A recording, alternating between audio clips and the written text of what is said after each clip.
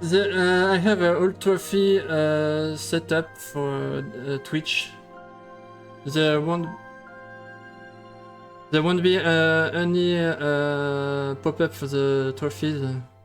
So that when I get a trophy, I will check one of the. I sent you a link a few days ago, I think, right? Or do you want the link again, Excel? Il est parti. Il est parti. Yeah. Ça commence bien. Ok. I can invite.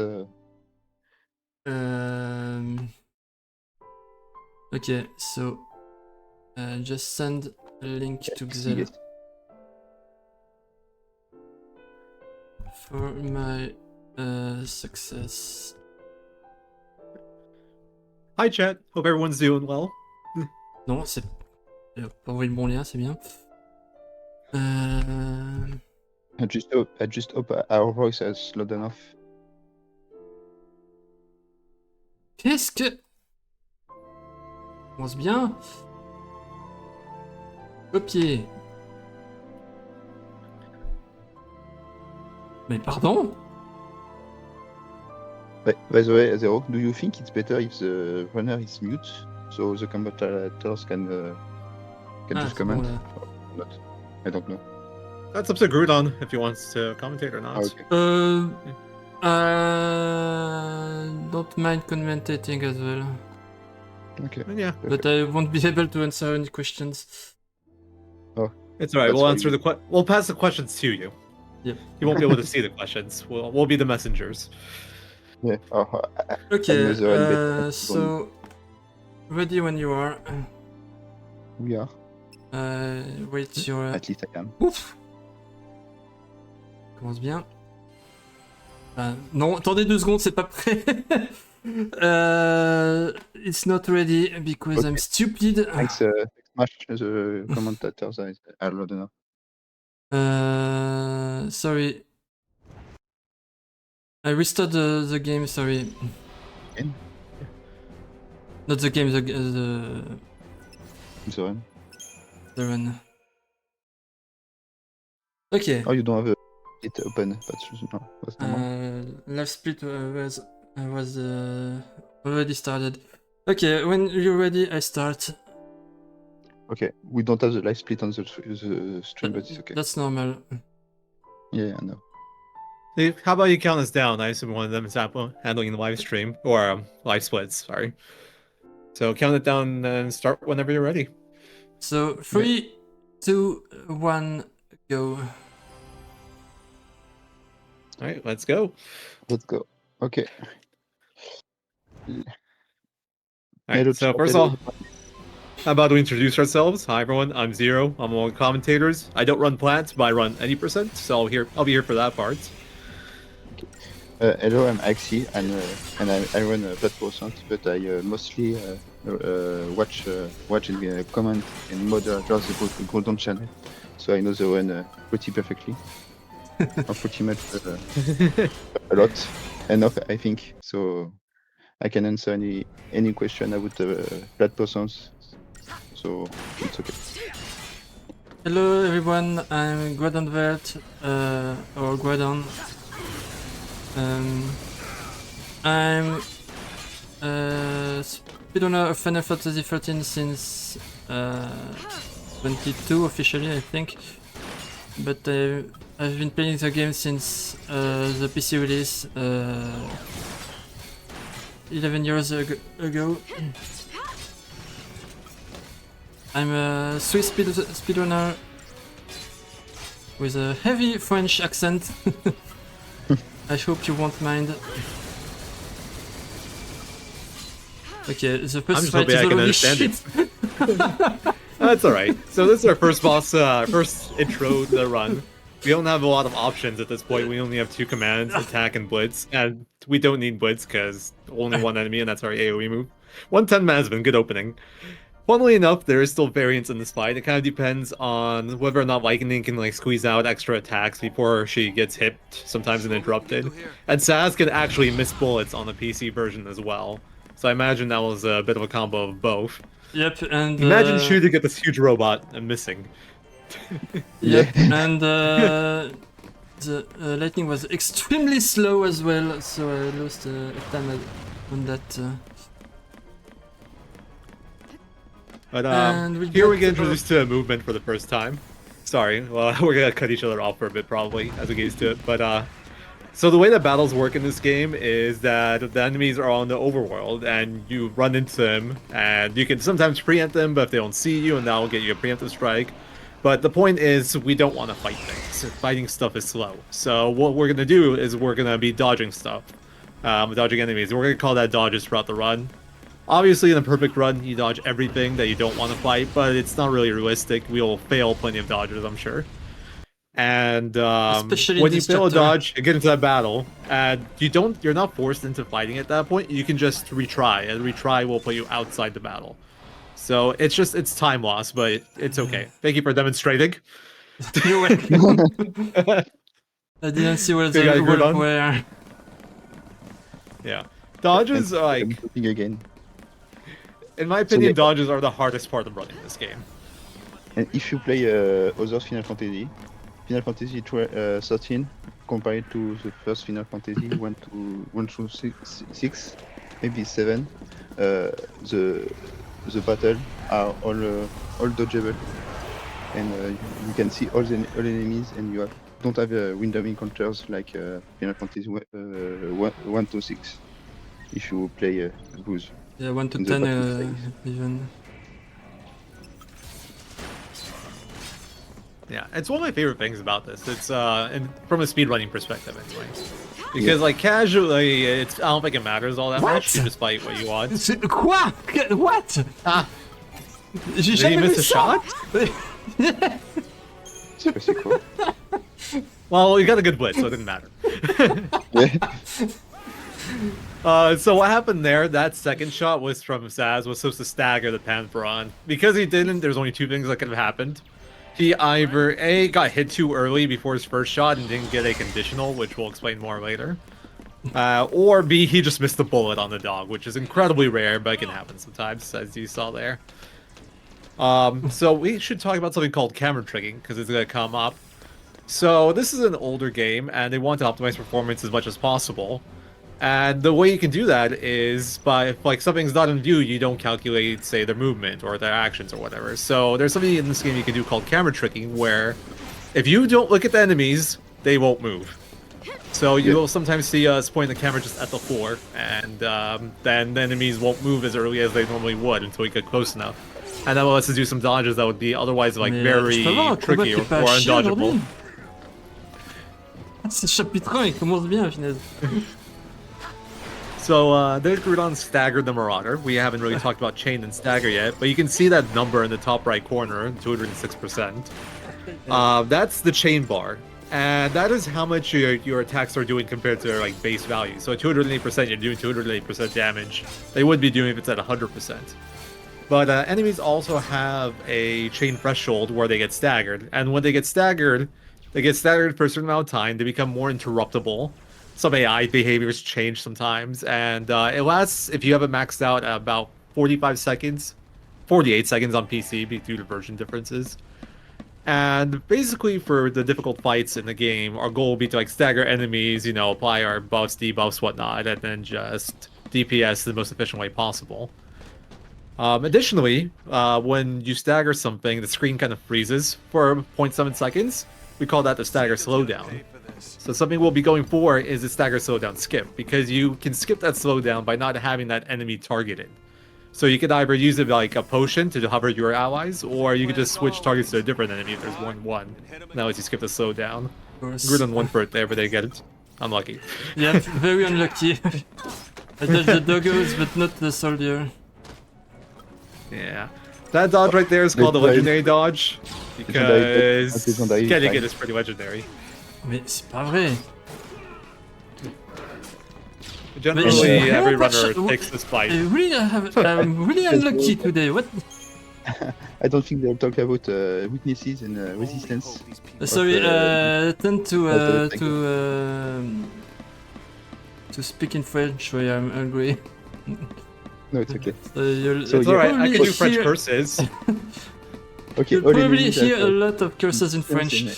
resistance and I played Expedition 33. I know French curses now. I can vibe with this. We're not losing to SciComm, you hear me? So yeah, I was talking about resistance and Bro, weaknesses. Maybe I'm wrong, but I just saw, or at least feel, I feel it that way. But when you hit enemy with its weaknesses, the staggers bars is feel a lot more faster than if you hit resistance. I don't know. So if here I'm- you see something kind of cool. This fight, the behemoth always opens with a swipe. So what he does with Snow is he potion buffers through it. That way Snow doesn't get knocked back and you don't get interrupted, and it's efficient because you get your heal in right away. So LeBro in this fight, nice swipe dodge.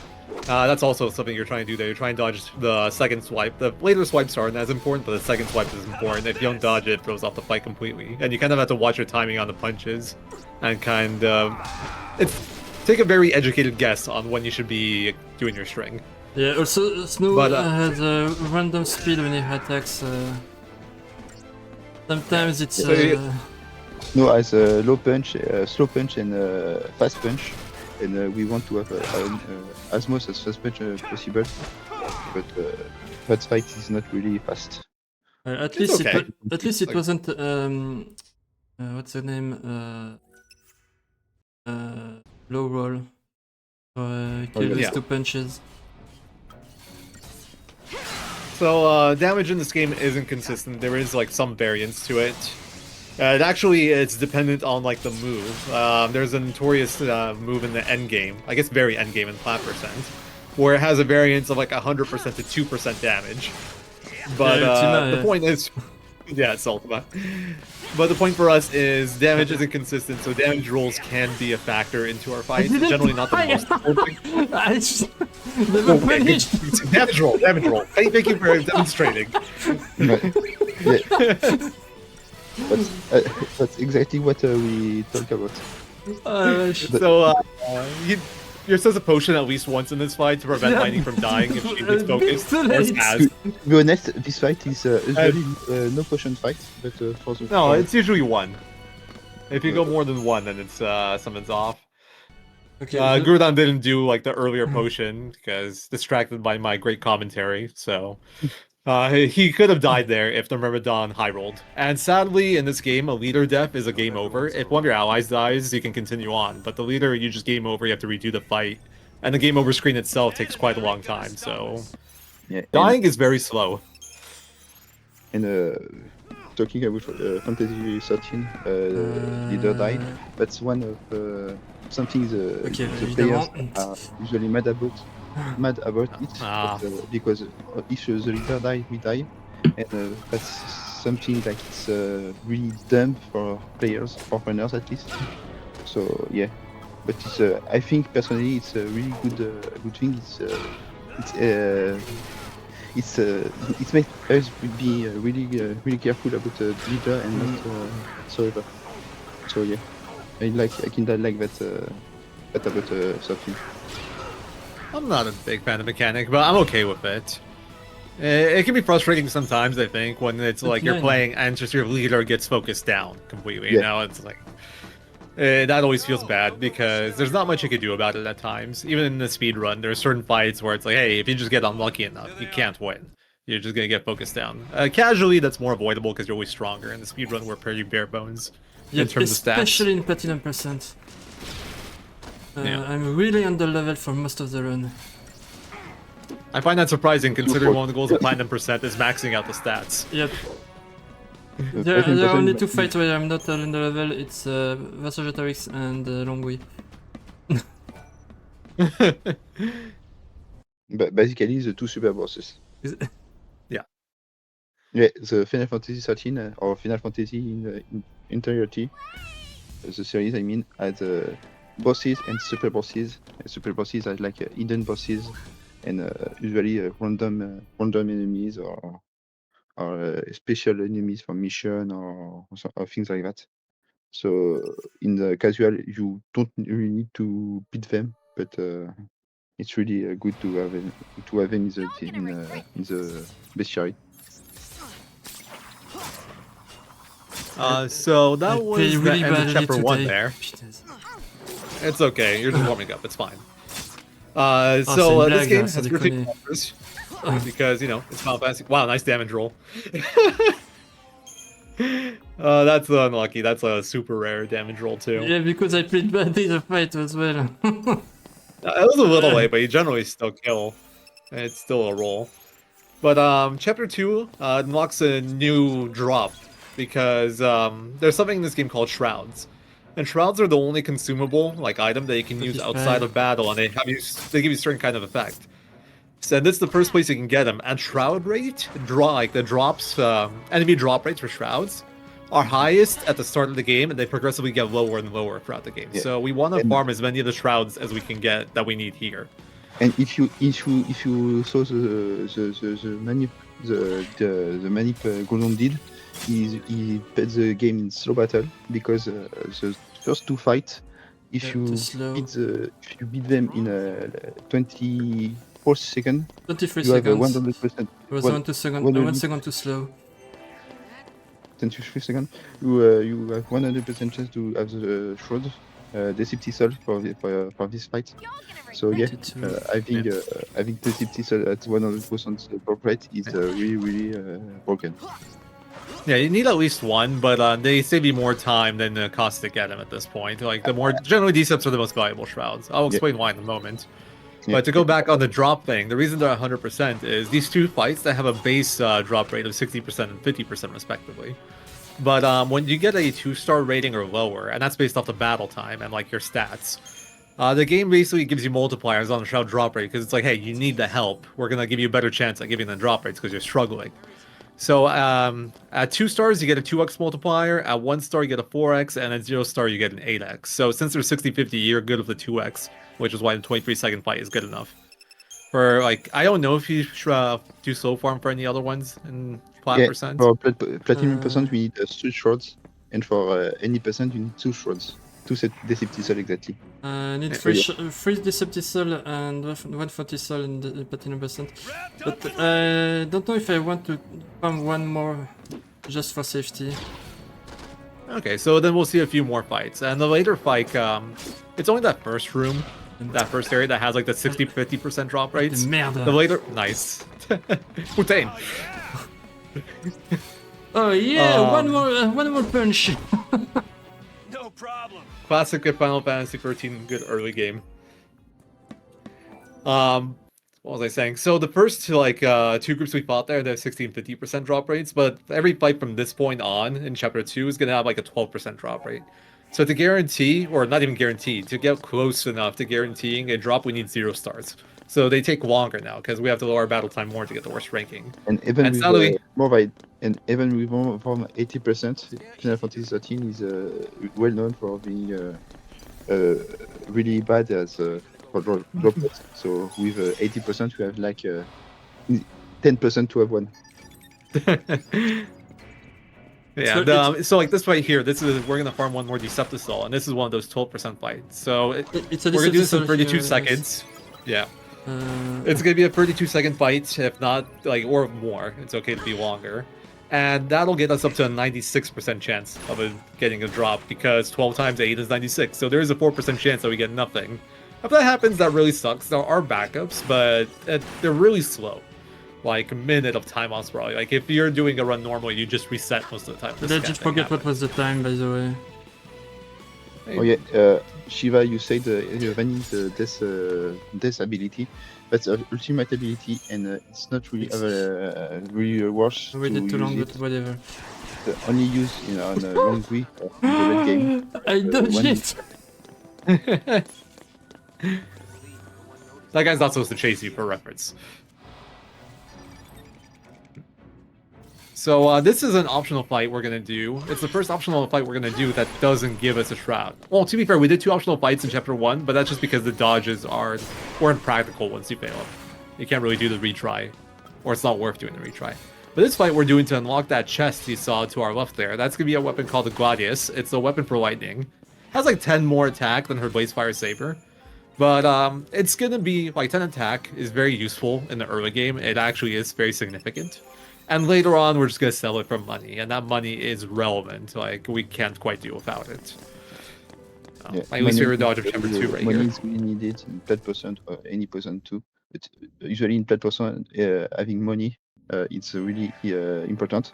At least until chapter 10, I think. After I know. chapter 10, it's not really relevant. But before chapter 10, if you don't have money, you're kinda Nothing to worry in about. the in deep Deep trouble. problem. Yeah, you're improvising at that point. If Yeah. you're short. So the way that money works in this game, you don't actually get it off of fighting enemies. Like you get 0 gil from beating enemies, but you get drops, or at least you hope you get drops, and that's how you get money in this game. You have to sell stuff or pick up money. You know, it's all pickups and sells. There is no natural that's right. like money. You have some chests with money inside, but it's not worth because it's time loss, and for It can be. speedrunning, it's not. Yeah, really, it just depends how much is in there. Yeah. And how long it takes. But in the run, it's not relevant. So like, there's no money in like the any percent version of the run that is worth picking up. Our money, we kind of do pick up money. It's just in the form of weapons that we sell to get money. Okay, I normally farm only 3 this episode, but since I'm in my marathon and I don't want to lose this episode because I'm a noob, let's farm 1 more. Oh, you should just do you should just do chapter 12 bridge Deceptless. It's fine. No. Every runner's done it at this point in like a marathon setting. Oh, you need to just do the Penganian manual. Yeah, manual manual banana farm. guns. What can go wrong? I'm very slow in my farming. It's okay. It's like you lose a few seconds if you're slow. 24 is fine. I actually go for 24s. Like I know you can do a 23, but I find that because your character's animations aren't set, Vanille has like this one version of her attack that's just ultra instant fast. Like normally her animation's long, but there's just like one animation she has that takes like 0.1 seconds, while the rest takes like a second. And I'm always afraid that if I go for 23 and I get that super fast animation, I'm gonna miss it and get a 22. So I kind of go for like high 23s. So this is another one to get a Fortisol. If we're going for the fast version, it looks like. So we only have the 12% chance. But the chest behind him is also a Fortisol. So if we're lucky, we get the drop that's a Fortisol. But no matter what, we have the chest that's a Fortisol. And that's important because that Fortisol saves a lot of time on our first boss of the run, Anima, which is the boss of this chapter. And it loses like about a minute at least to do the fight without a Fortisol. And the Fortisol takes like 35 seconds to get. So you just always go for it. If you get a bonus Fortisol before this point, though, you can opt into skipping that. That's one of like the big bonus forts you can take advantage of in the any percent version of this. Yep, in But the chance of 20% getting I that got, is pretty low. It's like there's 12% chances to get it before this point. So The big guy farming, like you say, the total farming is only late game. So you won't see it the first time you go to the step.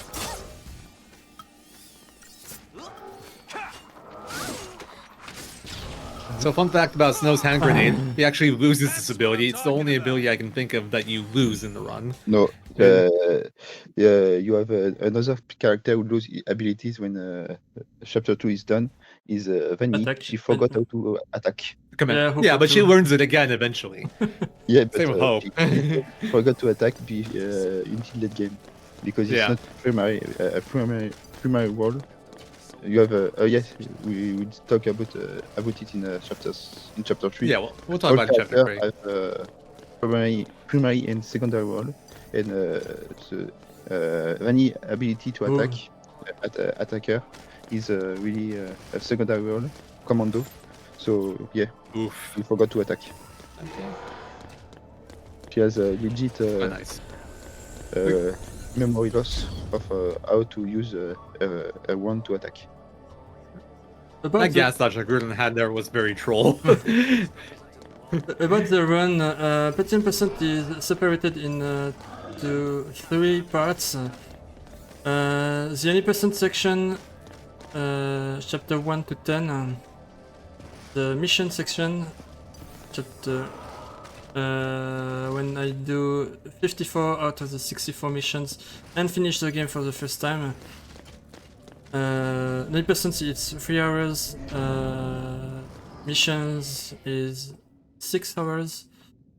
And then the last part, the farming part, goes around 5 to 6 hours. Oh, you forgot to use the 40 soul. And Snow gets a Thank you, Blitz Axie. ability. I don't think it's early enough for, like you say. Yeah, it's pretty late into his development, I think, but it's not the same ability regardless. They're different. And, I think and, still the and, Blitz is pretty bad if I recall correctly. I actually haven't used it in ages since I only have about any percent. and on Grenade does a more base damage than Blitz. Anyway. I'm really not focused today. Okay, so this is Anima. The big thing with this guy, he has his 2 arms. Yeah. And you don't have to kill the 2 arms to beat him, but it's worth it just because they get in the way a lot, and you can do it pretty efficiently with blitzes. I And, start there, Groudon did some... Groudon just didn't really attack instantly with lightning. You delay the attack on Snow and lightning, so she doesn't get hit by the arm on the animal body. So Yeah, the arm's a counterattack, so he's always timing it so somebody else triggers it, and then lightning goes, so they're not all interrupted. That was pretty good. Yeah, and a pretty good fight. Yeah, I'm No trying one to delay the death of the arm, so... Still might die here, but it doesn't matter. Nah, he lives anyway, it's fine. I try to delay the death of the arm, so I can attack Anima longer. Yeah, as he saw there, the arms do eventually respawn, so you want to take them out at about half of Anima's HP. A little bit earlier is okay, but if you do it too early, you have an issue where the arms respawn early, and then you start getting hit in like the second phase of the fight, and it's actually better to just wait and kill them a little later, and then just deal with them again later on into the fight. By the way, I'm 2 minutes behind. Okay. But 2 minutes is not really. It's a 60-hour run, it's fine. And 2 minutes is it's a 1 minute. 1 minute. Except Less this than Nice. So that right there is what we call a bonus shroud. That is a shroud that we got that was not routed into the run. That's a 6% chance right there. You get plenty of these chances throughout the run. But these are kind of at the high level what determine one of the big factors in determining how good a run is. Because a bonus shroud can save you a pretty big chunk of time. It kind of depends on which bonus and which shroud. But as an example, a Decept in any percent saves like... The first one saves like 50 seconds. And it's like, that's a big swing of time for a bonus.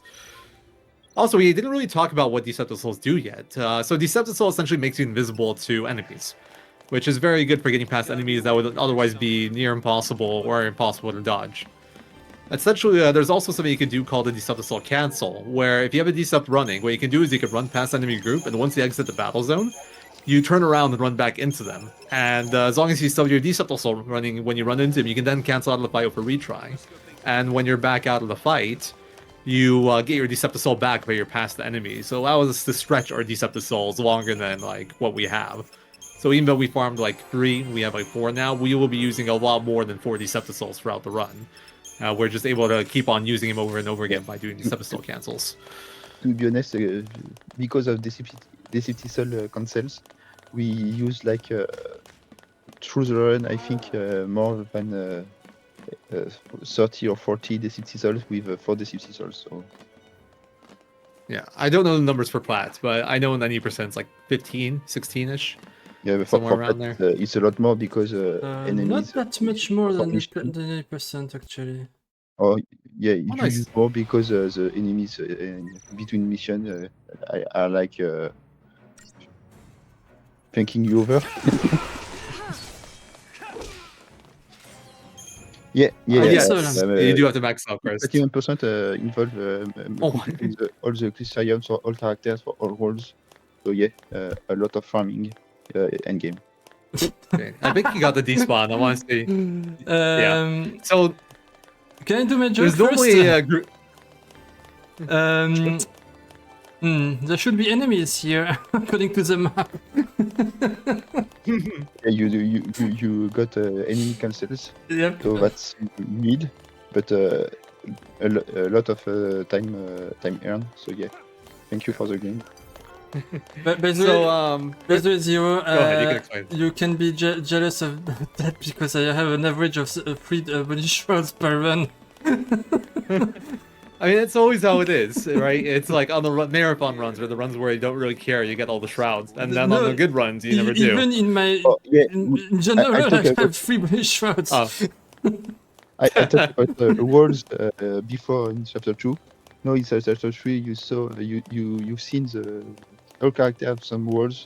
Ravager is for magic, Commando is for physical attacks, and we have healer for heal, saboteur for jamming for Debuffs, the debuffs, and you gain you can have buffs from the role called I forgot the name. Synergist. Synergist, yeah. Synergist. So And the we don't have Sentinel. Synergist and Saboteur unlocked yet. Those are like the buff debuff roles. We can talk about those in chapter 4 more when we get them Oh, yeah. unlocked. But so Commando is like the damage roll. It has the highest raw damage and it does like 2x the damage of every other roll when you're in that roll. Ravager is the role you use for like elements and to build chain. So that's how you build up the stagger. Also Commando builds stagger duration, so the stagger lasts longer. Then Yeah, Sentinel is like the tank one, where you like take less damage and you can provoke enemies to have them go for you. Stay sharp. Oh, I And forgot. medic is obvious. Alright, so here we're gonna go for something called a stagger cancel. This guy has an attack called Crystal Rain. And if we get hit by that, like if he gets it off, we probably die. We're actually weak enough that he can just one-shot us with it. But what you can do is you can let him start the attack, and then you stagger him, that'll cancel it, and he won't do it again until like way later into the fight, but we're never getting to that point. We're gonna kill him before then. I died so much on this fight that I have a backup in case I die. Not I die. In case okay. You didn't refresh. You cut it a little bit too early. Oh yeah, we did it because C'est un meilleur. ATB refresh is kinda unique for Final Fantasy 13 or maybe not, but at least I know for Final Fantasy it exists.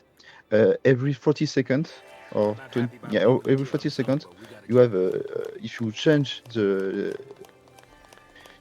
your strategy, your paradigm, you have a refresh, complete refresh of your ATB bar, and that's enable you to do more attacks. That's why we have in this fight or in a lot of fights twice of the same strategy. Strategy. You don't change the strategy, but you refresh your ATB bar to attack more faster. Yeah, the game never tells you this, by the way, but well, we never even explained paradigms. So we explained roles, but paradigms basically you can have 6 of them, and it's like in each one you can have each character assigned a different role. So you can have like different setups for your character, 6 different combinations. But you'll see here, Groudon is actually going to make 2 of the same ones for each one. Like he has 2 Relentless Assaults and 2 Try Disasters. And the reason he does that is so he can ATB refresh between 2 of the same roles. Because you don't actually have to change the roles, you just have to change the paradigm. So in the case where, like, say we're hitting Try Disaster, we want to refresh, but we still want to be in Try Disasters, you can just switch between 2 Try Disasters, which is the free Ravager role. We also never explained Crystarium. That unlocks the super free. We don't explain. You didn't explain Crystarium. Crystarium is like levels for other Final Fantasy. We don't have a level judge for like any classic RPG, but we have the Crystarium. The Crystarium is What? you can I PC, thought I would build it. right, you on PC after each fight after chapter 2, and the PC is like XP experience, and experience is used for to enable nodes in Crystarium, and that's enable to have more stats and be stronger. Is it called PC in French? Yes, CP in French. CP. It's CP, okay, yeah. It's CP in English too. You're going PC, I'm like, is that a French thing? No, it's PC in French. Right. Yeah, PC. Okay. And That's cool. I didn't know that. competence points for English. Yes, that's only the 2 letters. That sorry for the mispronunciation. No, that's fine. I was just curious. So here you will start seeing something called ready animation cancels. That's another thing we can do when we ATB refresh. So essentially, when you do a paradigm shift, you can see it there with Saz. He started using his fire right away. But when you do a paradigm shift, your characters like to look cool in aura farm, and they do this pose instead of attacking the enemy. But depending on what attack and what character, you can actually cancel that animation and keep them attacking right away. And that's what Grudon did with Saz there, where after his last fire, he shifted before the animation was completely done, and then Saz just kept on going to his next string of fires instead of doing the pose. That's called a ready animation cancel, or a rack will be so just so you guys know what we're talking about later on, because this is pretty relevant in a lot of strats. It might not seem like much, but that loss in DPSing or chaining time can be very impactful. So we always try to incorporate those. Oh yeah, Notifications on my during phone. paradigm shift, as you can see, after the first paradigm shift, the other paradigm shifts are a lot faster. The first one is on showing all the characters changing paradigm, and after that it's all characters at the same time, and it can be cancelled by just being in the air when doing a paradigm shift. Sorry. Yeah. So there is a nuance to that. It's it'll do the long paradigm shift for the first paradigm shift you do on the ground, so you can kind of store it. And actually is used in the next boss fight coming up in phase 2. But there is also something else you could do with that, where if you do the long paradigm shift during a port where the game forces a certain camera angle, it'll skip the long paradigm shift. You see this pretty often on Eidolon fights. You can see it sometimes with Cold Blood. Later on to run. You can Blitz as also well. paradigm shift being on the ground if you have a summon, but summon we can have a talk at the end of chapter 3. Gurdon's actually getting some really nice dodges in this chapter. I think this has been the no-fail dodge chapter. I just jinxed him though, it's probably gonna fail one now. Yeah, no fail dodge so far. No fail dodges. And that was even with that Deceptless Frog bridge. That was that big bridge with the 10 frogs on it. Yeah, I was it's one of the surprised harder dodges in the run. I was surprised to do it without a Decepticel. With the position they have, I was sure I would fail it, but I didn't. Yeah, I saw that last frog looked pretty rough.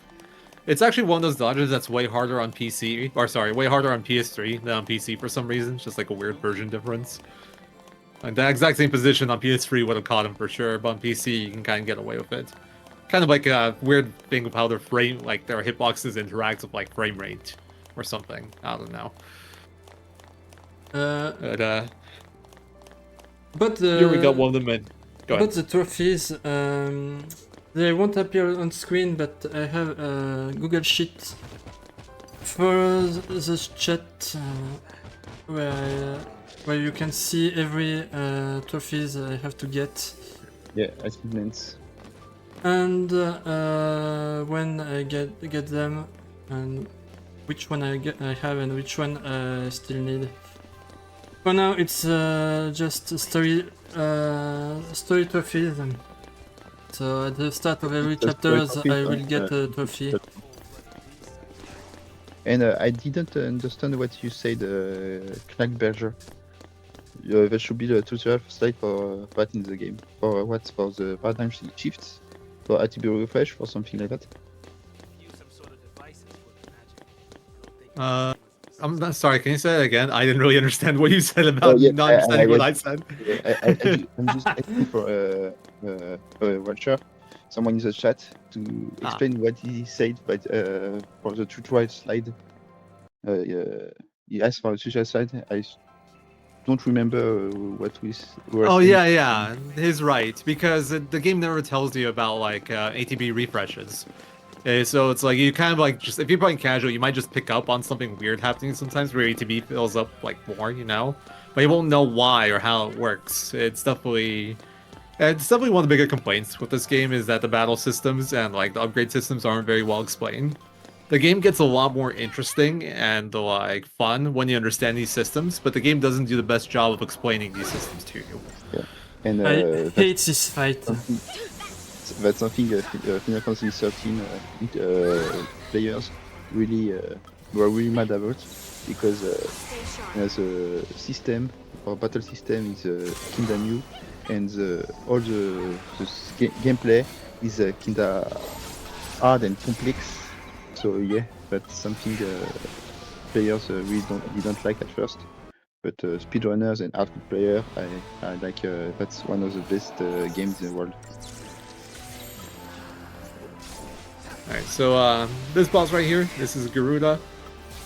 Pretty cool boss. Go ahead.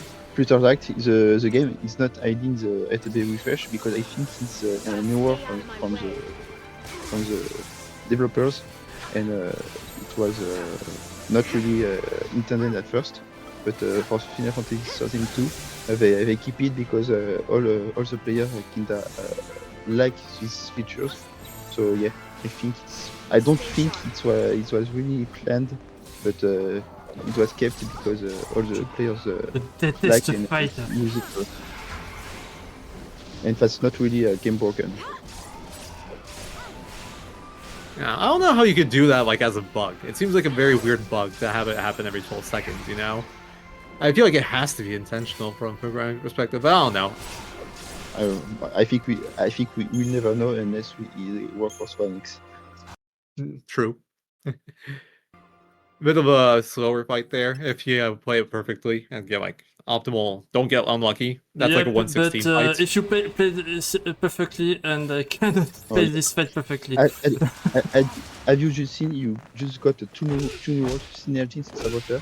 Synergies is for buffing, and Saboteur is for debuffing enemies, and Synergies is for buffing allies. And they are probably the two most, well, I want to call them like the two most broken roles in the game, but the thing is, it's like, if you just have those two, you can't do damage, so they're definitely the most useful, I'd say.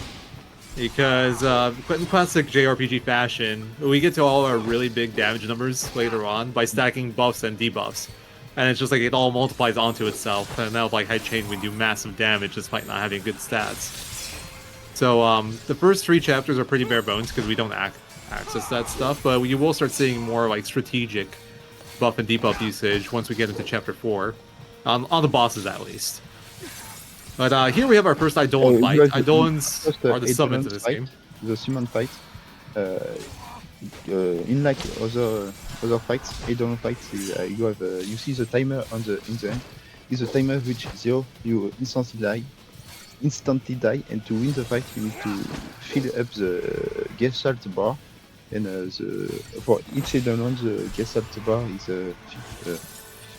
faster or slower depending on what action you are taking with your characters. Like for Snow, you need to use a lot of different strategy, chance strategy, and use Sentinel for the big attack, Ravager for the chain, and Commando to to make the chain slower. So yeah. Yeah. The each Eidolon actually has different multipliers for like how much each action affects their Gestalt bar. Stowe's is kind of unique because he actually gains a ton of Gestalt bar. I think it's like 17% for Sentinel tanking one of Shiva's really big moves. And we did that twice in that fight, the like wheel grind and pirouette. But in general, as a rule of thumb, just chaining is always good for these fights. Chaining will build up the Gestalt bar. A lot of these fights we also actually, since we were like forced into a certain party and like certain roles a lot of the time for these fights, we have to come up with like very creative strats with like that involve like unique positioning or patterns to kind of deal with them. And it's like since we know how to do them, they're not that hard. But as a casual, I think a lot of people, myself included, struggle with these because you're just not really sure what you're supposed to do. I discovered something a few days ago. It's that if the leader has a sentinel role, any characters for any fight, even if it's not said in the note that guarding move up the chain. I don't know how to say, but sorry. The sentinel also Wait, how do I say this? I don't remember. En français. Alors,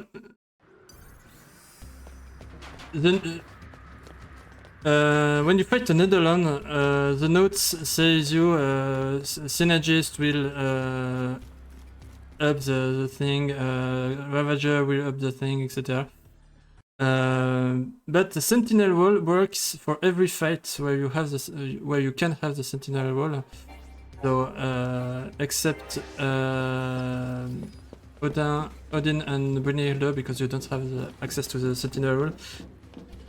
The Sentinel Wall works for every fight where you have it, as if you have the note. A bit familiar. As if you have the notes about the Sentinel Wall helps to up the Gestalt Gauge. Yeah, it builds up the bar always for tanky moves, So- but like the amount it builds up depends Sorry, on the fight. my explanations were really bad. And you also Godon did a retry because he forgot to do his strategy, his paradigm, so he did not have the what strategy to. Vanny, sans déconner. And Vanny is being Vanny, and she forgot to put debuff on everyone. Okay. This is not how it's supposed to go, but Not- it'll be fine. It's not a particularly hard fight. The enemies are too busy fighting themselves. There are groups of enemies in this game that fight themselves, and they make for really hard dodges a lot of the time. But this one, we're forced into fighting to continue the story, and because they're fighting themselves, we get the preempt, and it makes the fight pretty easy because you can stagger them, and they won't be attacking you for a pretty long while. 43, not a bad fight with how it started. Yeah, for how that was played, that's pretty good. By the way, Alright, so this is this is the only fight in the run where the enemies are fighting each other. No, that's not the only fight, but that's one of the only fights where enemies fight each other and you can preempt them. Damn that it. fight's also very difficult to do too. It's unironically one of the hardest fights to play perfectly, because it's very dependent on like vanilla animations and her debuff block, and there's a lot of target switching that goes into it. There's a lot like there's a mental flow chart that you have to kind of keep track of it. It's a pretty big flow chart. Anyway, this is called R and Gutter. Every runner hates R and Gutter because the enemies are fighting each other. They're not. They basically ignore you, so you have no way of controlling them. Decept wouldn't do Stop anything because they ignoring don't me. pay attention to you anyway. Decept, we didn't explain Schrod's abilities. Cortisol is to add some. We explained Decept. We didn't explain the other ones yet. Yeah, we Decept is to not being seen by enemies. Cortisol is for getting offensive buffs, and Itersol is for getting the 5 TPs for using special abilities, summon, Libra, and everything. By the way, I didn't forget to camera tweak. And The game last one, didn't let me a camera tweak for some reason. last one. What's the last buff for defensive ability? Aegisol? Time to pull the Aegisol is Aegisol. Aegisol, yeah. Aegisol for defensive ability. Protect, Shell, Vigilance, and Veil. Yeah. For the Aegisol. Fortisol, Haste, Bravery, and Very, very thank you for the low roll. Bravery, Haste, this and is another- Faith, yeah. and then Decepticol for dodging enemies, and the last Shroud, the Ether Soul, for TP. Technical points So that was a- that we unlocked in chapter 3. Sorry, Zero. We haven't. That's alright. So we haven't mentioned TP yet, but you generally have like 5 TP resources, some like over battles and stuff, and over some movement a little bit.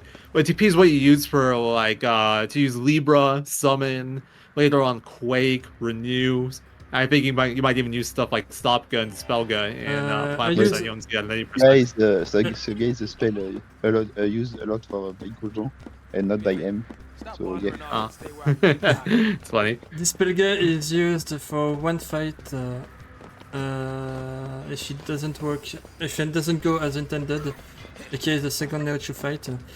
Topga is used a lot. Yeah. It's used And- for the Battlefield 3 and Orphan. Okay. So correct. this is our intro to birds. These guys suck. White is for the And run. it's used for and- what's the name? Xiaolongui, sorry. I discovered a way to use Topga for Xiaolongui. And it makes the fight a bit easier. So Stopka, like what it does is it clears and like it clears everybody's ATB, puts it back down to 0. Yours and enemies, like you don't see the enemy's ATB bar, but they exist, in the background, and Yeah, that basically and that's stops why- them, like slows down their moves. Oh yeah, the ATV bars, but in like other Final Fantasies, ATV bars makes the Final Fantasy 13 not turn by turn game, but the one who's faster, it's before. And if you don't use your ATV bar, then the enemies can use ease. Unlike other Final Fantasy, if you don't attack, then no one can attack. And don't think I'm clear enough, but when you play Final Fantasy 1, 2, 3, 4, 5, or 6, when you don't attack, enemy doesn't attack either. But in Final Fantasy 13, if you don't attack, the enemy can attack. Yeah, every characters attack at the same time. It's not a turn per turn where the enemy has to wait for getting its you to turn. You can't input your allies' actions in this game. You can just, all you can do is assign their roles, and that's actually why we sometimes use moves like Libra, which give us enemy info. Like we're speedrunners, right? We know all the enemy info that we need to know. But our side characters, the ones we don't control, they don't. So we'll use stuff like Libra to control their AI. So they'll use like the moves that we want to s'il te use. plaît? Merci. Pardon. And I saw you did 16 hours beginning. For Kuno, it more like 15 hours. Yeah, 16 hours is when everything goes bad, you die a lot of times. But I think 15 hours when 16 hours game run. But it's the same. 1 hour, it's the same anyway. I don't trust Nice this. bonus stage, that's all. I'm not a specialist of any percent, so I tend to lose time in any percent in comparison to top runners. Like M, who would destroy me on any percent. Yeah, I'm gonna he's destroying Gondor all mission in any percent. But in platinum percent, Gondor wins. Well, Yeah, but I don't run any missions if he doesn't run platinum percent. Yeah, that's true. So we've got our next fight coming up here, Dreadnought. And this will be the first boss fight where we're using good buffs and debuffs quite a bit more. I don't know if one of you wants to explain it, maybe. Actually, if not, I can do it. Yeah, buff and debuffs. I like bonus and malus. Or, like if you play RPG, you know what that means. But debuff like D-shell permit to hit more when you use magic. For protect is when you use physical attacks, and there's the buff. The buff that's the same. Bravery is for more physical attack, and face is for magical attack. You do more damage with your face, magical damage when you have face on your character, and more physical damage when bravery on your character. So when you have triple tech and bravery, you do a lot more damage than when you have nothing. Maybe Zero can be more clear than me. I don't know. You did a pretty good job, I thought. If you want to go specifically into numbers, Bravery is 40% and Faith is 40% more damage, and Deep Protect, Deep Shell are 80% more damage. So getting the debuffs is more impactful, which is a shame because the debuffs are not guaranteed. Like, the success rate depends kind of like, there's some things of your characters, but it's going to depend on like enemy resistances. You can increase the rate, like your chances, by upping the enemy chain. Like, the higher their chain, the better the chances are. And as an example here on Dreadnought, we're gonna use D-Shell when his chain's nearly maxed out, so our chance will be near 100%. It'll be like 98 or so. But going back to this fight, so phase 1 is pretty straightforward, but phase 2 has an attack called Wrecking Ball, and it's an attack that once again, if we let it go off, there's a decent chance it kills us. Partially to a bit of a glitch sort of thing, but... so what we're gonna do here is Wrecking Ball skip. Yeah. Okay. And Quizo, Nice.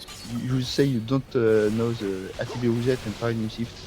So yeah, ATB reset is like a second ATB, but every 12 seconds you can do more extra attacks on when you do a paradigm shift. And paradigm shift serves you to change strategy, like use 3 mage or 3 saboteurs or 1 saboteur, 1 commando and one ravager. It's to have buff debuffs and make the change for the charger a little longer or feel a lot more faster. Nice fight. I didn't play it well. But but the this time is- wasn't the best, but the Wrecking Ball skip was good. And we got the stagger slowdown skip on the Wrecking Ball skip. That one in general doesn't happen because... And Saz just got his most broken wall commando, and you'll see that he's the best leader you to have on speedruns because of its blitz ability. But we talk about it later when you get it. You said Wrecking Ball is used on the second phase, but it also can be used on the first phase if you're too slow. Oh, I know that. I never get that far into that fight. Yeah, I don't get to that part of the fight either, so I didn't know. Ah putain, je fais n'importe quoi, c'est génial. Alright, so this fight is actually one of the more dangerous fights to run. Funnily enough, in the early game, the bosses tend to be a little bit less dangerous than the random enemies, especially in Chapter 4.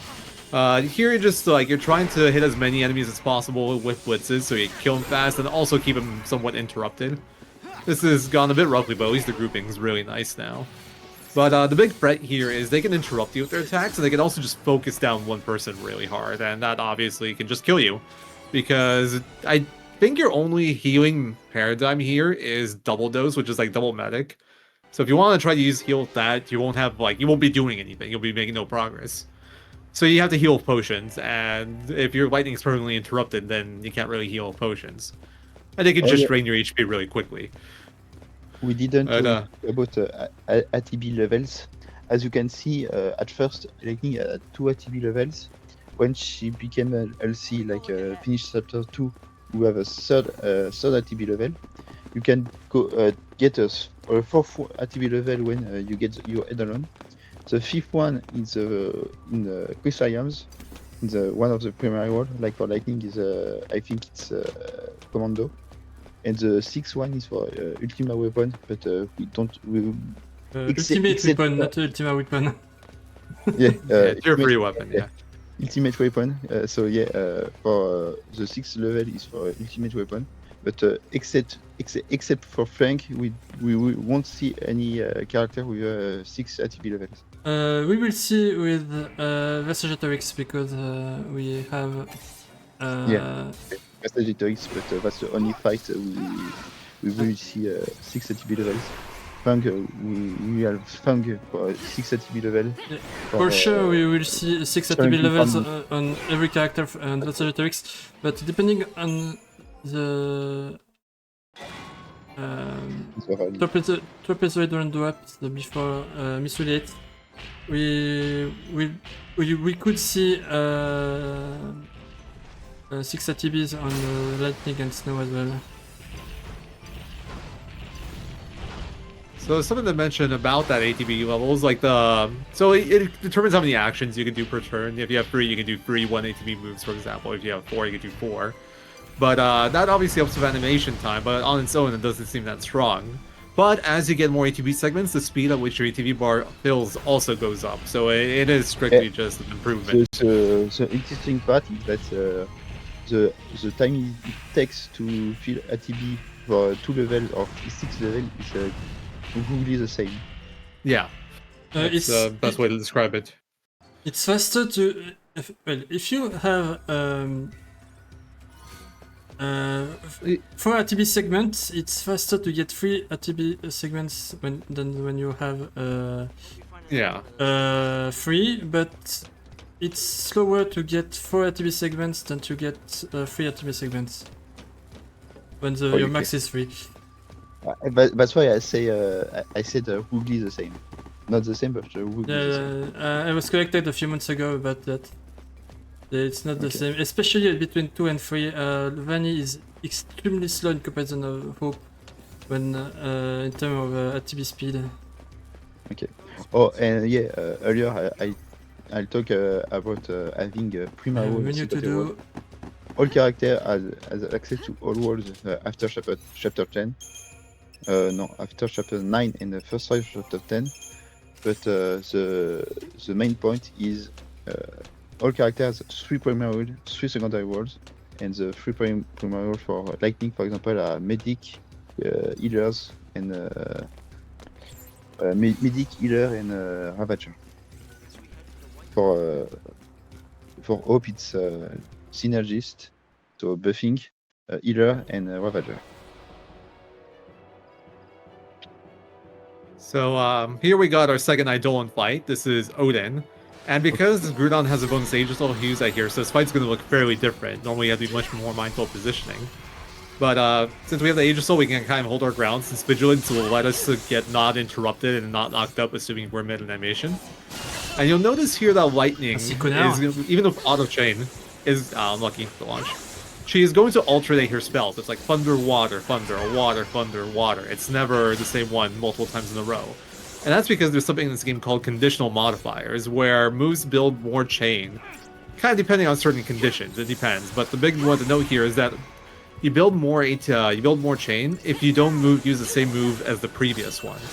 So we generally want to alternate, and AI even does this. It'll try to alternate your spells and abilities so you're not repeating. And that builds more chain. And not the best, but hey, it wasn't the worst. It was a bit of an annoying pattern with that skyward swing.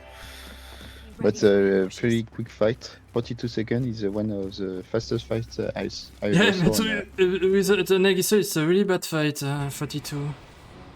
Really? It's okay. It's with an Aegislaw, you can go as low as a 35. But it's still like 2 seconds faster than the fastest possible fight with no Aegislaw. But realistically, the non-Aegislaw fight is generally around the 50-second mark. Okay. Low 50. You see the first Geisha mode, the summon, on this fight, and you see it's very different, but anything. When you have the summon on, the leader can die. That's the only case the leader can die, and you have not game over. Yeah, if your leader dies, they'll cast the Rise, and someone will leave, and you'll go back to the fight with your full party. We never want to see that, though. That is very... Well, no, yeah, I guess you never want to see that. I was thinking for a second maybe Orphan, but that's not in the Rise. That's like Golan dying. It's Merciless. I don't choose the summon for Orphan. Well, okay, in any percent. Alright, I'm sorry. I'll know Plat. Yeah, no problem. For Plat percent, you are a lot stronger because of mission and everything. Yeah, of course. So yeah. This is the only category where I use Stop Gear on Orphan, by the way. Normally, we either use a summon or we die. And for once, it was a really good chapter 4. Yeah, well, the dodges have actually been clean. Groudon's failed like no dodges since chapter 1. And it's really insane. And I use a Decepticel on chapter 4 for one of the birds. Oh, the birds. Yeah, but still. Yeah, but I'm not really. Yeah, but I'm really bad with this section, so. Okay, that was good. Oh, this section just sucks. Wow, that was really good luck. That dodge right there is probably my worst. It's one of my least favorite dodges in the whole game. You can just end up having to block the platform, and even if they don't block the platform, their vision's kind of funky. It's like you could be doing dodge and just something sees you out of its back eye and sprints at you and blocks the bridge, and you're screwed. Maybe or you might even have patterns where you can't even enter the area because they're just blocking entrance. It can be very bad. And I think, if I'm not wrong, Gudon got a lot of money, or at least some of money that he doesn't get usually. So maybe this run will be good for viewers. Well, the money drops at this point in the run aren't too important. Yeah, It matters much more later. Like, in terms of money, the only variance here is kind of like what components enemies drop, and that can get you a few, like, extra 100 here and there, but it's not going to be a huge amount. The biggest money drops in the any percent part of the run are generally credit chips and incentive chips, which are components that are literally designed to be sold. They're money. And you get those from, like, the human-type enemies. I don't think we've gotten anything notable. Platinum got too. Yeah, that's once again Plat percent stuff. We don't talk about that. Yeah. Okay. Sorry. Yeah, the money doesn't matter except for chapter 9 shop. For chapter 13 shop and the farming section later. Oh yeah, we didn't talk about enhancement for items. So yeah, Upgrades, all yeah. items are level 1 when you get them, unless you transmute them for a higher level item. So yeah, you can enhance the item to a new level, to level star, the max level of the current item, to get more stats on the item and be stronger. Okay, worst fight in the chapter. Oh, and another thing, you'll see Gojon if he Nice doesn't trait. forget unequip all his items, because all the characters have only one big big box for T'es sérieux items. jeu là? But if C'est bon. you don't unequip, you can't equip the current item on another character. And because all characters are separated as this point of the game, if you don't forget to unequip, you don't have access to item, and you can kiss goodbye your enhanced item and pack. Je déteste ma vie. So for these 4 fights, you're forced to do them to like activate the switches, and you want to preempt all of these fights. And we kind of glossed over it, but Grudon was doing some camera manipulation at the start, so you can get optimal positions for these guys. But he messed up this preempt a little bit, so this fight's going to take like 20 seconds longer than it should. Normally these guys would be near stagger, and you would just stagger them right away, and the fight would go much faster. But since we didn't get the preempt, you can see how long it takes to stagger from here. You gotta do all this, and then Neil's gonna stagger, and preempt. Fill completely or almost completely the chain bar, the stager bar. What about and, fight? 3 seconds. That permits the fight to be a lot faster. so yeah, the D&D dice that you're mentioning, right, Ben? They're bombs. They're actually the most likely thing to kill you in this whole run. The 2 bomb fight that we did, the one before the one we just did. But luckily, Grudon got a preempt, which makes it a lot less likely for you to die. Yeah, If you don't get the preempt and they both decide to self-destruct right away, there is a very high chance you're dead. Yeah, and yeah, but I don't like the preempt either because I died a lot more on the preempt as well. The damage for self-destruct is relatively compared to how much HP the bomb has left. So if it's relatively a lot of damage, it's low HP, it's almost no damage. So yeah. I think it does exactly a third of its HP, if I remember correctly, of its current HP. Yeah, I think so. Yes. So yeah, having full HP bomb can just instantly kill you as because of the game. This time The problem is that they both self-destruct. You don't have time to bring down the second bomb's HP enough, so what you're basically banking on at the instant self-destruct is that you can get Saz far enough away from the bomb that it just doesn't hit him. And if it's gonna hit him and hits full HP, you're dead. Nothing you can do. Yeah, that's right. Unlucky pattern there. The bomb healed itself. They can do that also. Because it healed itself, it didn't die in time, and then Neil started casting debuffs on the bomb, which slowed down the fight. But it's still only a few seconds, not a big deal. No big deal. Only 1 or 2 seconds more than usually, so yeah, no big deal. Alright, so very important that we remember to unequip here, as he was saying earlier, because we want to basically transfer the accessories that we have on Saz and Vanille now onto Lightning and Hope for the next part of the run. The inventory is coming for no, the inventory is the same for every character. So when an inventory is when an item is in the inventory, so you can just put in any character. If it's not in the inventory, you need to unequip the set character who have the equipment. And when you do, because you don't have access to all characters before chapter 10 or chapter 9, you can't before chapter 9 you can't if you forget to unequip, you can't use the equipment, and you like I said earlier, you lose the bonus stats you have on the equipment, like a 60 strength plus 60 strength for the power bundle. And that's also why we prioritize upgrading our accessories over upgrading our weapons, because the weapons, they're unique to the characters, but accessories, they can be equipped on anyone. So if we upgrade an accessory, everyone can use it, and we can move it around. Whereas if it's a weapon, only that character will be strong. Fun fact, you can soft lock the game here. Oh yeah, you have a soft lock here. Where after talking to, I forgot the name. After talking to the Bartendest, you need to go to the bridge, and if Sarah is not on the bridge, the game is soft locked, and you just need to restart the game or just restart the last save. You generally don't save when you do this run, so that just means your run's dead. I don't save normally, but I'm in the marathon, so. So yeah, no soft lock. You saw Sarah on the bridge. But if she wasn't here, Le Blue has a dialogue.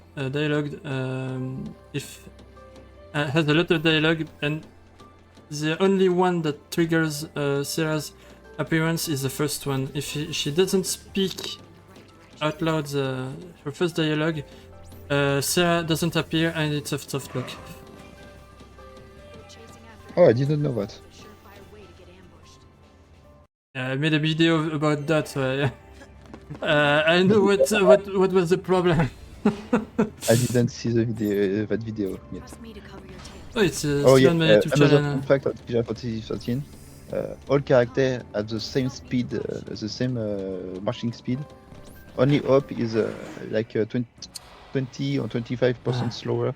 8%. It's like 92% the speed of the other characters. Okay, he's only 8% slower. So it's a small legs. You don't use Hope for running because he's slower, so you have some time loss. Yeah, Hope wouldn't be a bad leader if he was not slower than the rest. Oh yeah, and he's not a bad leader because he's the strongest mage in the game. Yeah, Last Resort, his ultimate ability is really strong as well. That's true. But since he's running slower than the rest, we don't use him as a leader for most of the run. Except for two fights. Yeah, but right now we just don't have a choice. Our leader's locked. We can't change our leader until like end of chapter 9. Or until chapter 10 actually. We can't change our party until like end of chapter 9. If you're talking about lightning weapons, I don't think Hope is a god, but he's a messenger of God. So he's not really a... Hope is most of the time we see Hope in Lightning Returns, it's Bunivels. Hope in Lightning Returns is the main antagonist of the game. Whoa, spoilers guys, come on. Sorry. No, I'm kidding. Yeah, if you don't want to get spoiled about Lightning Returns or in the trilogy, don't follow me. Anyway, let's talk about Final Fantasy XIII. So this is just like one of those like long running segments here where we just have to dodge everything. Sadly, the one dodge I grew on didn't fail is the worst one to fail because it puts you really far back in the area. But what can you do? It happens. Okay. Yeah. Like chapter 5 is one of the shorter on the shorter side with chapter 8. So you can quickly finish the chapter if you dodge everything. We have some mandatory fights but not really important. Oh, I think they're cool to explain, but yeah, not largely impactful. Yeah, only 2 fights are impactful because you can die fairly easily. Is fight against the 12 larvas, the 10 larvas, and Et tu fais quoi là, toi? the beta behemoth, and Hope is the leader. I mean, you shouldn't die to the behemoths ever if you play properly. I'd say the second one's even more dangerous because Yeah, the second one you is get more very dangerous unlucky. than the first one. Yeah, if you get very unlucky on the second one with interruption and it freezes someone ATB or like lightning misses a really bad spot, it can actually fail and not be your fault. Whereas the first behemoth fight, as long as you play it safe, you should never die. That's true. Yeah, you can always just heal. The swipes that they do do exactly 159 or 158 damage at most. So as long as you're over 158 HP. 157 the highest. Oh, okay, so 158 was the safe number. Okay, yeah, it's been a bit. So you need 158. Yeah, 158 HP or more to guarantee survival. The second fight, though, if you're playing the fast version of the strat, you have a very short stagger because you only do one command and move a power chain to build duration. So if you get interrupted in bad spots or like, yeah, or Hope like gets interrupted and killed or something, you wouldn't have enough stagger time to recover it properly. And the thing is, once he becomes unstaggered, he kind of switches moveset, starts doing hurl, and hurl it will one-shot. So you're most likely dead at that point. Also, you got a ready animation cancel of lightning there. It's one of the few times in the run where I actually don't like getting the ready animation cancel. I feel like it makes the fight worse. Yeah, but it's because no refresh, because our timing was off because of the refresh. Or because of the ready animation cancel. Sorry. It gets a little confusing sometimes with all these terms, but yeah. Alright, yeah, it's good. Lightning's 4th attack. Now that we have Odin, she can do 4 attacks. And her 4th attack in her string of 4 attacks is a really long animation where she does this like the whole backflip and shoots her gun part of her gun blade. So we try to avoid seeing that attack just because the animation's long, but it depends. Sometimes it can even be useful because it puts her further away. And that could mean she doesn't get hit by something. But generally want to avoid long animations with our moves. I talked about it earlier. Hope is 92% speed of every other characters. So it's 8% slower. Yes. So this fight we can actually do with a preempt or no preempt. It's one of the few fights where we take either result. And either way the speed is about the same. The preempt is a 5-second fight, the non-preempt is an 8-second fight if it goes properly. But the preempt, you have that animation at the start of Hope hitting all of them. So they're within like a second of each other. But the non-preempt version is a little bit more dangerous because you're not as likely to get that fast version. Alright, here's our first Spear Behemoth fight. So this guy just likes to swipe at you. We just got to build up chain, make sure we're healthy enough to take a swipe. Hope is at 167, so we're fine. This guy is weak to water. But despite that, you'll notice that Groudon's doing an arrow before the waters. That actually builds more chain than doing triple water, because the weakness gives you, makes you build more chain. But given the conditional of, alternating moves before the water, gives you more value than just doing an extra water that hits weakness. Oh, shift timing was a bit off. It's okay.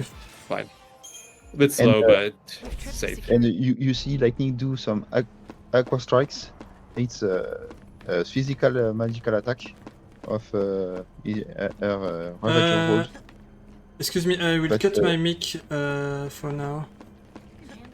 Okay. Because there will be some sound in my end, so I cut it. Okay, you're gonna just insult your game for the next fight. Yeah, this is a focus. This is like the other most dangerous random mob fight in the game, but the shatter fight is that's the fight. You forgot to mute. Oh, it's okay. Anyway, this fight, the one of the monster. Il est pas mort! Wow, I've never seen that miss. I don't think I've ever seen that miss. What? That's crazy. I didn't know that move can miss. Okay, so yeah. Okay, I cut my mic. A really lucky fight. Usually, 100% of the time when that happens, you die. take the lead. Oh, it depends. It's like it's all about their targeting and like how they stagger their attacks because they could almost like stun block you. And you can take like 6 of those attacks, but there's 10 of them, so you can't control who they target, and they just focus hope on the moment where you think you're safe, or like they interrupt you enough that you can't get a potion out. You're kind of just screwed. But you could also play for lightning interrupting them with blitzes, and that's where like the grouping also comes in. There's a lot of factors to the fight. And you can try to minimize like the risk and optimize it, but ultimately, if you get unlucky enough, there will just be times where there's nothing you can do. Like if 7 of them are targeting hope, you can just hope that you don't die. Sorry yeah, good fun. Sorry for the joke. That was easy. There's a bit of a camera manipulation you can do here, and it looks like Rudon did it well. Like he makes the dogs more to the right, although that further dog was a little bit funky with its positioning. We haven't really mentioned too much, but there have been times throughout this where Gudon's been using his camera in a certain way to adjust enemy positions. A good example in this chapter is like a lot of these dogs, if they're not in your view when you're far away from them, they won't move, but if they are in your view, they will move. So you can kind of look at them a certain amount to get them to the spots you want them to be in, and give you like better odds at getting them to dodge. That's why most of the time you'll see some runners just put the camera on the ground and go straight. That's just to control the enemy's animation. It's like the most basic version. We call that camera tricking, but later on into the game's life, Okay. we discovered like the more advanced camera controls where you purposely move your camera a certain way to like get him into like different positions instead of having him not move at all, which is what camera tricking gets you. He was supposed to ship with do another dual casting there, so we'll see how this goes. I think it's just gonna take it a little bit longer, but safer. All right, this won't quite kill. It's gonna be 1 hit short here, I think. Never mind, I'm wrong. This behemoth is fairly easier because lightning is stronger than hope, and you can use aqua strike fairly easier. That do more damage than water because he's a physical attacker. Yes. The fights get better when lightning becomes leader too, because hope he only has spells, so he won't be alternating like spells and physical. He'll just do spells, so his AI is always kind of decent. Whereas lightning, because of like the whole conditional thing we talked about earlier, when she's not the party leader, she likes to alternate physical and magical. And not only does that do less damage, it also gives you longer animations. Because like alternating between physical and magical moves, just like you get a longer animation between them. So fights get better once you get lightning leader. But we made the proof unscathed. No deaths so far. Really good run in that regard. Yeah, good run so far. No deaths. Really good shot with the dodges. Only one or two failed dodge since chapter 1. So yeah, really good pace. Yeah. By the way, if you guys ever fail that dodge we just passed at 4 dogs, the trick is to get back onto the elevator after you fail it, because that resets their position to like face you again. Yeah, if you fail that dodge for some reason and you don't do that, they'll all be facing forward, and it's near impossible to get through them.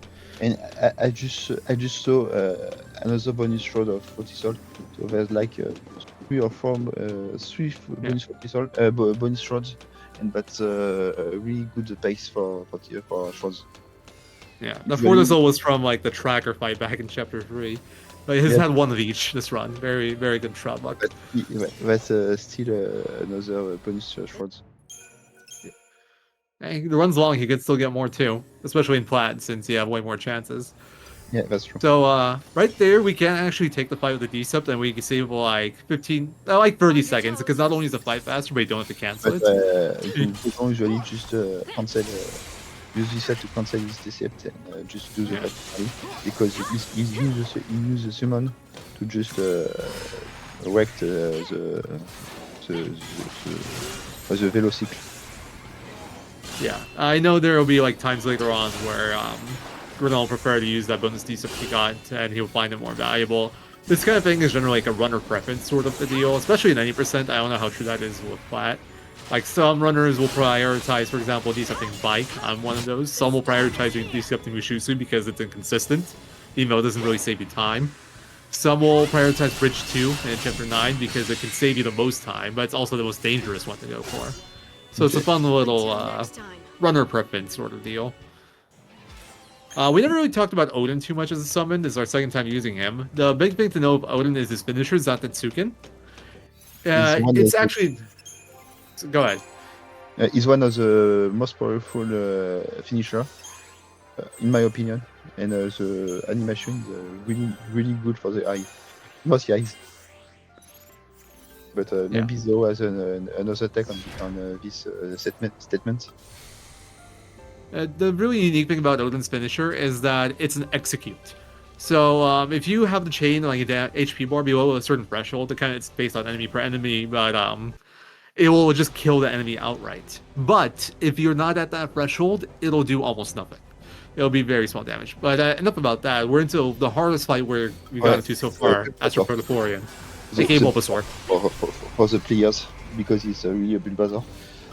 Protothorian has 2 phases. One phase is like this, in no buffs, and another phase is on the third of the fight. He can buff himself in 4 elements: lightning, water, fire, and ice. And speedrunners only wants water and lightning because that's the two fastest and two easiest. The easiest. Play. Lightning as Aqua Strike for the lightning phase, and Keep up with me, Hope. like Ooh. water glow. Yeah, so this is the worst one. So, as you said, we have the 2 strikes on lightning to hit water and lightning executing. Ice, we at least have fire on her, so we can't do physical, but we have magic, and we can still get fast fight. Fire, we have no ice moves on lightning, so we just have to wait it out until he switches. And for him to switch, he basically has to go through another full string of moves. So we're just going to get this chain up to... I like to go to like 190, but it doesn't really matter. And then we're just going to keep our duration up on attacks, get some extra damage, keep healing with potions and cures. And we're going to have to wait for him to change into another exoproofing that we can kill. And that loses you about 30 seconds always. It's a nightmare of all speedrunners, because it's literally the only exo that we can't do anything. So yeah, we just need to wait for another one, like Zero said, and we have exo lightning. That's the fight is done, just done. Yeah. We can't do anything in that phase, and because of Aqua Strikes, physical attacks, and for lightning, the damage is 50% higher than only magic. You might notice now that Proto isn't actually able to hit us anymore. So once it's staggered, we can interrupt him with all our hits. Yeah. And Groudon's doing a specific pattern here, generally like a 4-4-1 or 4-4-2 to keep him interrupted, so he can't actually hit us. Because if he starts interrupting us and hitting us, not only can he kill us, but it's also very slow. I think we still didn't talk about the worlds, the worlds in their entirety, because when you have 2 of the same worlds, like Ravager, you have a bonus damage for magics, and when you have a Commando and Ravager, you have bonus damage for physical attack and magic attack. So when you have 3 commandos, you have a lot of bonus for physical attack and for the damage in their entirety. 3 of the same worlds gives you a really decent bonus for an invisible bonus for those stats, respectively. Yeah. So we did kind of mention it earlier. Ravager gives you bonus chaining. Commando gives you bonus damage. It's like 2x damage. And yes, as you said, it's correct when you have the role levels, the roles that you have in your characters give your whole party buffs based off that role level. And then as you upgrade your role levels, it'll be more and more. So 2 Commandos gives you the highest damage output, as an example, or 2 Ravagers gives you the highest universal chain output. But there's also something called role buffering, or at least in our case, the only 2 that are really relevant are Rav buffering and Com buffering. And what that means is, say as an example, we have Lightning and Ravager, right? She has elemental attacks there. So let's say we had Exo Lightning there, so we could do an Aqua Strike. And we get the weakness multiplier, but we don't get the Commando 2x multiplier because we're not in Commando, right? What you can do is you can input the Aqua Strikes, and right before she hits, you switch to Commando. The attack will still go through, the Aqua Strike will still go through, but then you'll get the Commando bonus. So you get And- the double damage on top of that. If you pay attention of the fight, you see the damage was like 2,000 at most during Aqua Strikes, and the last Aqua Strikes was almost 4,000 because Goulon just do a paradigm shift into Commando, and the Aqua Strike just got the Commando bonus damage. That's why it was less. It was like twice the amount of damage. Also, going back to that, the reason, like, we mentioned that Commando does more damage, so it's like, if we're staggering, if we're in stagger, we don't have so much time, why are we not using Commando, right? Well, it's because Ravager, we're still doing very good damage because we're hitting the weakness, but we're also building chain more and more. So, Archaea, not only are we doing damage in Ravager, we're also increasing the amount of damage the future hits do in Ravager. And the really the really cons for having only Ravagers doing the chain. When the Strikers appears, the chain is dropping really fast.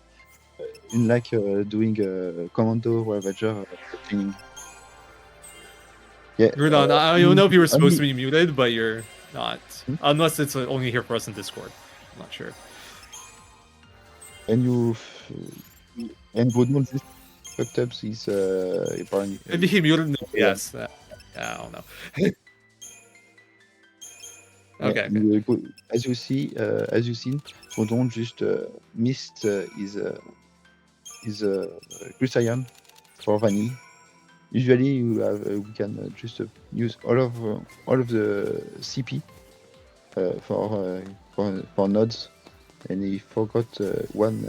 I think he just.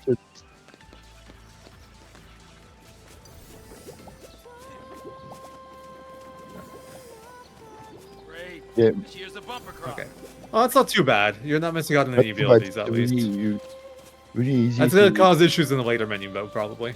No, but I think that one is a pretty recoverable mistake. Yeah, the unrecoverable mistake I've seen on Goton's stream is he forgot to do snow and lightning cruise triumph during the Mount Warrens. Yeah, realistically, when he did the cruise triumph for Fang and every other character except Vanille and except lightning and snow. During the fourth one in one of the stream, the cap of CP is 1 million minus one. So yeah, those characters were basically locked at 1 million, and because he still earn some CP, those characters did not earn any, and the Chrysaeum were fucked. Zoran died because of the Chrysaeum.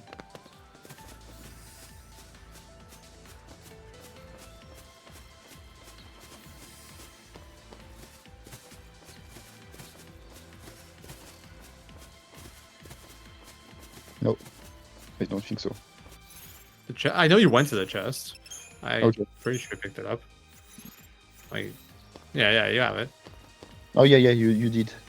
I Yeah. saw. Yes, sorry. So now no time to be taken in the scene. Even a fugitive got catch.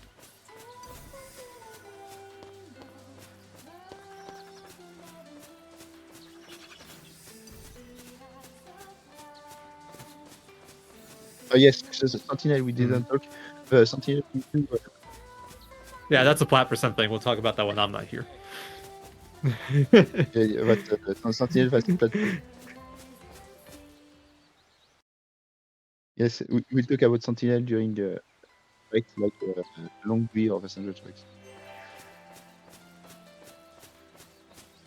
Okay.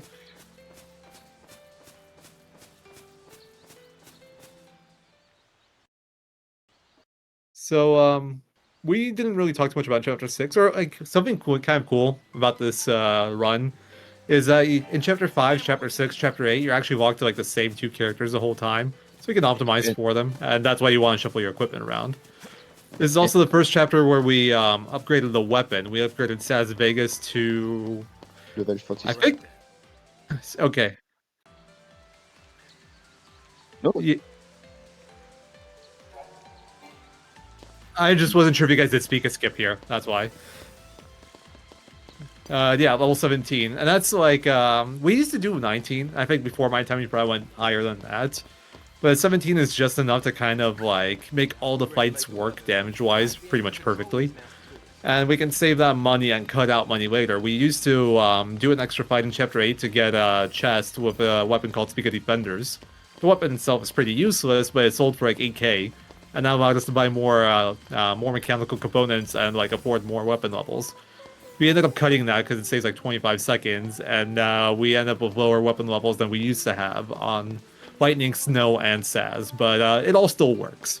We had to adjust our fight strats here and there quite a decent bit, but it all still like works nicely, and it's still faster to just cut the weapon and just do lower weapon levels. Yeah, and now we have another boss fight against 2 dogs very soon.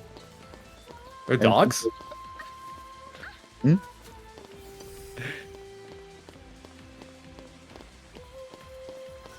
Oh yeah. You're using the port here? See, and then you couldn't use the 40 Soul Strike because when you use it last time, you just missed the entire fight. So yeah, you just do the fight normally. Okay, you're not. Wait, you are using it here. Okay. So this fight actually changes a decent bit depending on whether or not you want to use a fort as well here. It's one of the places you can use a bonus fort.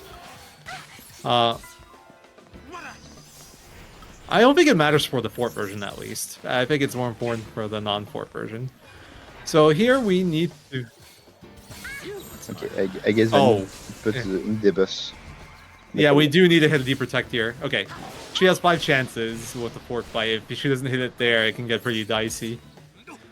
But our strat here is pretty simple. We kill one at a time. And we stagger one to deprotect, and then go into calm hits with Saz. 2 poison, yeah. And the 2 bosses don't have the same weaknesses and resistance.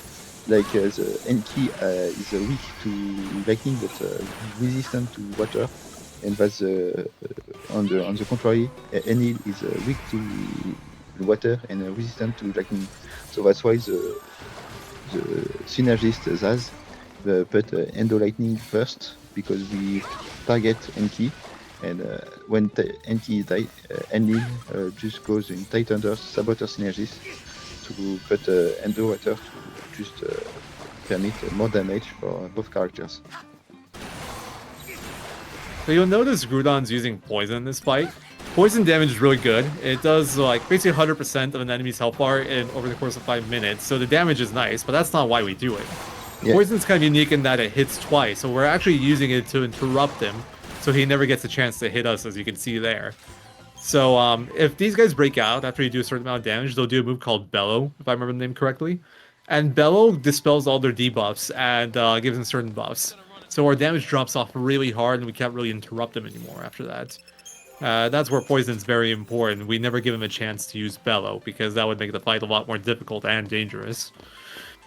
Pretty much if that happens, you have to apply Deprotect again, and Manil's notorious for not hitting debuffs, so it can go very badly if you ever fail it. At some point, there was a version of strat that let him Bellow and reapply Deprotect, but this version is just superior. But that's it. That's Chapter 6 done. Chapter 6 only has 1 boss fight. Chapter 6 is only 1 boss fight because we dodge every other fights, so fairly fast.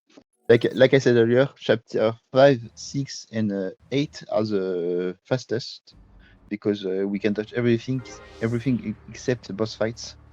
So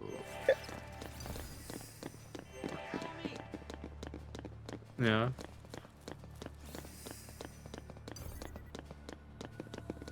Well, you can just keep dodge everything except the boss fight. That's my point. That's my train of thought. It'll come back to me eventually. So anyway, we're in Chapter 7 now. This is actually a chapter where we swap characters quite a bit. We're gonna have a section with Lightning Leader, we're gonna have a section with Snow Leader, and we're gonna have a section with Fang Leader. Yeah, and you just spoiled for every viewer, because Fang is not really a character we've seen if you skip all cinematics, all cutscenes. So yeah, Fang is the 6th character for the team, and you'll see her as the strongest commando and one of the best sentinel. So yeah, she's fairly used for really high damage for casual play, but for speedruns and platinum percent she used as a saboteurs. You'll see later during Shalongi farm. But for speedrun any percent, she's not really used, if I remember correctly. Yeah, she's only used when she was forced into the party, pretty much. But in the OG routes, back to like 2015 and before, she actually had the place of Snow. The main party was Sasman Neil Fang. And I think it was Shirasu that started doing Snow route around in 2015 because Snow's faster. But the reason is faster is because he has much better access to Ravager. So even though Fang has very good stuff in her Saboteur, like Curse and Slow, those don't actually speed up the fights that much. And she has a lot more trouble chaining compared to Snow, who not only has a good Ravager, but he also has very fast animations on his Ravager moves, which is incredibly useful. To be honest, when I don't with a speedrun or when I just play casually, my team is Fang leader always because I really love the animation of ultimate attack. Yeah, high wind sick. I win is so yeah, I hate I win. Also, welcome back, Gurdon. Yep. I turned my mic on since they finished, I think, at least with the big aspirator. aspirateur.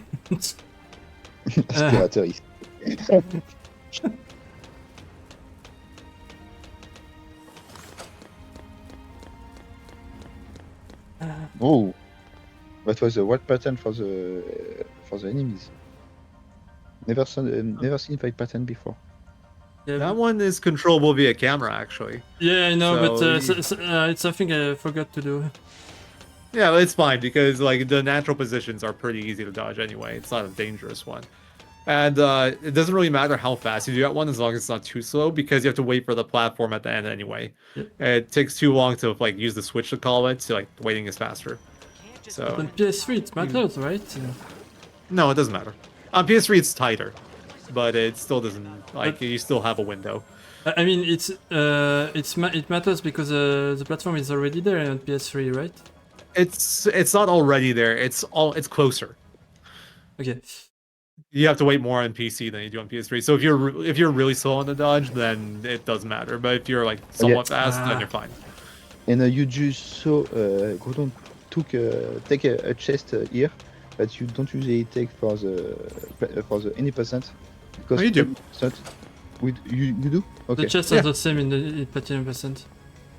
Okay, I think I didn't think you take it in any percent. But That's a good amount of money. It's like 3K or something, if I remember correctly. For Okay. the sell. But any percent some chests you don't take but you take in 13% because in 13% you have an achievement. You need to have every accessories, items, and weapons at least once in your inventory. Not at the same time, but at least once. So yeah, you need to take some chests that have unique accessories that are not available after the game. So yes, this achievement is missable. That's only achievement missable. If I'm not wrong.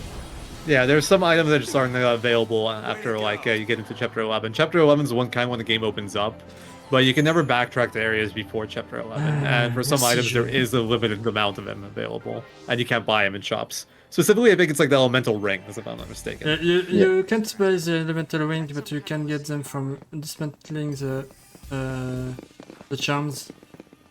Every charm. Yeah, but the charm. Can you buy the charms? No, you can't buy the charms, but you can get them from the chest. Yeah. They all are on the arcade step.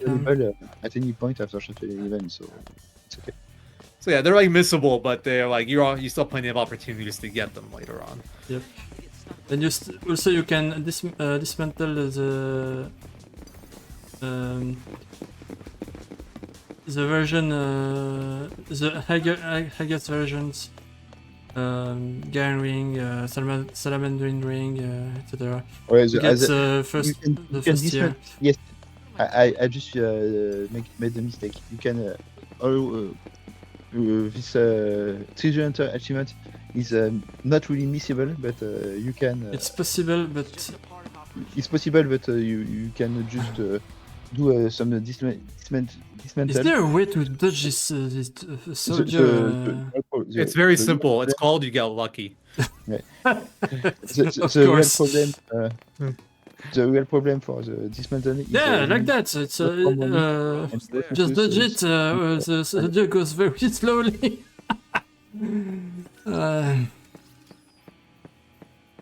Yeah, that guy right there, we call him Scary Guy because he's scary, but he has like 3 extra movement speed. So the one nice thing about him is he starts moving based off how far you are away from him. So you can kind of control him that way. The trick is kind of to get an angle toward, like, certain angle away from him.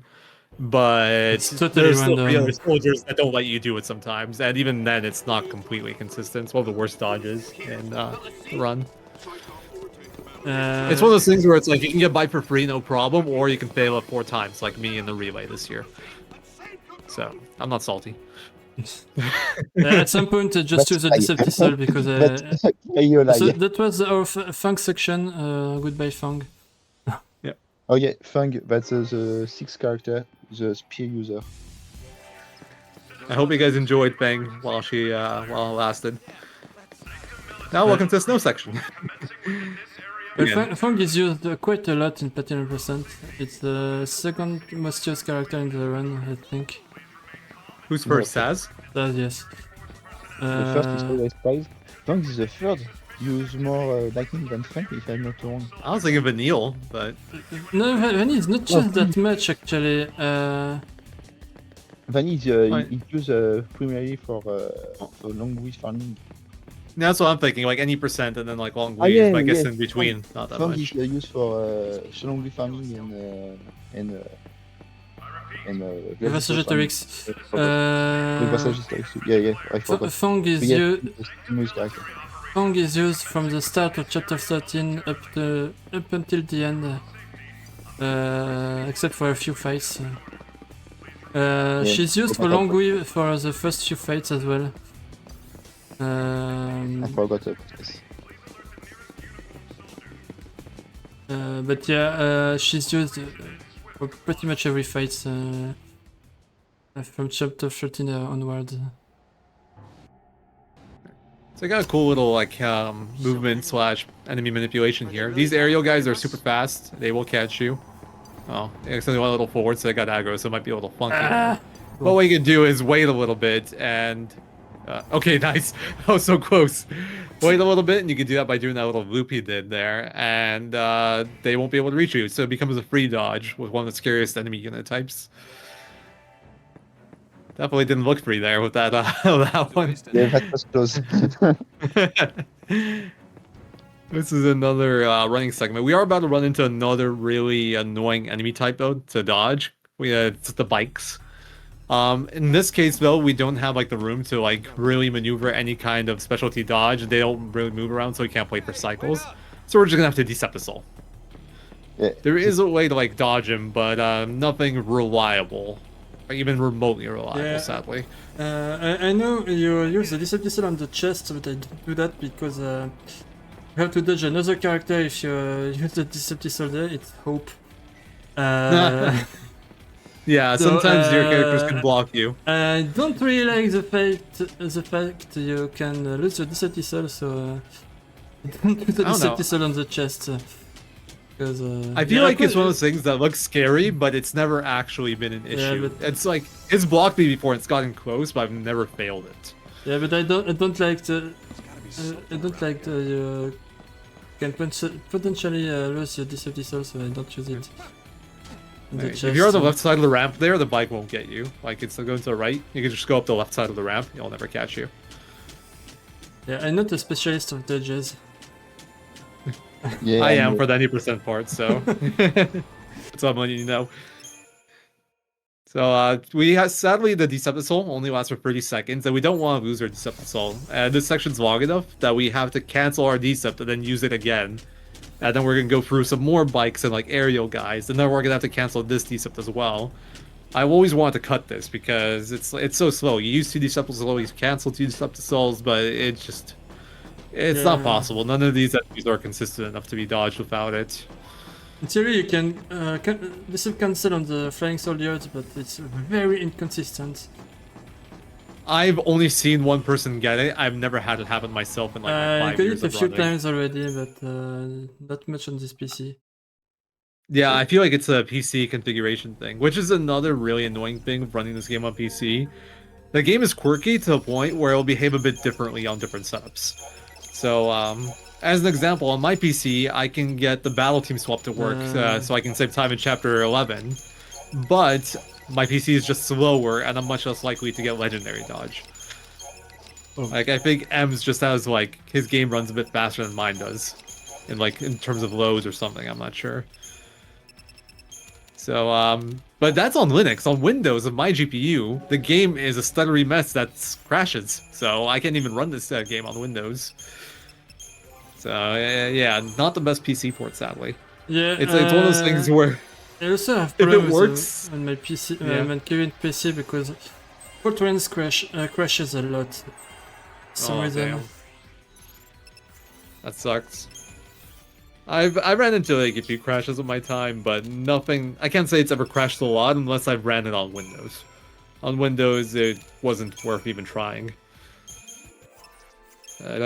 This game doesn't like AMD GPUs for whatever reason. Nvidia paid off Square Enix, I know it. I think like the game's out on Game Pass or something now, Xbox Store, and that version might be a bit better. But I'm not sure, so don't take my word on that. Also, we did our next weapon upgrades there. We bought 24 turbojets because they're like the most efficient mechanical we can get. And we upgraded Snow and Lightning's weapon to 18. For upgrading, if you use some organic items, you can multiply the XP for non-organic item by 1, 1.5, 2, and 3, depending on the XP you use. So for 3, it's 651 XP, if I'm not wrong. So you can twice, 3 times the XP for another item. So Yeah. it works. So like a very quick summary on how to like upgrade weapons. You use organics to up the multiplier, you use mechanical components to increase the XP. So if you want to upgrade a weapon a lot, or like anything a lot, you put in organics until it's 3x multiplier, and then you dump as many mechanical components as you can in like one entry. Because as you use mechanical components, the multiplier will go down and down. But if you put like 99 of like something, an example, in at once, it'll be a 90. It'll be the 3x multiplier for all 99. Whereas if you go like by 30, it'll be 30, and then the multiplier will go down to like 2 or 1, and then you have to put in organics again, so the multiplier goes up. Yeah, I saw that Snow missed the move, but it looks like we're perfectly fine here. Yeah, that's a pretty good Ushu. Yep. So we summon here because summoning is just more valuable than using hope, and also when we summon, we have some invulnerability frames when the summon's coming out. So we use it to dodge the tail hammer. In Grudon's case, the tail hammer went for hope and it wouldn't have hit Snow anyway, but it's generally used there to dodge the tail hammer because it knocks you up and like does a ton of damage. And like Shiva is just much better about like DPSing, giving you chain and interrupting Gushu than Hope is. So she's just more useful. Ah! Got it. This is kind of just unlucky. I do think this dodge is consistent if you take a slightly different approach, but I can be proven wrong. And Okay, it's what's still your just solution for this approach? Yeah, it's like if you take this path, he could just troll you like this. And honestly, even if you take my path, I think he might. It just hasn't happened yet. This dodge is really bad. Yeah. The really hard thing about like running this game, in my opinion, is it's very difficult to practice dodges, because like dodges off a retry are not the same as dodges off of like normal gameplay, or even dodges off a save isn't the same as dodge off of normal gameplay. So for example, to practice some dodges, you might have to redo a boss fight every time to get it consistent. The worst, or say like chapter 7. Go ahead. The worst dodge to practice is that two flying soldiers in chapter 9. Because you can't save. Yeah, you're right. You can't save just before it because the position is not the same.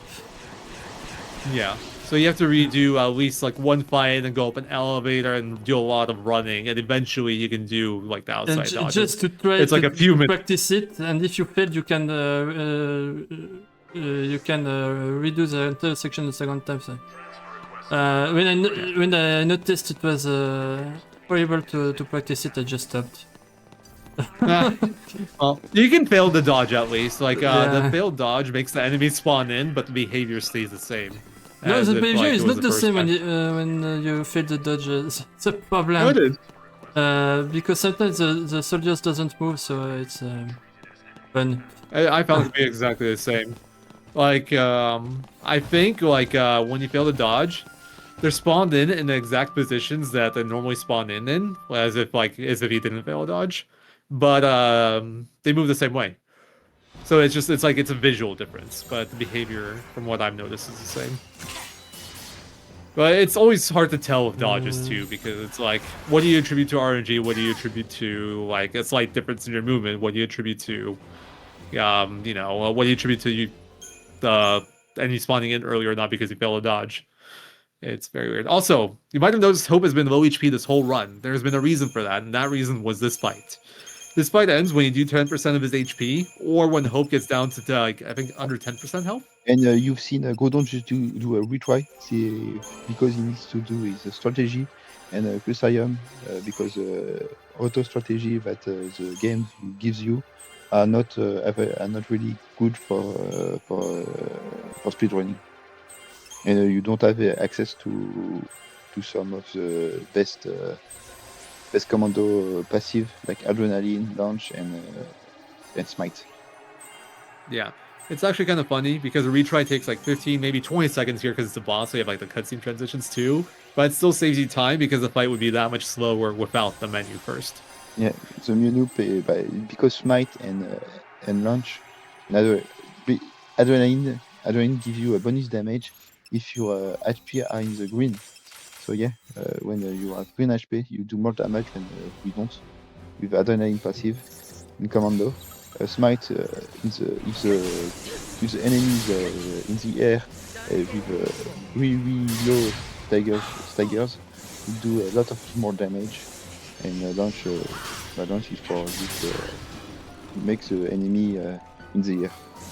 Yeah, you knock him up and they can't attack you while in the air. So it's your way of like keeping him from hitting you, pretty much. Doesn't up your damage, but it's still very like essential. Oh, but it's essential. Launch is essential if you want to do smites. So. Yes, there is that damage boost at the end. But you'd also like if you could keep him on the ground and keep him interrupting, you'd probably be out damaging even despite the smite because you wouldn't be jumping up all the time too.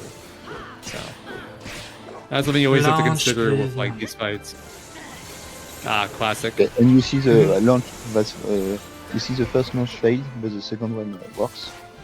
So yeah, you saw the. Yeah, I think each one has a 50% chance, if I'm not mistaken, to launch. I think. Also, so. you noticed there that Grudon went to Smart Bomb, but he didn't actually do anything with Tank. We used to have 2 Relentless Assaults here for ATB refreshing, but we found that we could just use a Smart Bomb instead since Fang's not doing anything. And it works the same way, and it lets it set up our Paradigm deck more efficiently for the later part of the chapter. Nice, got the smite. Yep, pretty good lineup. Let's hope. Yeah, now this is phase 2. He can go straight into targeting, or he can throw laser rains for a little bit, which 37k damage, but like 37k damage, but it's like 8 attacks for normal attacks. So yeah, a lot of time gain. Yeah. So once it starts targeting, he starts using these pinpoint beams, and these things hurt a lot. So at this point, you have to go into Sentinel Fang and provoke, and just wait until you get the chain up high enough. I accidentally misshifted there. That was supposed to be relentless because that sucks. So like Fang won't die, but because she's in yellow HP, she's not gonna get adrenaline bonus. Adrenaline's a passive like commando ability you can get, and you do I believe 20% more damage as long as your health bar is still green HP. So now that Fang's yellow, she's gonna be doing less damage. And we talked about bonus for Commando, Ravager, level rolls. Sentinel has also a bonus. If you have more one Sentinel, you get more defensive abilities, and damage is less hurtful than if you have only one or only one Sentinel. But we'll talk about it when you have 3 Sentinels. Okay, I need Phoenix Downs because I only have one. In comparison to 20%, I did a bit more of Hope's Crystaliums because I noticed that. I have to do Hope Crystaliums anyway, so Yeah, and Hope Crystalium is done in Platinum% because Groudon just realized that in Platinum%, if you have Hope Crystalium, you are like a 10-second fighter during his Eidolon fight. yeah, on Alexander. Yeah, Okay, I hate this fight. Like, in any 90% normal you person- don't really care. Well, in 90% you don't like level up Hope past that because it takes time to do the Crystarium. But since in 5% you have to max everyone's Crystarium anyway, you could just get it early. You don't, and then you can reap some benefits. Oh wow, that's crazy! What the hell? What the hell? The level Insane. 3 is on that. I've never seen that before. Like, I that saw kind it of a few times already, but I don't know what's the threshold for. For level 3? You must have got on some really good Odin hits and Pandoras. Like, Well you build done. your I know salt for level 2, essentially but for by level 3, I like, don't know. yeah, by building It's chain, okay, cheap. and you can do that with like Odin's hits or with your hits. But it's really random because the positioning like matters a lot here, and this fight's really bad in that regard. It's one of the most inconsistent fights in the whole run. But that was pretty good. Pretty good fight, yeah. This one is like, it looks pretty similar, but it's actually much better. Because first of all, there isn't any more of those aerial guys. Those aerials have like, they're very good at interrupting you. Just like those guys right there for a moment. But there's also one less. And you're not using a summon, so you're not as reliant on positioning. The positioning is not really great for this fight because We barricade oh yes, ourselves in here, not nothing. to Yeah, that was a bit slow. You Yeah. want them to be grouped together so your blitzes hit more people, but it doesn't always happen. Yeah. But at least Yeah, in this fight, if it goes bad, you lose like 8 to 10 seconds at most, whereas in the other fight, you can lose like 30 to like 40 if it goes really badly. So we take the chest for the power bangle, I think. No, Brawler Brawler Brawler Brawler Band. for more stats on the for more stats on the strength stats to do more damage, physical damage. Yeah, physical damage is affected by strength stats, and magic damage is affected by magic, of course. So this here is a really cool fight because it's the only fight in the game where Lightning's attack will actually shoot her gun instead of using the sword. And the thing about Lightning's attack with the gun is that it's actually really freaking good. Like, look how fast that animation is, and there's no movement. Yeah, It's super good. The gun attack of lightning, physical attack is to be honest, I think is the fastest in the game. Yes, I'm pretty sure that's true. And it's such a shame that she wouldn't do this normally, because she would probably get used a lot more. She doesn't have to move, she just shoots, and it does like, it's... If she can, So there is... if she can use her, I mean, if she has an ability to use only the gun of the slam, I think all speedrunners use lightning instead of Zaz. I don't know, because Saz's Blitz is still really good, and Synergist is still really good. But yeah, she would definitely she'd get more thought for sure. Sure. But we also, I don't think we ever really mentioned, but physical does do more damage than magic. So like, assuming a character has the same physical and same magic stat, if they do attack or they do a ruin, the attack will do more damage than the ruin. I don't remember the exact percentage. So that's what makes that 1.2, gun I attack think. so good. What was that? 1.2, I think, for attack. That's what I thought too, but I'm not confident enough to say it. Follow my lead. When we But, use the pure mark, that's Kinda fast for chapter 8. chapter 8 for Sky Tank. Follow my So lead. yeah, pretty good pace. This is a clean fight too. So the way Sky Tank Really works, bad I won't fight explain too 149. much. Ah, Okay. the I first phase don't have any was more really skills. shit.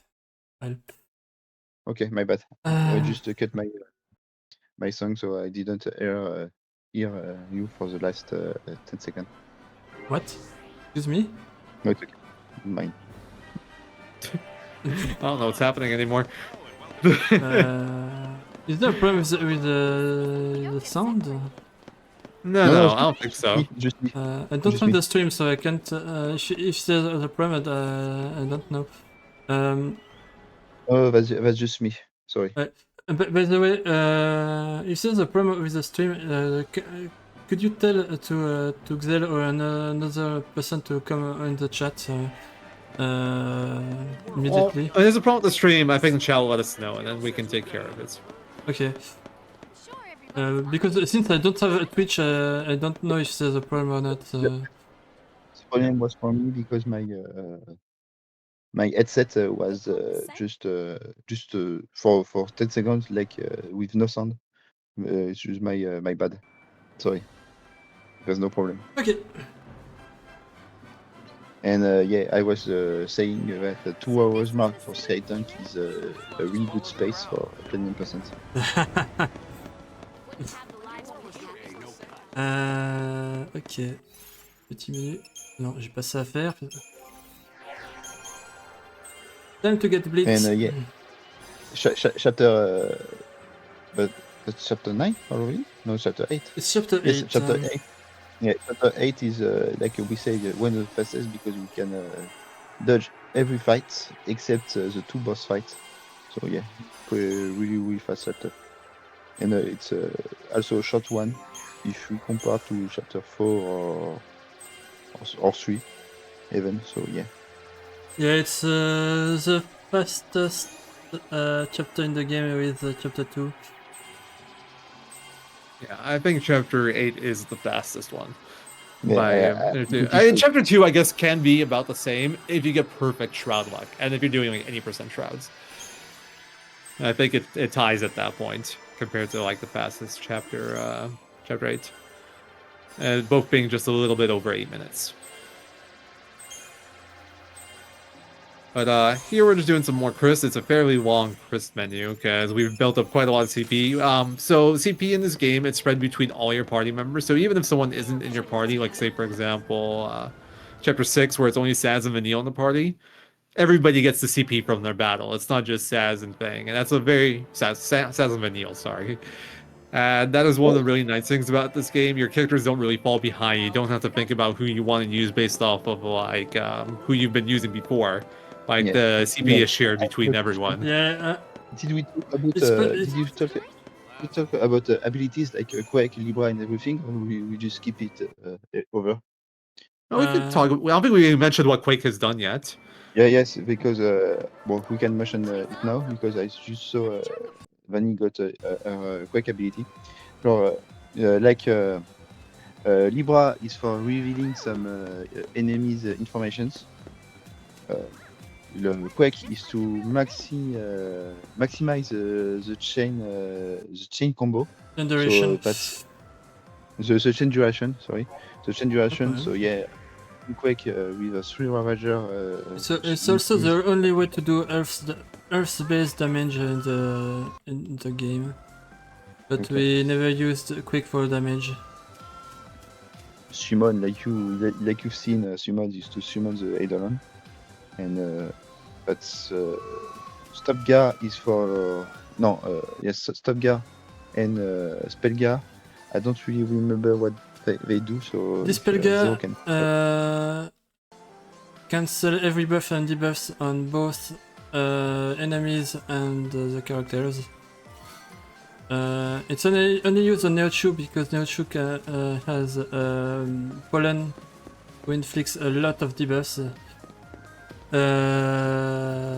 But it's useful in casual playthrough because there are many enemies who can cast debuffs. Like Dahaka can inflict a shit ton of debuffs. pretty much everything. Orphan can inflict a ton of debuffs as well. So it's a very useful ability to use this Pelga when you're overwhelmed by debuffs. Subga is very useful in speedruns because we know how to use it. It's totally useless in casual playthrough because it's a very obscure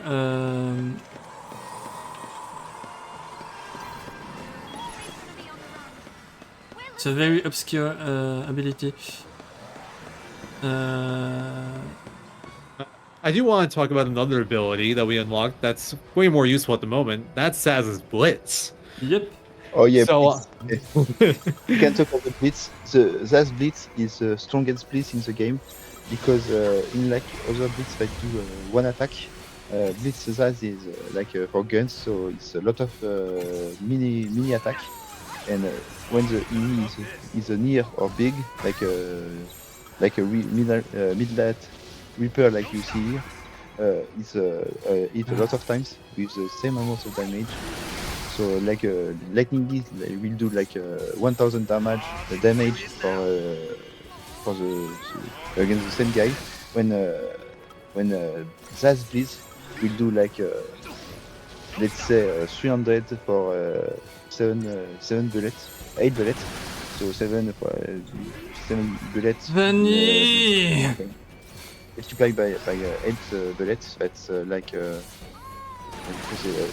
5,600 damage. So it's 5 times more than Blitz At least I have poisoners. other characters. no. Grunon's getting a bit unlucky here. You need Deep Protect to really do DPS here, and Vanille is just... Okay, there it is.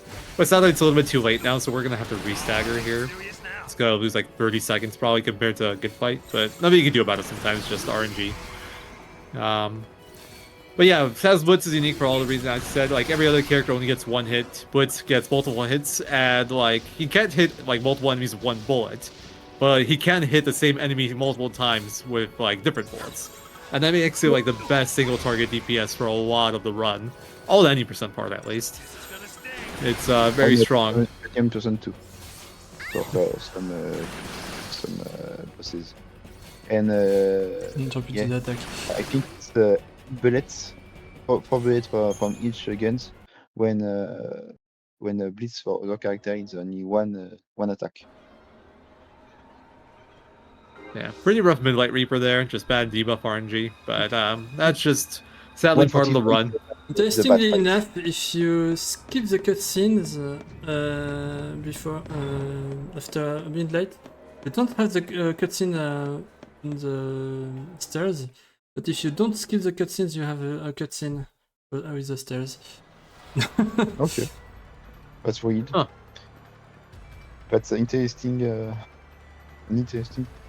Interesting trivia.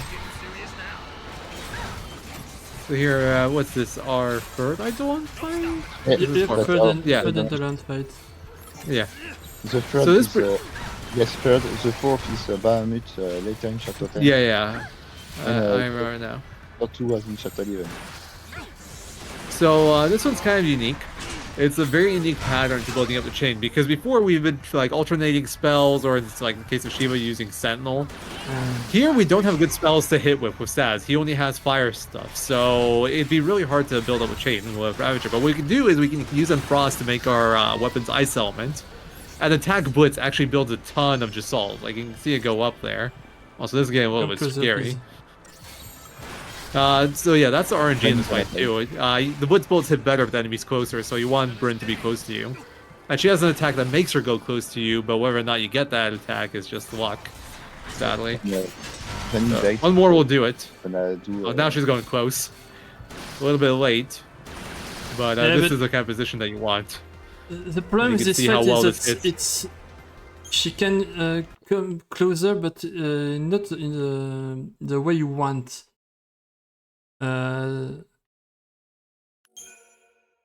Yeah, like the angle matters too, because the bullets shoot left to right. So since Bryn was a little bit more to the right side there, you don't get as many shots as you would if Bryn was more to the left. And the timing could just be bad too. Like, she might go close to you right after you finish a string, or when you have to heal, and then you don't have as much time to take advantage of her being close to you. as you would if she came close at a good time. Yeah, So just lots of variance. It's all a around. very difficult fight to do fast because of that. Because you want. And when we say fast here, You want Go her ahead. to come close in the correct timing, and you want her to come close as well. But if she doesn't come close in the correct timing, it's bad as well. So it's really annoying. and throughout all this, you also have to manage your HP because her Pyro Burst move does about 340 damage or so. So you have to like keep an eye on that, and if you're like in danger, you have to be ready to potion. And you know, you have to watch out for interruption, you gotta make sure you're not locked in animation and whatnot. But you also want to play as close to the line as possible because you're shifting between Vanille Ravager and Vanille Medic. So if you don't need to heal, you're better off waiting until you can get Vanille Medic in. Until next So time. lots of Je te nuance to that déteste, jeu de fight. merde. Same. That's pretty unlucky that the Raider lives here. Pretty much for this fight to be fast, you need to get 185% chain on the Raiders and stagger on the Infiltrator. And Zant at level 3. And it looks like the Raider didn't have enough chain on him. Sometimes you can get unlucky and like you don't get enough hits with the blitzes and like Odin to build duration, so you'll get the chain, but the chain will fall off. That's probably what happened here. But I got good drops though. I saw him It's not and at least one credit. It's not the chain. It's because I couldn't find the soldier who has the least amount of. The classic. It- So that's it one of should the be worst familiar. things about phone fights in this game. It's like the targeting is really janky. When we're controlling lightning, you can see how there's a list in the bottom left and we can control our target that way. But once you go into assault mode, you can only switch targets to L1, R1, up and down, or left and right, I forget. Doesn't matter. The point is it's not deterministic. Like, it'll be different based on the camera position or something. I thought they were all staggered, but one of them wasn't. Yeah. I do Segundo failed his Until first next fight time. because of staggering, if I'm not wrong. Okay, the money is good at least. Yeah, double and 7, that's really nice. Three But, three you- incentive you chips failed and the one first input fight, chip. Excuse me? You failed the first fight, if I'm not wrong. I was I on forgot to phone, do the so- menu, but it's not a problem. Okay, sorry. Something It's bad's okay. waiting for us. I agree, Lightning. Yeah. So a little bit about the Giselle targeting. Just like, so let's say there's 3 enemies, 1, 2, 3. Once you're in assault mode, let's say you're targeting 1, you press R1, you'll go to 2, and sometimes you press R1 again, instead of going to 3, you'll go back to 1. It's it's a little bit infuriating. Yeah, I think every runner like I discovered very not long ago that you can do that with the L1 and L1. I did not know you could do that with L1 and L1. Still use the pad. right left. Yeah. the It pad, doesn't matter though. They behave the same way. It's just alternate. Okay, by control. the way, that's the dodge who sucks. 'Cause I absolutely see if you don't know get how this. to do it. I honestly think it's RNG. Like, I was actually the person that introduced doing this without a decept on the PC version. Because on PS3, you did this without a decept for pretty much as long as I ran the game. But then when I got on PC, I started experimenting, and I found you could do a decept. I would get it like 9 out of 10 times. And then when I started doing runs, the success rate dropped off a cliff, man. Like, it got so much worse, and I have no idea why. But I'm pretty confident at this point that there's just luck to it. The pathing is very important, but there's also like just the luck factor, and sometimes it'll just not work because it won't want to. Also, when I had my old PC, because I have a new one now since a few months, it was impossible for me to do the dodge. And now I have a new PC and I can do it. That's interesting. Maybe that's a factor too. Yeah. Well, it's not 100% every time, but now I can do it more consistently than before. Right. For me, it's so inconsistent that I actually decept it nowadays. Well, you know, if I still ran the game, but I like to decept that dodge and then the watchstone dodge, and then the final dodge outside I don't do with a decept. And, it's runner preference. Ideally, you don't use the decept for any of those dodges. I just like that 2 aerial dodge has kicked my ass so much now that I think it's worth it. Do you take this book, this chest in the any percent? No. It's a very, very backup chest. Yeah, Okay, but so yeah, but in that's percent one it's of not the- a backup chest. I have to take it because Yeah, I was otherwise gonna ask. I can't do to jump. Well, I can do it, but it's slower to do the upgrade to and the dismantle to get Yeah, the but numbering. that's what I was talking about earlier. The dismantle is really resources consuming. So yeah, if you forget to take a base ring, you need just to pray to have enough resources to the upgrade and dismantle, because you lose like 5 minutes to do it. So yeah, it's not really worth. Damn, that's a lot of time. 5 minutes, no, 5 minutes, Well, but you lose 5 minutes because you uh, you'll miss the amount of resources you need. So yeah. and we get haste. Finally, the best support skill. Haste is pretty self-explanatory for anyone that's played like any RPGs. Your ATB fills up faster. Very useful because doing more things faster means you kill things faster. Yes. By the way, And, I think we didn't talk about it. Ah merde, putain. Really long, but all buffs have their contrary debuffs. So S is his debuff is slow. Deprotect, his debuff is protect. Yep. And D-Shell is shells. Anyway, so yeah, all debuffs and buffs are contrary. So when you have a buff and the enemy use a debuff on you, you lose only the buff. But if you have a buff and the enemies use 2 debuffs on you, and both are triggered, Poison. you get debuffs. all right, how do you debuff Veil? Got him. You can't. Exactly. Haha. Sorry. Imperial has no counterpart. Oh, yeah, there's a Imperial Veil too, doesn't huh? have a counterpart. Poison Well- doesn't have a counterpart in this game. Imperial doesn't have like a direct counterpart, right? But you have like the elemental resistance spells that nobody uses, to my knowledge. So there's kind of something. Yeah, but Yeah. you can't use all 4 of them. You can only use one by one. Oh, really? I didn't know that. Yeah, like Endo Fire, Endo Water. Yeah, You can, I'm thinking use like Bar only Frost. one, Yeah, and Bar Water. Yeah. the Baga is the same.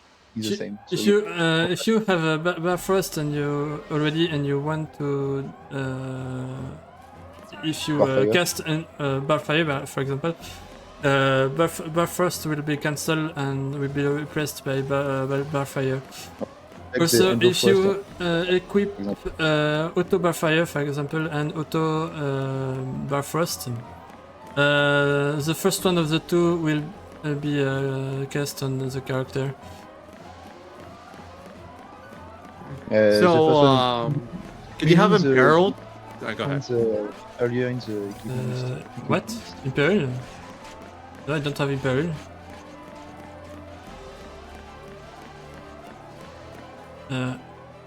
No, I was gonna say, can you be Imperiled and have like a bar spell at the same time? Yes, you can. Okay. They're not cancelled. Yeah, I've never like I run 90%, so it's never come up for me. So I was curious. I know you don't have Yeah, Imperial yet. Bravery and Faith are cancelled by the Faith and the Bravery. Same for Faithra and Bravera.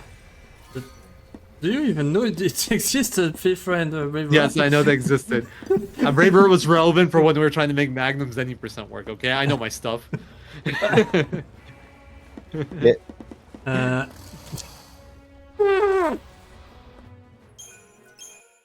Too early. Yeah, the tail has a hitbox, buddy. Yeah, That I know, dodge can be but very I annoying. think it would move, but it didn't move. Yeah, I hate you this think the enemies dodge. will, you think the enemies will move for you? There is a little trick you can do. If you run all the way at like the wall closest to him, he'll turn right away, and that makes it a little bit more reliable. But yeah, this dodge can just troll sometimes. Yeah. Yeah, nearly get caught. The biggest issue is when he doesn't leave the spot. But sometimes he just like does something like that where he kind of blocks it too quickly. It can be very tricky. Yeah, Alright. it's bad. So the two enemies here have two different weaknesses. The Vested Soldier is weak to lightning, and the Thermodon is weak to water. But we want to take out the Vested first, because first of all, it's a lot faster to kill him, and second, he has Cyclone, and if he uses that, we're going to be in a lot of trouble. That move is brutal. It's So, Aeroga the problem. Cyclone will cast Aeroga after a few seconds. Yeah, same thing. But yeah, so goal is to do that, then we apply haste on both, optionally on Vanille, we get in water on for later, and we now just want to get the chain up, so what I'm doing. you're doing fine. No, Yeah, but I went in Saboteur when I didn't need it. It's okay, I don't think like you would have made much of a difference. Either way. So we want to stagger here, and then once we get the stagger, we want to wait for the Permadon to get closer to us, because from this distance, the Blitz don't actually do all that much damage. Once it's close, you get most of the bullets hitting, and you do a lot more. That's what I was talking about. When it's close, the Blitz ability of the guys is really broken. C'est blague. Ah, I lost the protect. Like 8 hit in like. Aegisol, lol. Another Aegisol. Nice. That's the fourth bonus shroud of the run. But told Aegisols are generally the least valuable. I told you I have a stupid average of three shots by run. Well, you're above average like- then. Yeah. More like 6. I think the average is supposed to be like 2 for like mathematically, or maybe like 1.5. Yeah, I told him a few weeks ago who has 3 bonus shreds. I told him, yeah, average bonus shred. So got another upgrade menu coming up here. This time we're gonna upgrade that Brawler's Wristband we got in Chapter 7. So right now it gives us 50 strength, but we're gonna upgrade it to max level, which will make it 120, and then after that we're actually gonna use a catalyst for the first time, which upgrades like a weapon or accessory to next tier, and that's gonna transform it into Warrior's Wristband level 8, and that'll give us 156 strength. So by doing these upgrades, we're getting like over 100 more strength available to us. Additionally, we're also going to buy an accessory called a Shaman's Mark. It's the upgraded version of Magician's Mark, just for 50 magic, and we're probably going to keep that as is, at least for the 90% section. With extra magic damage, will make a bit of a difference.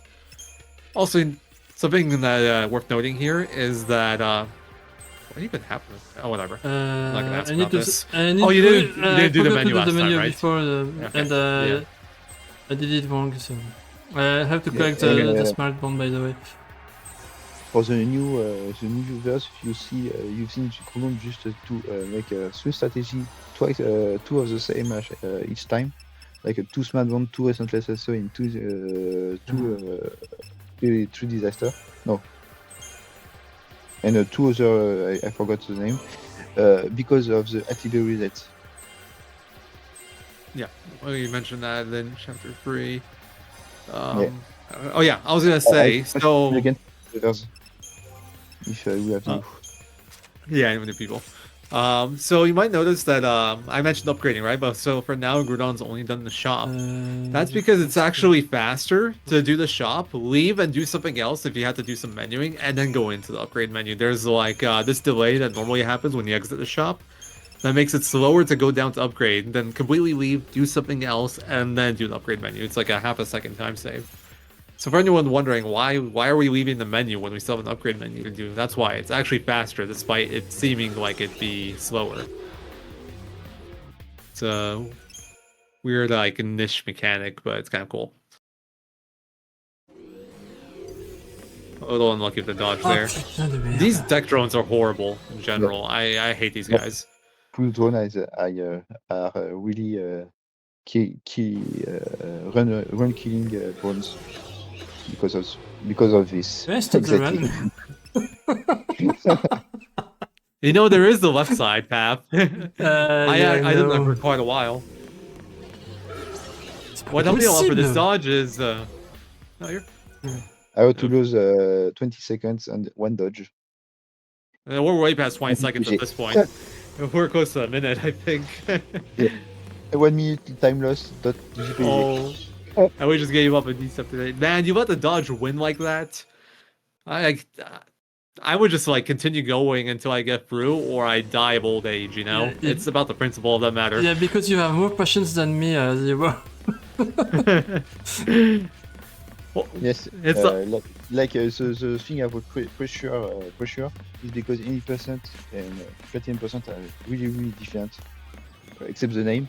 80% is just finishes the game the fastest as possible, and 13% is just finishes the game with 100%. So yeah, when you fail a dodge in 80%, you can just, the 200, the true 100% doesn't have a category yet. yeah, true. But I think I was talking about the 13% auto freeze and 80%. If you fail a dodge, you can just if you fail three times the same dodge, you can just reset the entire run because you just lost way too much time. Yeah. Oh, it all depends on what your goals are. It's like if you're just trying to finish runs and like your PB is not that good and you're going for a PB, you can lose more time, obviously. But it's like 4 hours 30 minutes. If you fail 3 times the same dodge, you can just reset. That's not necessarily true. It depends. Like it's very like you always reset, assuming you're going for PB. You always reset when you can't PB anymore. And like that threshold's just different. But yeah, it's a lot less impactful to fail dodges in a category that's 16 hours long or 14 hours long versus a category that's 4.5 hours long, because it's always gonna be like the same 10-15 seconds. But the percentage of the run in terms of time that you're losing is gonna be different. And yes, Shira has the last boss as an extra achievement for 5-star rating. 5-star rating to another achievement. Going back to the fights, this is Kemlinka. It's a cool fight because it has 2 phases versus the same fight, but this one's really unique because this guy has a move called Hellstorm Bolt. And Hellstorm Bolt does enough damage that will one-shot lightning if it hits her, like from full HP. So at some point, this is routed to use a Sentinel, so we didn't game over. But it turns out that it targets your character with the lowest HP, so what Gridon needs to do is heal, so... You'll target Hope instead of lightning, so he won't die. This really sucks too, because when this happens, you have to do the first phase again as well. And this dodge can be quite annoying. It's funny too, because if we were doing any percent here, the amount of HP that Lightning had would be safe for her, because Hope would have lower max HP, and no, she has less stats. What was that? 75. He had 49. So, Hope has like 460, I think. 480. Oh, then you were still good. 489 to 480. It was 75, right? No, you had 489, I think. Okay, and Hope had 500. No matter. Yeah. I was a bit too focused on my strat and not on my HP. If you like, so that fight, I mentioned that like you need Hope to take the Hellstorm Bolt by being the lowest HP, but if you have good chain, you could actually just stagger before during the Hellstorm Bolt or before it comes out, and then you can avoid it that way. But that's very conditional on like your interruption and how quickly Fang hit or debuffs. So it's not something you can rely on in every fight. It's just that's a bonus essentially. You can't depend on getting the Hellstorm Bolt cancel or skip. And phase 1, we didn't really talk about it too much, but phase 1's a lot more simple. He just does that AoE physical attack, and then we just focus on keeping him interrupted during staggers, so he never gets a chance to hit us. Badly. Okay, attack something else, please. Thank you. Oh. I don't know, I don't mind lightning targets. I think Hope target's the most annoying one to me.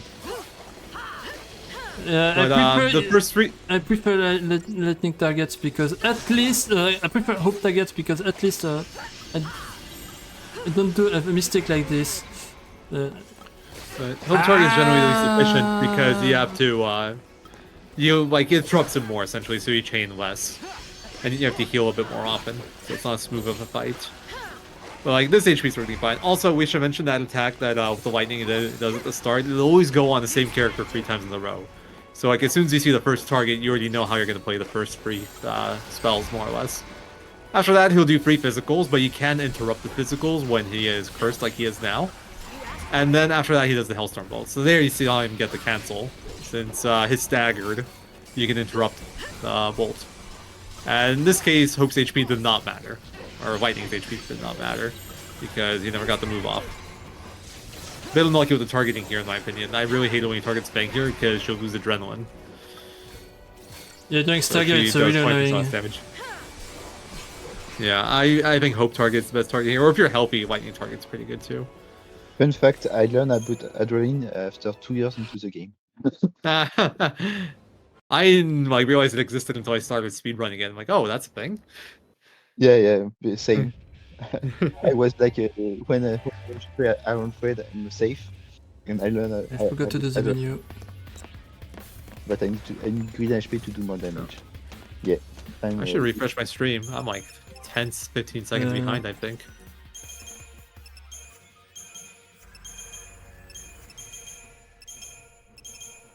Yeah, well, I don't know if that changed anything, but... Oh yeah, and this part now is really interesting because of the hitbox and the fights that some enemies are disappearing like magic. You'll see later after the second fight. So we briefly mentioned it when in Chapter 3 when Groudon actually despawned a fight we call Gandalf, or a dodge we call Gandalf, because you shall not pass. There's like one gas that blocks the Finn pathway. But the way that enemy loading works in this game for a lot of places is to save resources, because this was on bird-gen consoles. Essentially, enemies would spawn in once you cross a certain line, and they would despawn once you cross a certain line. But on the bridges here, what you can do, this will happen in a little bit. But what you can do is you can cross the line, you can backtrack to cross the line to despawn them again. And then you get into a battle and you retry, and after that retry, the game will put you past that line, so you won't have to cross it again, and so you never end up respawning them. So these fights are normally forced, you need to do them to activate the switches, but with that trick, we're able to skip 2 of the fights. But we can show that off a little bit more in detail later. What? Let's focus. I was gonna say, let's focus on not dying here. Well, I think that was perfect damage too. I think she had exactly 141. Didn't check my HP. So this fight you can die if you get unlucky with targeting. Okay. Second death, so yeah. No what we call this you can get unlucky with targeting. We do throw that potion at the start, but every now and then you get unlucky and they all just like focus down lightning. There's been instances where lightning's died during the shift animation. But this time we are fine. Lightning is safe. Snow maybe not, but it's fine if Snow dies. We'll be okay. It's not fast, but we'll be okay. Now we just want our blitzes to hit as much AoE as possible. Personally, something I like to do in this fight is after the first two blitzes, I do a shift into my other Cerberus just so I can prevent the backflip. Money! And it cuts those. Nice. The money drops have been really good. Yeah, but it doesn't matter. The money doesn't matter anymore.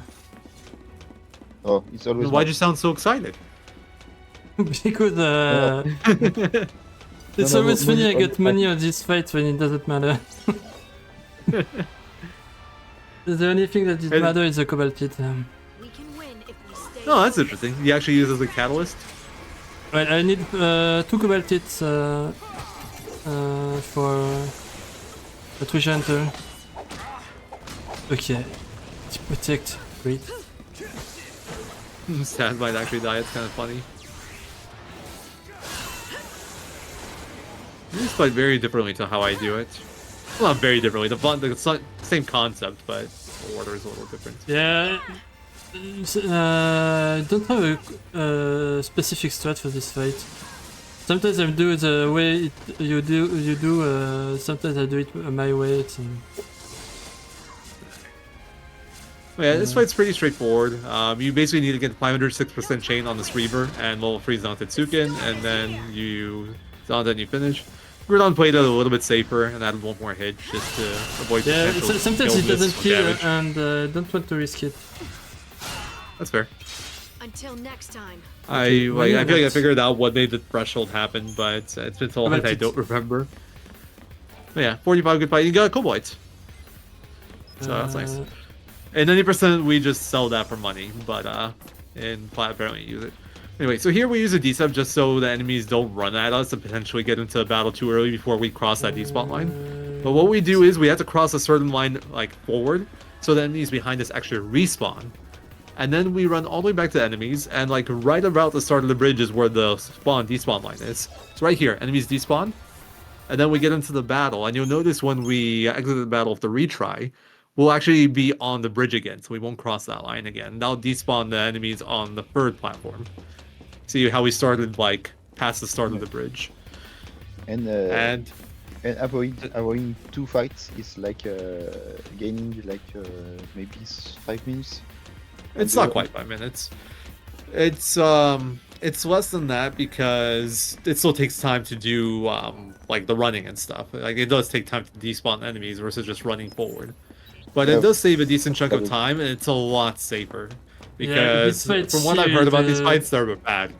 This fight here is very scary.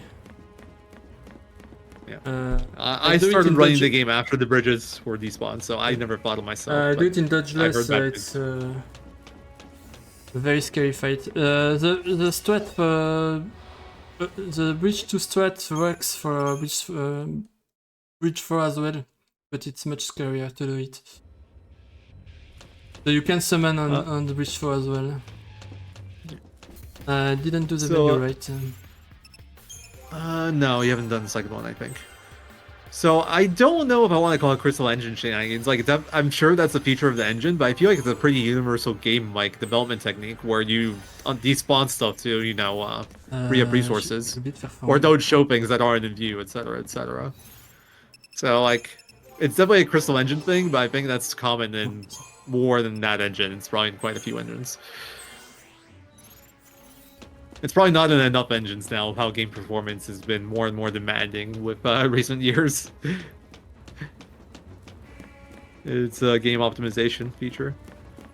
So, really cool fight coming up with Bart 1 here. This is like the main antagonist of the story. And this is our first time fighting him. Before, we only see him in some cutscenes every now and then. Yeah. Bart is like every cutscene with Bart and Alice are very cool. Bart on this is a Pope, right? I didn't get what you meant, XIII, sorry. He's the Pope of Eden, no? Bart and Alice? Well, Pope leader or something like that, yeah. Yeah. It's the Primarch of Cocoon. Primarch, that's the word. Yeah. Okay, thank you. I forgot the last name. This fight is very difficult, by the way. Thank you. Very difficult watching it. Oh, it's easy. You do it a little differently from what I do for Fortless. I do Blitz, Lever Scope, Potion, Blitz. It's whatever. So anyway, this fight has 5 enemies in it, which is quite a lot. So he has like those 4 heads, 2 on each side, and then the main head. And all heads are different weaknesses. Yes. They're all weak to a different element, so we're going to be using Saz's end spells to like maximize our damage. And that's why we have to use the Libra Scope at the start, so we can reveal the weaknesses, so Saz can use the right end spells. But the RNG in this fight is up to those like head raises. Like you saw there when Bart lifted his head, he actually bumped one of the heads. We want to avoid Protect, because that makes it makes it take longer to kill the heads, and that makes the lineup for the fight worse. So we're doing well so far. The first head's the most important one. Yep. Basically, our goal is to kill the 4 heads before he does the second head raise if we want to get a fast fight. And once you kill the 4 heads, Bart starts taking actual damage at that point. So once that happens, what we're going to focus on is first of all like getting chain duration. We're going to deal with Quake. Then we're going to focus on staggering. And once we have him staggered, we're going to focus on keeping him interrupted once we get our chain up a bit. Because Bart has this attack called Destrudo. And Destrudo, what it does is that it removes all your it removes all characters. Does it remove your buffs? No, it does remove your buffs. I'm trolling. Sorry. Oh, but the big important thing is that it removes a stagger. So he becomes completely unstaggered again, and you have to re-stagger him, which is obviously very slow and very bad. So we're going to go for full interruption on him. Yeah, have you seen the stagger bar was 999%. Now it's only 250. So now you can Tu vas arrêter de target the ça. damage. So I got the stagger now. Now we're gonna switch to Fundaris because it's a little bit more efficient than doing Fire Thunders. And here we're hoping for no awkward Ruingas. Like, it's fine if he does Ruinga when we're mid-animation, because since we have Vigilance, it won't knock us up or interrupt us. But if we have no Vigilance, then it will interrupt us. And this is where the interruption comes in, so let's hope he gets this. Looks like a pretty good lineup. What? Ah, it's not a refresh. Your C'était un lineup was refresh! a bit That off. was a refresh! But the game said no! What? Qu'est-ce qui s'est passé là? Oh, he didn't even do a smile. That's really rough. Okay, that's So- a fight. Yeah, this loses like 40 seconds at least. It's even worse when you do the fight with no Fortizol because your buffs start wearing off. So like you saw that Saz lost his haste here, and now Snow's giving us his haste, like Lightning's lose her haste. So it gets pretty damn slow at this point. You can choose to rebuff it. It's like a runner preference. Kind of depends on how much HP he has, honestly. But essentially now we're gonna restagger and do it all again. So got the stagger off. We don't have haste anymore, so we Oula, just- oula. Wow, now he did the smile. That Faut que is je reste so de points de vie, putain, la vache. wonky pattern. Smile, if you're full HP, will never kill you, but does do quite a lot of damage. Okay, there we go. Got the refresh. Now we have a good lineup. It doesn't matter. It's just dead. Alright, that lost like 45 seconds or so, but Yeah, that it's was a better than bad pattern dying. for the fight, but at least it's Fun not really a fact, bad I fight. had 29 minutes how bad it was. chapter 9 on my PB. Now it's a 31 minutes fight, chapter 9. Hey man, 29 chapter 9. Yeah, that sounds about right. I think chapter 9 is the worst chapter in the run, for at least 90%. So I lost 2 It minutes on seems my legit. PB when I already lost 4 minutes on my gold. So you're only 2 minutes behind. No, I'm 6 minutes behind. Nearly 7 minutes behind Yeah. now. Okay, I thought so. Yeah, I was like, really? How is that possible? no, I'm 7 No, minutes behind now. Anyway, that's not. for reference, 7 minutes behind is PB. Not like per estimate, we are doing perfectly fine here. Yeah, but What is your PB for Plat? It's like 14 hours something, right? 14 Yeah, hours, 14 minutes, 40 minutes, and 14 seconds. Yeah. Yeah, it's So we're really cool It's a- PB. 14 hours, 40 minutes, 14 seconds.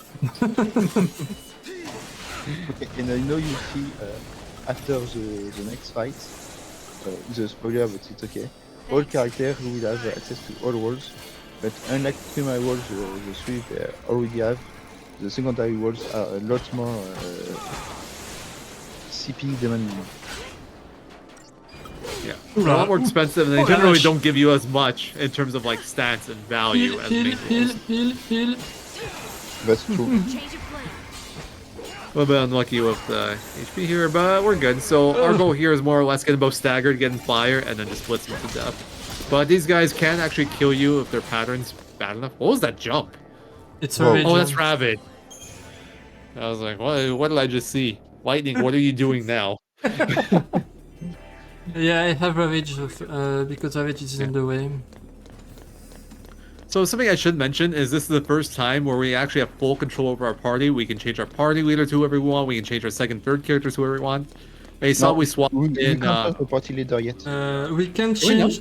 No, we can, we- but we yeah, can't we can. change the leader before the fight I just did. Oh, okay, so yeah, I was dead on then. But yeah, it's like it's chapter 10 where you first get full control of everyone. But so later on, we're not gonna use lightning much, or at least for the 90% part. I think she gets used more in Plat. But at this Well, point, she is still more useful than Vanille. So we will keep her for the next boss fight. Yeah, To be honest, the most- Lightning is. the 3 most useful characters as Fang are Fang, Vanny, and Zaz. Lightning is less used than Vanny in Platinum Percent. Yes. Good. It's good.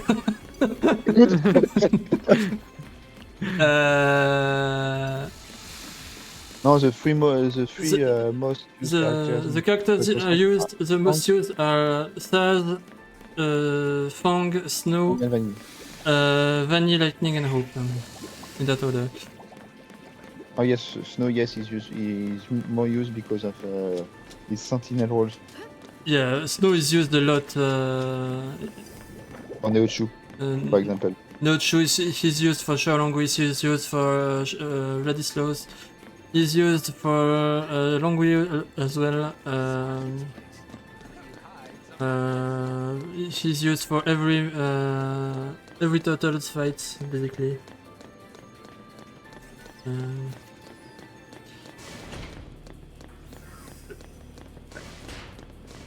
So, Zero, Right. if you see a bit after the beginning of all missions, you see a very cool strat with lightning. I might watch the stream. I think in terms of commentary, I'm heading out after chapter 10. No After problem. Alex. Alex, yes. Yeah. Yeah, I asked you for any percent, but you can go after it. Anyway, that was our deal. I'm glad I have your permission. But when I say stay a bit, I mean but first to comment, of course. And which commentator gonna join me, or I'm gonna be alone? But I don't know when he join. Okay. He messaged me to tell me he will come a bit not for any person but for all missions, but don't know exactly when. Okay. Also, Hey, since just the two of you guys, maybe you guys can speak French. No, because of the. yeah, no. And he's already in the chat. Oh, there's them in chat. Soon TM. Okay. Oh, you have until Alex. There's, Yeah, what?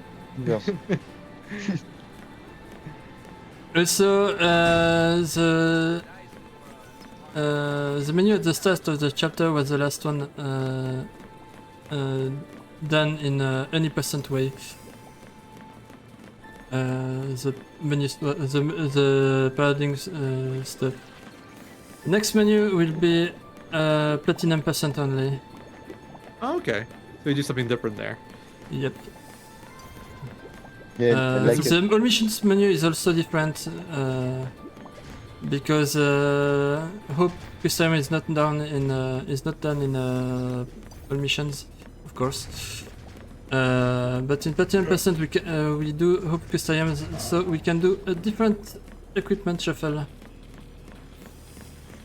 Yeah, so the big reason why Hope doesn't get developed in the other categories is because doing Crystarium is slow and we just never use them. But since in Plat percent there's an achievement for maxing out everybody's Crest, yeah, there's just no reason to not do it. You have to do it at some point, so you might as well just do it. I have to check chapter 10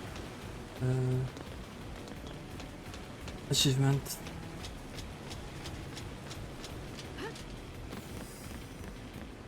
Yeah, this chapter's pretty chill. It's kind of just a lot of running. The dodges, there's a few bad dodges, but they're mostly straightforward. Yeah, I like the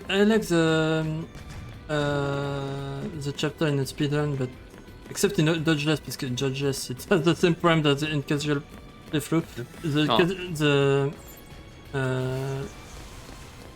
It's way too long. Any percent in not in a percent in casual playthrough and the dodgeless the chapter is way too long, and the fight are always the same. Personally, this chapter's cool, me except for Bird Room. Bird Room is horrendous. Yeah, I hate Bird Room so much. I agree. For anyone that doesn't know, Bird Room is a room with a bunch of birds and they're evil. A bunch of birds and a behemoth. Yeah. But who cares about the behemoth? It's not the problem. Behemoth's chill.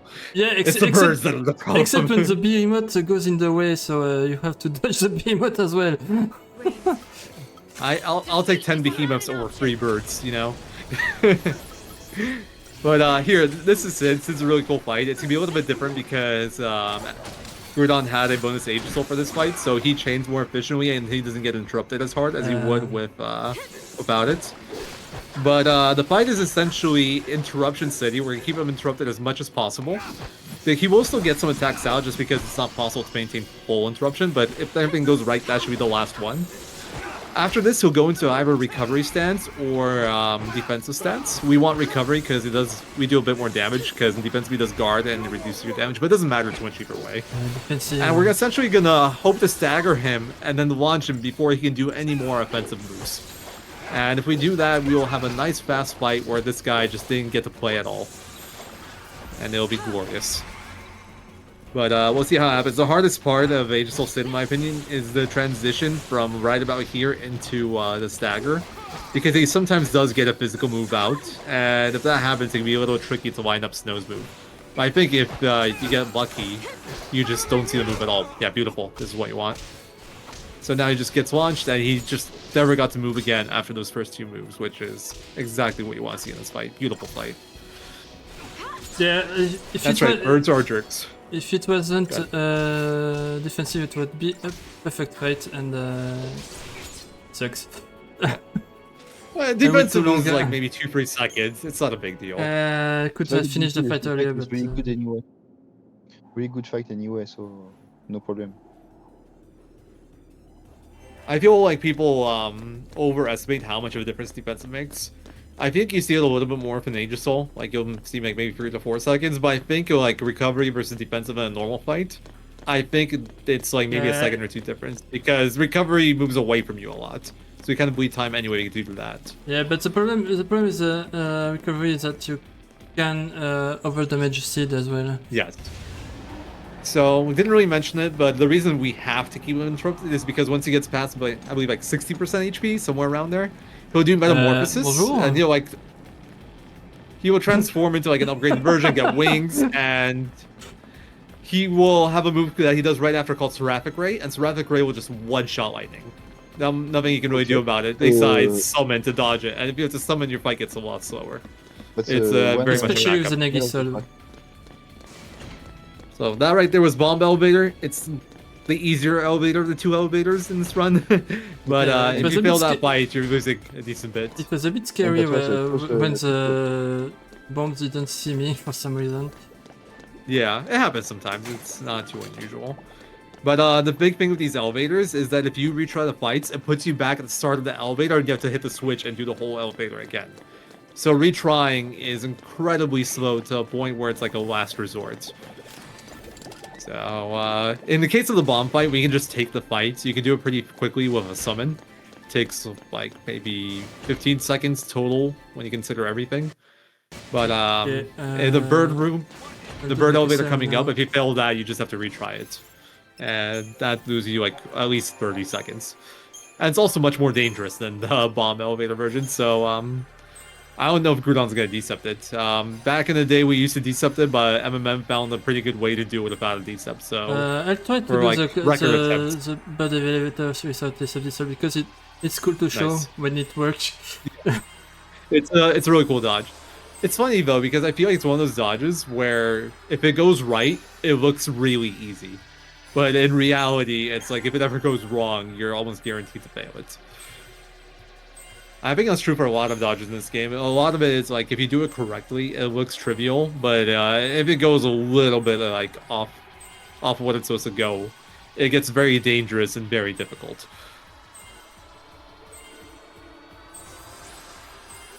So if the dodge looks easy, it means like Groudon's getting lucky. That's what I'm trying to say. It's not true for every dodge. Some dodges are truly easy. This cursor menu is not done in any person, by the way. Yeah. It's done much later, but we need to do it now because first because we want to get more stats on Vanny. I skipped Vanny's custom in chapter 9 for that reason, by the way. Well, it doesn't really matter, I guess, if we do it here anyway. Again, a lot of stats with in the medic if I do it now. But don't get if I do the menu earlier. I do hope now because I want overwhelm and roll level 3 and the accessory slot. Nice. Yeah, even then, just a flat HP is probably very nice for Alex. Just in case he does get something off.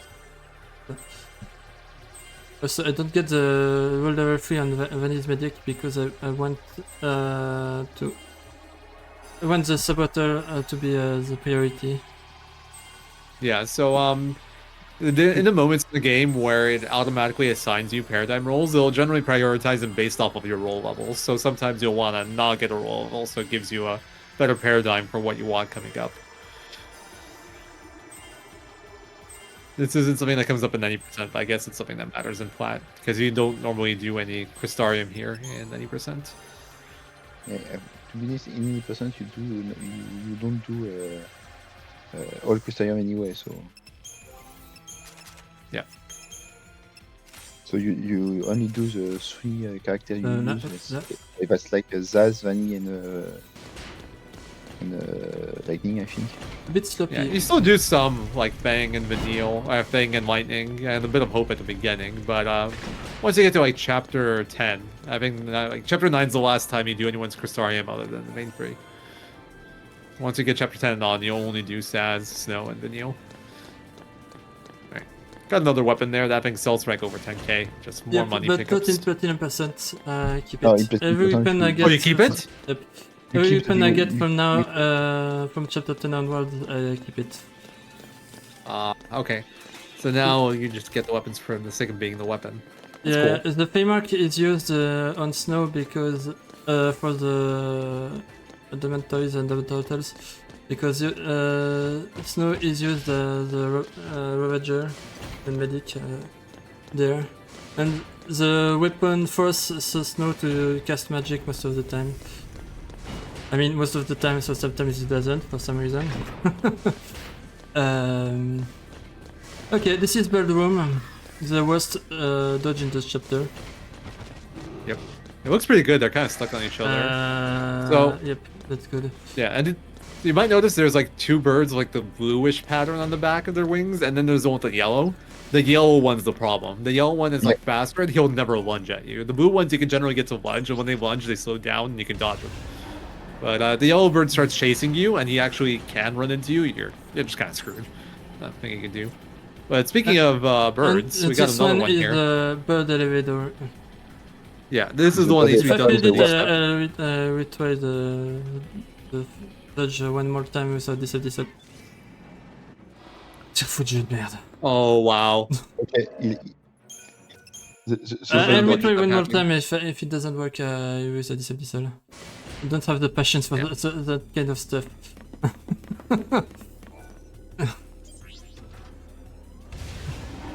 So yeah, the strat here is basically wait for them to start coming down, and when they start coming down, you do a full loop around them, just so because when they're coming down, they kind of start turning to follow you. Sandbirds, when they're not turning, like before they start running, they're not moving. So your goal is essentially to lock them into the start turning moving too animation late. for the dodge. But for some reason, I also it noticed you works. don't. Yeah, I think the Non, movement ça ne marche pas. timing was Ah, fine. merde, le Oh. piaf. Okay. Fail dodge. Fail dodge again. I don't like your path for the like at the start. Yeah, I feel like you should be going around the bottom right bird. I started too late. Start moving too late. But yeah, that's how it looks when you fail it. Okay. The yellow bird is the biggest problem, but even like the other birds can be an issue here if they kind of block you, or sometimes they don't do the lunge. My run just sucks running anyway, out so at an angle. I try one more time. Yeah, your run is dead for PB anyway. So. Putain, laisse tomber. Hein. I don't think it's dead. It's still early. 7 minutes No, behind, no. 3 hours in. I know his run, so I know it's dead. Is your Yes. run perfect post 90%? No, but because of RNG and everything else for No, nature and I still things like that, can PB. you can PB, but it's really hard to do at this point.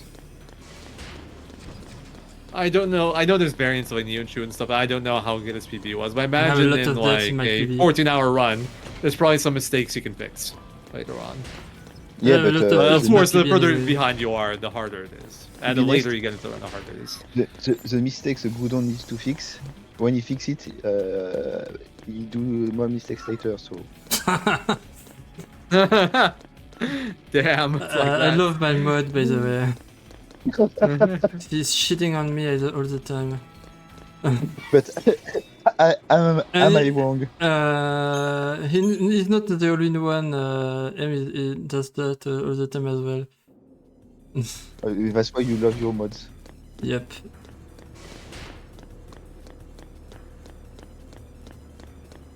Joke aside, Oh. we have soon the last fight of the game of the run of the chapter.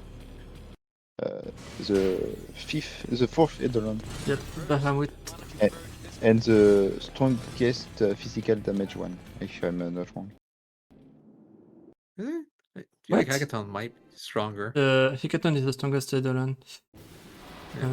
I mean, for the fight, Bahamut is the hardest to do. So, our goal for this fight, well, first of all, keep Fang alive. There's a lot of variance on the pattern you can do here. Oh, Whirlwind opening kind of sucks. But we got lucky in that thing didn't get launched. So that's really nice. So we're actually in pretty good shape here. But we basically want to get Slow and Curse on him. Slow is more important, Curse is a luxury.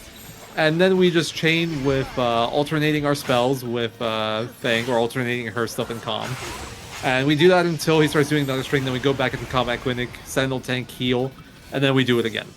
And we kind of do that loop for the whole fight, and like it's fine. The scary thing is when you can't get the loop started, because maybe you can get slow at all, and he's just attacking you too frequently, and you're forced to constantly just heal. So it can go very badly at times, but this is looking pretty good. We got Curse too, so you're not getting interrupted. Lightning died, but that's not unusual. And as soon as Vanille finishes here, like we're good. I could have done I could have finished the fight in the Ruthless. Yeah, Shifting. yeah.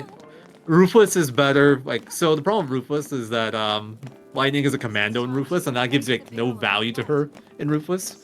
But something you can do is like when Lightning isn't going to be attacking because her ATB is recharging or because she's dead, you can go into Ruthless, and there you chain more efficiently with the other two, because Vanille's Ravager in both the Relentless and Ruthless, but Fang's Saboteur builds more Jasalt than her Commando. So if Lightning is not going to be acting, Ruthless is more efficient than Relentless. Hello, M. Hello, I came for the interesting part of the run where we actually fight missions. Hello, Em. Yeah, Welcome. I am. The any percent part of the platinum percent is done now. Nope, So I now have we- Alexander to do as first. Wow, Alexander is Oh. not. Any Yeah, percent but was that over as doesn't soon as he count did that buttons, long but you're first not. menu. What is it? Alexander part of our platinum percent is different for any percent. No, because it's the we- same. It's just the fight is cut. Okay. It's done a bit faster. Oh, that's the contractor.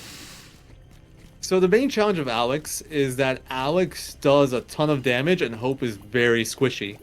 So we can use Sentinel to tank with Fang, right? The party is forced into Lightning, Hope, and Fang. But the problem with that is Alex has AoE moves. So even if you use Sentinel Fang just like by default, he can still hit Hope just because he'll be close to Fang.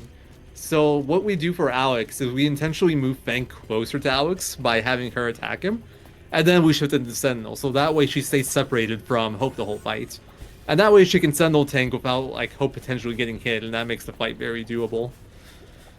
Since we have like Plat stats here, I think it's a little bit less risky. So Yeah, like if maybe I, you don't if I die fail to. the beginning, I can still finish the fight. So yeah, like in any percent, if Hope gets targeted at the start, you're just dead. You just retry the fight and you lose like 40 seconds. Here we have a little bit more cushion because we have more stats. Yeah, but the fight is But, much slower with if I feel the start. But at least As I it don't should have be. to retry. Yes, Poached Egg is mission 55, only unlockable after the Batandeles. beginning of the protocol. I have to a bit Batandeles for mission 55. Okay. By the way, Neochu is probably the main reason I never wanted to run a longer category for this game. Well, no, Shu is, I don't Shu is, understand the problem, Shu just is get lucky, forehead. That's enough of a problem in any percent. I want to introduce more of that problem. Nice string. Yep. A little bit missing, but there it happens. Yeah. Luckily, since you chain more apparently with Plat, or like you finish faster, it's probably perfectly fine. It might just take an extra string at the end. So yeah, but you can see here he manipulated Pink's position to be close to Alex. We're gonna keep doing that, like paradigm shifts and whatnot, making sure that she's always far away from Hope and close to Alex, and then provoking Alex so he always targets her. And this way, the AoE won't hit Hope. And that's how we stay safe for the fight, because he will kill any non-sentinel one shot if he targets them.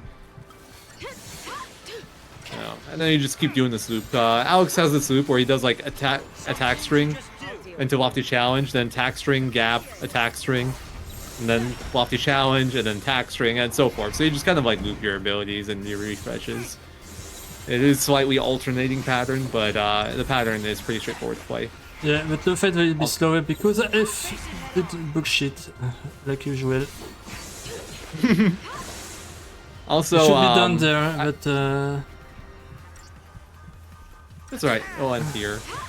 It can get a little bit scary too if Lightning runs up to Alex, because she's magic spec, so she'll primarily do magic. Should be one but sometimes she's an idiot, and she does a strike, and then she can end up in Alex's face next to Fang and get killed.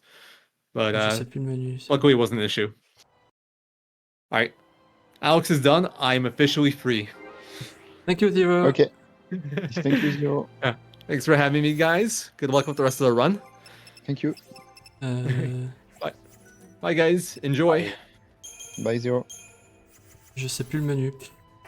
The menu was correct, huh, M. I forgot the menu. Usually it's better to not forget the menu. I'll take my notes now because I completely forgot the menu. That one. Yeah, so anyways, this is the point of the run where, I don't know how much you guys talked about the story. That tends to be a bit complicated because the run is full of action all the time, but if you thought we were talking about the story too much, then don't worry. There is basically no story happening for the next 2 hours or so, because we're just going to fight random missions. Not really random, because the mission is prepared for to be the fastest pass to Platinum percent. So there's going to be like a pattern that you're going to notice for a lot of these, which is going to just be preempt the fight, buff yourselves with end spells and maybe Bravery and Faith and Haste, you know, offensive buffs, and you just kill him very quickly a lot of the time. So this Extra Point is like probably the best example of that. Some of the later missions are going to be a bit different. Gold, by the way. Yeah, for example, even this one, Gold. a lot of the missions have very recently been changed so that they use summons and Ether Souls. I'm not sure exactly how many of them are Ether Souls in Plat, because all missions is slightly different, but I think this one's still the same between both categories. I think it's the same amount now. And you forgot to check the Google Sheet. Oh, I have it open. But I'm only looking at what's happening now, you know. Yeah, no. Yeah, this one's the same. We just bring out Hope, even in all missions where we don't develop him at all, because his stats don't matter. Là, où c'est... All we do is J'ai just... commencé le fight très bien, putain. I understood some of those words. But yeah, this is not supposed to quite happen like that. Yep. I did it too fast. Clear the way. But it still works. It still works, but that's like a 2-second burst. 5 seconds. I mean, it's the end of the world. You should probably reset now. Yep. Totally. Yeah, first move missing is not, well, running out of chain is not the end of the world. As long as you can still finish the fight. If you can't finish the fight, then or with the summon, then that's a bit bad. Because the party's not really set up to kill a whole lot of stuff.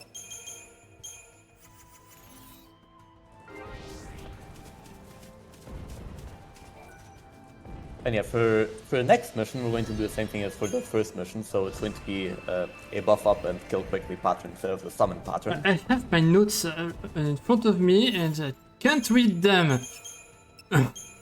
Yeah, I can't either. It's a common speedrunner occurrence, I'm sure. Well, maybe it would help if the notes also said aggression. I try to catch all of the little things so that there's absolutely no ambiguity for my notes. Yeah, maybe that would help. Anyways, yeah. For the next mission, yeah, it's going to be another one of those buff up and kill quickly ones, but what's not going to be so quick is walking to the mission mark. So the first two missions were basically on the area that we started, and it was like half a minute of walking. You know, it's a casual stroll. This one, however, we're going to have to walk there for like 5 minutes. And if you fail any dodges, then it's more than 5 minutes. And that's also a bit of a theme at some parts of the run, where you just have to walk for 5 minutes because things are kind of far away and there's not really any mandatory fights in between. So we're really just going to spend like 5 minutes now just walking to the mission mark, and we're going to see Valus media dodges again. I'm sure those were very great the first time, so good news there is we're going to get now. And then we do another time when we get back from final bosses.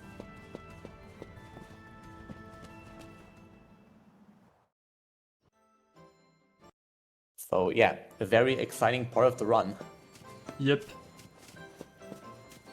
But yeah, as I said at the start of the run, there are 3 parts in 10%. The only percent part, so the 10 first chapters, we already done the only percent part. There's a missions part where we do 54 missions out of 64 in the game. Plus we finish the 54? plus we finish the story for the first time. And finally the third and last part, the farming part. The missions part is 6 hours long. Around 6 hours long, and the farming part is 5 to 6 hours long. So we just started the missions section of the run. The most interesting part of the run, by the way. Facts. That's some facts. To be honest, Final Fantasy XIII really begin at chapter 11, so... Yeah, true, there is no run before chapter 11. Yep. The first 10 chapters don't exist. They're not real, they can't hurt you. Nobody's ever put any runs in those 10 chapters, because they don't exist. They're not really needed, to be honest.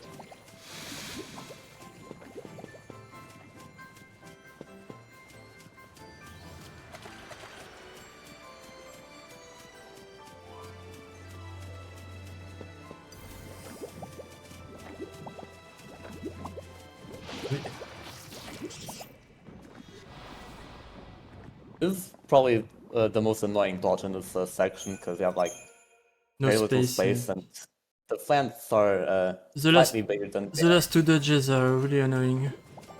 This one and the one just behind. It does take a bit of practice to get used to the one of the plants at least. Yeah. This one's kind of a bit annoying RNG sometimes, but it can be less of an issue than the plants.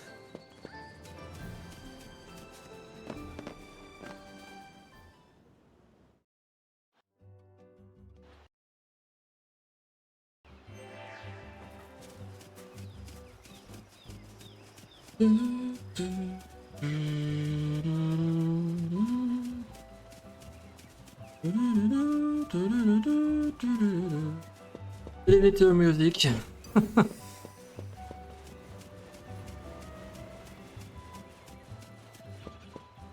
Our enemy is the Ogalu in front of us.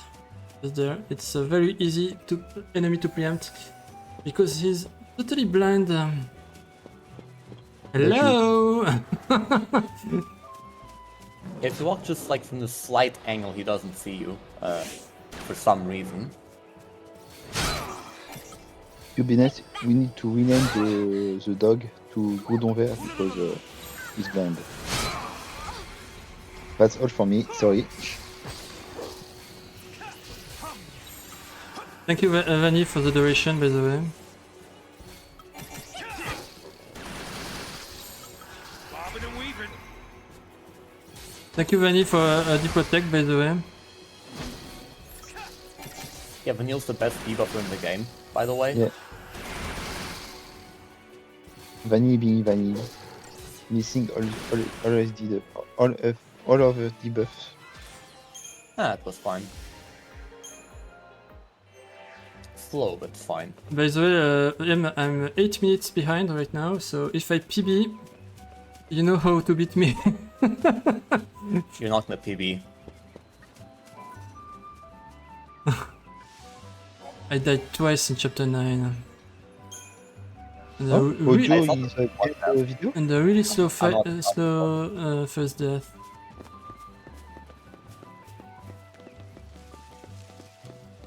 What do you mean by audio behind the video? Windless. Started it as well when I started to listen, but the audio, at least of the game, is behind what's appearing on screen. Okay, well, but I don't know if that's it's fixable, though. correct, I didn't check my audio for the game.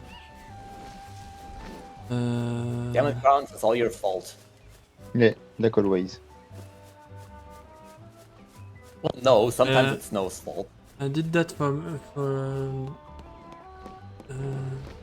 my stream, but not for the marathon. Sorry. By the way, we change leader all the time because we use the summon for specific missions, but our main team is still Saz, Vanny, and Snow.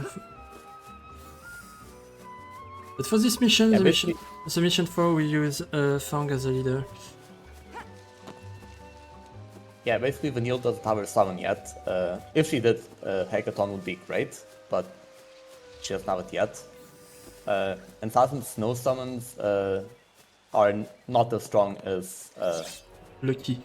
Fang at this point. And partially Hopes, although Hopes works in a bit of a weird way.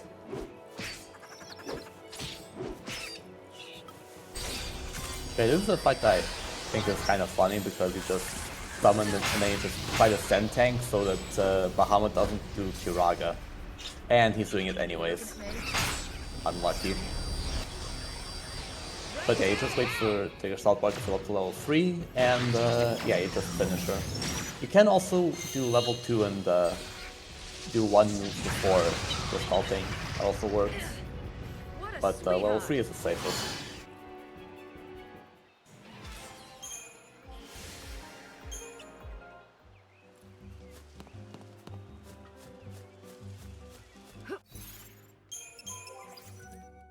And now we're swapping party again.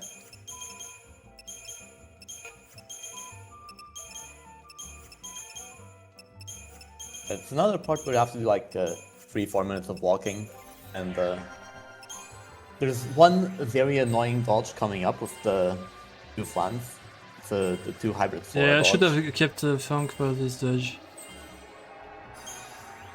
Yeah. Where we can, we do try to usually keep a party leader who has a smaller hitbox, just makes the dodges a bit more bearable. That will come up again in chapter 12. I believe that's we're going to do the HMT phase, right?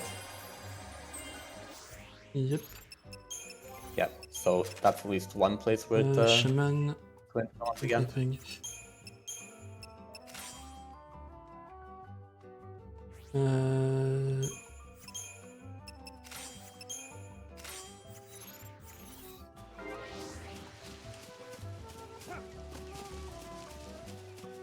Yeah, so here we do a little bit of a menu for the next fight as well. That's coming up. The next fight is actually one of the harder mission marks. So there's a group of, I don't know, 6, 7 thieves. 7. Did we talk about C far? I hope we did. But yeah, we're basically No, we fighting- don't talk about C. We Okay, skipped yes, all anyway. the lore stuff There's- in 13.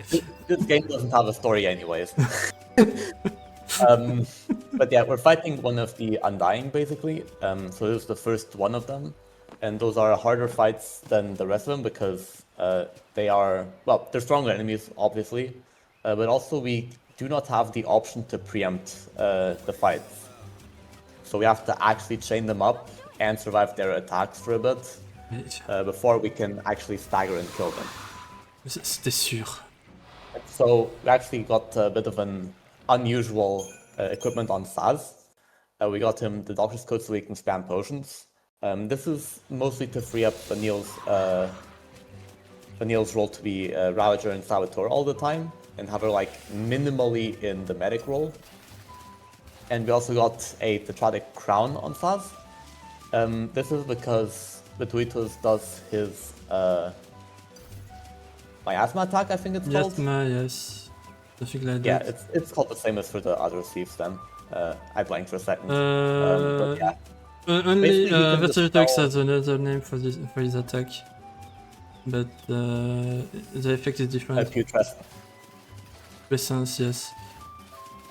Oh, oui. But yeah, basically, with that attack, Vumer- Betuitos can Vumer dispel Ivechkin, your... Sorry. Or not dispel, but rather he can inflict Deprotect, D-Shell, and Daze, I believe. So Daze we can't do much yeah, about, but for Deprotect and D-Shell, we have an H-Shell at the start of the battle that we use, and that will give us Protect and Shell to tank his attacks better. And we will also have Veil, that I don't know if we talked about much yet, but basically it reduces the probability of receiving debuffs from him. And in case we do receive any debuff from him, then we have the Tetradic Crown on Saz just for a bit of extra safety. And I think this is the only time in the run that we're going to use the Yeah, Tetradic Crown. it's the only time in the run we use the Tetradic Crown. We use the Tetradic quite a lot, but not the Tetradic Crown. Yeah, the outside Tiara of is this useful fight. because it's automatic at the start of the fight. But I heard this dodge was easy. it is. You just because you took the wrong jump at the start. Yep. I was a bit focused on what you were saying. So.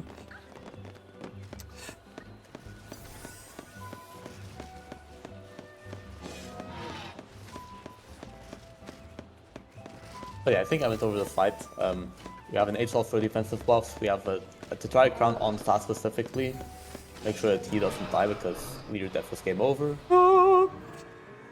So we have him get the buffs back if he gets on low HP. Oh. And yeah, we're going to mostly use potions for healing and hopefully we don't die to the Levin Bolt. So it's time for that he Brand. does after 7 of his normal attacks. Which do It's quite a 7? number if you have a Daze or a Deep Protect on I you. didn't know about that. It was 7 attacks. Really? I Well, thought you knew. I don't count at all anyway. Yeah, it's a bit difficult to count because you are doing a lot of things at the same time in this fight. But yeah, it's if you can count, then it's 7.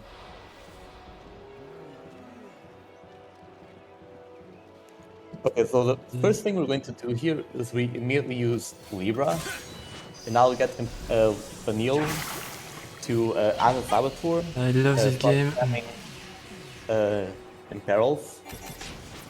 You all did it. Because then we can target Oh. elemental weaknesses. Nice So they days. have I'm very glad early in- fights.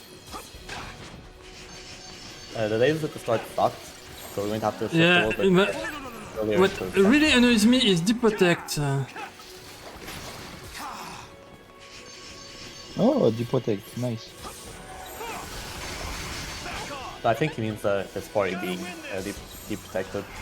Yeah, so the DCPD protected, and it's really annoying. Yeah, And, because all the attacks do a lot more damage. And oh hooray, 2 more dazes. Merde. La potion, elle est là. Also, one thing worth noting as well is that on his regular attacks, Vituka is never going to target the same party member twice in a row. Thank you for that information. You're learning so much today. And I'm supposed to be the expert of FF13. Oh wow, he almost almost actually died. doing stagger. That's rare. But yeah, it went Non mais peut-être not too poorly. Okay, that was an interesting set of drops. By the way, Okay, so the split, auto split. For some okay, reason. so we just got a what's the odds here? I think it's like 0.37% for the bonus round. 0.3% and 5% for the predictor left. Okay, that is crazy luck, and we especially appreciate the tiara in platinum because we're going to need all of that money later. And this is a very big skill drop. I think what was it? Was it 40,000 or 60,000? I forget. 40,000. 40,000. But yeah, that's it's an insane amount that it sells for. Or actually, in Plat, do you use it for money or do you No, I just sell not it. upgrade the crown? Just sell it. Just sell it, okay. Yeah, either way, it's a crazy drop to get. Even if we don't actually end up using this one specifically. By the way, I think I'll cut the Libra and the Master Munchkin because I don't fight enough of them to matter. I guess you fight the Munchkin Master Fault Warrant mission lesson. Yeah, but don't fight it enough time. Yeah. It's totally random if I get the full information or not. Yeah, anyways, there's probably the one summon mission that we don't do like this in all missions. At least right now, I might change that eventually. But yeah, for this fight, it's the summon pattern. Basically just, well, we get the Libra on the Maestro because of the one achievement that we need enemy information. It's Lore Master, it's called, I believe. Lore Master, exactly. Yeah. And the summon spot here is basically just stagger the Maestro, get the shot to level 3, and we basically just finish her and hopefully everything dies.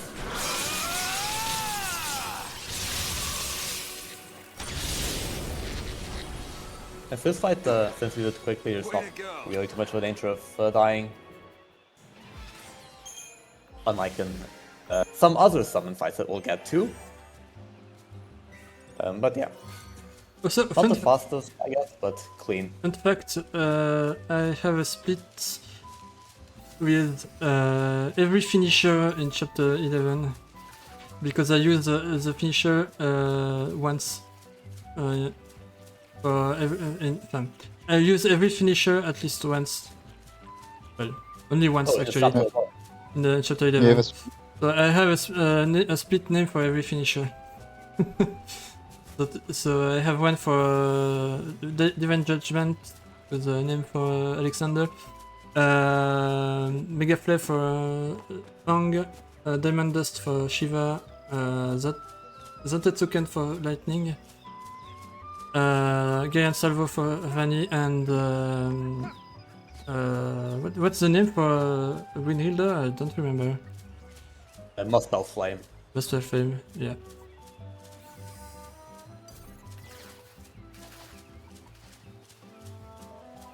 This is funny because even in all missions, we recently started to use all of the finishers once for each party member.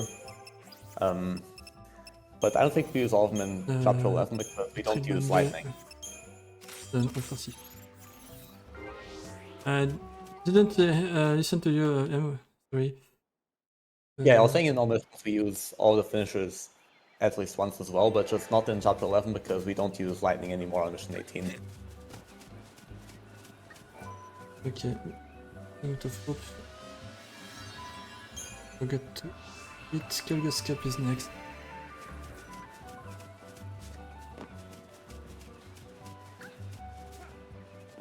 Yes, in case you didn't enjoy enough of the walking yet, we're doing even more walking with a few pain in the ass dodges in between. I think the worst of the dodges are. Yeah, with the three worst cards. dodges are. There's still one difficult dodge to do, but. Yeah. What? Yeah, as you can see, these fans are Really rather annoying big. to dodge. The tomato. The tomato is a dodgeable. Dodgeable dodgeless. What? Okay, there is basically one trophy for each chapter, except for 12 and 13. There's two for no, there's one for chapter 13, but at the end of the game. So we have one trophy for each chapter. Have 3 trophy left to get for the main story, and now we will start the missions. So when I do the next mission, the mission 5, I'll get my first mission trophy, the Kelgas Cup.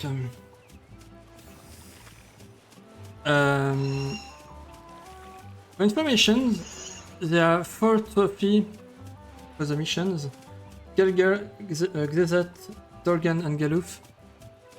If you played Final Fantasy V, it's the name of sub-characters. I didn't play Final Fantasy V, so I can't tell which guys they are. Can you move out of the way, please? Thank you. I'm surprised he didn't touch you. Okay, never mind.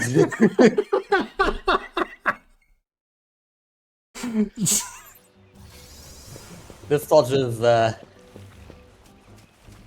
it is obnoxious. Yeah. Because this Svarog in the sky is just he kind of just catches you at random. Okay, really. don't retry this one and use my Decepticon for mission 18. Okay, this preempt. This preempt is very funny because Okay, really annoying. It's always going to see you. So what you have to do is just bait it outside of the battle zone, then potentially dodge an attack. I guess we didn't get it this time, and touch the butt. And this is also one of the faster fights. So just do like 1 blitz, Wrath Buffer to stagger. Do like 1 thing here, buff up snow. And then we just kill in commandos.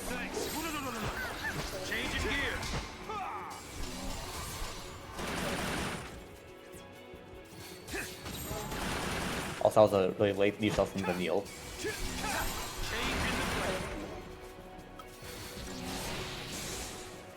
I'm tougher than you thought, huh? But yeah, nothing too special here. This fight's not difficult.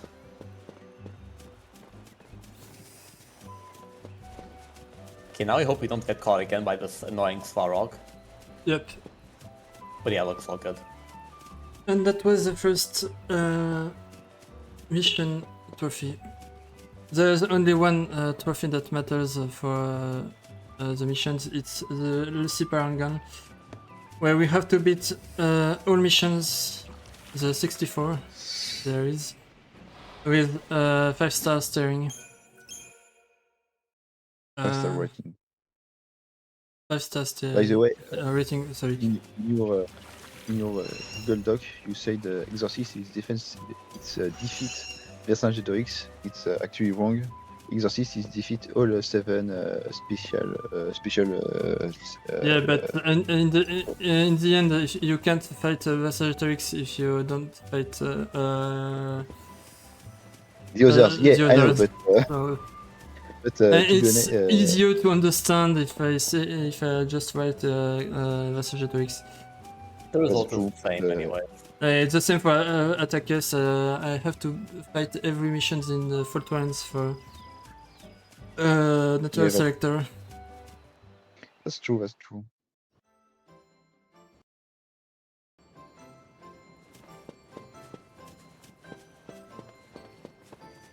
Alright, so you liked follows me dodges the first 2 times. Now you get to do them but in reverse. Oh, j'allais me faire prendre là. Oh là, sorti du contexte, monsieur. I understood some of those words.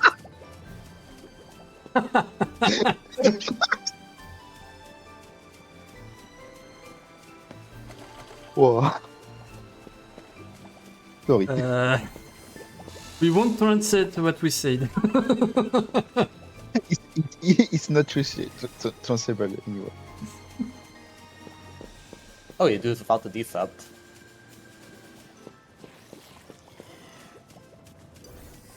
Yeah, that one I do it without a decept. I don't like it personally because it's a bit random, but I mean, if it works, Yeah, it works. but I don't really know how to do it without a decept dissolve, so with a decept dissolve, so Yeah, I accept but the the reason I was mentioning the decept is I do that one with the decept, and then the one we just passed, the big plan, that's one you actually need a decept for because there's no space. You basically need it to not see you, so it just shrinks, so you just have barely enough space to pass on the left side. That was a rather funny setup that I found at some point when I was looking into all missions. yeah, but Pressing the dodge not that much of a problem. it's possible, but in the end we decided it was not worth losing time for that. Possible, but RNG. And very RNG at that. At some point I thought it was Kaya who found the trick, but when he failed the dodge 16 times, I understood it was not him. No, this one specifically I just found it. I remember this one. Trust. Okay, I wouldn't be Mission surprised 8, if I have we... failed it 16 times at some point. Yeah, we skip mission 8 for now because doing mission 8 now it is just too slow. And it's pointless to do it now. So we wait up until we come back to the to chapter 11 after the story, the chapter 12. The mission. Yeah, even in all missions, we already don't do that mission immediately. Oh, the Great Tilter starts turning around for no reason on entering a new area and losing an entire second. By that you mean it tilts him, it doesn't tilt me. Ground out here being okay with losing an entire second. Yeah, because it's totally random, so... Personally, I would have just reset right there, but okay. Just for 1 second. It's 1 precious second of my life.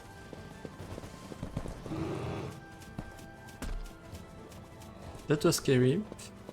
These post-battle zones are extremely annoying for dogs. The battle zones are always way bigger than they look. Yeah, also, fun fact, there's a glitch on this fight. You can make the behemoth invisible. Yeah, but even if it's invisible, you can still it. Like it's Okay, I was mentioning way to preempt this. I don't think that's normally how this one goes. No, he's not. But yeah, anyways, this is another hopefully quick fight. Génial.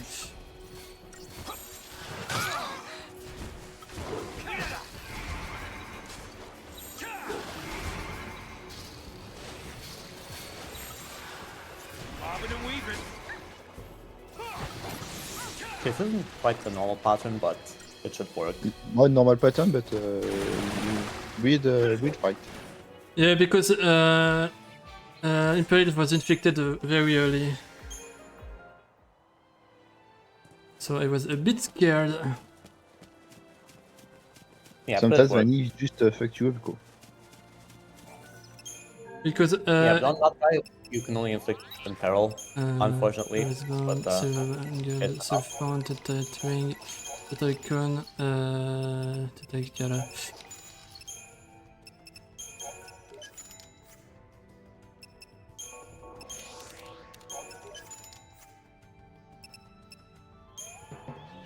yeah, so this is basically some shopping to strengthen our party a little bit. Yeah. So the upgraded Vegas that we had, 51. they work until now, but after this they're going to be a little bit weak. So we're going to upgrade fast to the Neb Duelers Cute little furball. and give them, you know, a little bit more magic. Uh, Not trying to make use of his blitz, but just magic, and it's going to be good enough for now. no. And since this is Plat, we also upgrade the Wild Bear to max as well. Oops. We say with Scarf, Mr. Treats.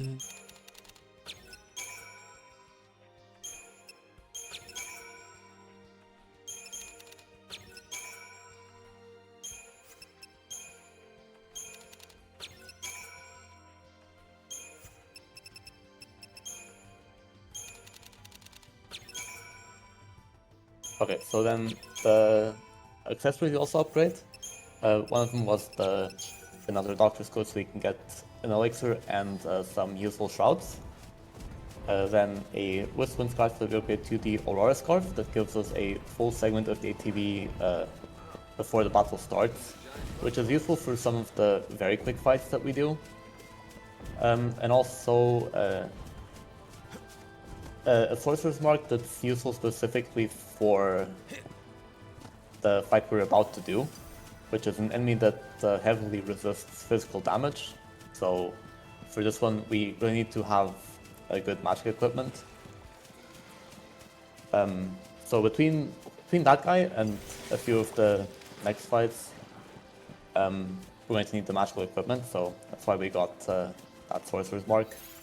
And this enemy is actually a mission mark that's blocking off this area that you see here that's like just blocked by a random red wall. And this area is the area with the chocobos.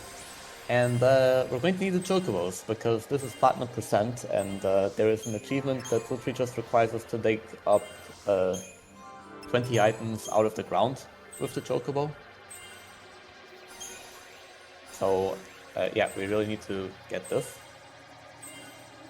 And yeah, now's like the best time to do the mission.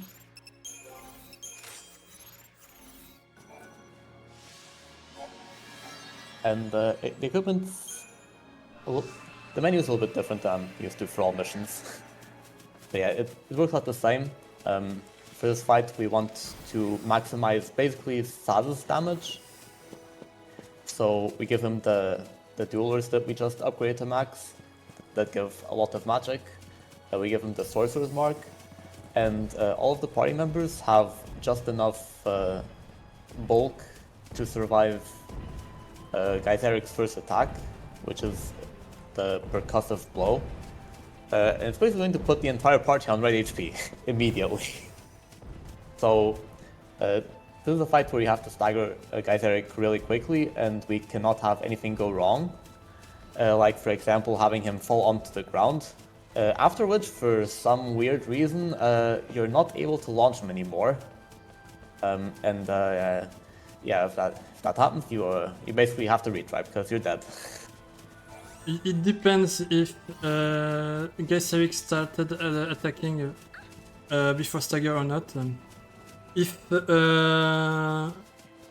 Geyseric started attacking before stagger, the next move is percussion blow, like the first one, so you have to retry.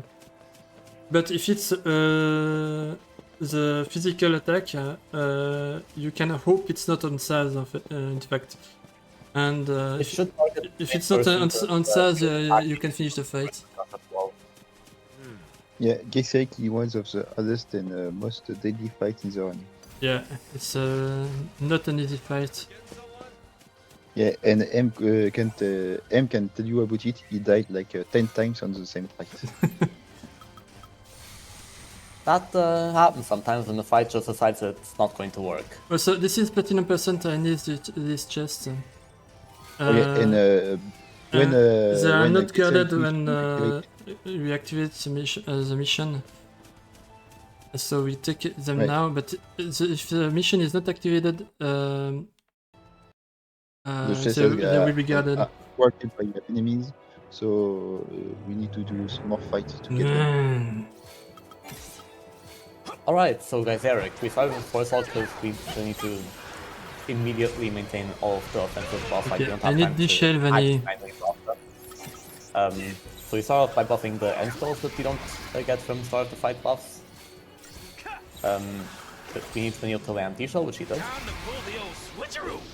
And then we need to either keep Interruption with Arrow on Gazeric, or we need to get the red animation cancel on Snow. So in this case, I guess we got both. So the start was fine. And now I just need to make sure that Snow doesn't ever miss any of his first attacks on the strength. Too slow. And then Early. we can maintain Gazeric in the air. And yeah, it didn't seem to work, but I think it'll be fine because Gazeric was attacking Snow to start the fight, so Yeah, I think the fight yeah, is he done. survives. Snow just He missed missed his, Snow too. Okay. his punch, like always. Snow doing a snow thing.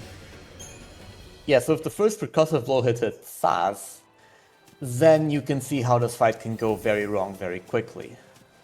But thanks to Zaz being full HP, full HP, then he survived.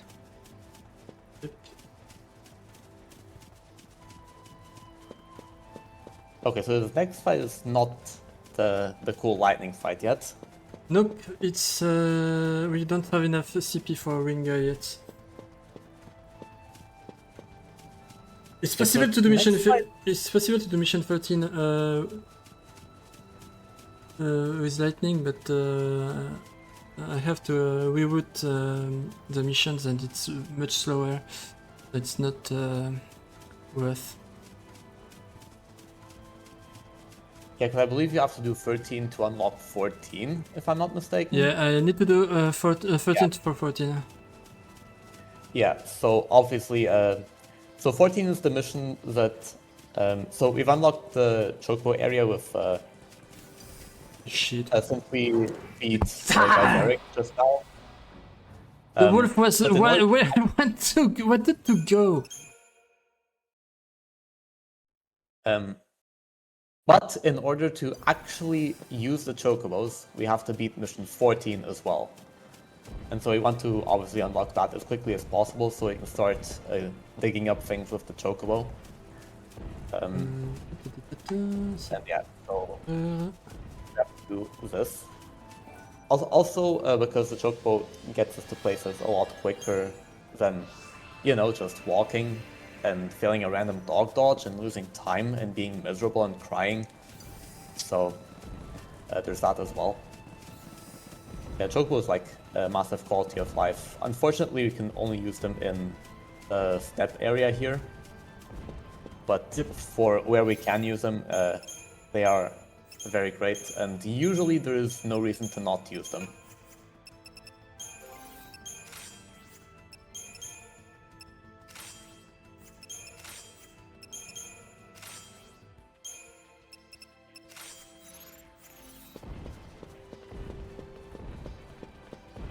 And yeah, so this is not the Runia fight with lightning yet, but for this, so this upcoming fight is one of the goblin fights, and the goblins are a bit annoying at this point of the game because they are actually kind of bulky, and also there's a lot of them, and you have to kill all of them before, ideally before any of them transforms into the higher tier version.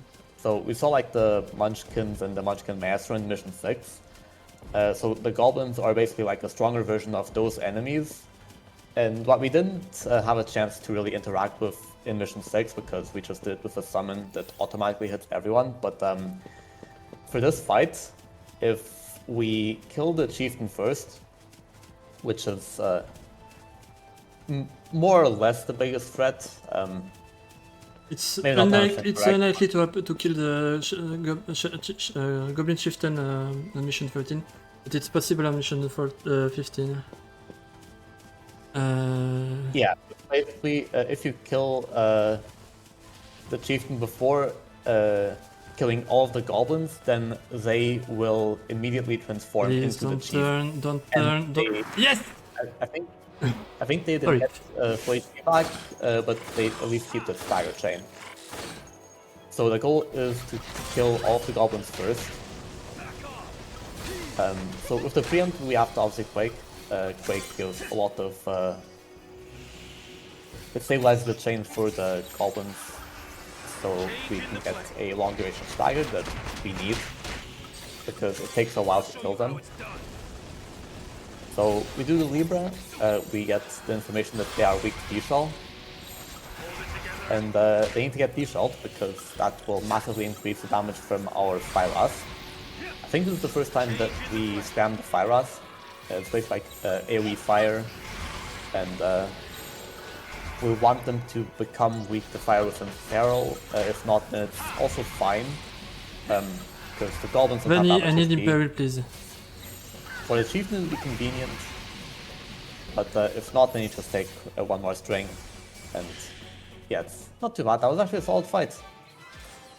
54. 54! 54! Yeah, this is the easier fight to be fair, but yeah, that was pretty clean. The second fight is in theory the same, but there are 6 goblins instead of 3. Yeah, I would say there's two problems. There's more goblins, obviously, but also Vanille has gotten the information on the chieftain now, and she's going to prioritize the chieftain unless you target one of the goblins. Yeah, it's And really that is very annoying. annoying to deal with. Thankfully, we do something completely different in Platinum Percent that I probably have to makes the read that. fight This, more faster. that was Also, sure. this seems, It's impossible yeah, to dodge this. I tried, but it was yeah, not possible. that was a terrible pattern to get. I don't think there was any way around it. Yeah, I tried, but the Magistotarian attacks too fast. Yeah, I think retrying was the only play there. But yeah, before we get to more goblins, we actually get to fight something completely different. Two completely different things, even. So the first one is going to be a post-work champion, and it's kind of similar to the ones in Chapter 4, but a lot harder, I guess. Yeah, we don't have the level to not preempt them. And Yeah, I even with the think preemptive, we have to put Aura Scarf on Vanny because otherwise he can kill us. Yeah, I think the headspin just immediately kills us, doesn't it? Yeah. I'm lucky with the preemptive. Ooh, okay, so basically we want Vanille to stagger. The only way to get him staggered because it doesn't take any damage from elements, basically. Time to pull the old switcheroo. Okay, we just buff up the snow, do some attacks, get a ready animation cancel here, some ruins, and To the victor go the basically the fight.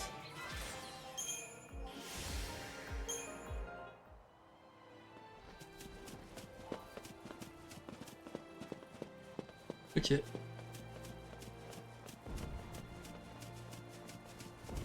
Okay, and I'm told that this fight was also very different in... Yeah, it's That's totally Plat. different.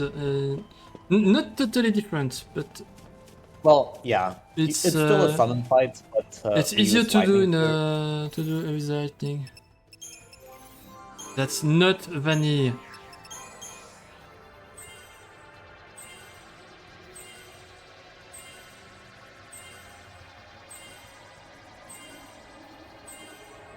Yep, so here we do a little bit of Crystarium that is mainly to get the Shelga 4 Vanille for the next Goblin fight.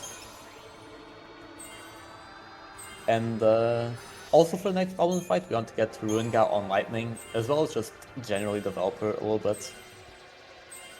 Because 700 HP is extremely little at this point in the game.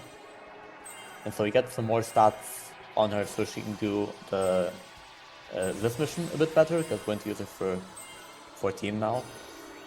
So we want the HP for that, and also, yeah, as I mentioned, Ruinga, we're going to get that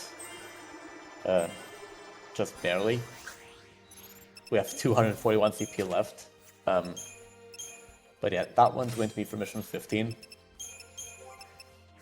And Lightning's going to be basically a lot more reliable for that fight compared to Saz.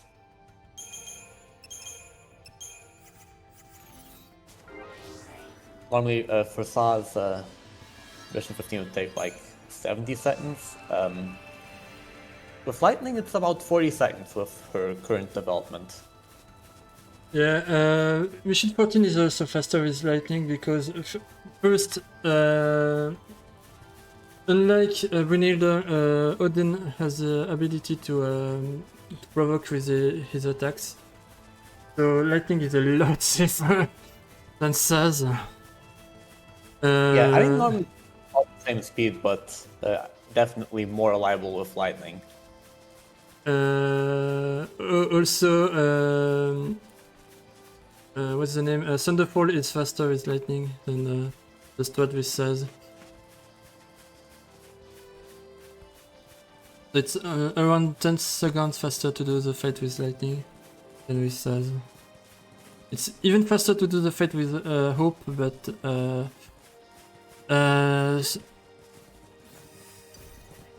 we use Lightning for mission 15 anyway, so it's better to use Lightning. It's less menuing. Exactly. Also, you don't have to develop Hope that way again. I don't need to develop Hope for this mission. Actually. Oh. Really? Yeah, because Hope has enough stats from chapter 10. Didn't he have like still 700 HP or something? Yeah, but it's enough. I mean, I don't know about that. It feels like even the over 1000 HP that Saz has not enough here. But the problem with mission 14 is that yeah, you still can die on the first part of the fight with Hope, but as soon as you have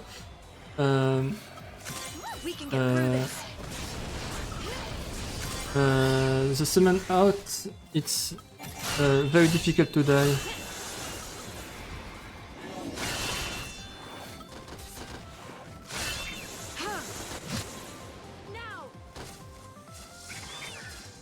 So yeah, basically just like a few Thunders for chain. 3 or 4 depending.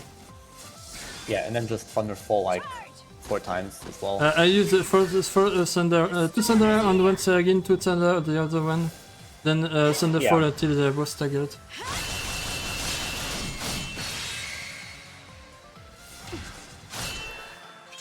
Until next time. Honestly, much simpler fight than with Saz.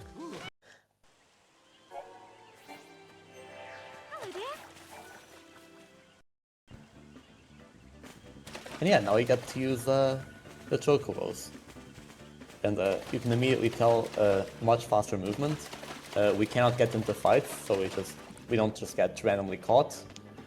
And hopefully we get several digs on the way to the next mission.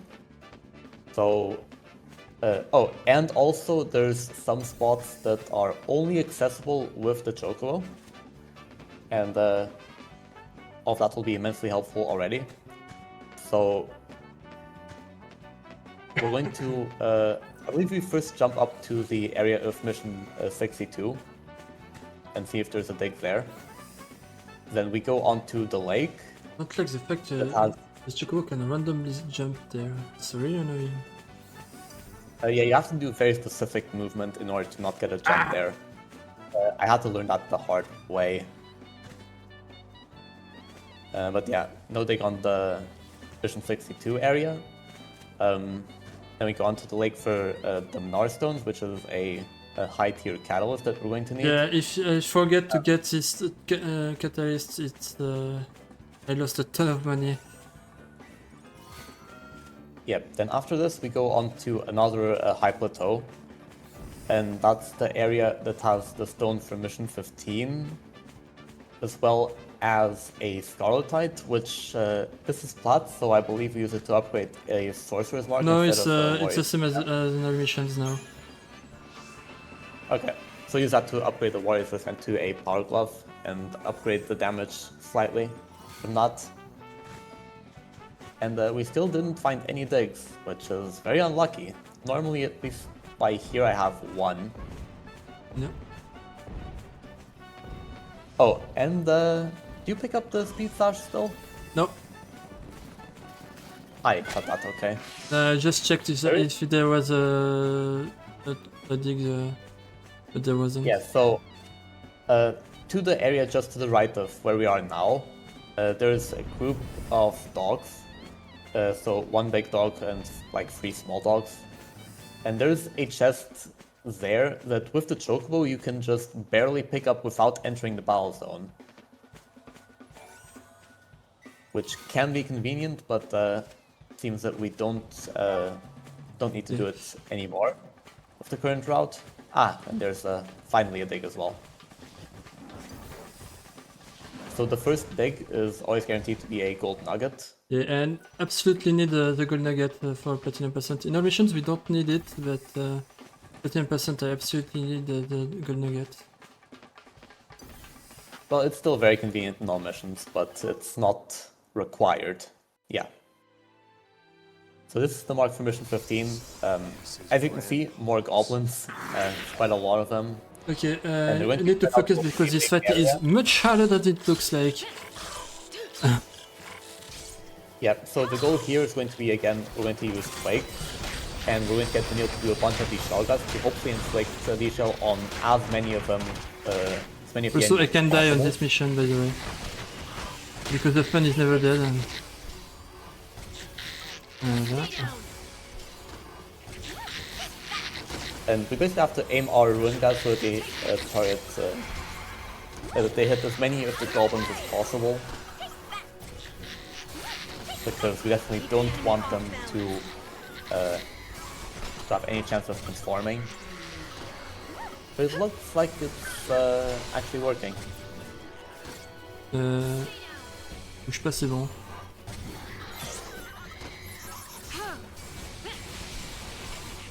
It helps for this fight that Lightning gets a lot of ATB back whenever she hits a lot of enemies because of Fault Siphon.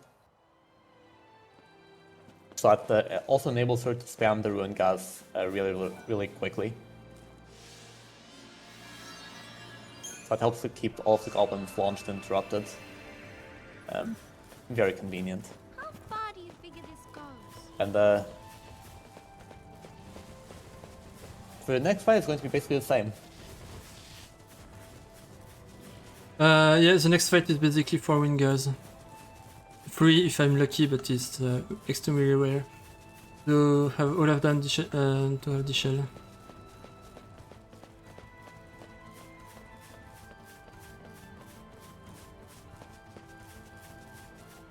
In all missions, we go immediately to the mission, but in Platinum percent we need 20 digs for the Platinum trophy. So pick up this Chocobo, well it's slower to pick it up.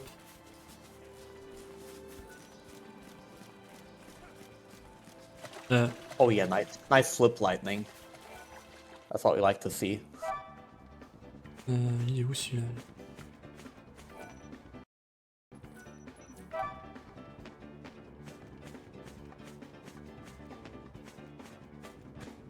That's a lot of digs. I guess they were all on this side. Welted, perfect. In terms of dig quality, the Chocobo Tail Feather is kind of whatever. Yeah, the Soul type is, Chocobo Feather are completely useless.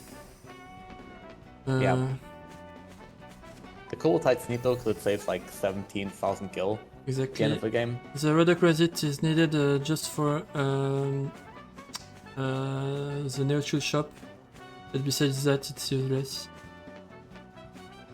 It saves 8,000 gills.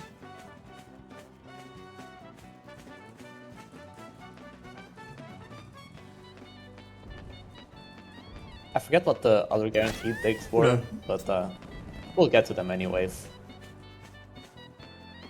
Also, once again, Chocobo coming in handy because you don't get into the fight when you hit an enemy. Very, very convenient. Also, I need to preempt these guys. Which is very easy. You just wait for him to turn around for like 2 seconds. Ah, too slow. Didn't get the style on skip. Yeah. Better reset.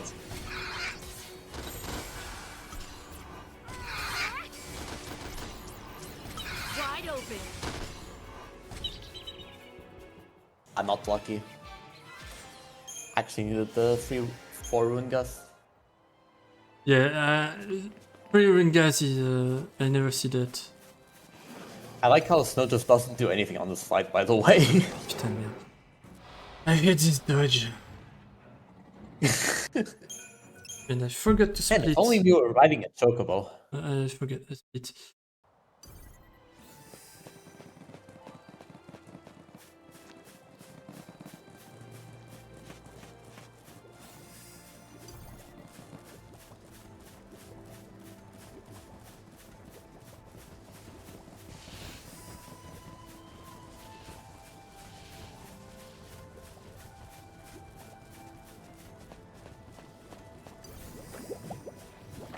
I was surprised to find a way to do this mission with lightning. I thought I had to battle swap and do the fight with Saz and Saz as a leader, but it's possible to do the fight with lightning, so I don't have to care about that. Yeah, it seems to be more or less the same speed. Yeah, it's 1 second slower, but yeah, so at this point, there is not enough of a reason to change everything yet. So for now, we can still keep lightning, and it's like why we did 3 fights with her, 4 fights. it's a force Decent fight mileage out of with lightning. lightning. And the last one of the chapter. Yep, so I was talking about enemies that are resistant to physical attacks when we went to Geyseric. This is another one of them. This one we have to defeat with basically only magic attacks.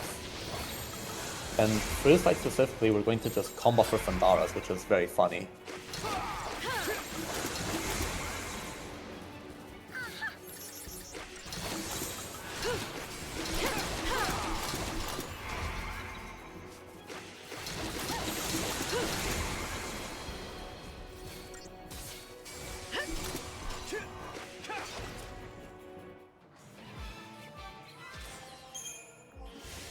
And yeah, that was pretty much the fight. We just get interrupted with a bunch of combo for Fandaras and Ruins.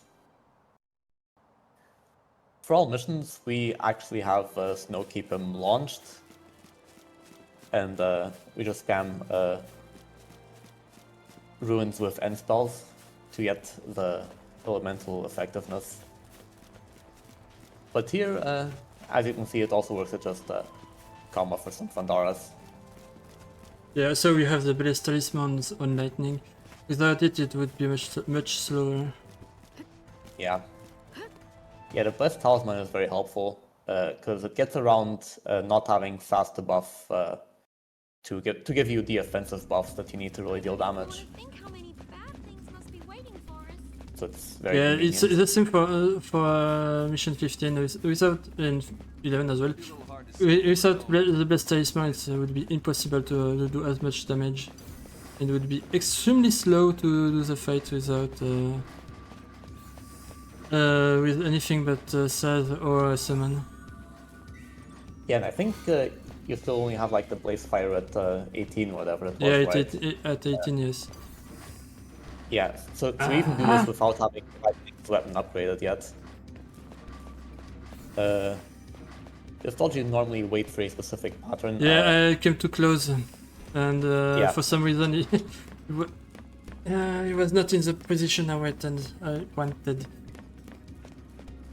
Yeah, a bit slower, but it's still fine. But then for when you have to dodge these big guys, you have to get close to them and wait for them to turn around, and that actually gives you enough space to pass them, which is also a very funny dodge. But yeah, now we're going to do another menu. So this is the point where we are going to get some Warrior's wristbands, and we're going to upgrade them to magic. Accessory, magician, mark, So we get like the maximum possible let's jump, mostly fist let first ring, black belt, fire bond.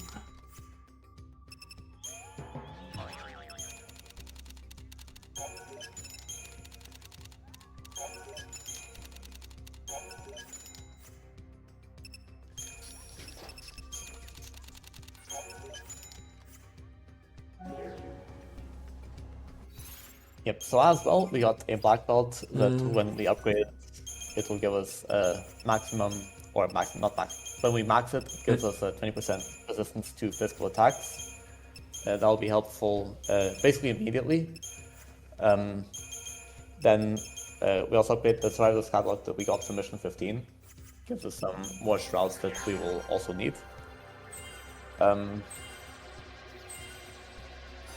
And yeah, we're swapping the party again. So we're back to our quote-unquote normal party of Sas, Nova, Neil. And I think at this point we keep it until the end of this chapter at least. Yep. From now on, it's like on missions, except mission 20 and 28.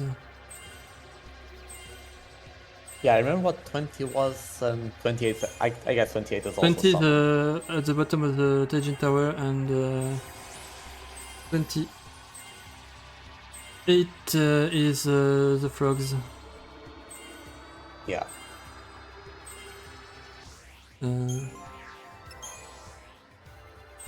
So I don't know if this is too different in Plat. I guess probably not, but in all missions, the reason we do some Crystarium here is just to get some more general development on our party. Mostly because of mission 18 that's coming up, which it has another one of those bellows, but it also has 4 small mob enemies, and they deal a bit too much damage to us combined. So we really want to get the extra HP to have a better chance to survive them, so we can manage to do this fight without using an Ether Soul. And also we do something a bit rare that I want to point out, which is that we just optimize offensive SAS. And I think on 8% we just always do, well, to be fair, we only do warriors, but until recently, in all missions in Plat, we also used to for either physical or magical damage. So a recent optimization is we just optimize offensive at this point. So we get both a accessory for magic damage and for physical damage. And this means that we get good damage for the fight with the Rust Puddings, who we cannot damage with magic, almost. We get good magic for Mission 18, which has an enemy that we can almost not damage with physical. And for Mission 19 it's also kind of relevant because we want to deal some damage with our blitzes. And I guess for 20 it's not relevant in Plat because we summoned through that fight. I didn't listen to you, sorry. Yeah, and I even was when we get focused to on main menu, Taijin, sorry. yeah, even when we get to Taijins, it's like we still just keep the physical and magic equipment both on Saz, because there's another bellows there that we have to damage with magic, but everything else we damage with physical. So it is actually the most optimal to keep both of those equipments on Saz. Like when you combine that, so when you combine the fight times with just not having to switch the equipment at any point, that is actually the fastest way you can spec your equipment for those fights, which is rather interesting.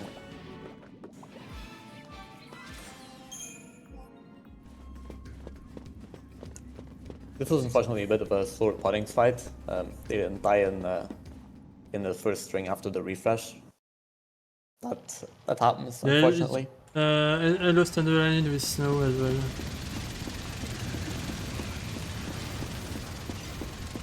Yeah. And yeah, now we have the mission 18, where, as I said, we're going to have another fight with the bellows. So we have to spam ruins, and Saz does not have ruin, yeah, unlike lightning. So our ruins can only target the bellows. Yeah, I would have tried to do this mission with lightning if I have access to, if I didn't have to do the rust pudding first. But sadly, Yeah, the puddings without being able to pop up. the rust pudding are bit too annoying annoying. to do. Also, shame you don't get to see the funny preempt here. Yeah, because I hate this preempt. Yep. Anyways, we have to retard to the bellows, so the snow will target it after the shift.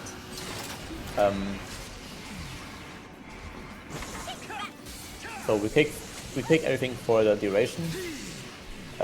Buff up snow first. Since he starts attacking first. Then also buff up Saz, and now Oula, he je vais starts mourir moi damage. si je continue. Hein. And yeah, that's basically why we do the development for this fight, because as you can see, Saz is very low on HP right now. But yeah, everything else died, and Bellows is also taken care of. So fight went fairly well. Pretty standard fight. That's a gold.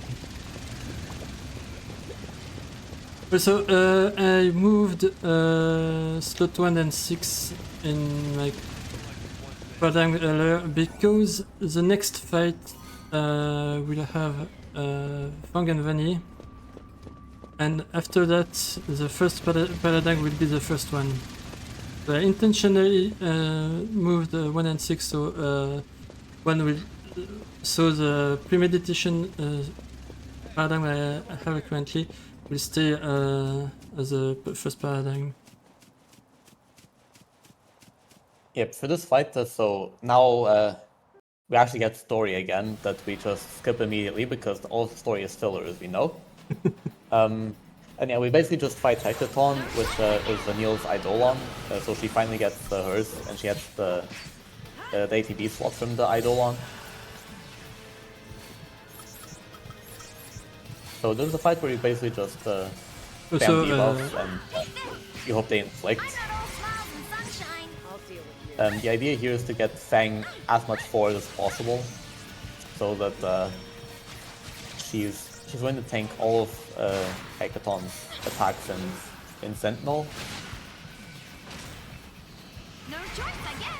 And the counter's good because Hectaton will stay farther back, but also annoying because it will hit Vanille. Also, you're not doing the shells? I cut the shell earlier. Yeah, so the idea is we inflict... usually it would be we inflict all of the debuffs on Hectaton. I forgot to shift. And, Oh, no time to panic. and once you have Imperil, we just start doing Deep Tech and D-Shell. We got some awkward combinations of strength here. Yeah, the fight is not going as I want. Right.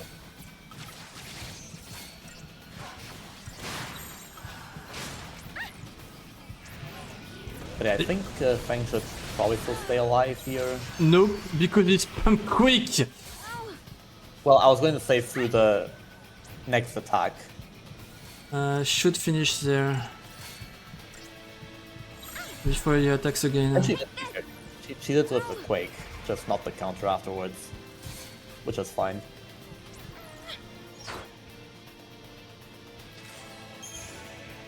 And yeah, a bit of an awkward fight. Rather slow, but yeah, we managed. There's also Yeah, you have the it Black has Belt playing, zero just infliction survival. as usual. Happiness.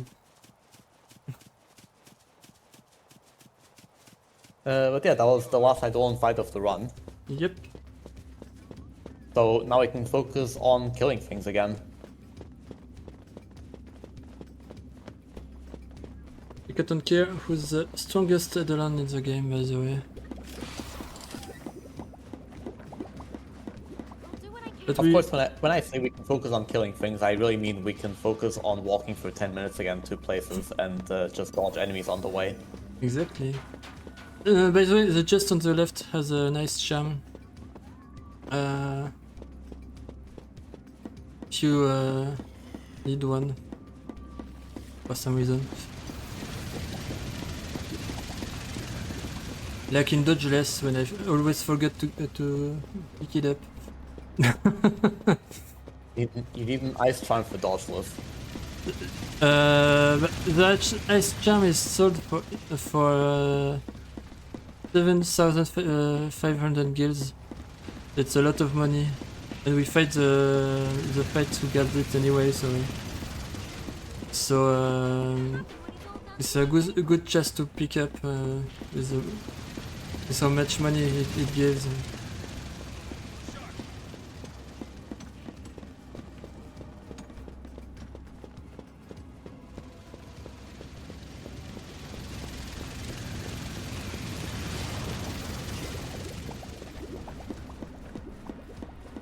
You know what I just realized? We never actually mentioned the warp stones we have. Yep, I use the warp stone like it was nothing. So Yeah, there, we're too busy talking about lightning. there are 3 types, well, 4 types of stones. 2 of them are, there's the usual stones.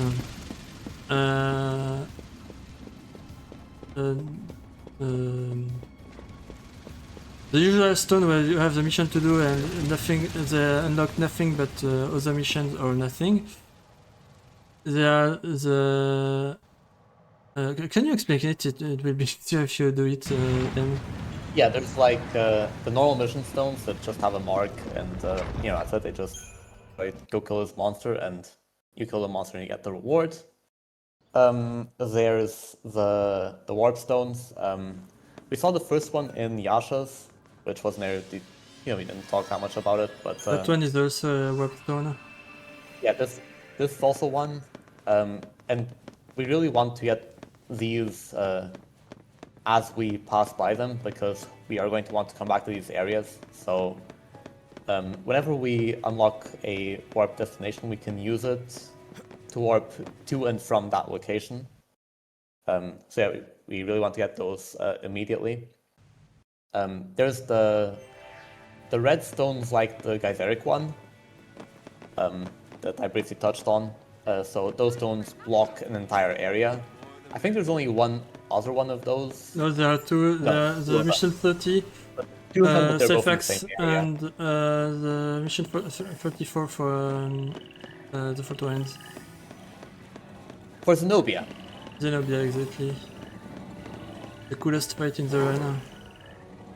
Yeah. That's one to block an area in the... I don't know, what's the 4th one? Is it just the Taijins guys? Well, I said after that I have a fight to do first. Right,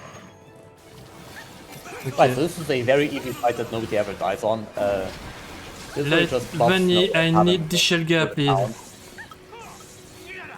Yes, we really need P-Shell to deal physical damage on these guys. You useless.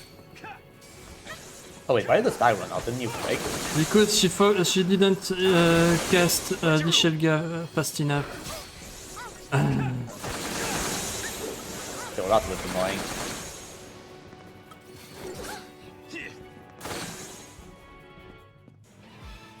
But yeah, just slightly slower fight, I guess, not the end of the world. Yeah, rip 15 seconds. What were you saying was the other stone? One of the stone. Before I start speak of that, there's a soft lock here. If I have a amazing flying glitch, that's the reason why I do it there. Sorry. Yeah. There are two other type of stones. It's one of them is missions in Taijin. Well, not stones. They are. I don't know how they are called, but they are weird. They are called Menhirs. It's like they're like some big dudes with swords. Yep. And they're technically made of stone too. And the last type is stones in fault lines that teleport you back to the entrance. We don't use them. Yep. But they exist. They also Yellowstone. Yellow was the only type They're of like stone that we can't do a mission from. Yeah, they're like a slightly different kind of yellow from the actual. Orange, yellow. Well, yeah, those are not relevant. Yep. Also, this is the best in the game. Yes, that is tier. I think that was some developer just trolling by putting like this chest here with a single organic component. That, as we know, the organic components are really cheap. It's really not a big deal to buy them. And there's just this random chest that has exactly one of those. It's like, yes, great chest. Thanks, devs. Thanks for being so nice to us. I don't like the looks of that. I've picked that up in the world record, by the way. Any percent? No, for all missions. All missions? Because sometimes you just get there and it's like, well, this one's dead, but I guess I'm going to continue. Well, might as well pick up this chest because I'm so funny, right? And then you just world record with it. It's like, oh. Didn't know about that. That's funny. Yeah, I've done it like once or twice. Not very common, to be fair. Yeah. Anyways, back to this run. That's not all missions, but contains all missions. Yep, this fight is not done in all missions that way. Except if you decided to do it that way, and in the end, I don't know. Well, as of now, it's different from all missions. All missions still does it with SAS for now. Yeah. So Is that this mission is where I get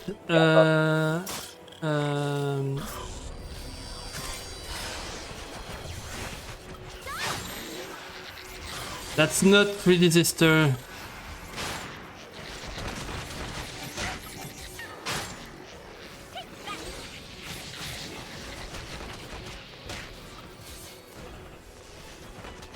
That's not level 3.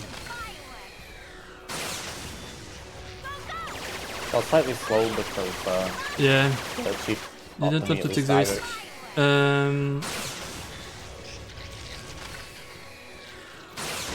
But yeah, With level 2 it's slow as well, so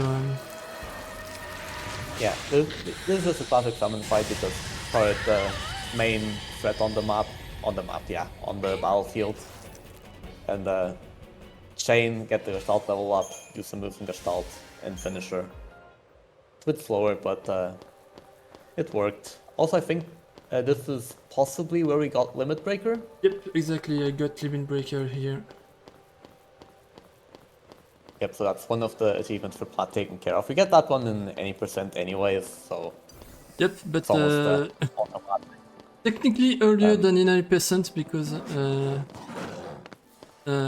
we use Cat on Kier on mission 22 for the first time. Yeah, Cat on Kier is stupidly strong, so we take advantage of this to do mission 20. Yeah, we get Limit Breaker in different places in 80% all missions and Plat, I think. Yeah, So where for do you Plat, get it's it in here the for- mission, by the way? I think in all missions it's on E&J in chapter 13. Yeah. That's what I thought. Oh, wait, or maybe it's on Kelled, actually. With Snow. No. You don't do enough damage with snow. Okay, yeah, then it's in chapter Oh, 13. wait. No, you do enough damage, sorry. You do Well, enough one of damage, those. of Either way, course. it's Yeah, funny. you do have half his HP bar, so of course you have enough damage. Yeah.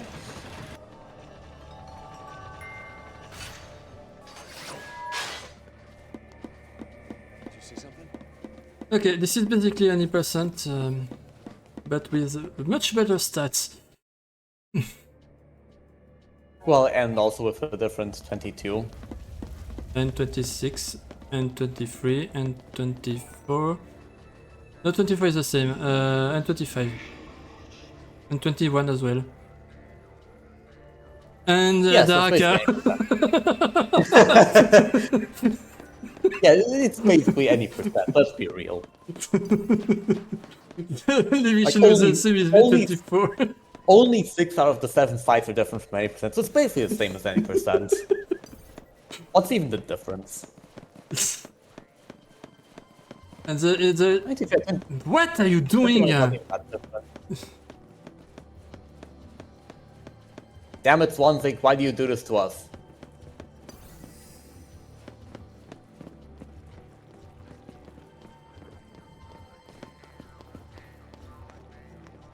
This is a bit of an annoying preempt, you have to bait it out of the battle zone and just wait for it to turn around. Little first time I got this preempt, my stream crashed.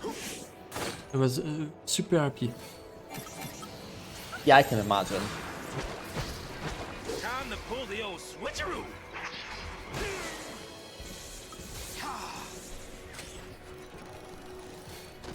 I like the singular slap that got off. Follow the old guy's lead. Normally it either gets off nothing or both of them, but since it's one, Snow still has adrenaline.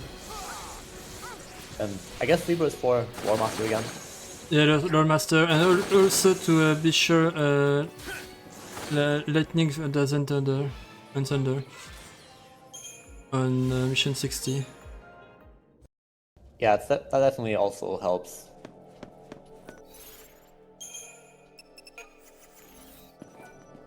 Yeah, here, this one's a bit interesting. So, technically we don't even do anything on the first string for the next fight. But we actually need to have Saz as a Ravager and not as a Synergist in order to change the target of Snow. I think just Snow, because we need him to stagger the Bellows. And the only way that he does that is if we actually have Saz as a Ravager. If he's a Synergist, he will target one of the generic enemies, the Cryptos. And Cryptos, it's not yeah, quite I what we think. want. We want him to target the Bellows. Because if we don't stagger it, then we have a problem. That's a bit of a pattern of the Bellows fights, by the way. Yep.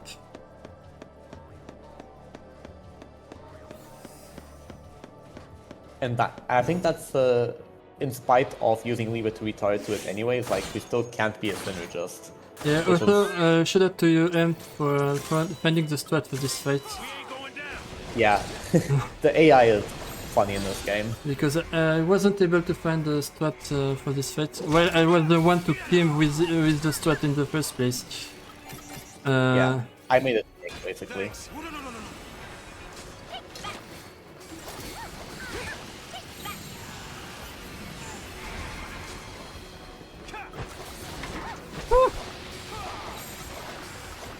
That Thanks, was Daniel. scary.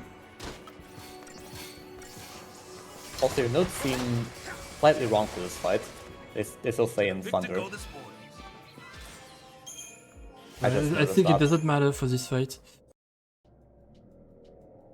Can be wrong. No, I think you wanted water for the cryptos. I think it doesn't matter. It's only the the you're Oplats right. were weak to thunder, but not water. Yeah, they're actually weak to both. It's only 18 where it needs to be in Thunder, I guess. Okay, my notes just say in water, so I was going off of that. Okay, this fight is a jerk as always. Ah, it's nice.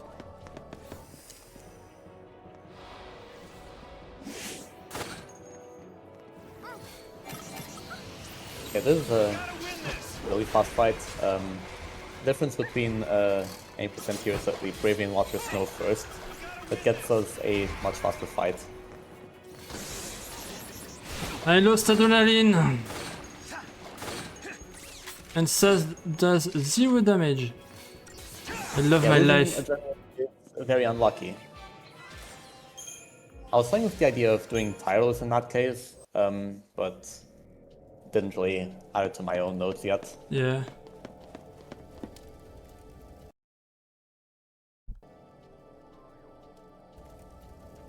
I forgot to split.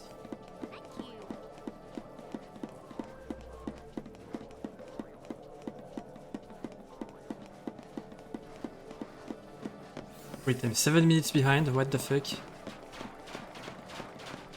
Wow, you caught up 1 minute.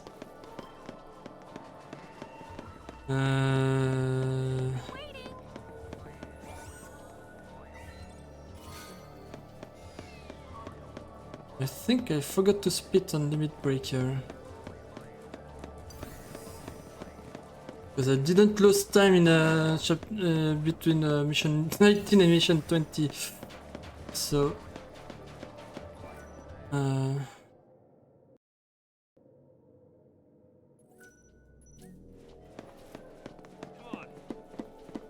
Mushusu, right. After mission 19, I was 4 minutes behind.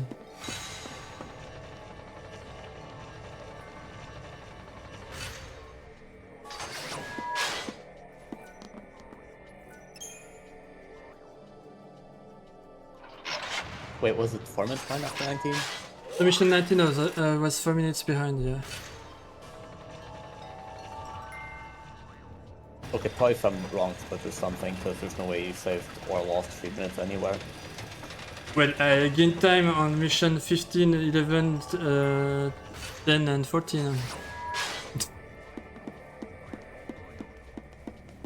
Yeah, I just don't see where you lost 3 minutes after that.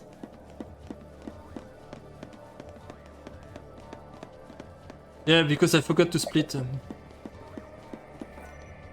Yeah, pretty much.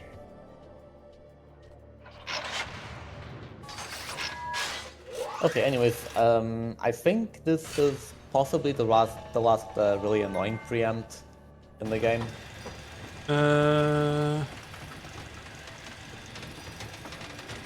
If I can't... Yeah, well, there's unless you do many of Tomberry the left, manual. but Tomberry is not difficult.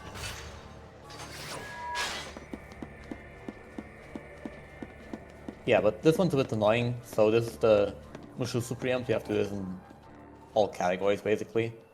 Yep. The next fight is going to have 3 enemies, and there's like one of those Vespa type enemies, and there's 2 birds.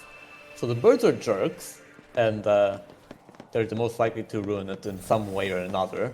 Like they can sprint at you at the end of the battle zone and catch you, or they can just be turned around to just barely see you. And that's a bit annoying. Ideally, what you want to do is have the birds be turned away from you, Merci. and you either preempt on Mushusu or on one of the birds. So thankfully we managed that, so hopefully we don't die now, because that would be bad. So when we preempt on multiple enemies, we always Plague to get duration. And we just buff up Snow, then after that we haste Snow, so he can kill the birds quickly. And if we're not deep protected, then it's all good. So get the bravery on Stas, get more damage on him. And nice split, Stas, good job. And just get the reanimation cancel on Snow, and that's the fight. So good news, we don't have to do any more annoying preempts. Yep, except Tomberry. Well, that one's not annoying. Your words, not mine. But I think I will change my notes about that because sometimes they're a bit some kind of joke. But when they turn around, it's very easy to preempt them because they don't turn around immediately again. So they're sometimes annoying, but not as much as the rest. Okay, so for the next fight coming up, this is the Vitala fight. On any percent, we actually delay this fight to be after Penangolin, and we use a summon there. For all missions in Plat, we don't summon on Penangolin because we want to conserve our Ether Souls. So instead, we do Vitala first with our higher stats. But we also don't have the Platinum Bangle from the Mission 26 fight yet. That's our reward for that fight. Is the Diamond Bangle and Platinum Bangle? Sorry, Diamond Bangle, yeah, you're right. Doesn't matter. Yeah, we don't have that one yet. In all missions, the way that Vitala works is that we have just barely enough to make surviving Vitala like 99.99% reliable, but there's technically a chance we can die. How's it for Plat? It's the same. Vanny has more HP than in all missions. So she is guaranteed to not die at least. But says it's random. Okay. Okay, so Vanille's guaranteed to not die. That's that is good. Stas is not exactly guaranteed. So there's like a 0.01% chance or something. I haven't exactly mapped it out, but like. Also, if I'm too low HP, I have to use a potion anyway because I don't want to die on the third. What's the name of the speed attack? I don't remember. Yeah, to be fair, I don't think you can get off the potion in time for the second spell. The third one at least, yeah. But you need something like 150 HP to survive, I think. They don't do that much damage, but it can kill you if you're low HP. Yeah, so basically the TLDR is, if Vitala gets a high roll on Saz on the first attack, or if Vitala targets Saz on both attacks, on both the first two attacks, and the first one's AoE, so technically a bit of a higher chance. What's the strat again? I don't know, favorite. Wait, no, it wasn't. That wasn't implement, Nico. Okay, that's weird. What? What? Pourquoi j'ai pas preempt? I guess that was the power zone. But yeah, basically, if that was a high roll and Vanny! and if then he targets Saz again, gets another high roll, then he dies. But he didn't target Saz, so it's not an issue. And Vanille finally got him peril. Good job, Vanille.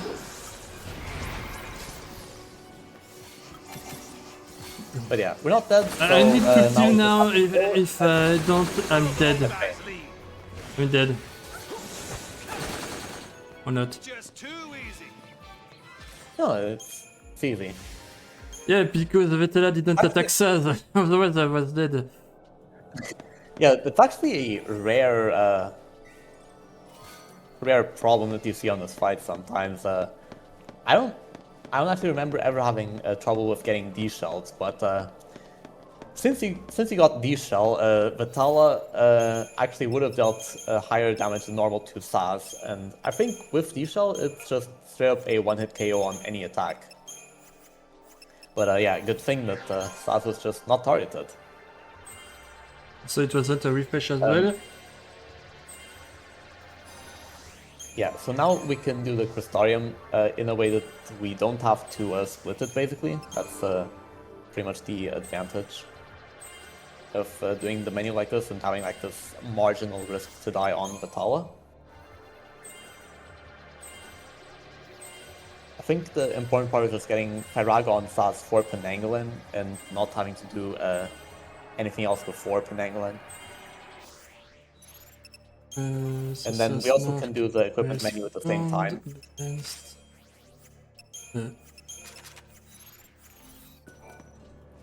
That's a menu you can't do on missions, by the way. Because the balance will put the Sorcerer's Mark level star on Vanilla and you want the level 1 on Vanilla. But in Platinum Percent we don't care. Yeah, that depends on how you do mission 28 basically. Because if you need the Sorcerer's Mark star on 28 for the Pyraga strat when you don't summon, then yeah, then you can't do it. But yeah, we basically just equipped the second warriors on Saz. Because now we are back to maximizing physical damage on him again. We don't need him to do magic anymore. I think that was like the last time we really used magic Saz for damage on mission 28 to be specific. 22, yeah. I can't talk, on the bellows. But yeah, since then we just use physicals and we're going to keep using physicals on Saz for like the rest of the run basically. So now we can just keep Well, Pyraga does a lot of damage on this fight. Because Penanggalan is weak to magic, I think.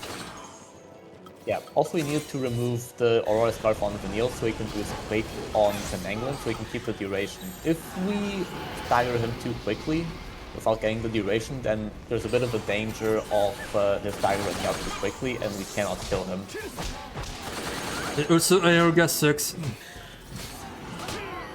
Ah merde. Yeah, also we ideally don't get Aerogad. If we do, it's not the end of the world. Yeah, if I have enough HP.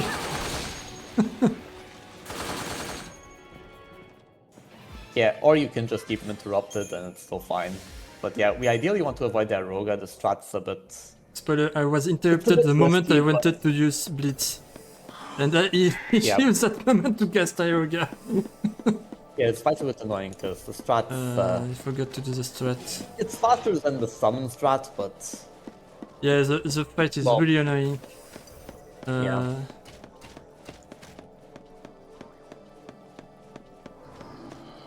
And that's what is the main reason why I will never do a Deceptilas preemptive on Penanggalan. Because you can die and... It's much easier to die on this mission without the summon.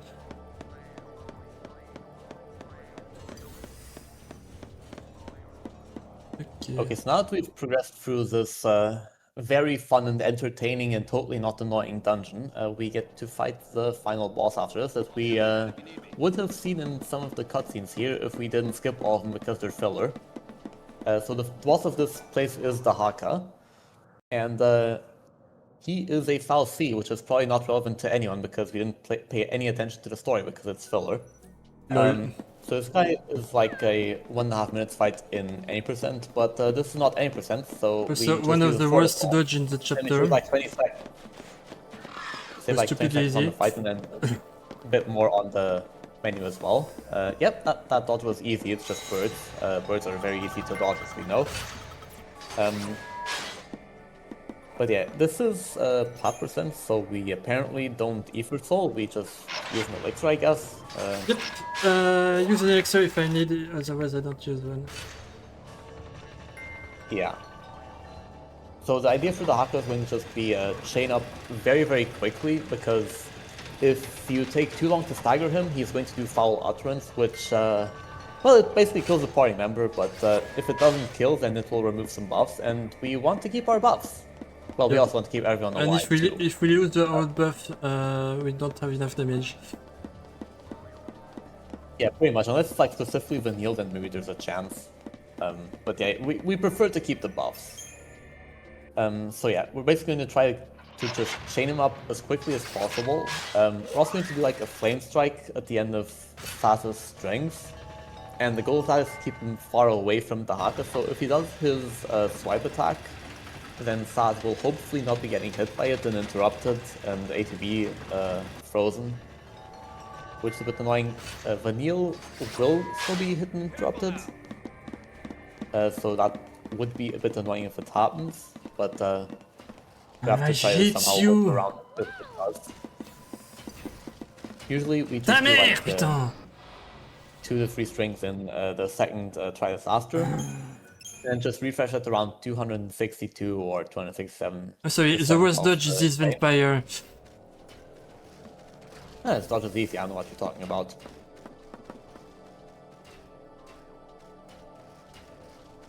But yeah, the Turn idea is going around. to be, Thank you. chain him up to there, then refresh to the other tridey again. I need to calm down Going a to do a bit. bit more chain, and then we shift to Gorilla, and we're going to give ourselves the end spell. And hopefully by that time, Vanille will have landed both Imperil and Deep Protect. We can just damage him down with aggression. It worked. It worked. Because then the Haka is going to be on the ground when he's staggered, and he's going to not. He's going to be basically stunned, so he's not going to do anything. Okay.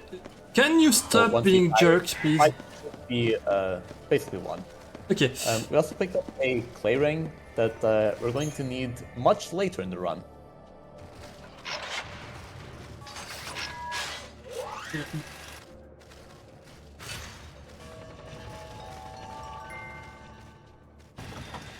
So yeah, for now we have the Haka to worry about. Yep.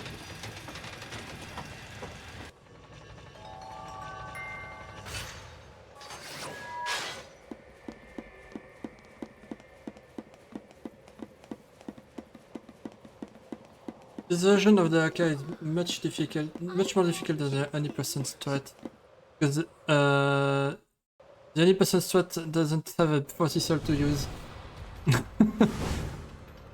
Well, we could have had a bonus, but we just used Snow and Sentinel because we need to be safe there. We don't have as much HP.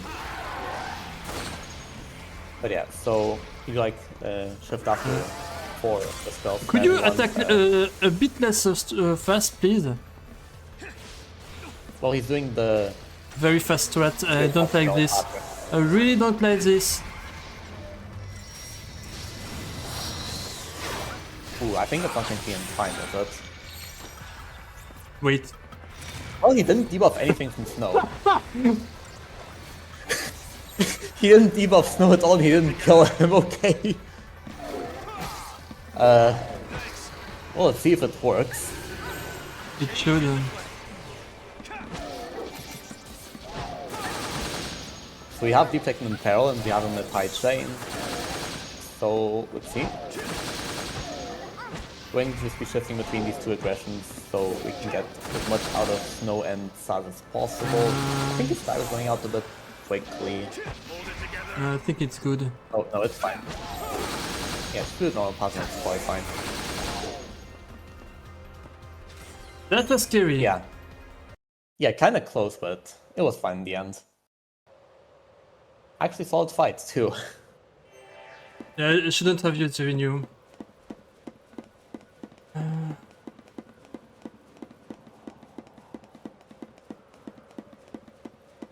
Yeah, Renew's probably more worth it if you get the Fire Ra instead of Fire.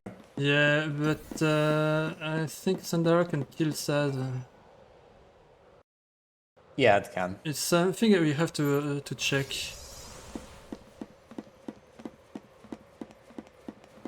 Is this live? No, this is Patrick.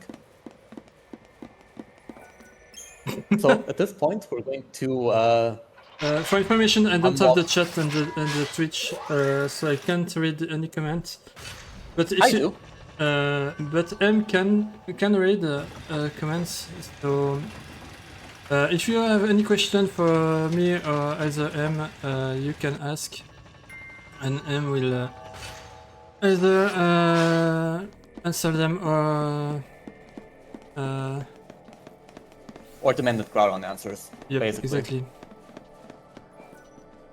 Okay, so for now, where we're going is like a separate, kind of separate area of the tower, I guess. It's a bit weird. There's like an elevator at the apex, and we just use it to go to this area. And because there was like another statue that unlocks the 7th tier, and we need to unlock the 7th tier to be able to use the central elevator at the top of the tower to go all the way to the bottom. And that's going to be relevant in like 7 hours when we do mission 27. Yeah, 6 hours. Or 6, I don't know the exact numbers. you can just use an hour of time anyways, that can happen. Like there's 2 Neochus. Don't worry. Oh, very important question. How are you today? I didn't sleep as well as I wanted. But Oh, wait. I drank a coffee, and for now I'm good.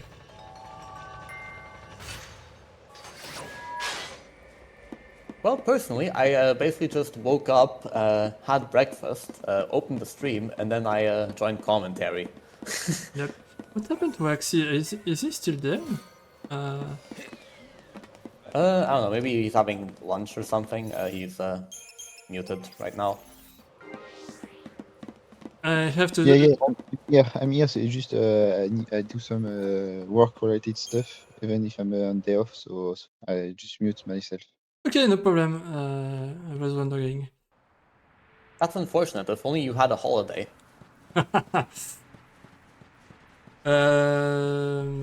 What was about? Yes, I have to battle swap Vanilla and Snow because the vampire fight sucks with the Haka setup. Yeah, do you do the same all missions for that fight? No, I do the strat you created for in case you summon on mission 28. Ah, I see. Okay, I do like the all missions version a bit better. Yeah, me too. But I don't have the stats for that.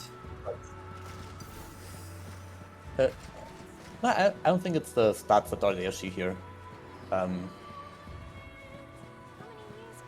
It's just the pattern, really. Yeah, I need to have Snow in second place, otherwise the vampire interrupts the Snow. So,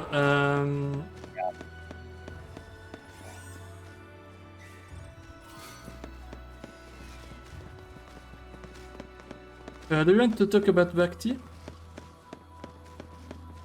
Yeah, Bhakti is the best robot in the game. Yep. He's going to give us 10 biceps and a bunch of money.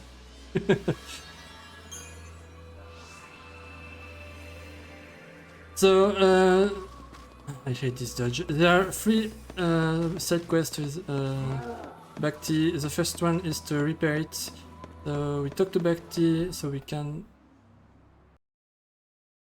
have the bunch of stuff we have to get for repair it on the map. The second one is the Pulse Pioneer, one of the trophy achievement, yes. We have to do 10,000 steps on Pulse, something really easy to do. That was Bhakti. Basically, once we repair Bhakti, we do 3 steps, and we have Pulse Pioneer because we did way too much steps anyway. And the last one is Treasure Hunter, the infamous and most difficult achievement to get in Final Fantasy XIII. Time for a second wind.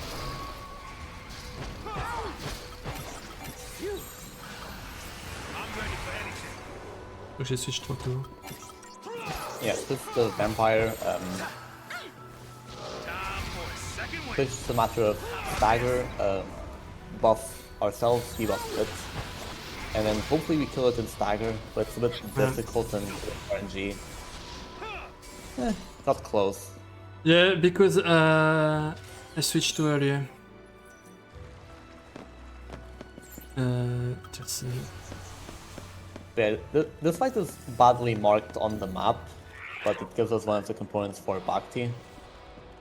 And yeah, then this is the summon fight for mission 28. This is a bunch of frogs. I can. They're somewhat annoying. They can't just instantly kill you at the start of the fight, yeah. They basically just get stop level 6 with one big Firaga hitting everything. And then you just finish her. And everything dies. It's basically mission 14 with Firaga. But Groudon on mission 14 had lightning. Yep.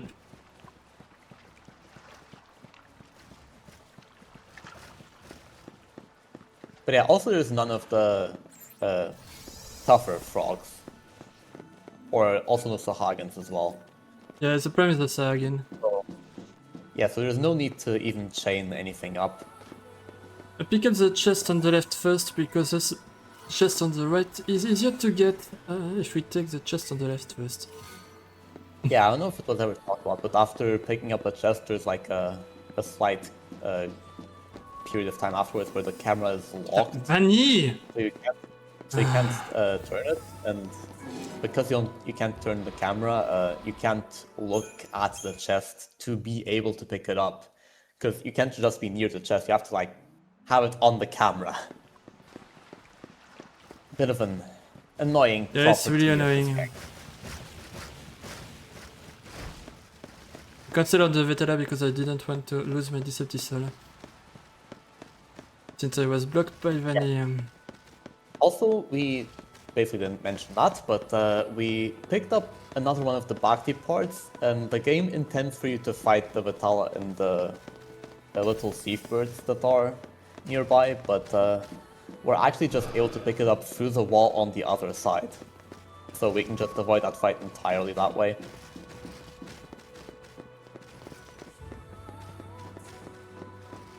And the third part out of 5 that we're going to pick up is on this bridge. Yep, and I forget it a lot. Yeah, don't forget that that's usually bad. Est-ce que j'ai la place? I don't have this place. Like, bad timing. Yep, and I couldn't do a...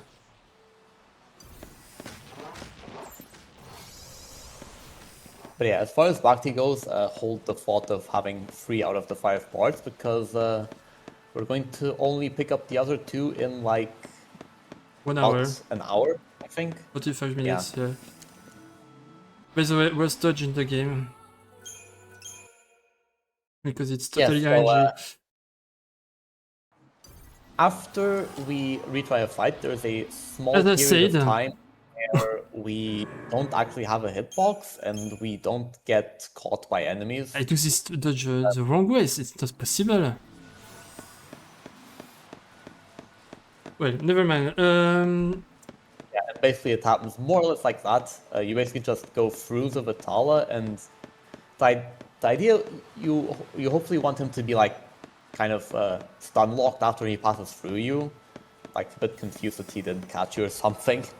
And yeah, you just run past him that way, because normally he is too fast because he just doesn't stop and beelines towards you. So this is the fastest way we can get past it. Okay. Carefully rather than on the back. Will I do And now we the... have the best fight in the game coming up. Yep. Will I do the menu? Let you talk about the next fight. Yeah, we're going to just basically upgrade the magnums here because we want to get Thas to deal the most damage possible, and that's with the magnums. We basically just picked up the Pleiades high powers and a bunch of money, and also the Perovskite just before that, which very conveniently placed. It's the catalyst that we need to upgrade to the to upgrade the Pleiades into the magnums, and the magnums have a bit of a disadvantage because they decrease Thas HP by 40%. However, the Nebs currently have like, what was it, 200, 300 magic, something like that. The Magnums, when you max them out fully, which we are going to do, they have 1,170 magic or something like that. I don't know, it's a large amount. We basically just get that weapon and we triple our strength. Or, well, is it triple or double? I don't know, it's a large buff. And so we get that on Saz, so he can deal lots and lots and lots of damage. And so for the Bard 2 fight coming up, it's going to be more or less the same process. We're going to just chain him up, debuff him, and also buff our stealth. And the idea is going to be, we're going to need to keep Saz healthy because Bard does deal a lot of damage and he can just focus down Saz if we're unlucky. So we're going to set some paradigms with Vanille as a medic. We're going to have a solidarity for emergencies and the diversity for our regular healing. And we're only going to have Saz in Ravager for like the part of the fight where Bart is not staggered, which is like the first straight. Then during stagger we're going to have Saz stay in commando all the time because Saz's value is basically in dealing damage. Like, he has so much more damage than the rest of the party when it comes to dealing damage. We're going to just keep him as commando for the entire fight here after Bard is staggered. Meanwhile, No will be basically a Ravager for the entire fight, just chaining up, and Vanille we're going to switch between Ravager and Medic. So when Saz is healthy, she can just chain more, and when Saz is in danger, she can just heal him. And the idea is that we get him, so about half HP, Bard's going to do what we call the head split, going to reset his chain value. So what we're going to want to do is we're going to want to execute a string of 2 blitzes when he's at about half HP and starting to do a move. And what we're going to do is just do 2 blitzes while he does that move, and hopefully it's not Daze Gas so it interrupts us. That would be extremely bad. But yeah, we're going to do 2 blitzes, then we're going to shift into another commando paradigm with Saz, and then we're going to try to get a ready animation cancel and use another blitz. And in an ideal world, that blitz will kill Bart. More realistically, it will get him very close to being dead if we get a good result. And if we're not lucky, then we have to actually still reduce a lot of his health. And hopefully we don't get that case. Hopefully we actually get the radiation cancel on the blitz for Saz. And we basically just get like 3 blitzes at maximum chain and maximum buffs. Time So, for the, yeah, the most difficult fight in the run. moment of truth. Because the 2 difficult parts of that, it's like the timing for the shift, cancel, or radiation cancel the blitz, and the timing of Bartleby's attack. So you have to time the blitz. The first Like blitz somebody else, please.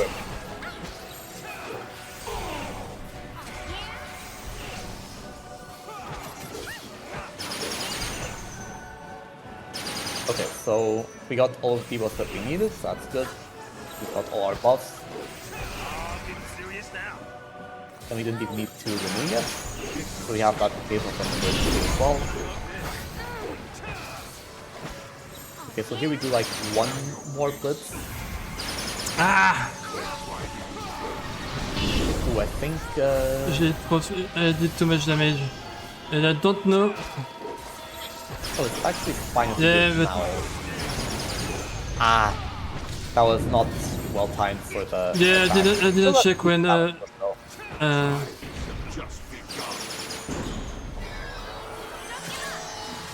are we dead? Okay, no, it's fine.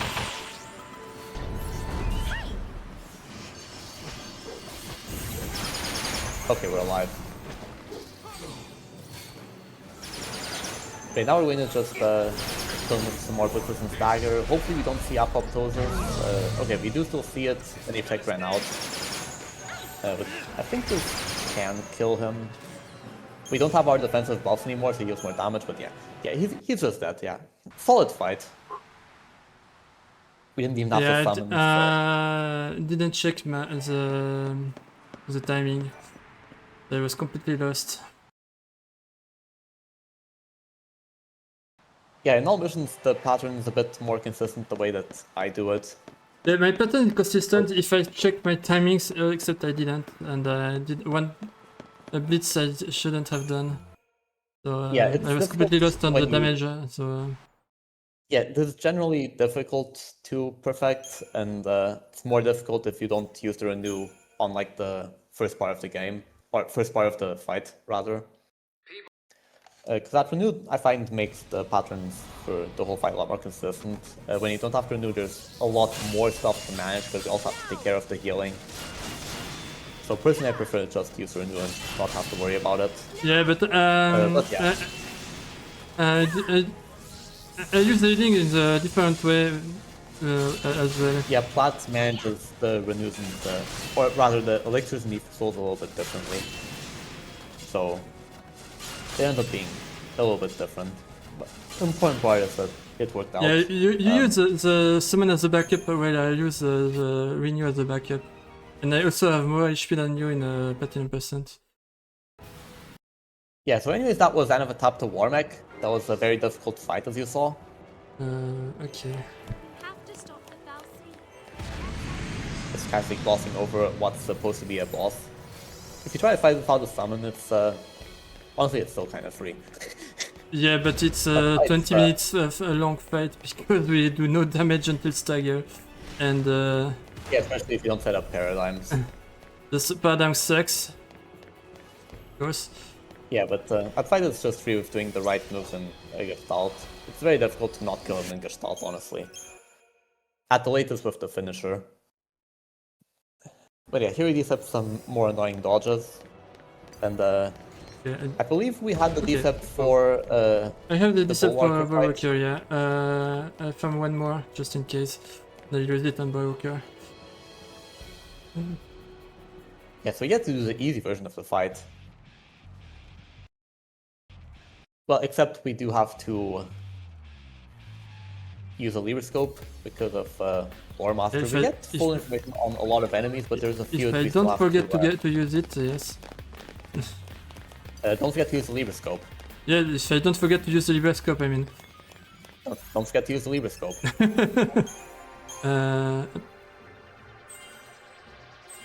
The question is a bit tricky now.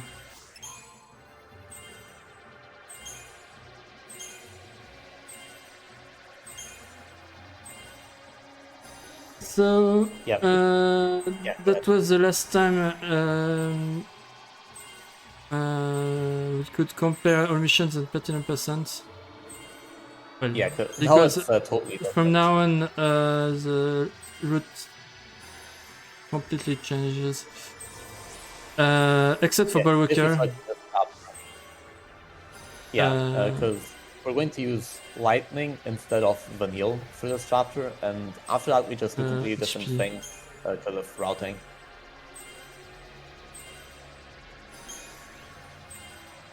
So right now, all missions would develop Vanille, but yeah, as you can see, we're developing Lightning instead.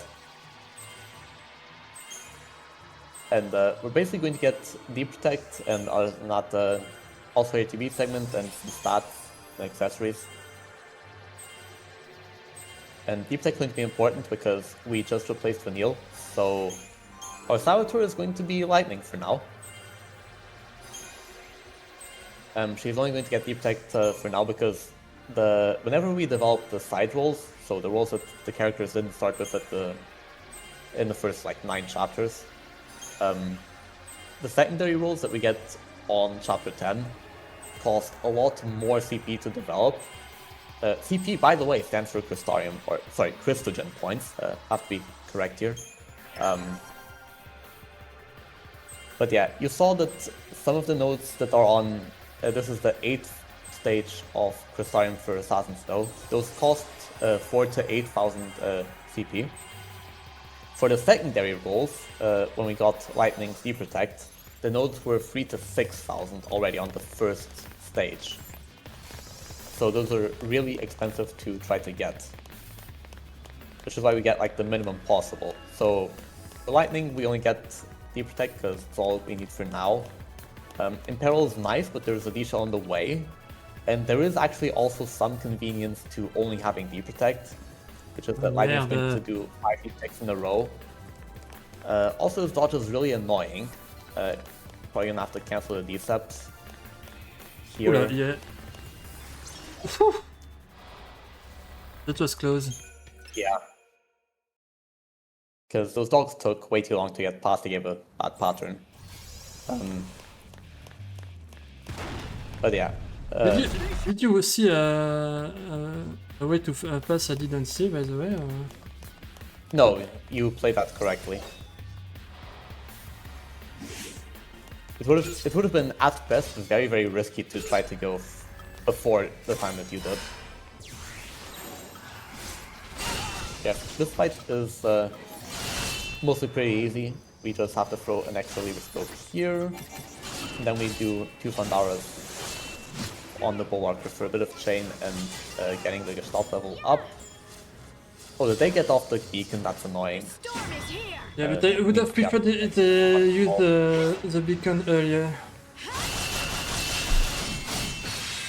But whatever. Oh, Until next time. I have to kill them a mano. Bit annoying that the beacon survived, but you can just do some strikes and they. Also, it's the only enemy in the game who is weak to physical attacks. That's a new one.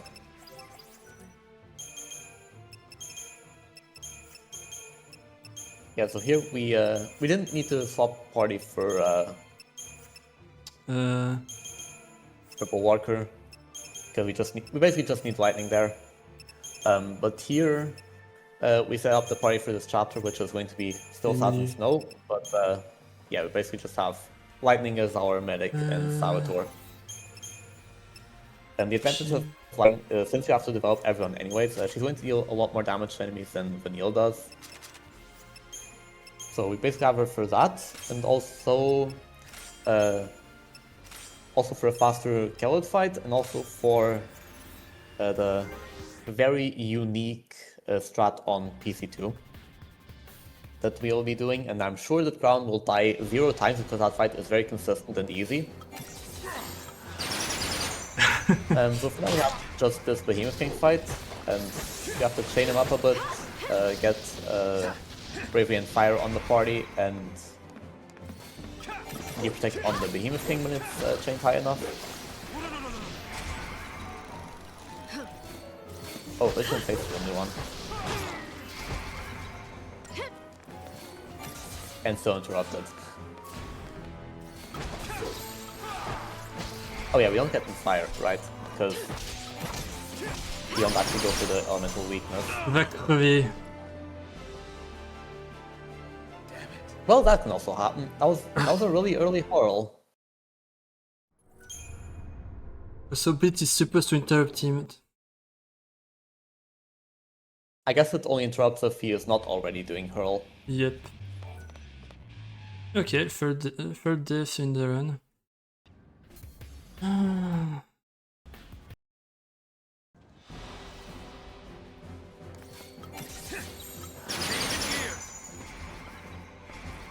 Okay, so let's try this again, but without dying.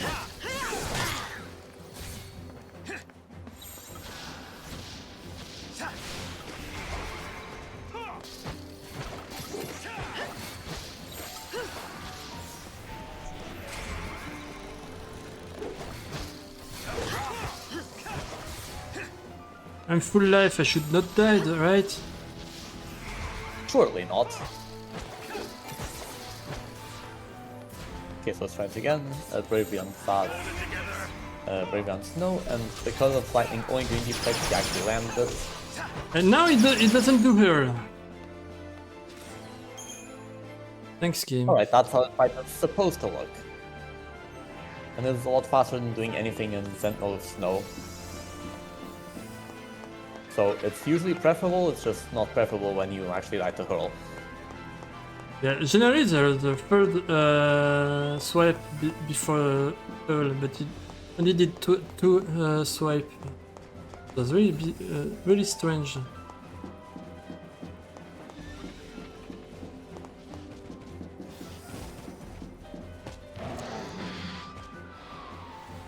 Oh yeah, also your notes apparently say to not lose your last Decept. Yep.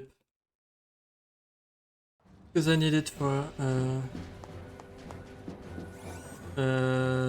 Fort Wines. And also Herba.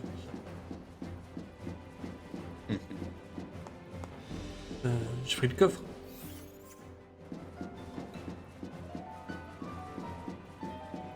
Use the chest. Yes, you did pick up the Rebel Heart.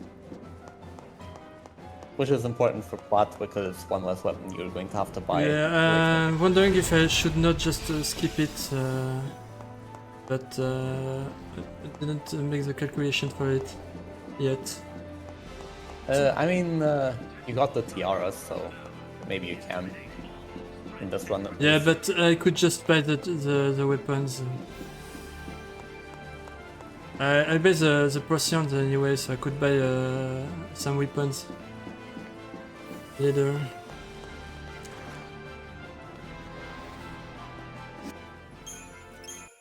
Yeah, so here I guess we double cancel. Exactly, double cancel.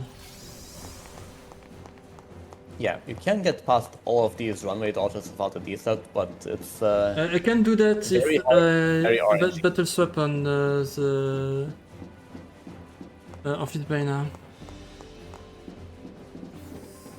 yeah, battle swaps are just a bit inconsistent.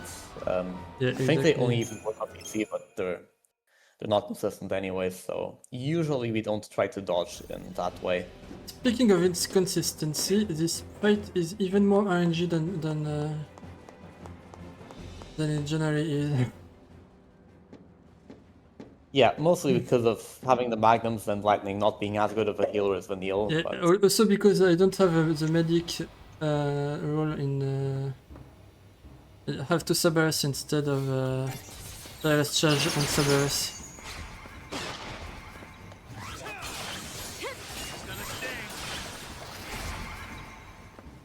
yep, so this is basically the same idea as for most bosses. Without getting a bit of duration with a route buffer blitz. Can expect everyone to chain, buff up our party.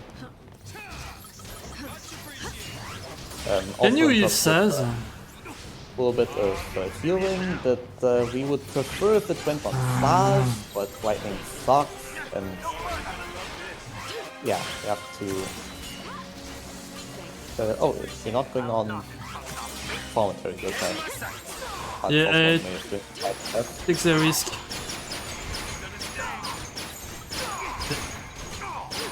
Not that risk. Old man, new trick. Yeah, so we also just got the cold block ability, and this is the single That's best not way supposed to of be the strat, but gaining on since staggered enemies much attacks. faster than the No, regular spells. I'm dead. Yeah, I saw that coming. Thanks, Lightning. No, thanks PC1. Well, if Lightning healed Saz earlier, then you wouldn't have had to use her anew earlier. Yeah, but it's Could have kept the stagger. PC1 spam says. Normally, at least for all missions, we go into Thaumaturgy instead of Malevolence during the Cold Bloods. So we get a bit more of the healing. Maybe that'll make this more consistent.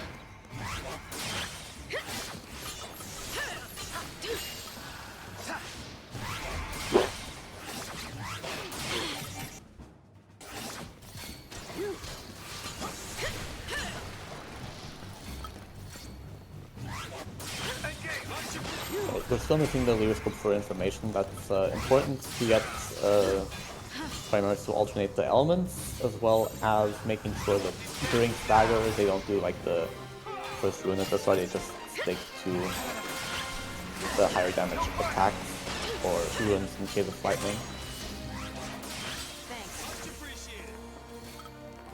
Here our HP is looking a lot better, so it should be a much better fight now.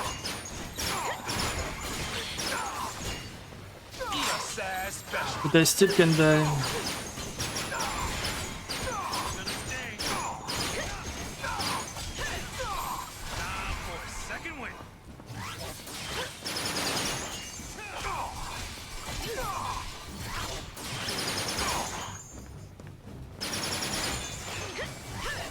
we also see again like the massive damage output of stabs with the magnums. Just deletes like the entire HP bar of the Proud Clad. Okay, now there's something we can't do in all missions, which is using lightning on Kellet. Which is a lot faster than Snow, because she needs to chain a lot less than Snow because of Odin's insta-kill ability. I forgot to Coons are home. instrument This of isn't gonna be faith. the end of it.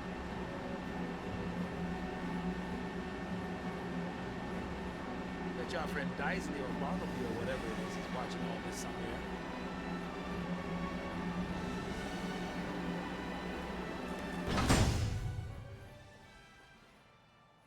But yeah, it's going to follow the pattern of the summon fights. Yeah, shout out to Carrot for failing the strat. The strat I had was much worse back in the day. Okay, that wasn't supposed to happen like this. We love lightning just randomly getting launched. Yeah, I guess that's a retry because we would Corey, have had your to tank strat sucks. It's all your fault, Corey.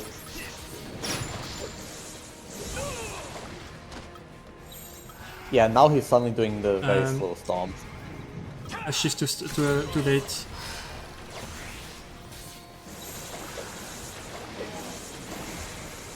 Yeah, I mean, it should still be fine. Just because you have so much HP on lightning. Compared to any percent.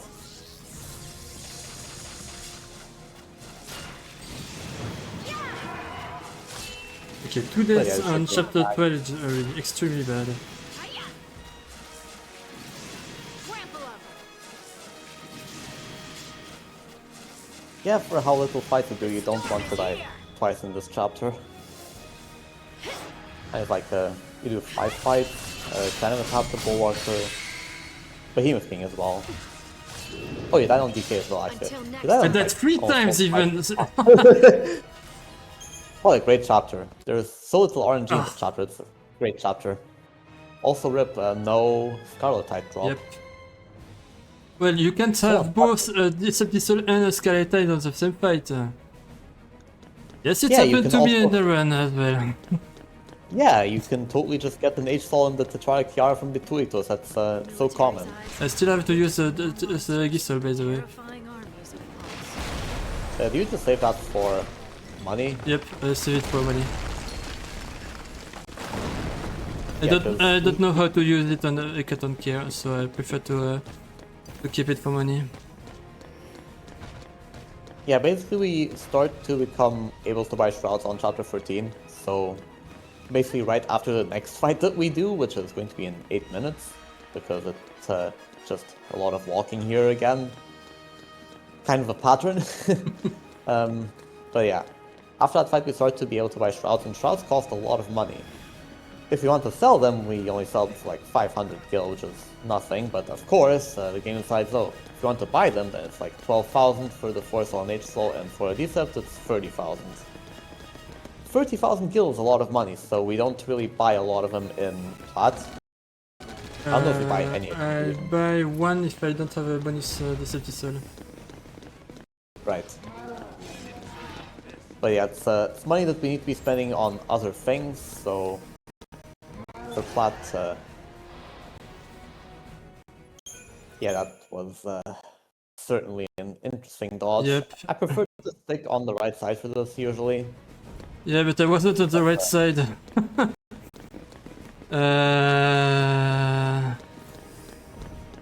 is a Okay, it should very be annoying good. dodge. Should have used the Decepticol.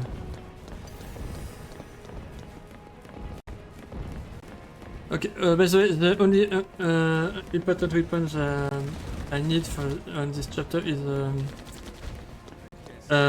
what's the name again? The Punisher? The Punisher, right? Pick up 2 the chest, the Rebel Hat, and the Mystery Tine only because they are in the way, but I don't need them. Yeah, the Punisher is the more expensive of the weapons. The others are like 11,000 to buy, and the Punisher is like 31,000. Yep, but the Punisher I actually use it, and Yeah, that as well. I don't need the Mistletoe and Rebel Hat. Same for the I think Simmer. it's still going to Same for the Simmer still and be a the bit Sitting Sun. before you actually use the Punisher anyways. Hmm? It's still a bit before you actually get to use the Punisher anyways. Yep. But For now, we still aren't using Fang a whole lot. Last time we used it was on, well, on Hekaton. Because we're forced.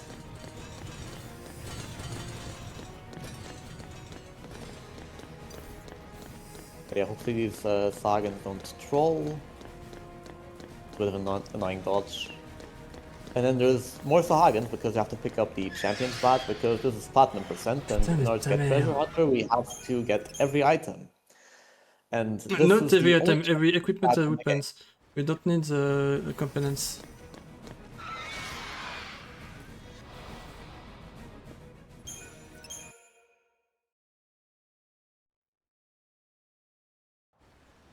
I think this is the dodge that I preferred to Decept in the one Plat run that I did. Yeah, me too, but I prefer to use the Decepticel on the way back.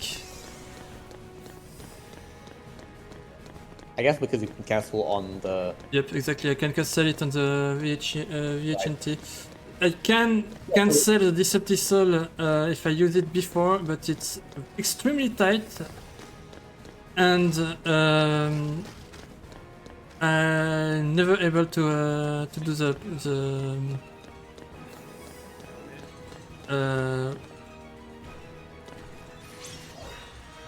what's the name? I'm never able to do the dodge if I do it the other way. Well, So anyways, that was the other phase dodge in the game. You saw it on the Vitala, but yeah, here's another place you can use it. It's the second of two places that we use it in the speedrun. yeah, I used it third time on the Vetala again. This one's a bit more difficult because you have to actually adjust the direction. It's not just hold forward, but Yeah, but in this case, it's not RNG. It's purely skill based. yeah. So anyways, here's a lot more walking because we haven't done enough of that yet. Gonna be a couple annoying dodges coming up inside the building that we're going to get into. Because the soldiers do not like to respect their boundaries. Ooh. The Starknock not a bit annoying to dodge because it just takes up the entire area quite often, but we have to just lure him out a little bit like this.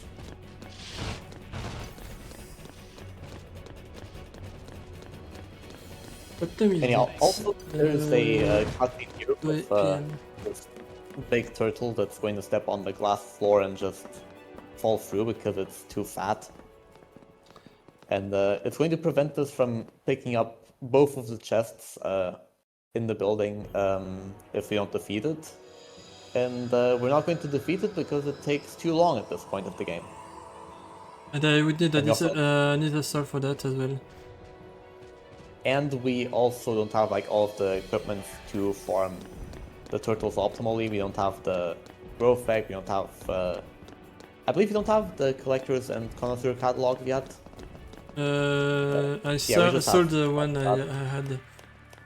Yeah.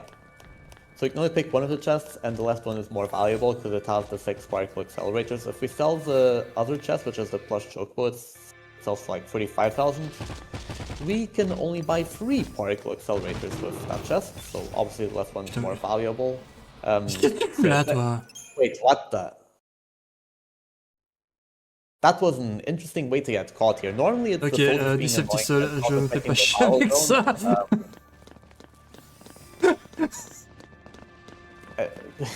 Having the behemoth jump into the battle zone, that's a new one. I have not seen that one before. You learn something new every day, every day of this game, I swear. With the position of the soldiers, I didn't want to take the risk, and I have a decent pistol anyway, so... Rare use of the post PC1 Decept in Chapter 12. This place really good as dead if you go out there. But yeah, this is just another part of the hallway. There's not even enemies here, so it's just another glorified loading zone. Yep, With a but chest. very cool design for a hallway. Look at this. This isn't the time. Yeah, this game still holds up in 2025 and probably will still hold up for a good while Yeah, with how good looking it is. This hallway is the definition of Final Fantasy XIII, a pretty hallway. Yeah. I especially like the pretty hallway of Chapter 4. It's the best looking hallway in the game. Some slack here. Bring it, shorty.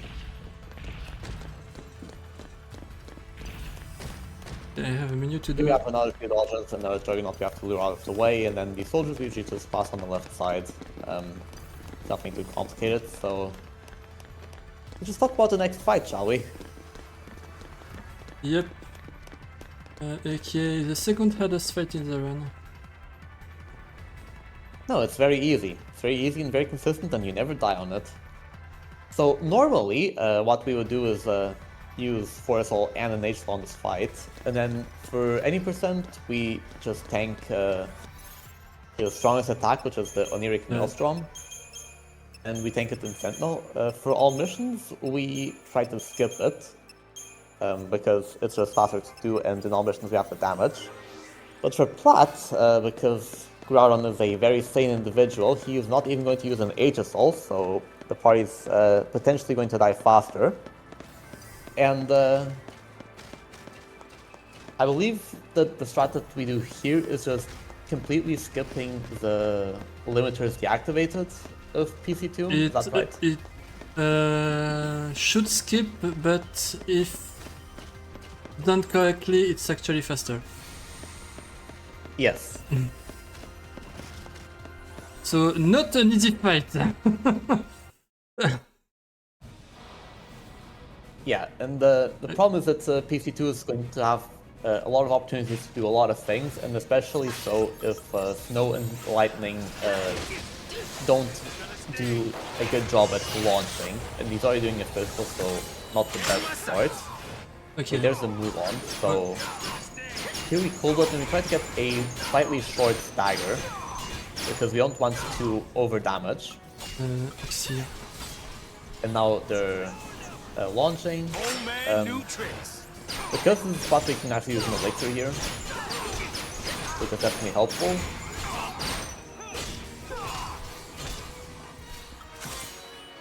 And yeah, now we've got him chained up very high with Cold Blood, so I just do like a little bit of damage. Also, no, good strat. Okay, and then having done a bit of damage, we would like more, but this is fine. So I just get some duration with a wrap buffered attack blitz.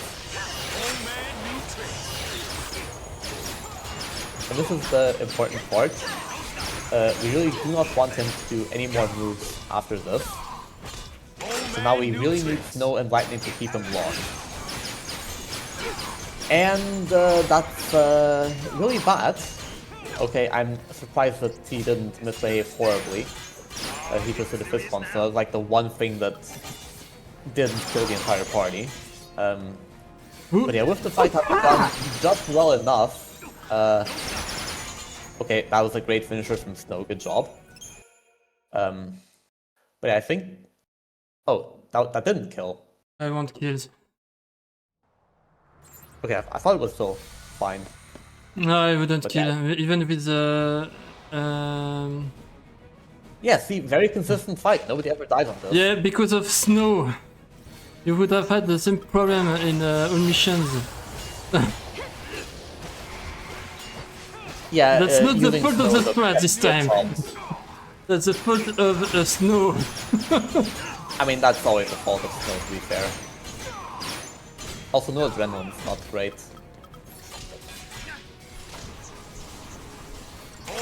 But yeah, it's going to do the same thing again. Just Elixir up here to heal full and restore all of the TP. Which also has the advantage to save a need for soul. So there's that. But yeah, we got him launched up here again. We got the Libra for information. Then he's not launched, so I everyone's for the don't attack like attack, the but HP. of keep interrupted. The HP is a bit high. Obviously he doesn't do limiters now. Okay, he's not doing limiters, so it's probably fine.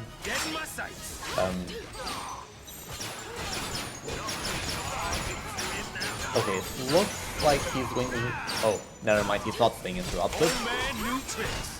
Okay, so Crown just managed the ATB well here with the double shift to interrupt the snow strings and get some launches off. Snow didn't launch, of course. Can you launch him now? Putain, mais t'es sérieux là? Oh, ho, ho. Okay, this is miserable. Thankfully, lightning actually did her job. So now I think it should be fine. Looks a lot better than the last attempt. Got a lot more damage already, and there's still a bunch of stagger left, so yeah. This should be a win now.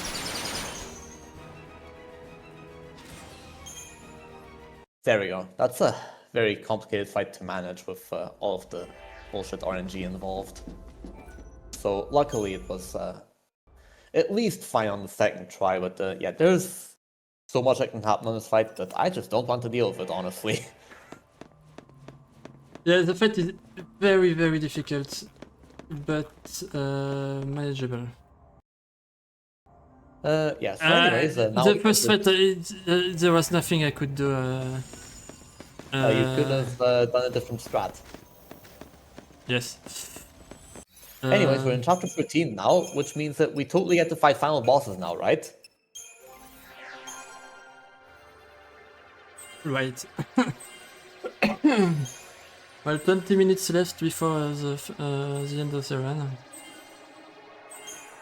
Yeah, because we're just doing any percent, right? Yep. Change my mind. No platinum percent today, only any percent. Well, you know, if it was all missions, then we would actually continue through the normal way. Unfortunately, that's not the case. So what we're actually going to do is very, very different again. Not just in terms of the party. We're going to do a little bit more development on... well, it's going to be Fast No Vanille again, so...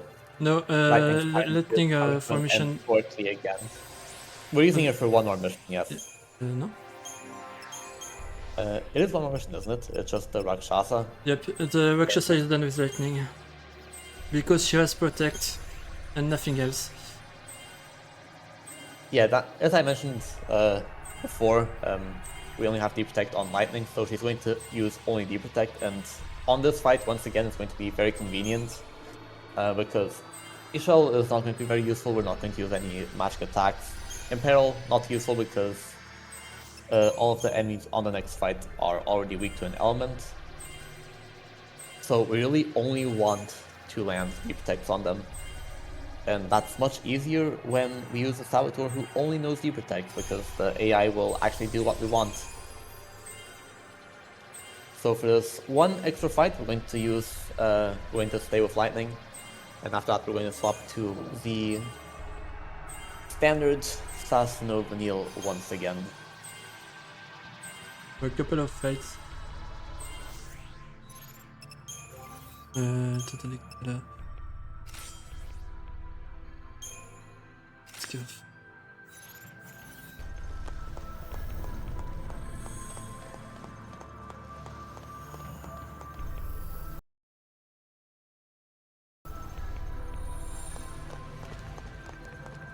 So in all missions, normally we would just walk in the direction we were facing to do a few of the fights in chapter 13, but in Plat percent we need to not do that because we need to grab all of our farming equipment from Pulse, and then we want to do a little bit of farming in this chapter. Not a lot, but just enough that we still want to pick up the right equipment first. Okay, so remember the mission 8 that we just walked past like 2 hours ago? Yeah, we're actually going to do it now. And this is the first time that we come back from chapter 13 to do stuff on both. There's going to be a second time, and there's another mission nearby, and that's kind of the reason that we... Well, it's part of the reason that we didn't just do mission 8 immediately, outside of it also being Extremely really slow slow. at that point, okay, because we're way weaker. Yeah, We don't have the big magnums yet.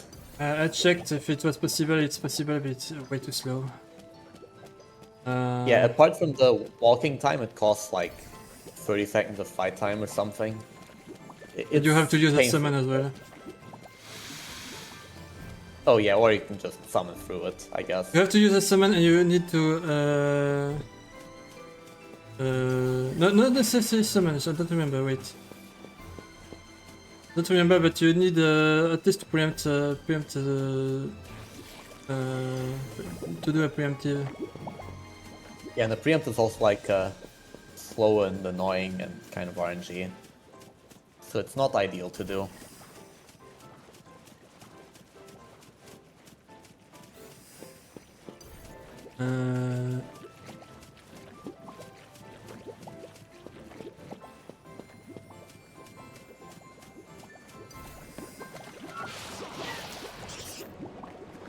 Target plan B.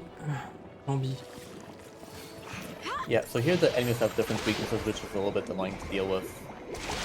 And the fans are weak to fire, but they are immune to thunder, and Rakshasa is weak to thunder. So it's a bit annoying when it comes to buffing your characters. You want to have Snow end-fired and killing all of the fans, which he does. Lightning's very convenient for this fight.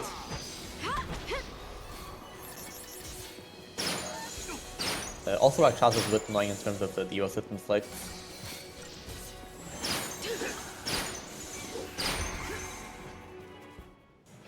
So, Brown's going for interrupting it, and yeah, there we go.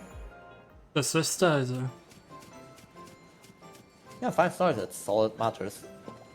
Yeah, I don't know how much time you have at your disposal for 5 stars. So, Not a lot. also, Some of these missions really quickly. yeah, I'm really strong as well. Yeah, it's mostly because of the stats that we have. Like with the Magnum stats, the target time for the fights will go down a lot. Est-ce que je peux passer? Non, je peux pas passer. Really annoying dodge. Yeah, this dodge is... It can take a bit sometimes. That's just how it is.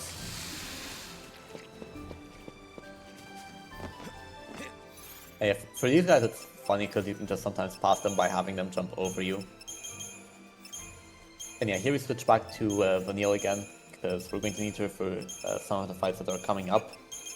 Especially the Juggernaut. Really need to inflict Imperil on it. Also Vetala. Vitala we can manage without Imperil, but it's also preferred, yeah. I lose 9 seconds if I don't have Impale.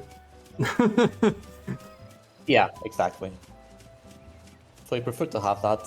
And yeah, I still need you also want- Impale for damage, so... Yeah, you need Imperil for like basically the next 5 or 6 fights. So it's better to have Vanille for those, because she already has that. Yeah. Quite a novelty in the category. The route. Before we went back immediately to Airbuff to do to get the reward from back to the side quest, and we killed the thief who's getting one of the Wasn't expecting that. objects, but now we do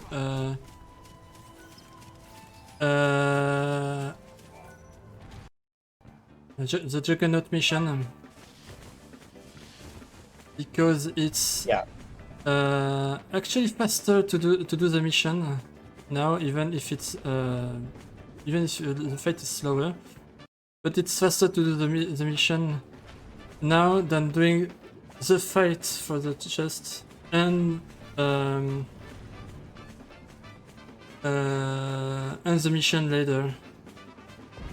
Yeah, because it's basically just, if you fight the thieves that are already there, it's an additional fight, but the mission you have to do anyways, so it makes more sense to just pick up the mission now and So the back and forth to get the mission, have to do it anyway, and it's faster to do it now than later. yeah, and another thing is that we want to get The ground perfect. the items that the Bhakti gives, we want to get them as soon as possible now, because one, they're very useful, but two, in Erba there's also a very important mission that we are going to do very soon, which is the famous mission 55, also known as Just Get Random Instant Chains Forehead. And that rewards us with the Grow effect that will boost all of the CP. Reminder, it stands for Christogen points. That will let us develop our characters. And getting the Grow effect sooner means that we will reach full development on our Crystariums sooner. And so we really want to get this done and over with as soon as possible. Check on the left, yes, there was one. There was one. Check over digs or not.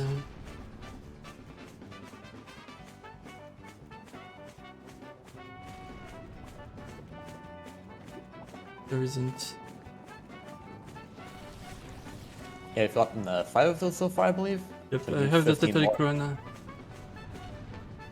Yeah, it's a lot of things to keep track of here, for sure.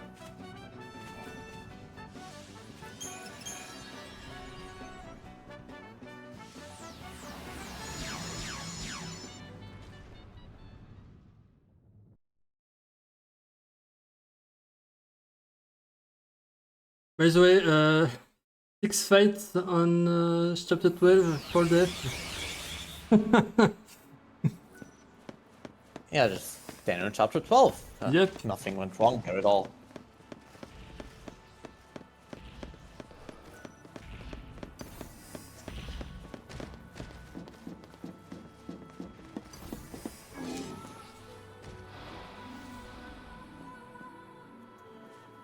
So yeah, technically we can do these 2 fights here in either order. It doesn't really matter, they're kind of the same paradigms and the same strats. Just fire him and then kill him. It's Yeah, relevant that's an stuff. kill on the tower, so we get the fast fight here, I guess. Oh, even the deep protect. Yeah, the protect should be the first cast. Je vois pas du tout où je suis. Ouais.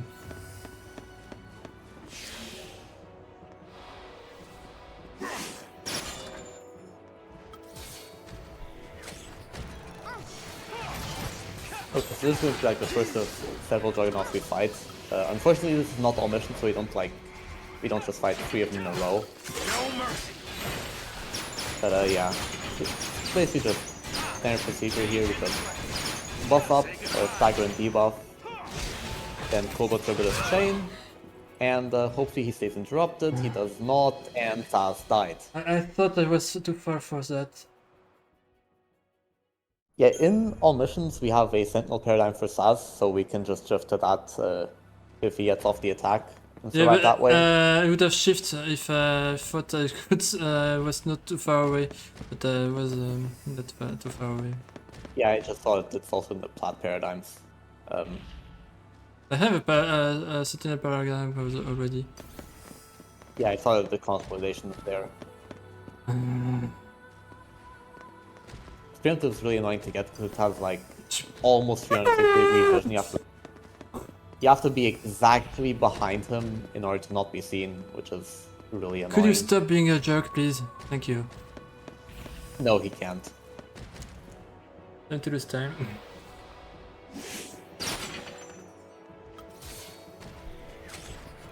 Okay, let's try that again. but this time without dying. Change in the play. No mercy.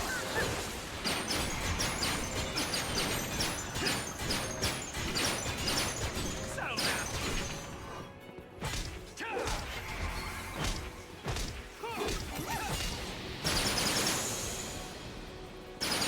I'm you don't want to extremely see it. annoyed by what the game is doing right now.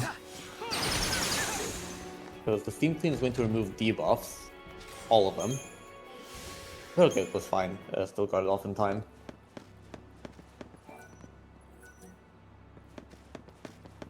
Okay, now we pick up the last part for Bhakti, and we're going to proceed to walk right past Bhakti, because it's more optimal movement-wise to pick up the mission first, and then come back for him, apparently.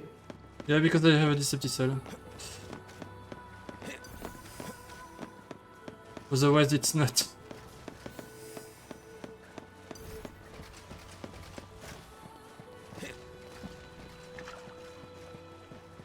You know, I also just had the thought that perhaps we can just delay the vampire fight until, like, you know, this point. Yeah, I wonder if that's maybe faster.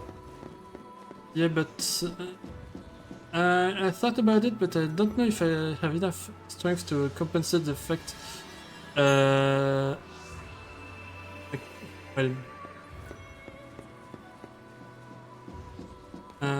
there are two problems with this. The CP.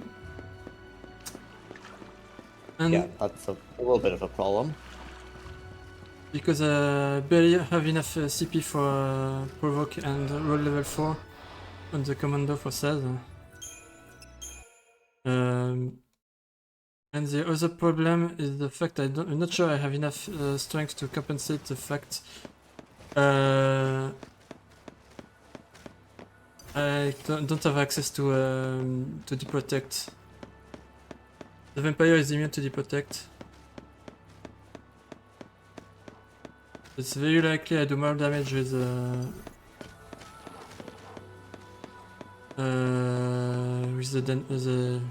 deneb. Yeah, we'll have to look into it.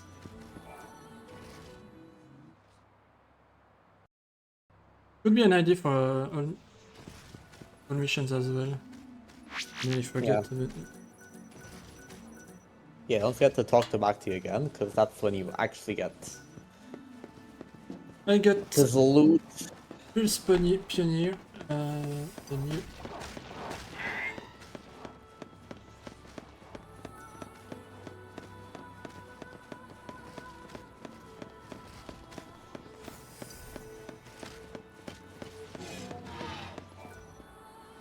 Okay.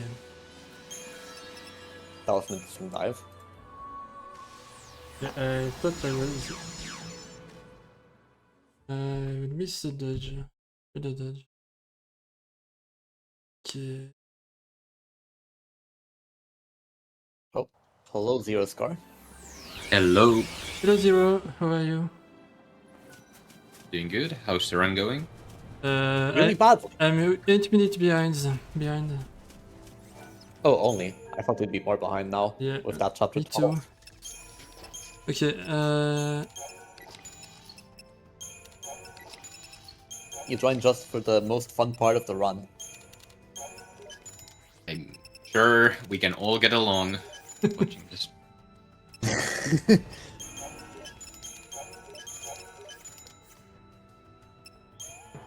Yeah, so we're going to be buying a lot of things in this shop here. The most important parts are going to be the weapons.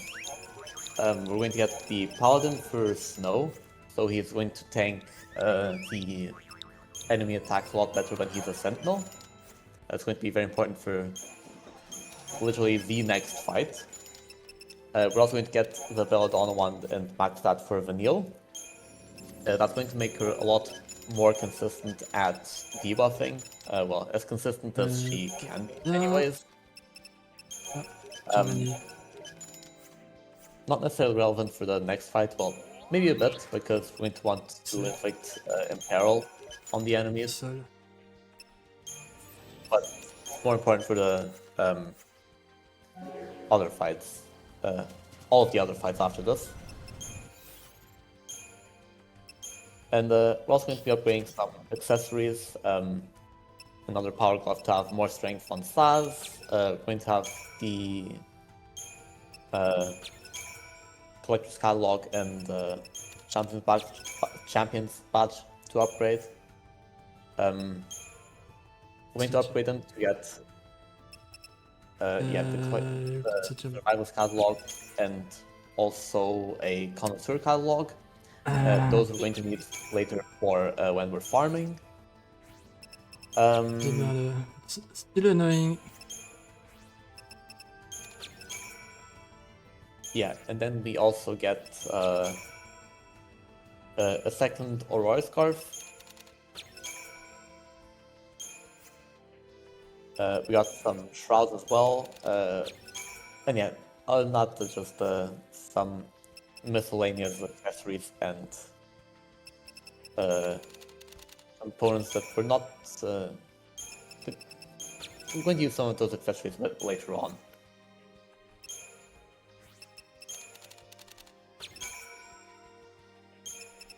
But yeah, for now the focus is on the Neochu fight. And we're going to set up a ton of paradigms that have Noah as a sentinel. And we're going to be trying to beat Neochu in a bit of a cheesy way.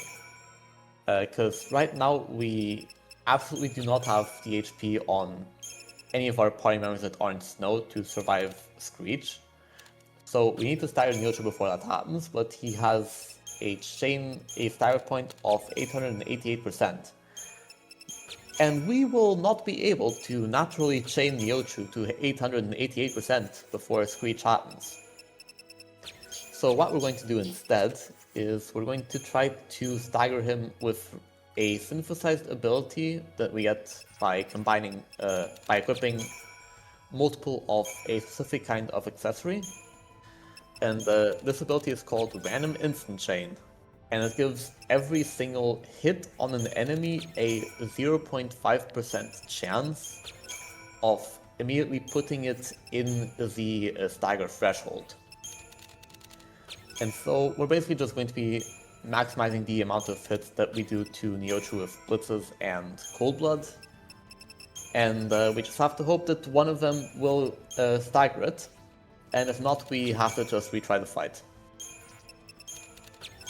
So as you can tell, the fight's very consistent. You can tell a fight is consistent when the strategy, or when the ability used against it in the in-game has the name random in it. Yeah, exactly. Nothing spells consistently just as well as random.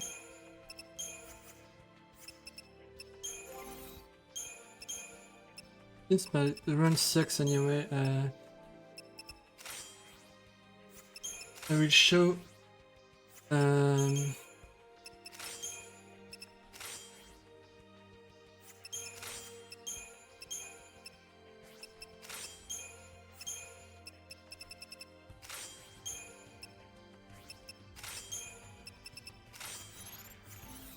First try victory, right?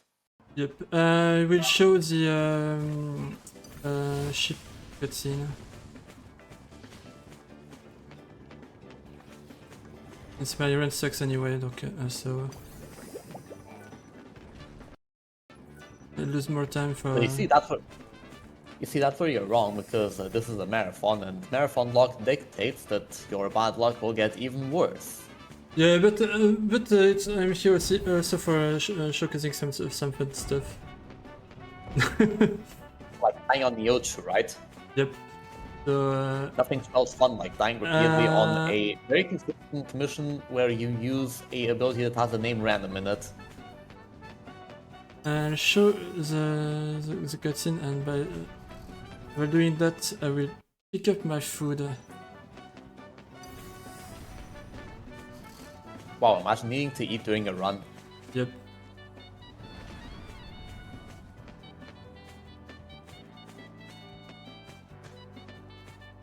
But this is also a fun thing that I think you only do in Plat right now. There's a chest that starts off as being unguarded, and you have to approach it from a specific direction in order to pick it up without the cutscene triggering, after which it becomes guarded. So it's a chest on the left area. You see like the little guys being gathered there. Oh, do you not pick it up? Vanille? Or is it just a sheep? I guess you still do the sheep. That's a good boy. Yeah, this is a great cutscene. Completely normal treatment of sheep. Daniel's totally just petting him normally, You're not as you can see. wait. Yeah, sheep is very, very sleepy. And Neil's giving a lot of pets here, and what's... Oh, Sorry about that. No yeah, hurry. Vanille went a bit hard on the petting here, but it's totally fine.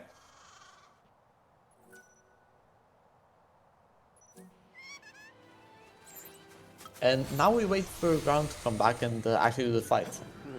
Oh, he's back. Okay. I didn't calculate how much time I needed. Yeah, totally calculated. Okay, so anyways, in Plat, Saz does not have stats to survive even the initial attack, which has a chance of just targeting him, so we have to just summon immediately and do the Gestalt finisher shenanigans. Which is just to get Bryn away immediately as fast as possible to get no to provoke, because Bryn doesn't provoke, because he's a great Eidolon. But yeah, we're going to really go for information, so that Vanille will do Imperil, and Snow will do Skill Guards. And now we're just going to spam our Cold Blood Eclipses and hope that Neochu gets staggered. And if he doesn't get staggered, then Almost feel sorry for you. well, then yeah, just try and fight again. Yeah, as mentioned before, every bullet that hits Neo2 has a 0.5% chance of putting him to Almost feel sorry for you. 888.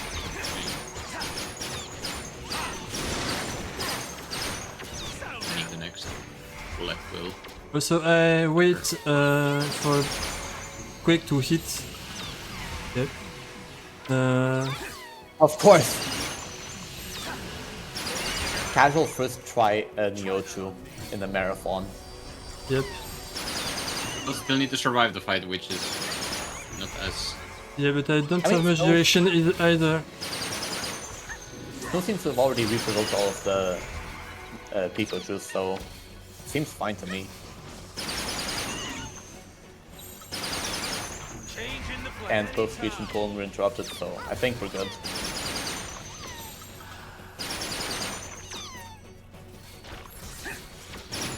Alright, well, that was easy. Anytime. Hey, you! Anytime. Yeah, this is the part where we, was that on? Oh, that was on Saz. Okay, but yeah, the idea for this part of the fight now is that we get Imperil on as many of the Pikachu as possible with Vanille, and we buff Saz's Endfire to give us with his fire element, so we hope we target a weakness on some of them.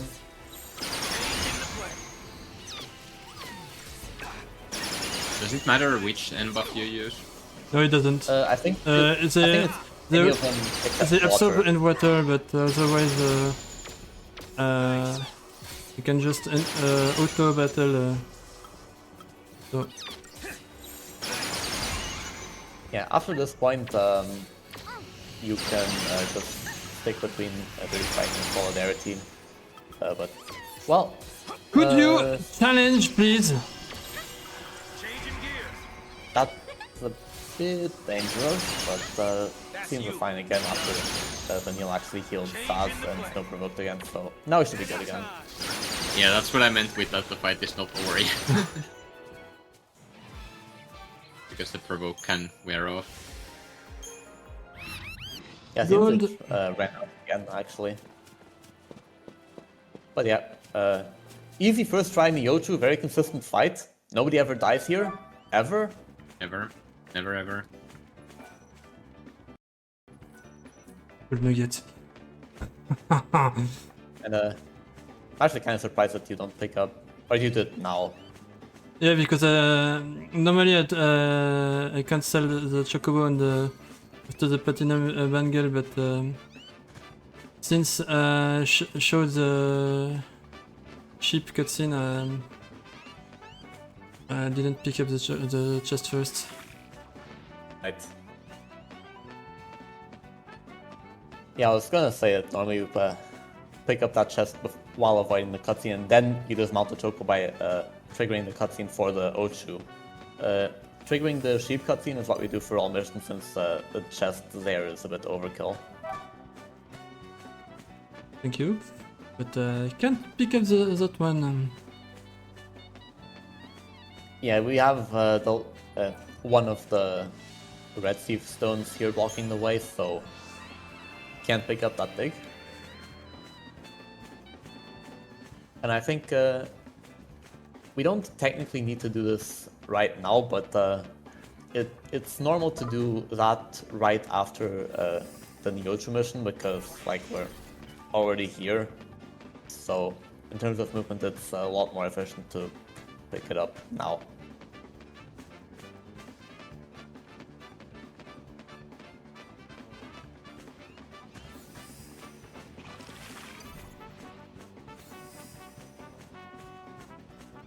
I was thinking about doing the mission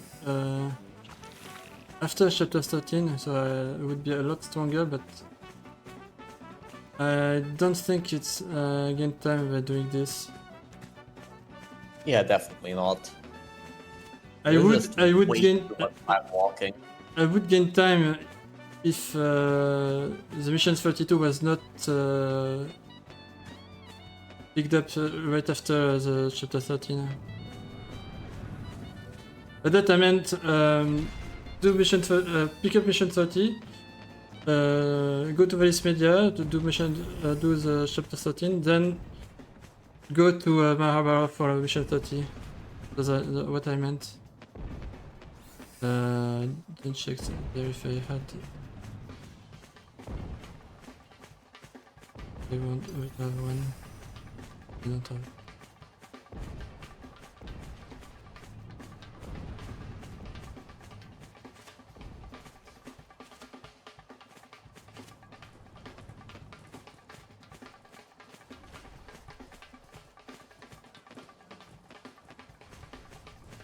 Okay, I believe that this next part, until we finish the mission 53, is actually still the same as all missions. Yeah, it's the same as the missions.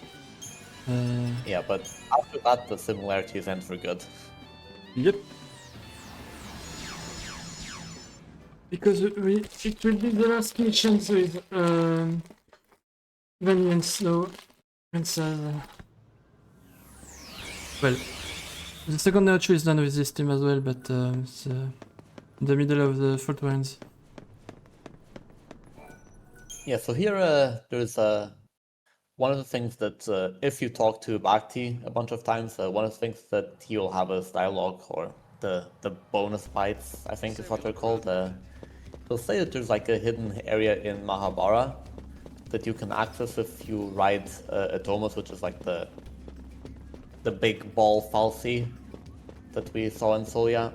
If you ride him there, then he brings you to this area, and it's only like lightly hinted at in that one dialogue from Bhakti, but yeah.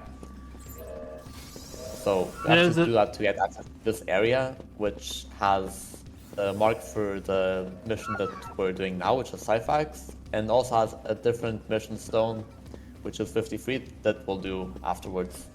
I discovered I discovered that the mission 53 were done extremely late at some point in the category.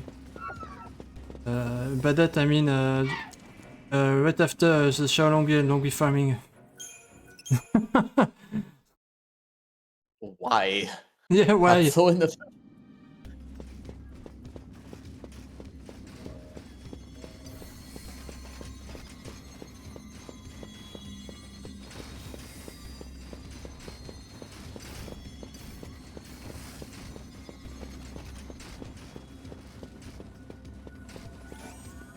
these 3-guy dodges are sometimes a bit annoying, but actually got good patterns on them. It's faster by the right, right? Hmm? It's faster to do the dodge by the right, right? Yeah, right is faster and left is slower, but it's safer on the left. There's also a Vital dodge coming up again, which we won't phase through this one because it starts too far away from the battle zone, but what we can do here, we are going to just wait it to like the left of the battle zone so we have enough space to pass it, and after that we're going to cancel the decept on the mission fight, because what that's going to do is it's going to despawn all of the enemies that are before it. I think if you don't despawn, then you actually are not able to pass through the Vitala. Oh, you can. Or at least I don't think there's a way. So I believe we have to do it like that still. We're also going to do some more Crystarium on our entire party with the speed we got from fighting Mission 55. We're also going to equip Vanille with the Growth Egg, and that's one of the most important items for Plat, because as I mentioned before, it gives it doubles the CP gains from fights, and that's very important to maxing our Crystarium as soon as possible.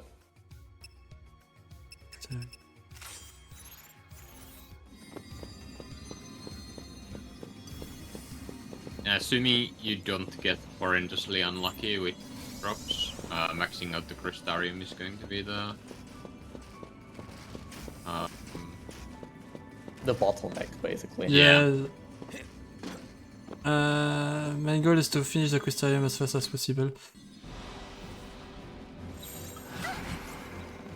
Also, we got another thing that's very important. We didn't cancel the decept yet. We're not supposed to cancel the decept. Right. Thank you. Forgot about that. Yeah, it's kind of important. But anyways, as I was going to mention, is another thing we got in that Crystarium menu that's very, very important, is we got the best commando ability on Saz outside of Blitz, which is Life Siphon. And Life Siphon restores 1 ATB whenever you kill an enemy.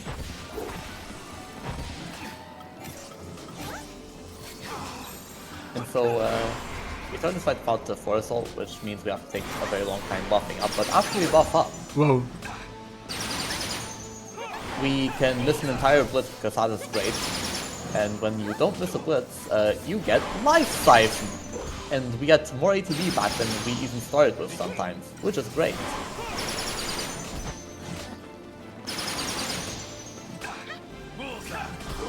That needs to really stop missing his Blitz. That's not... My party is a bunch of idiots. Okay, there you go. Life Siphon! Life Siphon, and Skyfax already spawned because that sucks. Man, my bit was totally ruined by Saz here.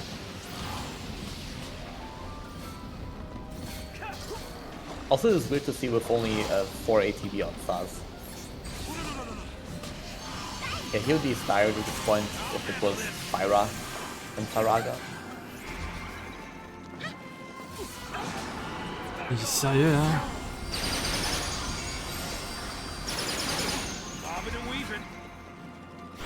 But yeah, we got the debuffs on Skyfax.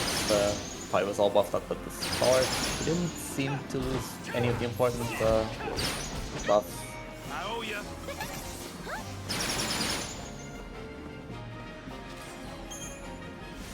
Yeah, okay.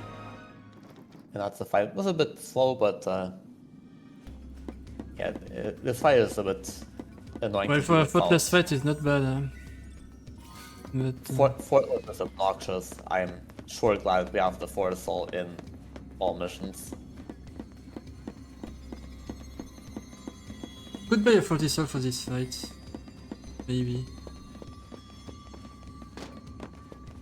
That would honestly be worth it. Yeah, but I had a 40 cell for Cyphex at one point. I'm not convinced it's a good way to use the 40 cell if I don't have an Eggy cell as well. An 8 cell for Cyphex. Yeah, because like that first, I have Veil, so Cyphex debuffs are not a problem. And I mean, it's not really a problem in all missions. well, if you lose your buff, it's a problem.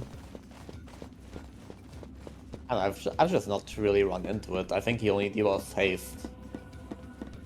Or rather, he inflicts blow, I think. Deep Protect, Deep Brave, Slow, and Defaith as well, but...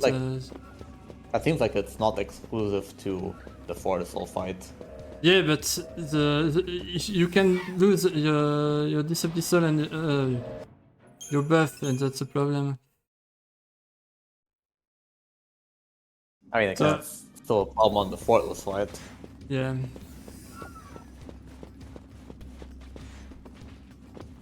But I accept more to lose my buff on the Fortress fight than in the... You're just weird. Yeah. Also, an Eggy cell also really helps for defense as well.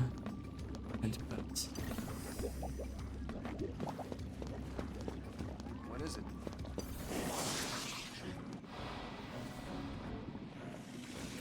This section of Mahabharata also has some really annoying dodges. For the birds, you can just decept them, and it's fine. Yeah, but I don't know why I'd use a decept for the bird. In general, I don't use a decept. Well, kind of depends. But decept just makes it completely consistent. Bird dodges are just garbage. Well, the free birds was easy. Sometimes you get without a decept, sometimes a bit harder. That one is free. This one's also usually very easy. Like, they rarely actually move. Sometimes they can move, but it's very rare. Yeah, so that one I also just don't do for decept. In this whole section, the single bird here for some reason catches you a lot more than some of the other dodges, so... Yeah, but anyway, it's, since you have to do 4 birds dodges twice, better to use a Decepticol anyway. Yeah. Yeah, menu to do. Yeah, here we have to fight a tyrant enemy that we cannot preempt. So we have to set up to be a bit safe. So we're going to keep Snow as a sentinel to attract the enemy fire. Oh, using the Iron Bangles on fast, it's interesting. But yeah, it's mostly going to be the same pattern again, but we're going to focus on killing the blade first, because the blade deals a metric fuck ton of damage. And we do not want to take that much damage. So we're going to make sure that the blade is dead first, and then we're going to focus on the tyrant.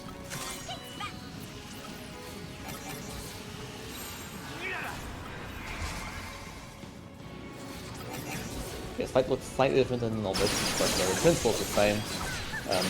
Make sure that the blade is being targeted so that the damage is... Kill me!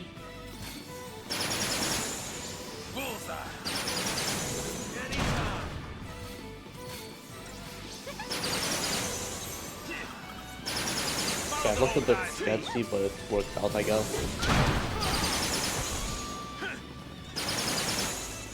So the blade was all debuffed, we killed it, and now the tyrant's all debuffed and we killed that as well, so... Did you You didn't Libra scope, right? I forgot. I mean, it's fine, there's another tyrant, so you can leave a scope there. Yeah, I just will need to use a Libra scope immediately on the fight. Not immediately, you have to wait for the blade to spawn, right? Yeah. Yeah, after the shift, yeah. It's really annoying.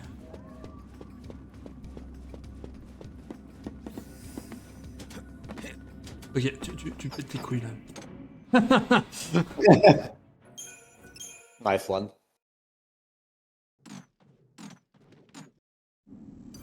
There's no That's one more reason. there's off on no the place right to here. to touch these bombs.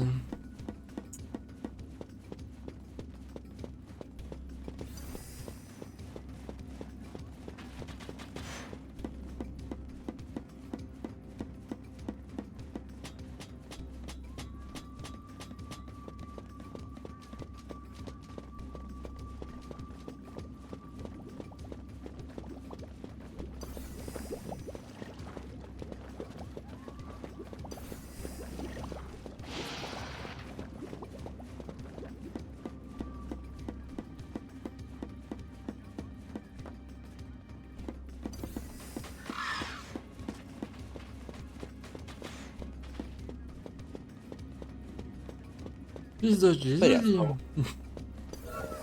Yeah, very easy. So we had to fight that tyrant so we could get access to the mission that it was guarding, which is 53, and that is one of the 4 missions with a Zernitra. And Zernitra is a very annoying enemy, but not so much if we just preempt it with a Decept.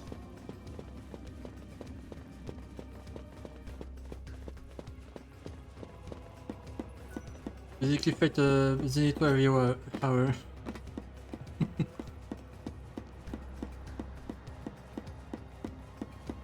Out of the 4 Zernithras, I believe we decept 3 of them. Yeah, all of them except for the one in Fault Warrant, which we can't.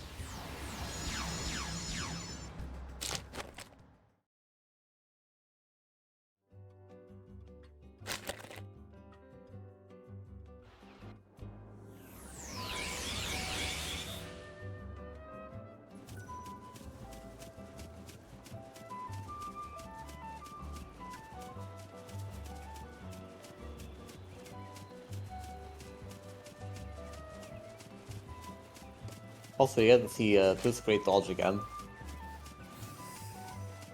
These guys backwards are a bit annoying because the Munchkins will see you immediately, but the Maestro doesn't always see you immediately. And you have to make the space to get past somehow, but usually the left side approach will work.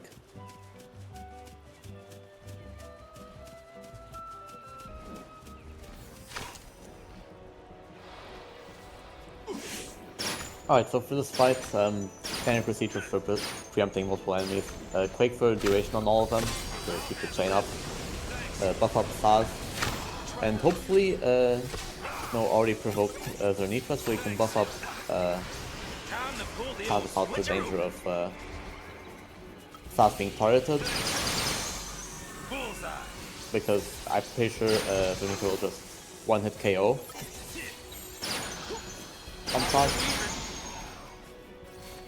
Then we stagger it with an attack footstep we Wrath Buffer, and we do a few Flame Strikes to raise the chain a little bit and also deal some damage. It's a bit more efficient to do Flame Strikes instead of Cold Blood here.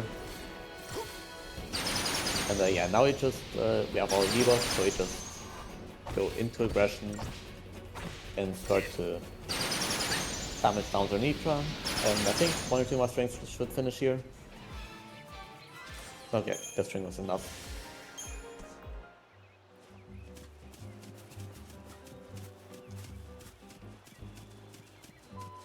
And that was the all mission section of the run. Yep. Now we start to do some true Plat gameplay.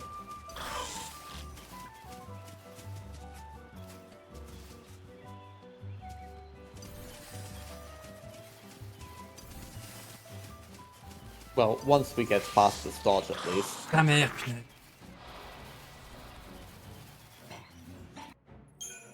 That was a really annoying pattern. Yep. I couldn't lure them on the right. Because one of the Munchkin was already on the right.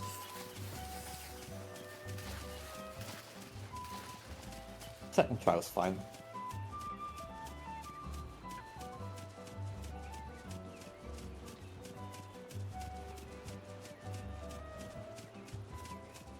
Alright, so after this, we're going to basically swap the entire party, and we're going to do a bunch of Historium.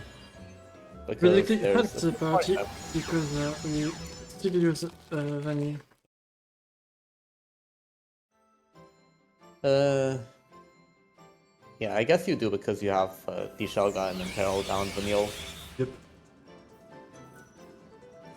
So for now, we're only going to develop. I'm sorry, but I eat while I run because I'm really hungry. Yeah. Anyways, Fang and Fang we've not used since Hackathon, and we haven't developed her since Chapter 9, I think. So Yeah, Chapter it's 9. about time we develop her a little bit more. Then Lightning and Vanille will get to it as well, since they're going to be the party that we're going to be using. What we're doing now is just farming the sacrifices for perfumes that we sell for money, and scarlatites that we'll need a set amount of to upgrade all of the weapons and accessories that we will need for Treasure Hunter. So this is like the first real money farm. Yeah, that's the first money farm. Yeah, and I think we're going to be stopping at like just the goal of scarlatites, I believe. I think the perfumes we don't really need to farm a specific amount of them, but the more the better. Yeah, of exactly. course. But I absolutely don't know how much money I have currently. Yeah, we got some good guild drops, so we especially don't need to worry about the perfumes too much at this stage. So it's really just about the scarlatites. So the important parts that we're going to get for the scarlatite farming, it's going to be the Ruinga on Fang, which is going to be our main source of damage for these fights. Also some access. I think it's just one accessory for Fang. We've gotten the other ones, I believe. Yep, one on our Sentinel. Yeah, then we also get Fire and Thunder on Fang, so we have alternating spells for Ravager, which we're going to need for, not for the Scarletite farm, but for some later fights. Then I think the rest is just general development since we have the CP for it. Yeah, But basically I think this farming is done with the idea to have as much magic as possible on every characters. Yeah, so While not I guess it's getting nice. nodes that we don't need.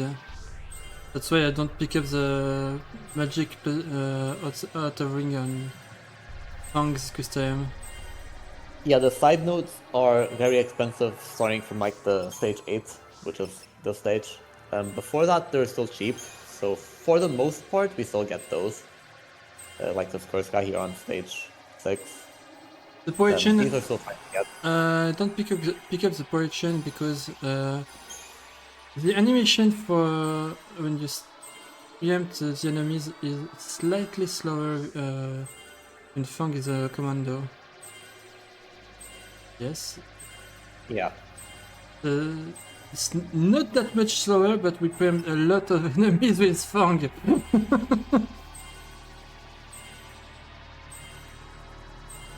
So I skip Power Chain because of that. Yeah. Then the other important thing that we're going to get is Fandaga on Lightning. This will make sure that she hits every enemy in the Scarletite fights. So she'll just instantly stagger every enemy. Which is good because we want them to be interrupted when they're staggered and just not doing their annoying spells like the Death that has a chance to instantly kill our party members, and the Anathema that inflicts a bunch of debuffs that we do not want to have. For Lightning Kinetic, we also just developed that just because it's very far behind, but It's just stats for the most part. It's not any specific ability that we need. Yeah, especially HP and magic, the rest doesn't matter. Yeah. I guess there's also the renew, but I don't know if we use that on lightning. No, we don't use renew on lightning. Yeah. So it's basically just stats. Maybe Azuna if it comes up, but I don't think it Zuna is does. not used, but Kira is used. Yeah, Cura makes sense.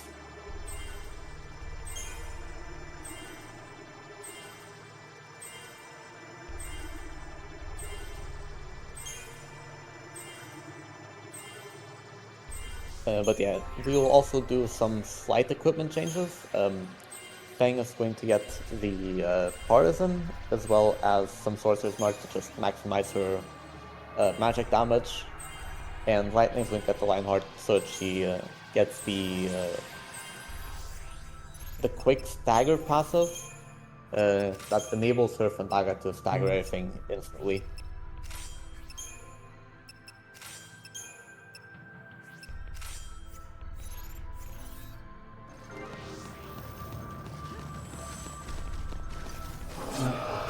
Alright, now we have to just try to instantly preempt all of these sacrifice fights. That was not a preempt. So we just retry because it's faster than attempting to do this fight. Yeah, the fight normally. is impossible if we don't pick, preempt them. Yeah, and even if it was possible, it would be really slow. So we prefer to not deal with that.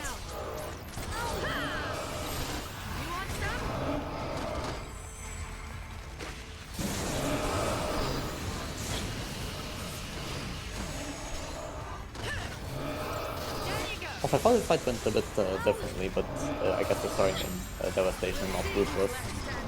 So Lightning will actually stagger with Ruin Guard and not with Fandaga.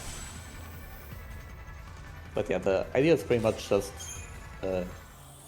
keep damaging everything It was and one, right? making sure everything stays interrupted with Ruin Gas. And think it Lightning, was one, yeah.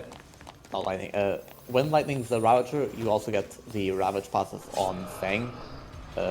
Or Vanille's the Ravager. Basically, the requirement for Ravager is having a Ravager in the party. And when Fang does a Runga, it's buffed when there's a Ravager. Basically, so that is another way of buffing her damage. And yeah, we're going to just do this fight like this several times. And just hope for a good perfume and Scarlet type drops, so we can move on to this as quickly as possible.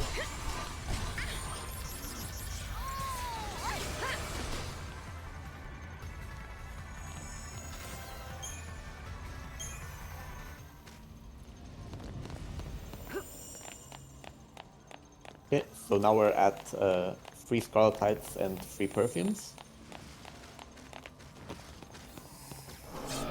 And don't note the number of perfume, only note the number of sacrifices I fight and the number of skeletons.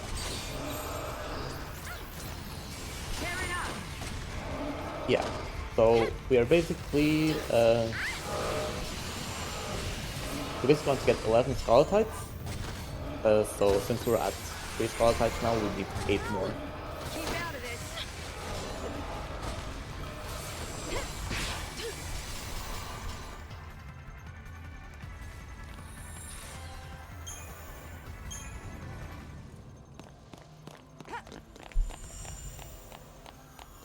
Four Scarlet Knights? Yes, Three 4 fights. skeletons.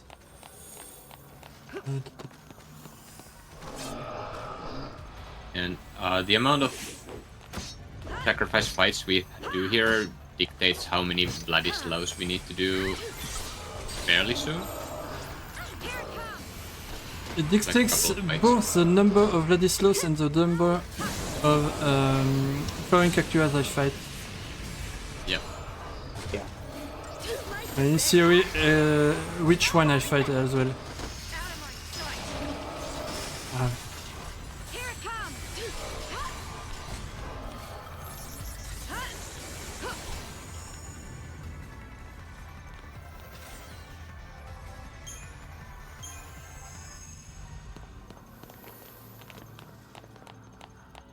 This is 5 Scarlet, I believe. Yep. Yeah, in 4 fights. 4 fights.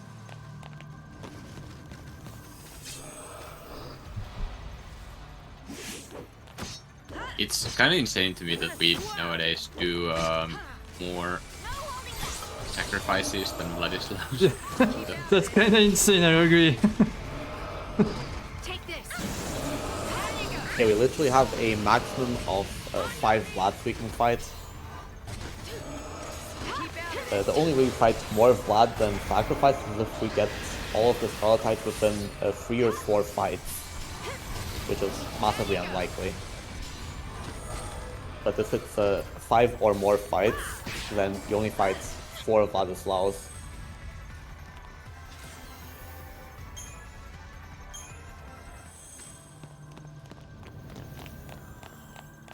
Drops have been solid. We're at Yeah. 7 Scarletites in 5 fights.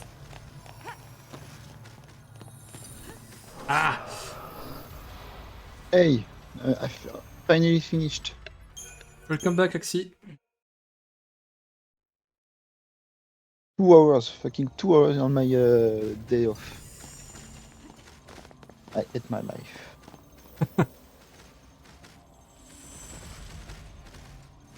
And hello there, Oscar. How do you do? Oh, I'm doing good. How are you? Fine, thanks. No, fine.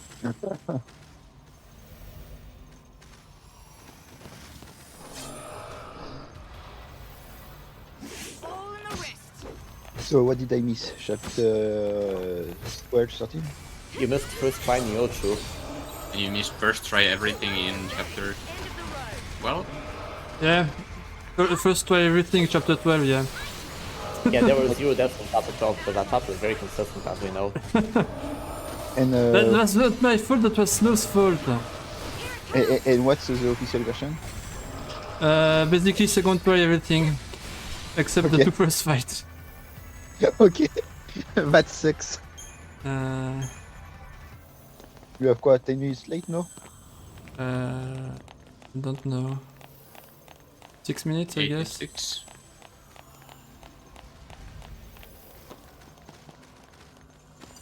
So, since I basically gave up on my run, I showed the ship cutscene. So I lost time on that.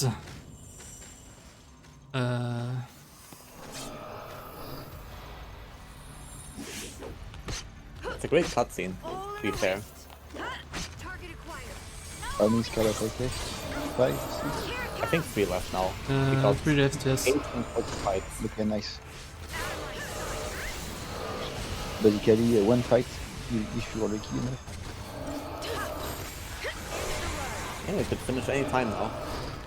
Yeah. Like you're getting 3 Scarlet now, and fight is done. We said...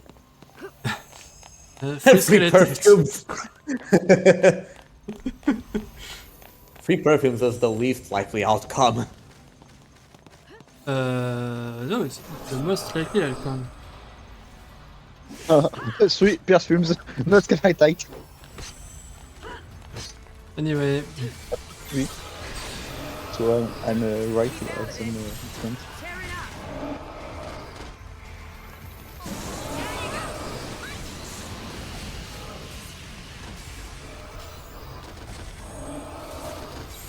You want some?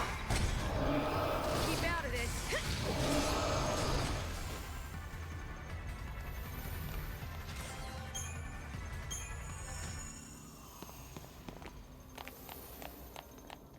Unlucky. To be honest, any bonus Scarlet is good for money. So. for money and stats as well. That's true. I'm really under level with my current stats.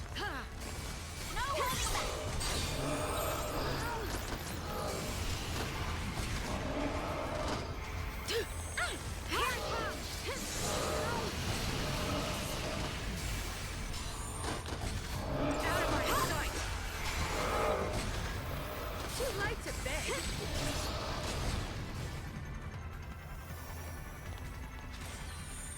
Oh, that was a quick fight. 3 perfumes again. One more Scarlet Knight. Yep. Yeah, one more left. We are at 9 fights, right? 10 fights if I'm not wrong. Check after. Target acquired. It's very easy to assassin this fight, but it's also very easy to forget to do it. I think I did it twice up until now.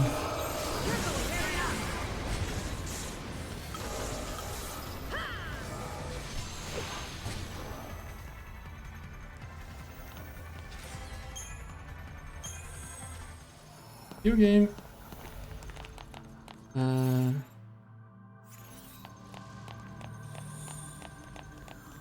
No, 11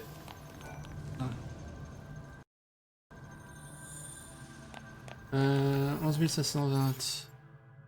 Non, Ok. c'est seulement 10, c'est pas 9. Tout ce cas là, that's good. 10 skeletons. 10 fights, not skeletons. Anyway. Over here. Oh, the birds. Annoying birds.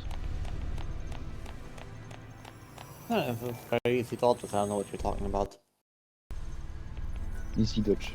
When the place, when It's the behind. positioning is good enough. Okay. To get lost here. I won't take the chest. More than enough money currently, so it will be just a waste of time to get the chest on the right.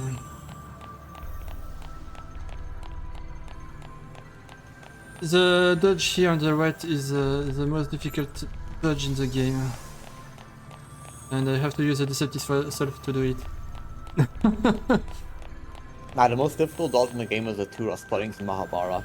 It's so difficult we just fight it. Yeah, but good luck fighting this dodge. Generate offensive, offensive, offensive.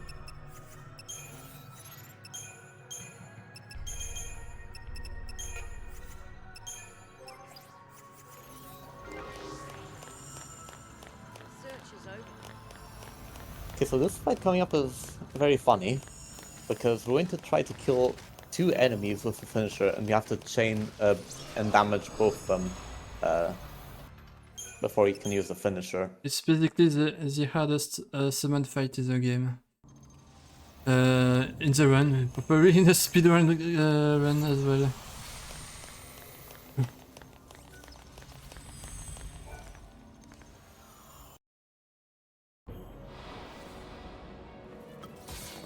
So the first thing we're going to do here is try to separate the party with an auto battle of strikes, or with 1 strike at least.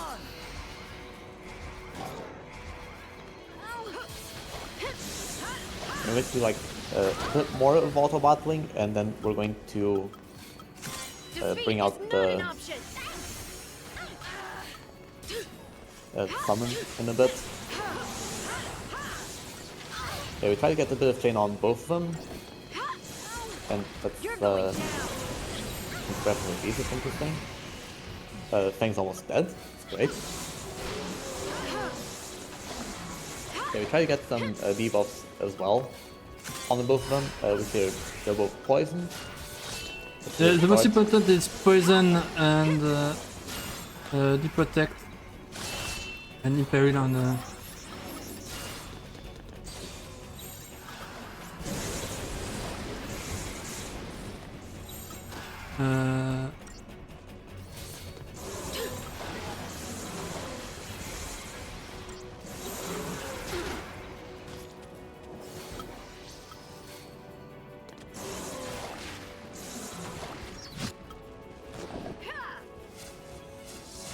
I'm not sure it kills so Wrath of Odin! Yeah, the duration here is not the greatest, so might be a bit sketchy. Well done. Oh, it actually killed both of them. Okay. It went well. He sold. Ah, another bonus Aegis-All, of course. That should be more money, I believe. Yes.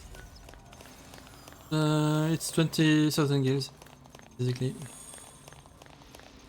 20, no, 12. Well, I guess 24, total yes. is 18,000.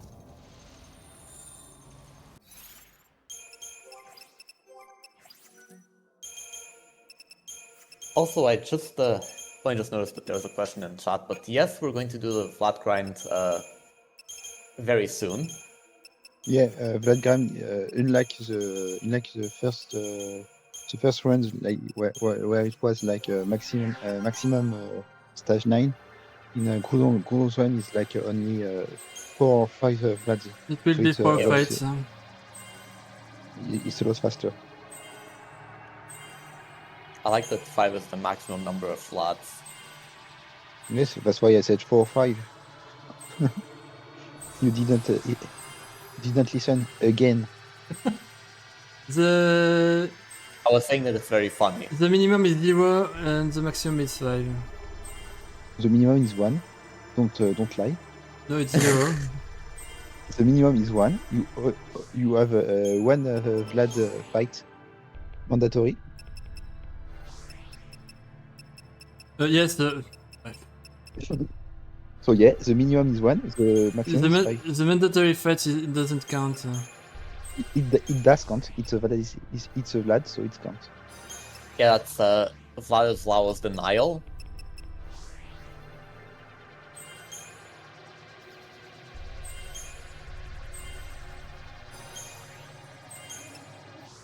I intentionally skip the shell because I don't need the shell, basically.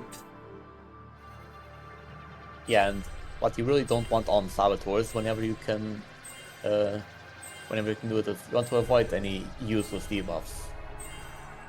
Like how in chapter 12 you had only the protect on lightning. Imagine Anything else. imagine using Fang with more magic than strength. That doesn't make sense. Yeah, I think that's going to be changed now anyways. That's true, but Fang with more magic than strength is Yeah, that's just specifically for the sacrifice farm. Je sais plus, c'est celui-là, je crois. C'est celui-là. Okay, enjoy the very long crystallium I eat. 3 hours later. 750k. Yeah, it's going to be higher than snow soon, don't worry.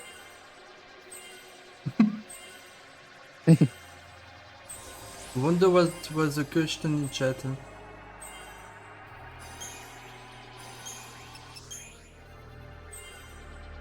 Time for ASMR Crystallium. Bing, bing, bing.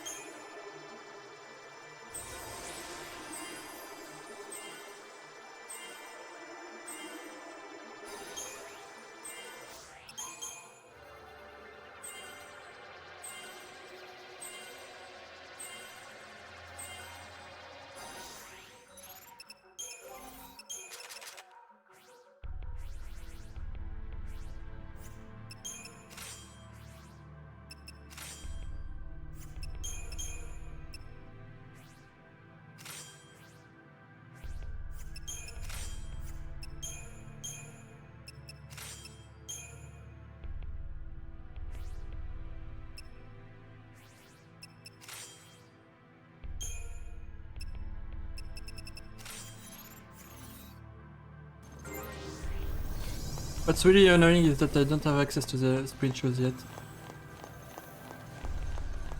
Oh, you actually keep one of the iron bangles on Saz. Yeah, because I don't have the sprint shoes. Unlucky.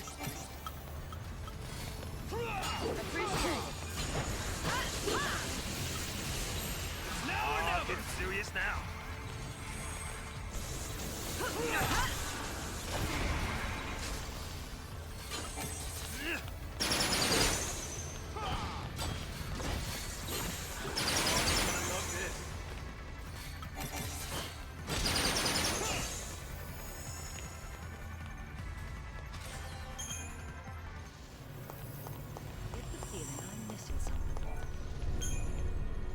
Okay, so this fight we just did quickly before the platform here was just kind of blocking the way to this warp here.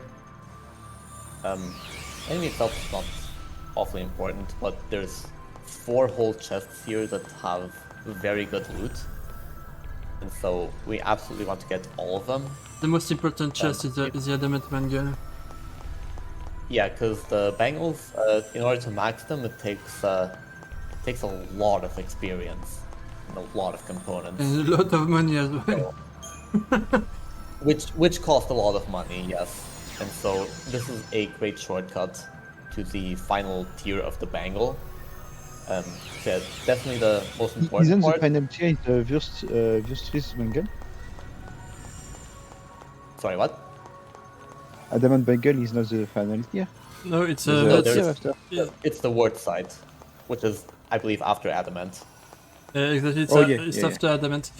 But if we don't take the adamant bangle here, we have to upgrade the adamant bangle. Oh yeah, and that's suck. I know. But Vurstris is the last. Last tier. I think. Well, anyway, doesn't matter. Yeah, the last one is the word side after adamant. And the other stuff we get is also a lot of money. There's a weirding glyph. There's a Scarletite. Scarletite's also one less that we have to farm from the sacrifices. And also an elixir, which Diamant. is a very useful item. We can use it to make, if nothing else, we can use it to make Versi a faster fight. Because our healing there comes explicitly from elixirs and renews. Which elixir also refills our technique points, so elixirs give basically full HP and then 2 opportunities for like restoring half of your HP.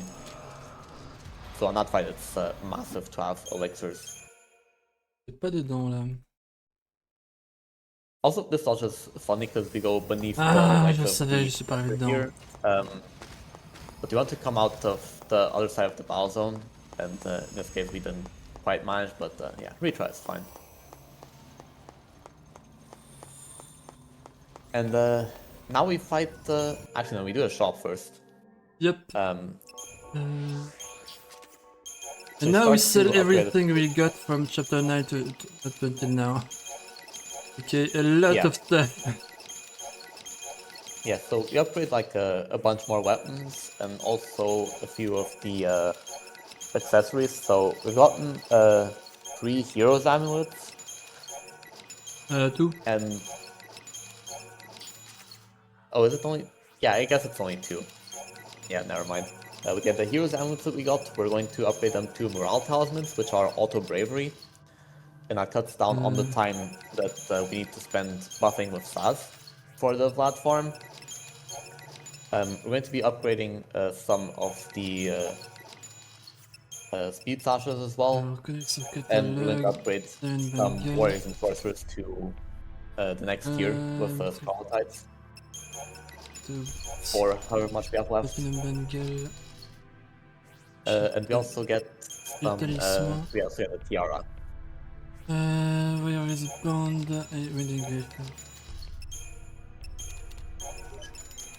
And some of the stuff we'll dismantle to get better stuff. In particular for the tiara, we'll get sprint shoes and Set. also some of the defensive accessories, but most importantly the sprint shoes. That I think we don't have access to any of them yet. No, I don't have access to any.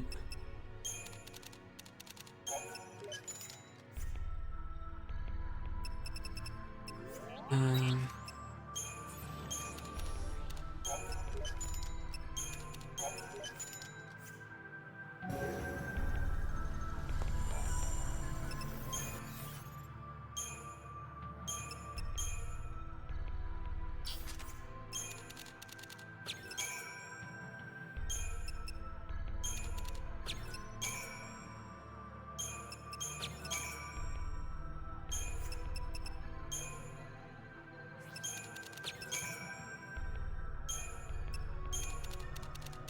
So the Panoran Spear is going to be useful for Fang because, like the Belladonna wand on Vanille, this will improve the infliction rate of some of Fang's debuffs. For Vanille, it buffs Protect, Shell, Poison, and Peril. For Fang, it unfortunately doesn't, but she gets a boost to the infliction rates of Slow, Curse, Daze, also Fog and Pain, but I don't think you use those at any point. no, I don't use them. Yeah, and also we upgraded the Punisher to the Bane Scissor Spear, which gives a very funny ability that is a Styro TP charge that will be, I think, not relevant yet, but will be later. It will not be relevant, I think, in for Torrents. Yeah, I think it's only for Toys Loops, and after It that... can be relevant, but for Torrents,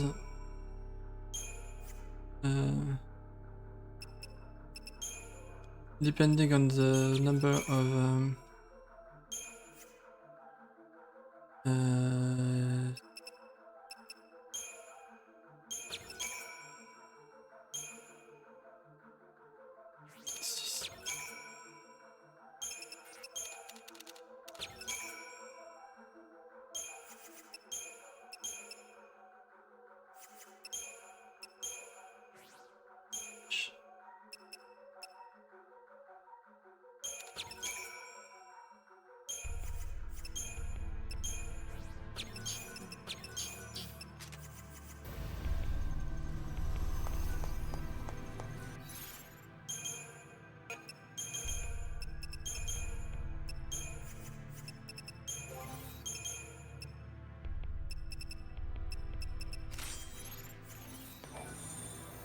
Alright, and now after all of this, we finally get to actually farm Vlad.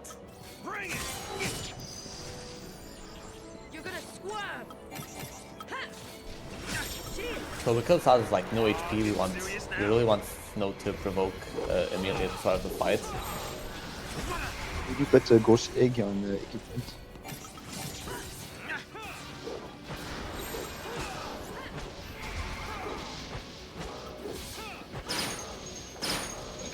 so many debuff.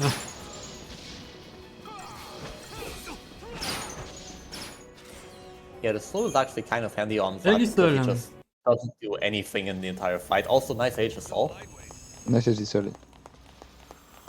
You keep getting bonus Age Another. Assaults.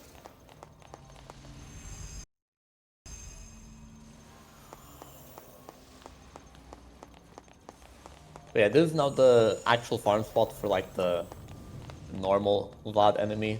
Yeah, you can come back in 10 minutes. I mean, it's not even going to take 10 minutes. It's going to be like maybe 7 or 8 minutes. Because we really don't fight that many of them, but it does take a bit to have him respawn, because you have to go down the elevator and then go all the way back to the creature at the starting area. That I don't even know what it's called.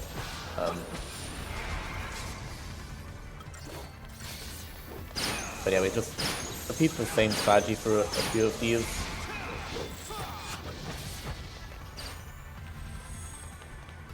And okay, in this case he managed to do the Mounting Contempt. I guess because he wasn't cursed into Interruption. But yeah. It's not too complicated of a fight as long as you get the debuffs. It's harder than it looks.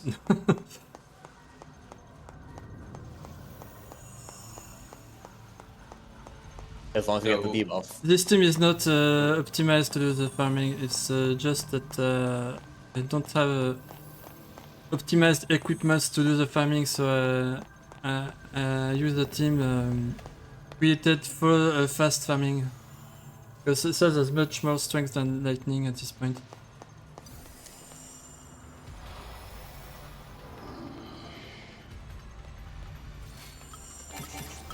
Oh yeah, since you don't really fight that many of them, it doesn't matter too much anyways.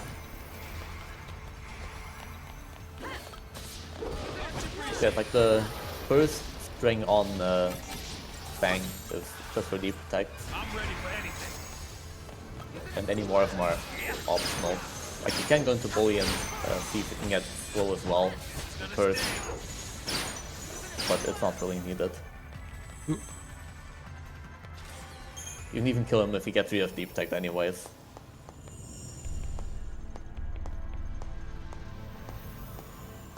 So yeah, we have to do this 2 more times. And after that we can just move on and do the last boss that I say you can come back in 10 minutes because years ago when there was 27 Gladiators to fight, we used to say you can come back in 1 hour and a half or something like that. In 2 hours. Yeah, thankfully we cut down significantly on this. That was a great improvement by Groudon. You're welcome. Probably the best. But yeah, I was going to say that after going to like the last boss of the chapter before you go back to Pulse again, but I forgot this is not all missions, so we're actually going to do the entire chapter.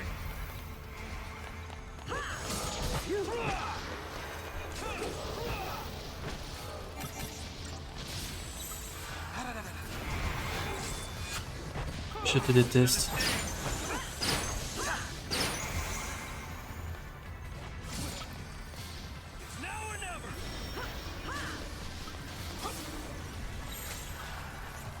Attaque.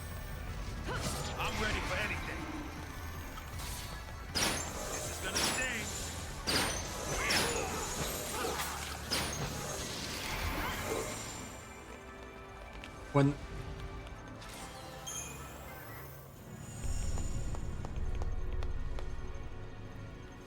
So to give a quick refresher, as of right now, the maximum number of flats that we do is 5.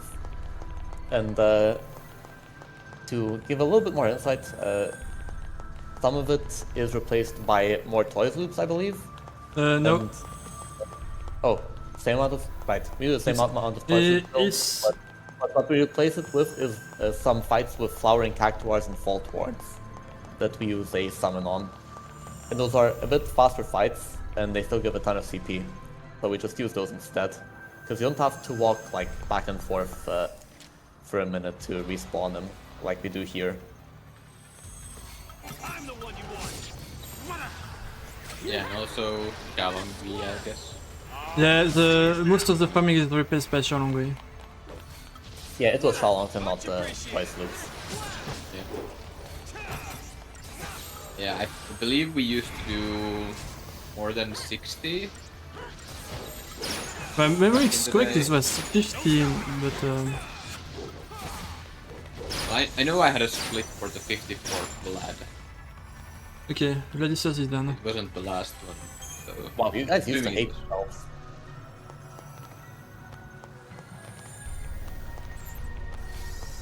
New strat for this fight, by the way. Yeah. Oh.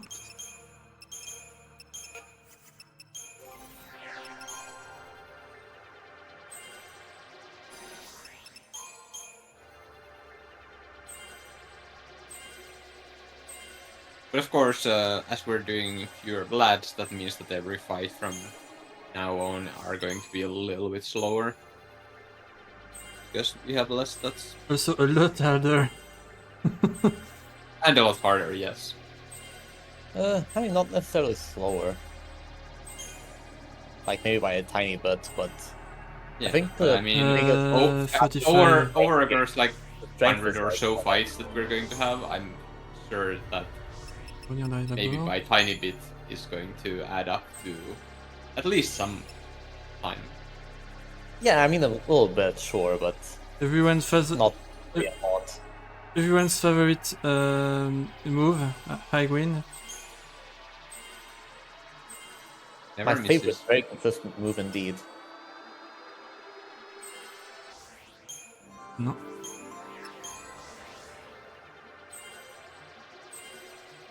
I win is the best move in the game. If you don't speedrun a platinum percent. Yeah. Of course.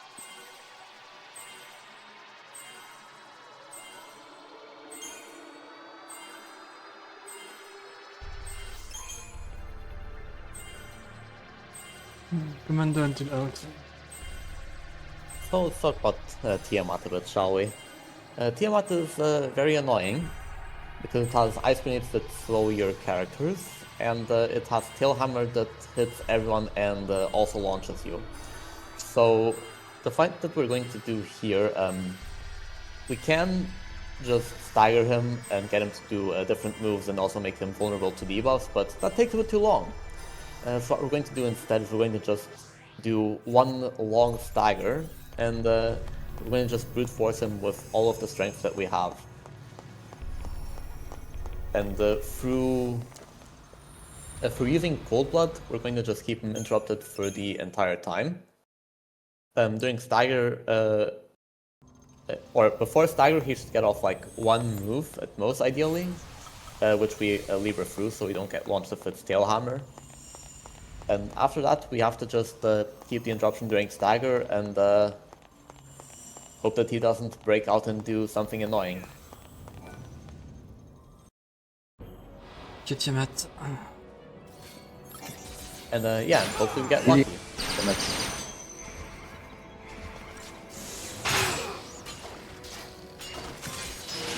Thank you, M. Dead in my sights.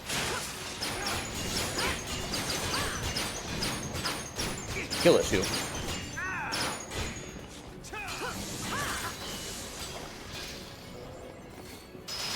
Dead in my sights. Guess that was one full blood, here we Libra, and then hopefully we can just full blood through the Old stagger. man, new tricks. Then into aggression to do another full blood to get that chain completely maxed out. And then go into Cerberus and get everyone to start dealing damage.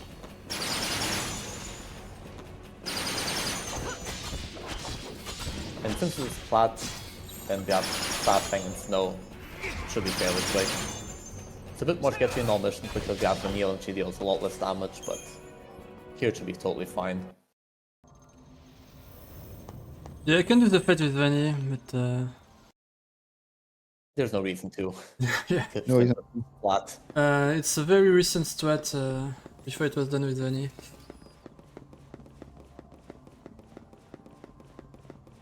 So Vanille is only going to be used now for final bosses. Pretty much just for Imperil and Poison, that I believe Fang currently does not have access to. She has access to Impel and She got Deprotect. Imperil. Yeah, but she doesn't get Poison, so we need Vanille because Poison is very important. No, I for think she get one-to-one. poison on /10, so... No, you can't. You can't have a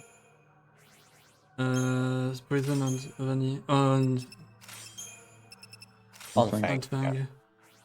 yeah. Yes, it's normal what I'm doing with those equipments.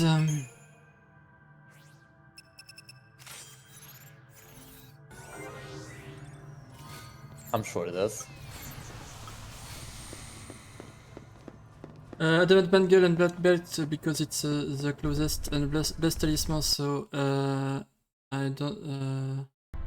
The Blessed Talisman won't be put with the Optimize. Basically. Also, as your question, would an NCU speedrun take way too long? The short answer is yes. So we're going to do bar to be free here. Since we have the shrouds for this fight, we don't have to buff anything in malevolence, so we can just Blitz and or we don't Blitz, we just chain an assassination a bit, get some debuffs on him, we have deflecting perils, so we can just move straight to Fire Disaster and do a Stopka, and Stopka will prevent You Bartleby still got from too soon, I think. doing anything.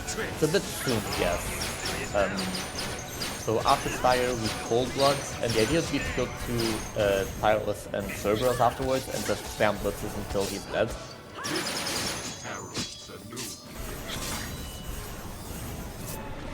But I think he's going Problem to get off solved. the last hit, so. Oh, double Stopka. That's what's easy. Yeah, it also works. That also works.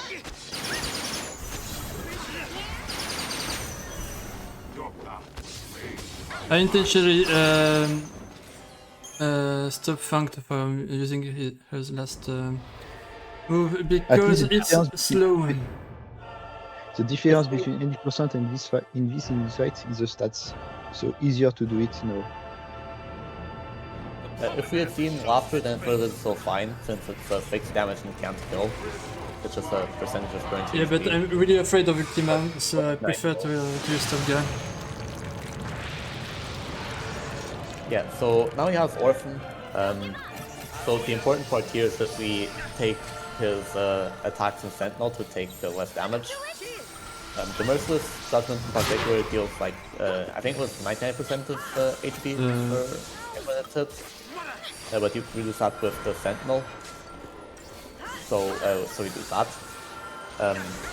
We have Protection, so our Sentinel paradigm, we also have status of Synergist, so we can buff up our characters there. I also buff Vanny because the damage she does are quite important in at the end of the fight.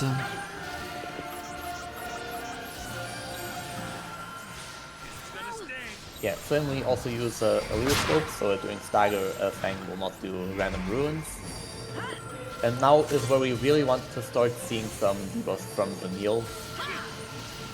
Especially the Please. This will be quick. Okay, we got the Deep Protect and then Peril. Now we just Possible. need to employ it. Slow is also nice to have. Yeah, Oh yes. without slow, the strat doesn't work. Yeah, except I believe you use slow to get the damage push. No, for Stop Gun. Stop guy in second phase as well. But I think it also makes the damage push easier. Actually, it doesn't. Oh, it doesn't. That's unfortunate. C'est ça que je vais voir là. Yeah, then there's a bit of a quirk with Orphan's AI, Ouais, je l'ai pas eu. Essayez, mais ça marche pas. that the mental raffle always start a medic or sentinel if you have one, so that usually like to stay in Tireless for that. But yeah, since we were slow, he didn't end up doing it, and the damage was kind of failed. That's unlucky. So since we got Merciless again, we have to do our renew here. We're going to just chain up a little bit, and then we're going to let mostly Poison do the work, but also throw in some blitzes while Poison slowly kills Orphan. And we have Poison can kill anybody. and not stop Orphan from mostly doing anything else, other than like the regular orb attack. And I think that should be the fight. Yep. Yeah, that's the win.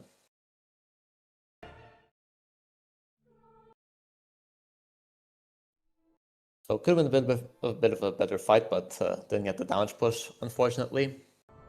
And now Yeah, it's we very get... hard to get a damage push, but the fight. Don't think I want to meet your parents. If I don't want to use an elixir summon, I don't have any choice but the strat. And another team is not possible either.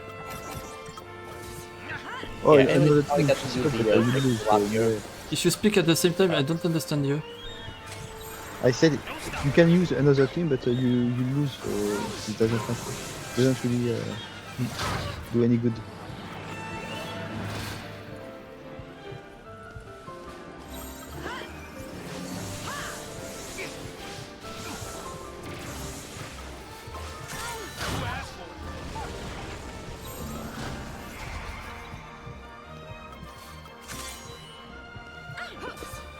Yeah, St. Gordon is looking not great. Yep, not great. Should be getting the debuff now, and we got some duration of Quake, so it's still fine. We still need to get them Carol, to shield. Okay, Fang did land on Carol.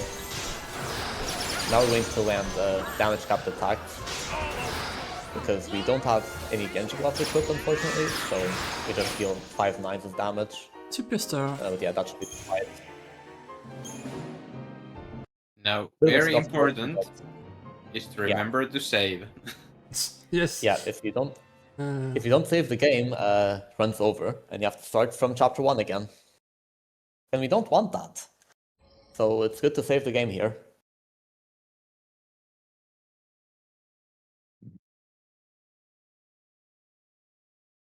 But no one would ever forget to save here. Yeah, Swansea has never done that.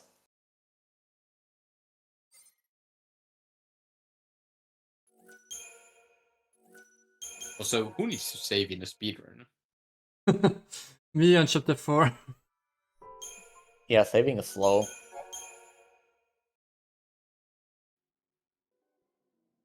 The end. The run is done. Yep. See you tomorrow. GG, bye bye. I'm done for today. Thank you for following me. Lol.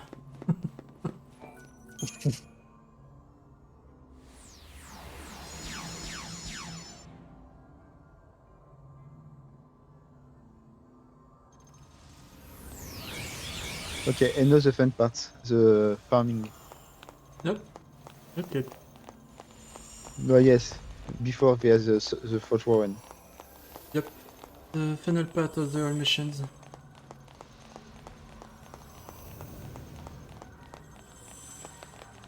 Ah, tu vas... La prompte.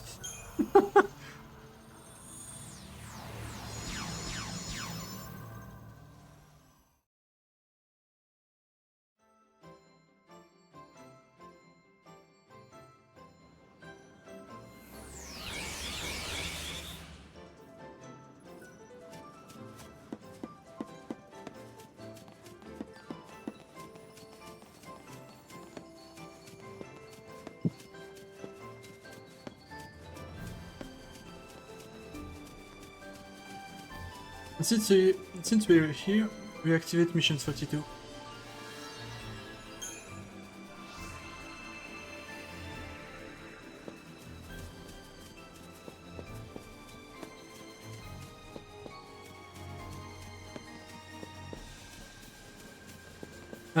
We keep using this team for a bit before going to the photo ends. So this team is just better for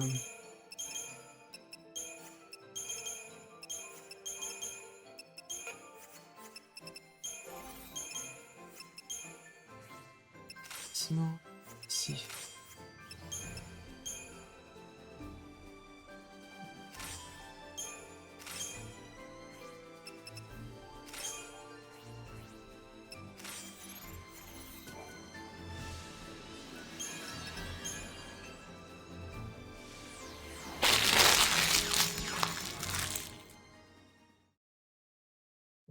I finished my first sandwich.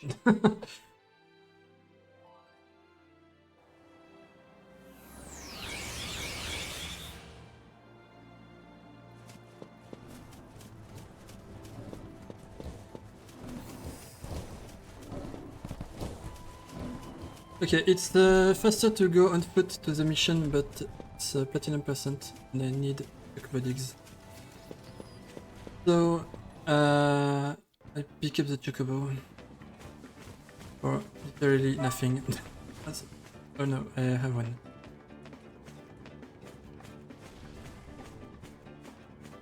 How many chocobo digs? 2, 3? I think it's a ninth.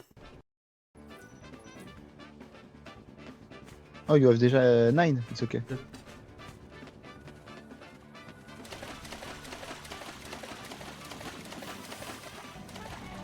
Not the worst, but not the best.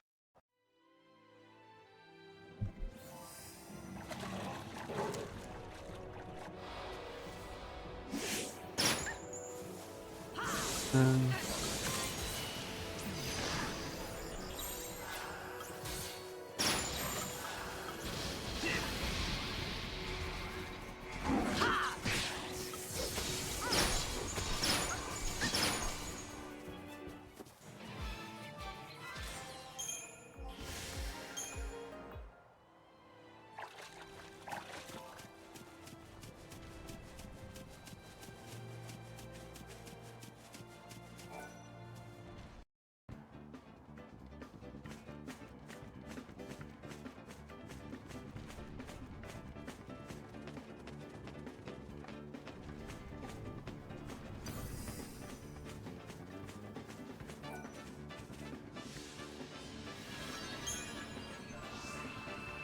Yeah, then mission 52 is another Zernitra that we're exactly. going to be fighting next. Consider it the easiest Zenitra. Not typical. It probably is, yeah, since it's the lone Probably, yeah. Zernitra with Decept, so... Yeah, but also The the area is very, very big, so you have a place to do absolutely everything you want. Unlike the other Unit. places, the Predictor was right. The hardest Sinitra is still the fault one. The hardest one is the one in the front lines.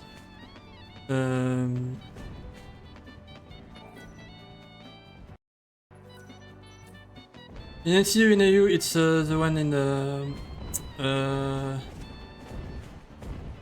Syria.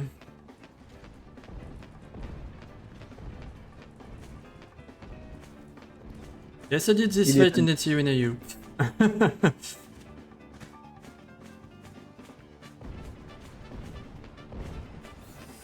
No custom used, no equipment upgrade.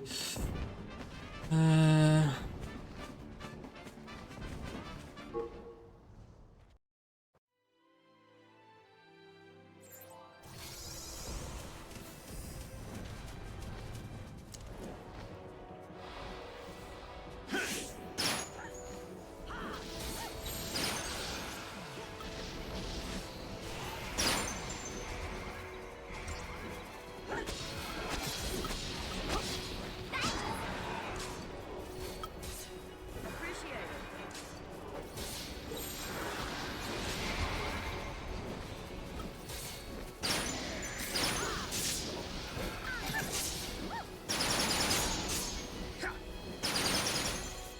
To the victor go the spoils.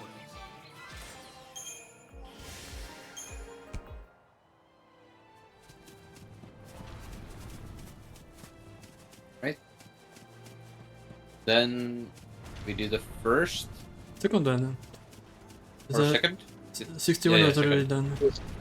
Yeah, yeah. There's a second one. Second one of the sea circle, so mission 58. I Only believe, 2 left.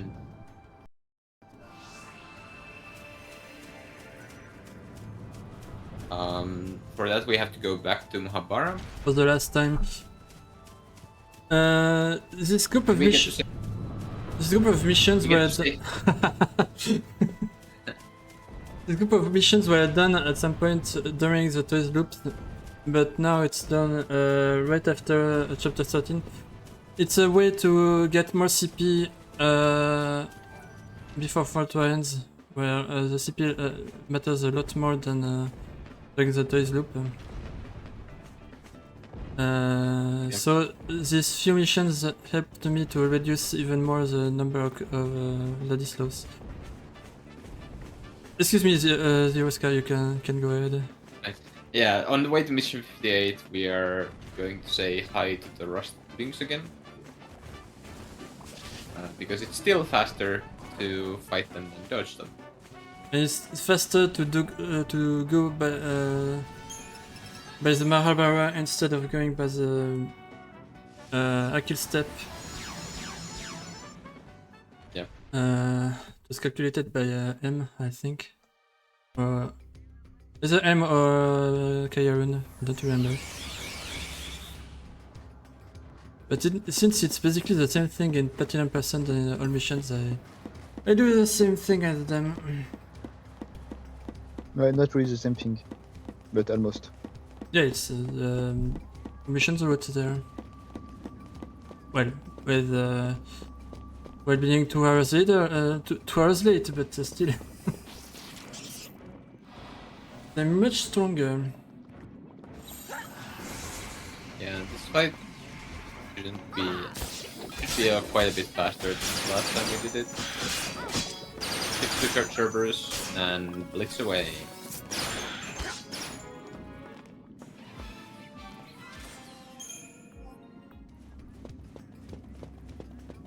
I wish it was that fast in any percent. I wish as well. I wish we could fight. The first time I played Final Fantasy XIII, I thought Titan was a super boss.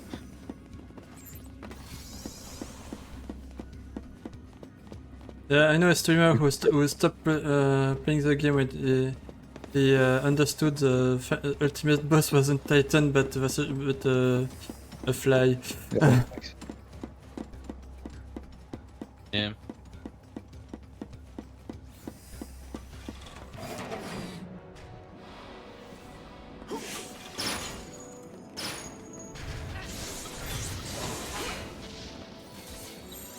Follow the old guy's lead. So here's the mission. Preempted with the Decepticol Fire to stagger the Rock Centurion, Time to pull the old switcheroo. the Libra, the Humbaba for info, and then Cerberus attack. Pulse Rock guy already died because the fight is quite fast at this point. Not the hardest mission. I went in decimation, so Fang is the one who attacks the Pulsework Centurion. But yeah, Libra. Baba.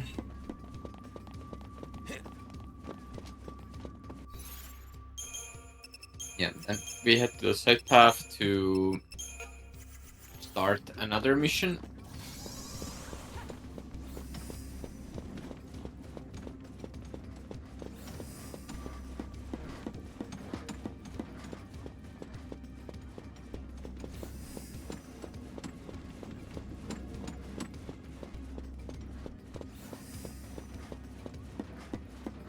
These have to solve to get past all these guys.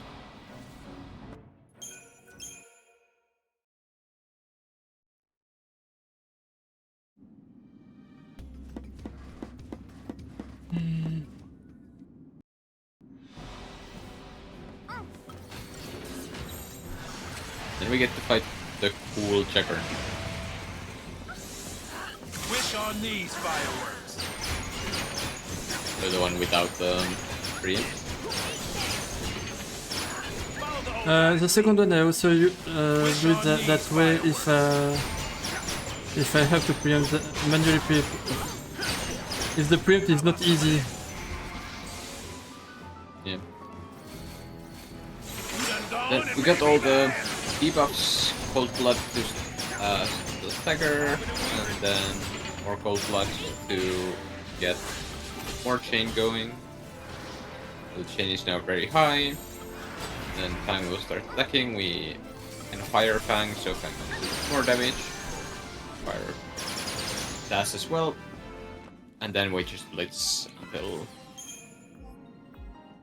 it's dead.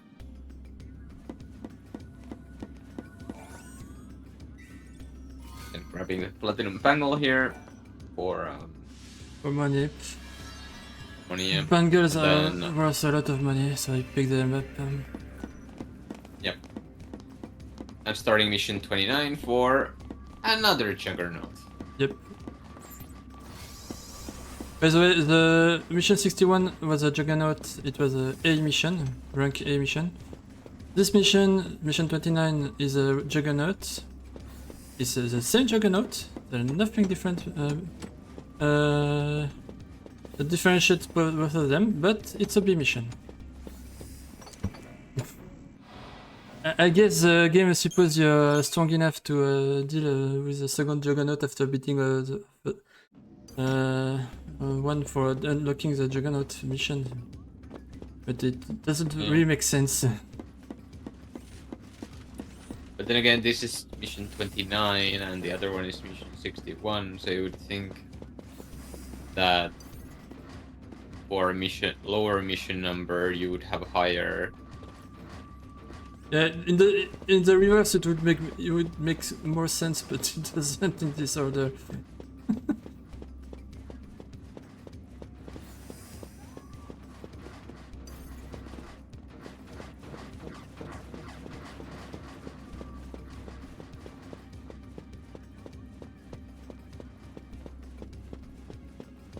So this dodge in the comeback is horrible.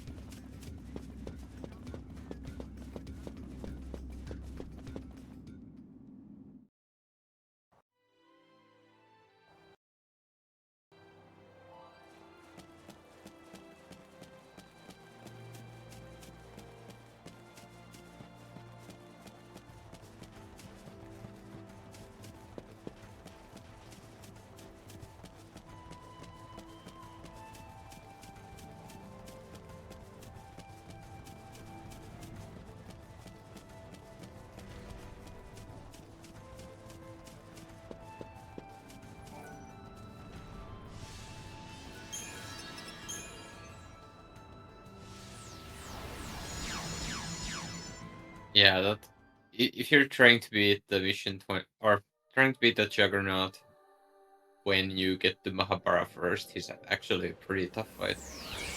Yeah, if the Juggernaut who guards mission 29, you can't fight it when you get in the Mahabara, but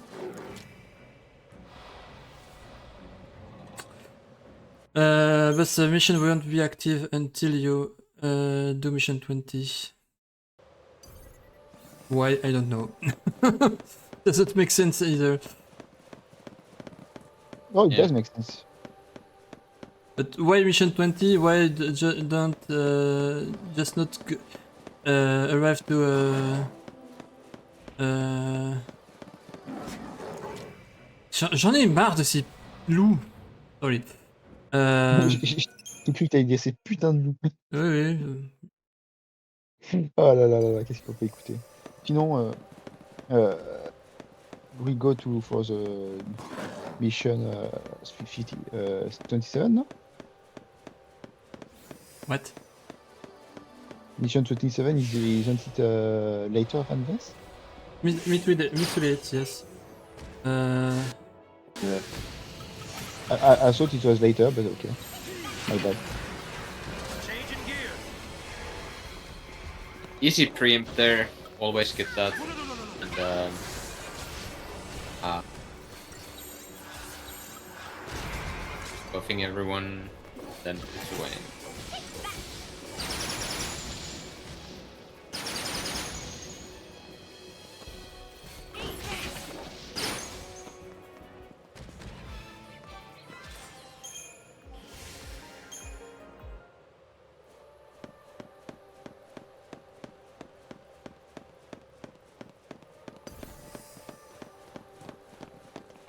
And then we head back to Archival Steps so we get to dodge these dogs again. Yep. Ah.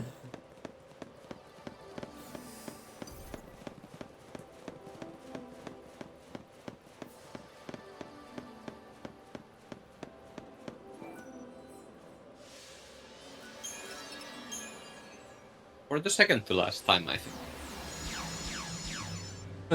Yes, we will dodge them once more. Okay, then back to Archival Step. And we actually head to... Remember when we did Syphax and we had that one red Deep Stone blocking the way. Well, after beating Syphax, we can go through there, and we are actually gonna go there. Past where we fought the Neochu.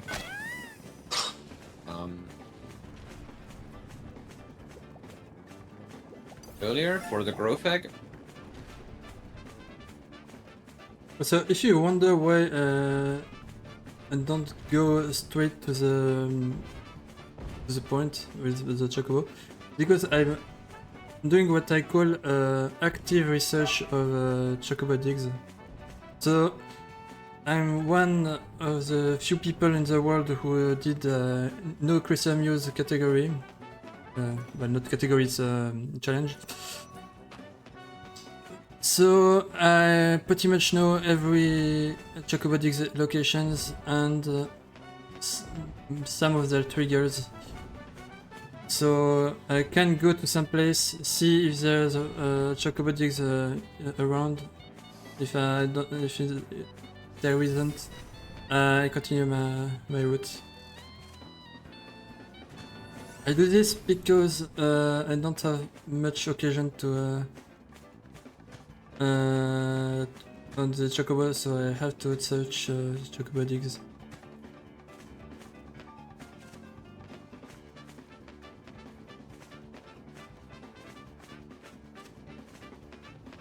I need 20 of them for the ribbon. Yeah. We're now at 12, I think. No, 13 or 14, I think. 12, I think. Oh, Yeah. Well, 12 only? Yeah. Yep. Okay, my bad.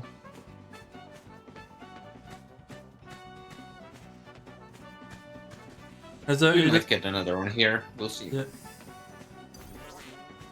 There was one earlier, but the mission 30 wasn't done yet, so I couldn't pick it up. Yep. And now we arrive. Oh yes, the fuck. We are at a place I like I like a lot in the run, the Fault War run. One of the best But best part of it's the very there. It's faster to do this without the Chocobo, but the dodge here is awful without the Chocobo. So pick up the Chocobo only for this for the dodge.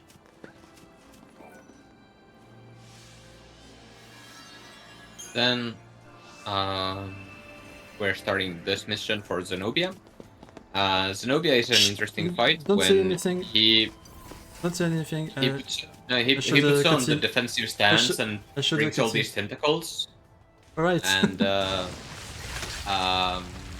then you have to get rid of the tentacles first. And until that you can't damage her, I think. Yeah, you And, can. Oh, you give oh, you use the Tomberry to kill it and kill her. that works too, I guess. Yeah. That's for sure, yeah. I think the It's faster. kill it works too. So the solution for doing this fight very fast in 13.2 is to capture a Tomberry first. Noted. Yeah. It's true, I guess. Yeah. I guess we were fighting Tomberry then. Sure. Starting with a haste on Sass, then we switch to Smart Bomb so we can do some chaining and debuffing.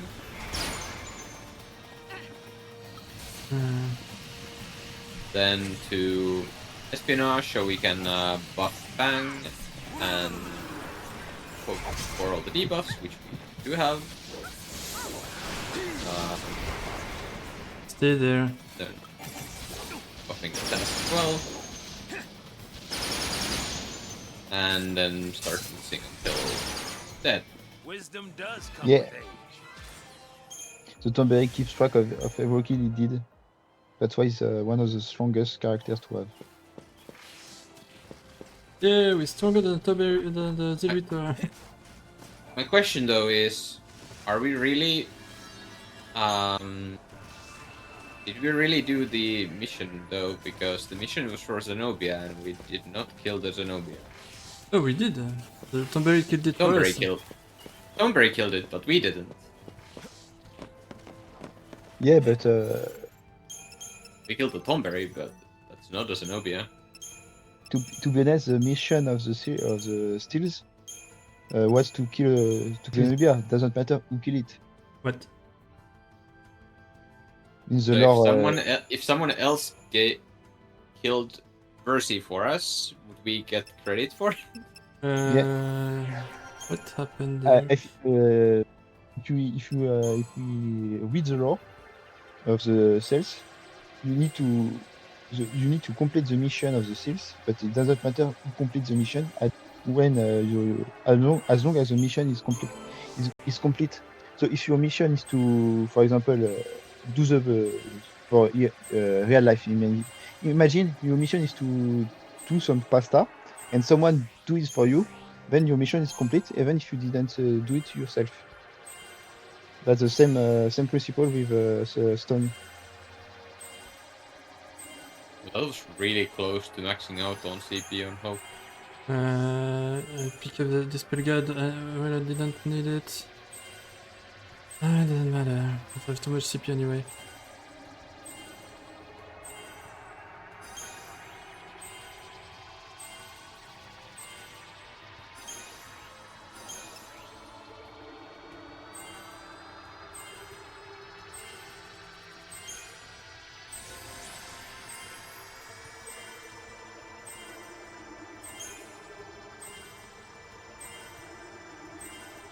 Is this the point where Hope has the most amount of HP out of the party? No, it's after the photo ends. Let's see.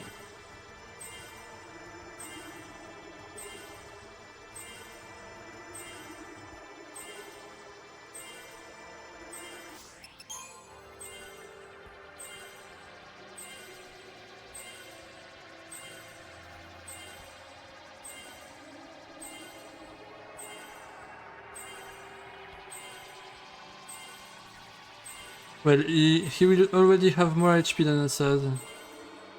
And Lightning, I think.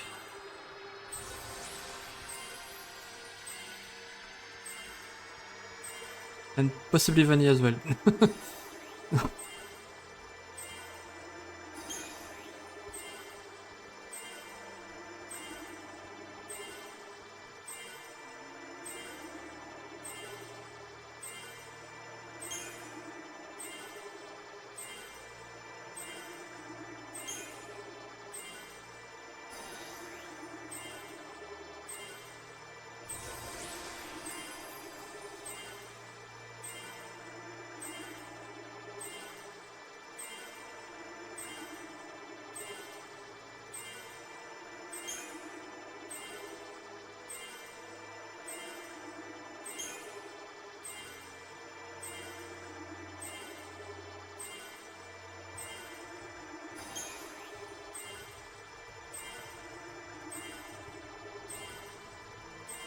It was on this menu that I forgot to do Lightning and Snow XIII.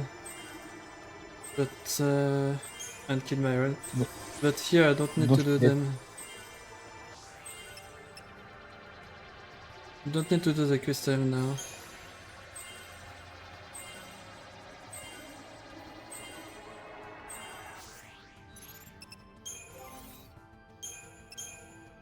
Let's go.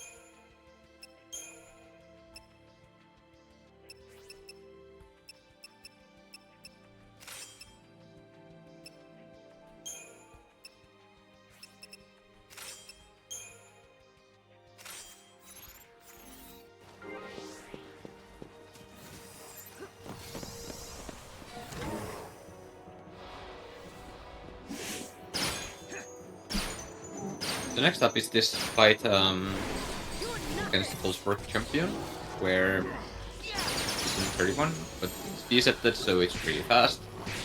Just blitz, and Fang kills all the speakers. Bit slow.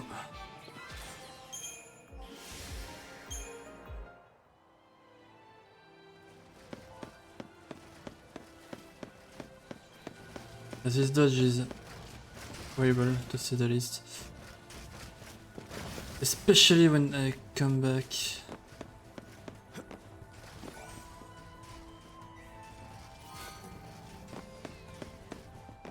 Then grabbing a their catalog. Some money.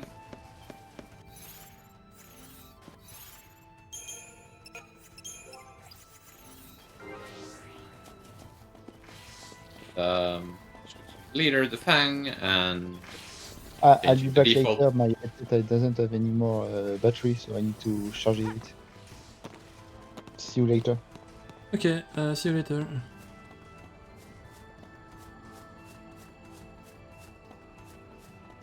And then we start the Titan's trials. Yep, this is the last part of the second part of the run, the missions. After that we will start the farming part of the Platinum percent. But Yep. before that we have a lot of missions to do. Yeah, and well, in Plat you only need to do each mission once, but in order to reach some of the missions, you have to do some other missions multiple times here. So there's this grid you're going to see soon with all the missions you have to do, and it starts like there's Hello. every time you enter Titan's Trails, you have to do the first mission. Then you have two options of which mission you're going to take, and then depending on which mission you choose, then you have other options. Here's the grid.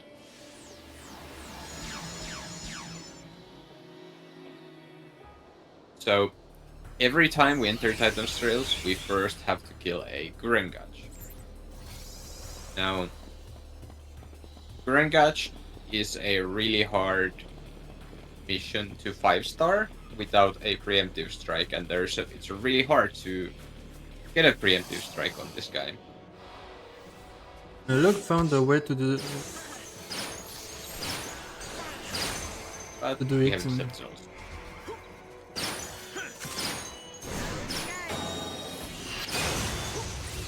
first to the high wind. Just high wind, and you're done.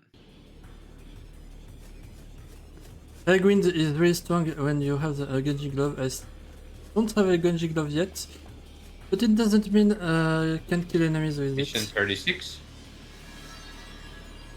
Yep. This is not. Oh, this is. For some reason I thought you went to the other one. Yeah, I have my notes where insult me for doing this mission first.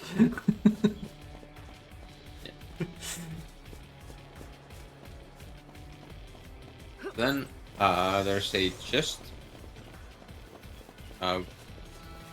Garden scrap crab here. Or Don't pick it up because it's slow to pick it up, and oh, I guess you had good. I have way too much money anyway. So auto battling here, the double amounts can be really annoying if you don't have a decept, but with decept it's easy.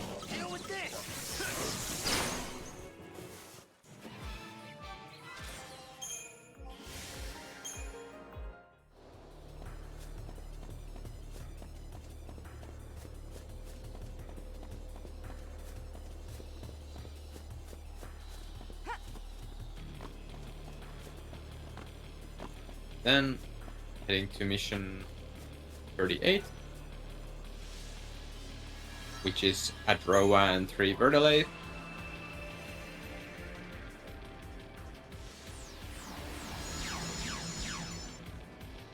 In this game, it's let's say easy to cancel the ready animation from every characters after the second shift, the first shift in the other program. But in some cases, you can very easily do this with the first pattern. It's the case with the SAS bits. Hardly worth the effort. It's very easy to cancel the ready animation with SAS on this first string. Wait. Then, I guess some of the Vladislaus was cut. We're going to be doing a flowering cactor here. So switching leader to SAS because Tang isn't the greatest leader for that fight. And It's possible to do the fight with Bahamut, but it's slower. yeah. So flowering cactor is a very slow and complicated fight, but it is still faster than doing an extra Vladislaus. Thankfully, it's also really slow and easy to catch. Yeah. They never run away from you. So it's so hard that we need to summon, and we need to do Gestalt and Finisher immediately. That prevents flowering cactors from doing any bad stuff to you. And then after the summon, we press X to win, and the fight is done. Excuse you, we press square and triangle. We never once press X. No, you press X to get rid of the Guess you have to press X to battle fight. screen. Oh, true. You look at me. How could I forget that? So many complicated steps in this fight. And we're going to do it again. Well, this time there's only 3 of them, so it's a little bit easier.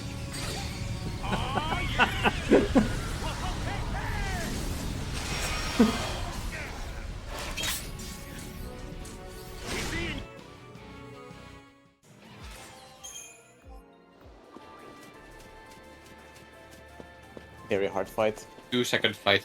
It's harder to activate the fight than doing the fight itself. Oh. Yeah, also only 2-second fight, not even 1 second. Better reset. Yeah.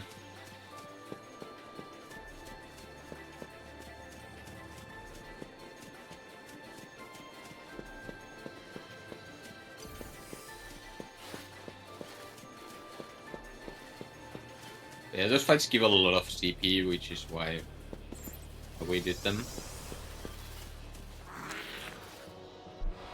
And then we use another Decepticon for fight against Pork Bear Hero and Pork Bears. So we use Libra on the Pork Bear Hero to get enemy intel. Then wait to maximize the Pork Bear Hero dagger duration, I guess. Then Blitz. Blitz the air, very important. Yeah, Blitz the air, that's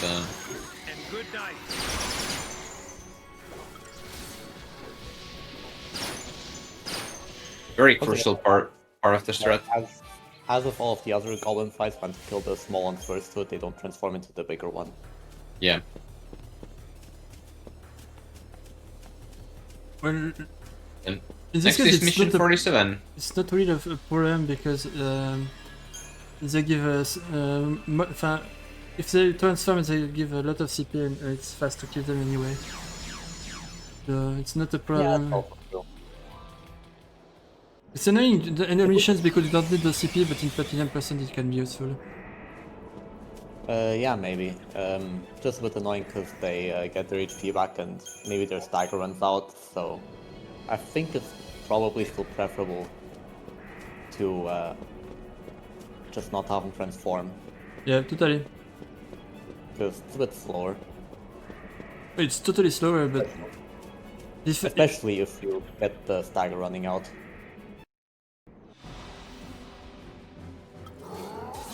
Anyways, here's the fight where the stagger is not going to run yeah. out. Change in the play. Almost feel sorry for you.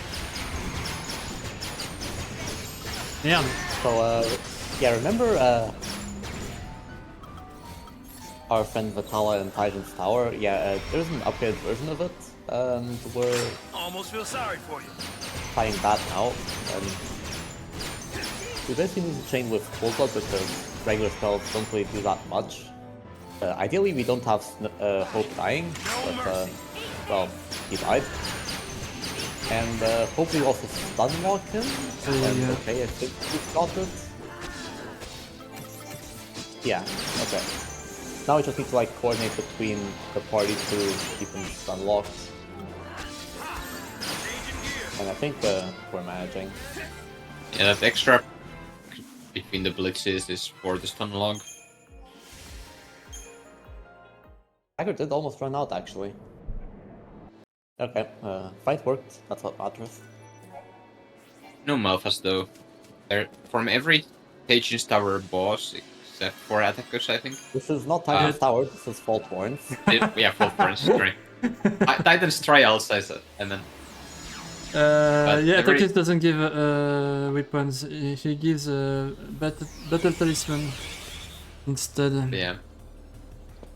There's a chance to get a very expensive weapon, which would be very good for money. The Malphas that you could have gotten from Raktavisha would have been 198,000 gil, but not today.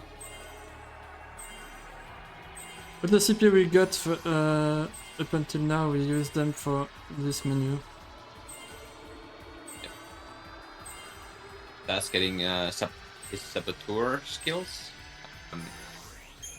Up to Imperial, I believe. Yep, Imperial. Mhm. That's the reason why I Rak- start with Raktavisha, because I don't have Imperial. Yeah. Fang gets her physical Ravager skills, or at least Flame Strike. Only Flame Strike And because Spark it's Strike. for Neo Chu. Yeah, I think Spark Then- Strike is not useful on the Tyrant as well. Then some Strength and HP. Then Hope gets more HP. Want Hope to be as beefy as he can.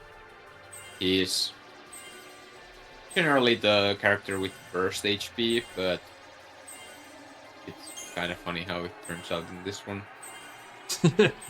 Yeah, I guess it's because we specifically try to get him as much HP as possible. Yeah. And Snow gets so you can see that characters that we haven't used for a while, they have a lot of CP left over.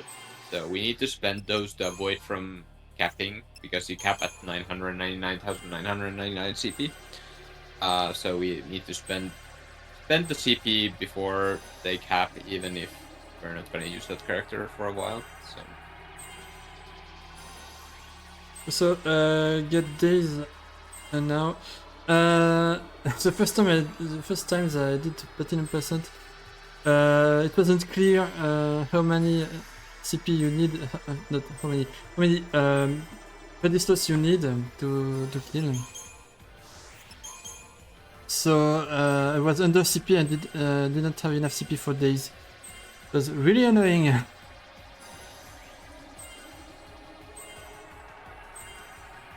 Because Days was the last spell Snow had to get before the turtles.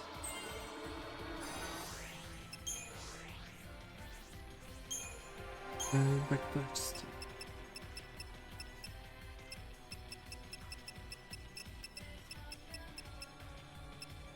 Yeah, Lightning being at 965,000 CP. Not even close. Yeah.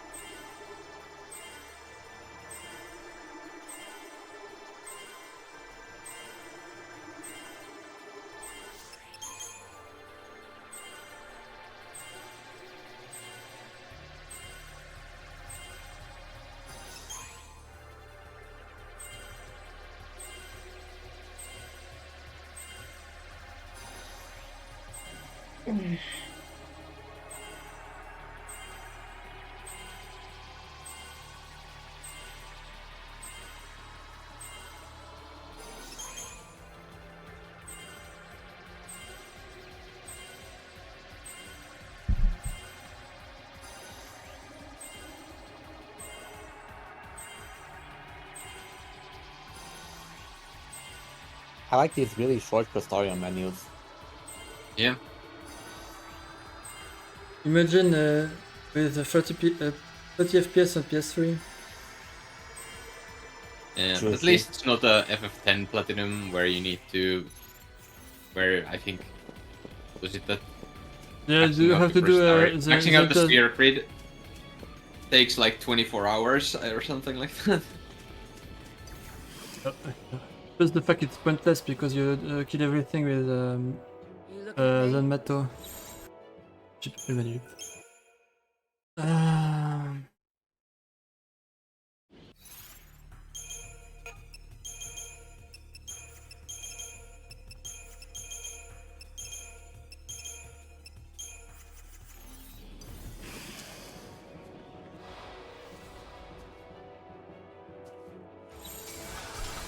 Changing gears.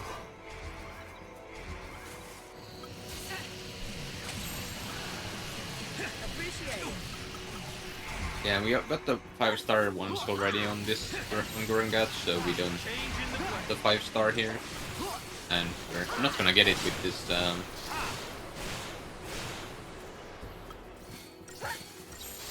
debuff luck either. But we got Imperial, then we stagger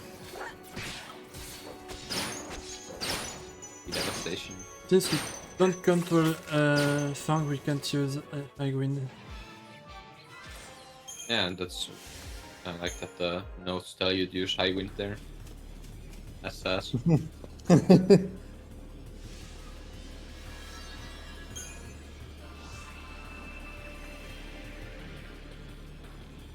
I don't know what you're talking about.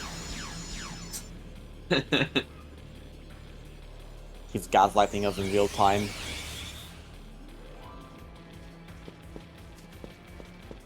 You also changed the devastation. The high wind was never in the notes. No idea what you're talking about. The Rafflesia is the same as it was not the target.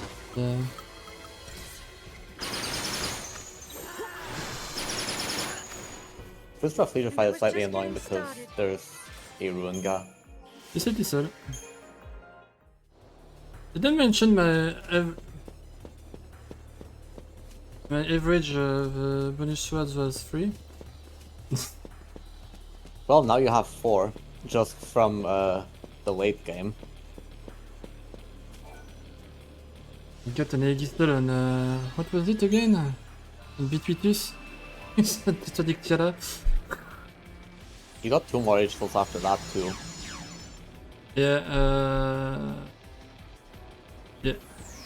No, it was the second one. Honestly, I don't remember. You got one on the.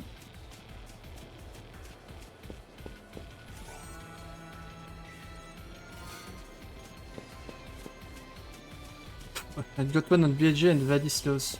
Dash. It. I still don't know what what Tiamat gives, by the way. You'll find out one day.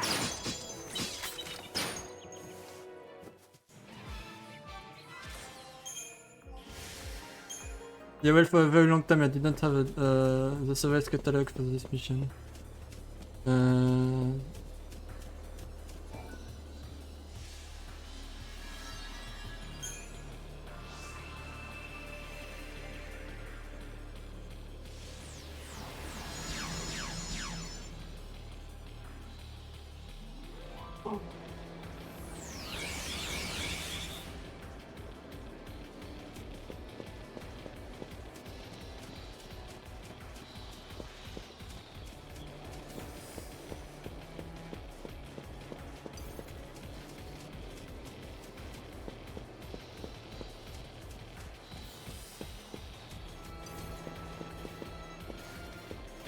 Next mission is against all of the goblins. So there's Borkbear Hero, Munchkin Maestro, Goblin and Goblin Chieftain. And the Borkbear Hero is the toughest one of them, I think. Yeah.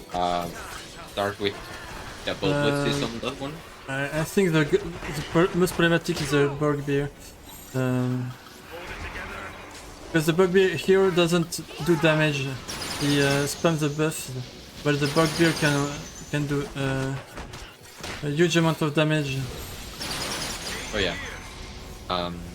The protects are annoying, to be fair. But the hero is the beefiest one, is what I... And hope with all that HP survives.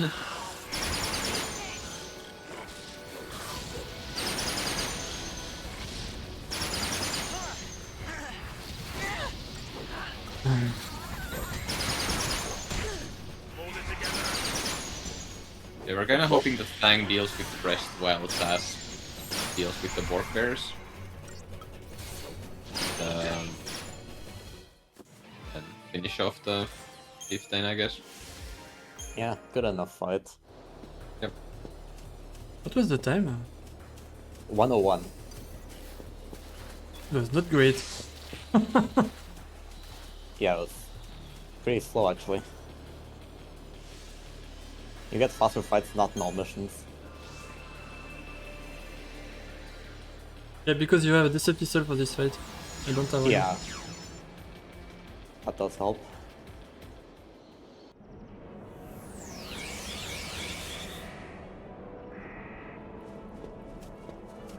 Also, if you're wondering why I save, is because the game can crash.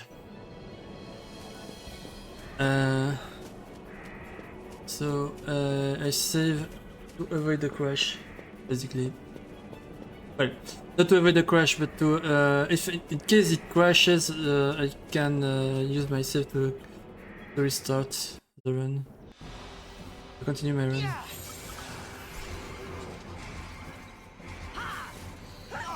Tyrant, are we gonna now use the lever scope here? Appreciate it.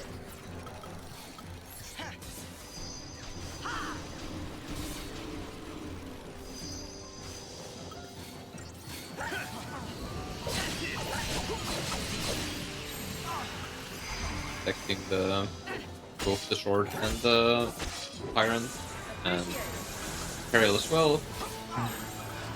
Thunder on Fang. That's useless as usual. Did you see that coming? Time to pull It the looks switcheroo. The Q says. shooting the air again. Classic. Because the air is the toughest enemy in this fight. And no organic Sag. That one would have been 280,000 gil if we had got it.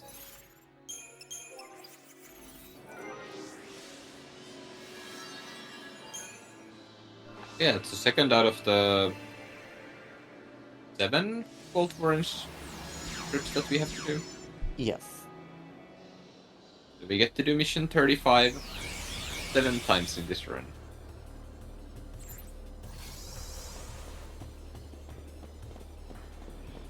If I have a bonus Decepticide, I use it on the Grand Gatch. Because it's a faster fight. Don't wanna lose, do ya?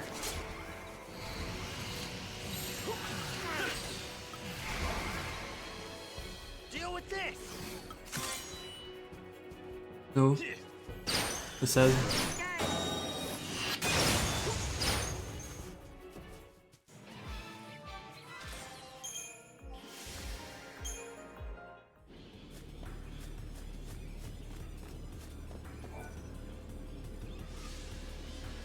And then we get to fight Rafflesia again. Yay! Exciting.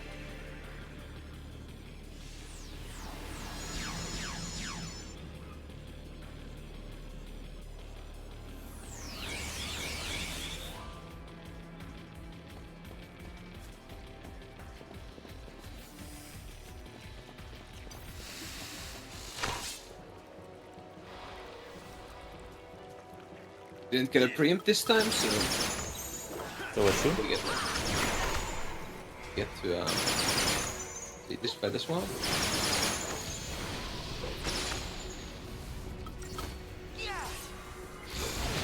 That's what comes.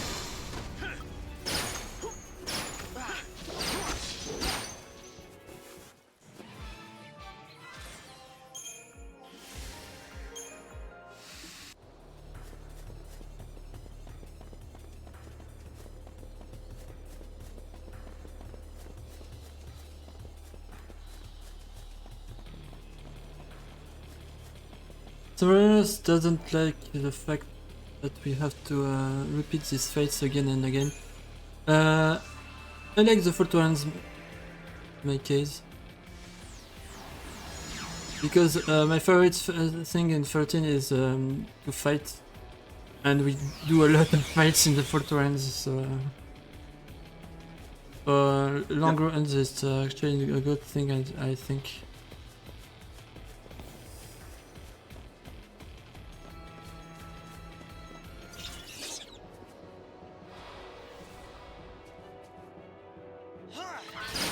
To be fair, you do a lot of fighting in the whole game in general.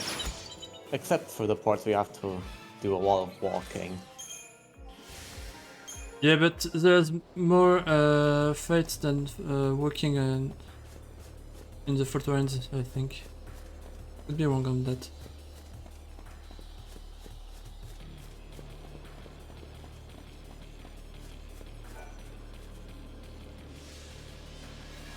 The only reason there would be more fights than walking is because part of the walking is replaced by warping. Because all of those warps are like still 15 seconds or something.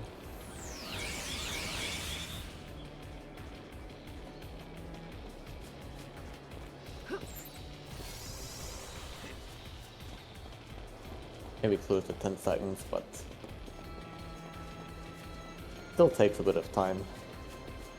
So next is to fight against the 3 big clans, so Corrosive Custard, Hybrid Flora, and Monstrous Woman.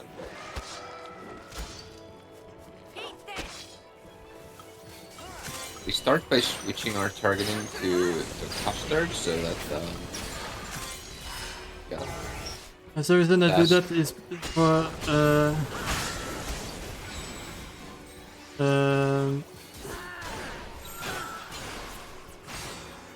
thank you for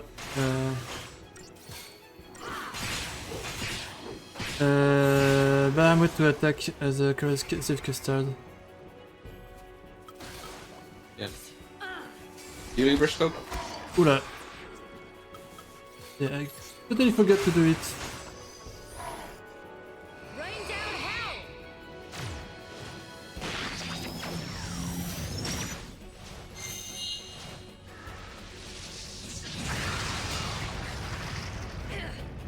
What a sweetheart!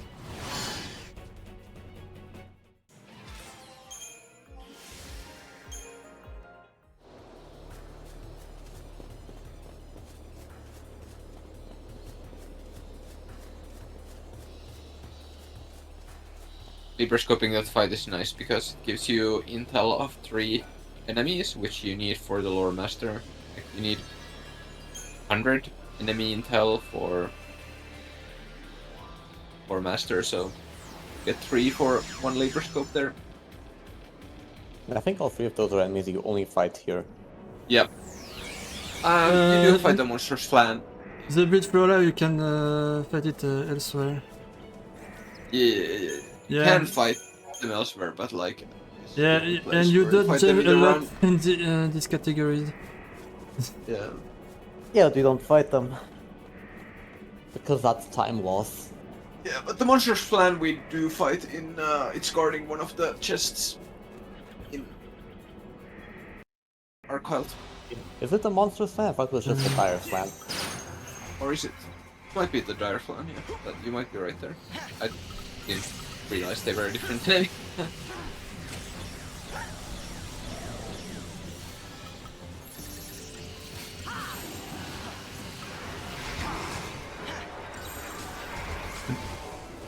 It's not really.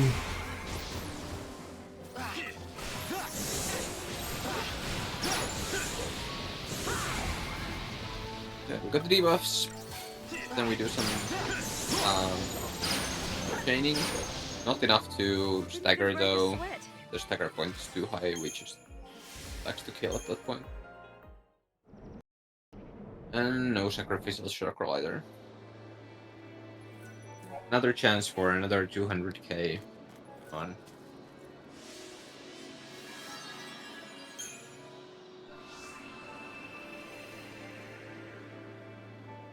And then we get to start Titan's Trails from the beginning again. And fight another Grangach.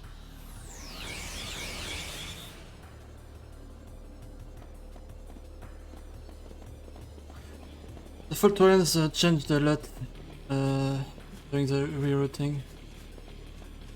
It's very recent that I fight the Rectavisia first. At some point it was the first one during a very long time. Follow my lead.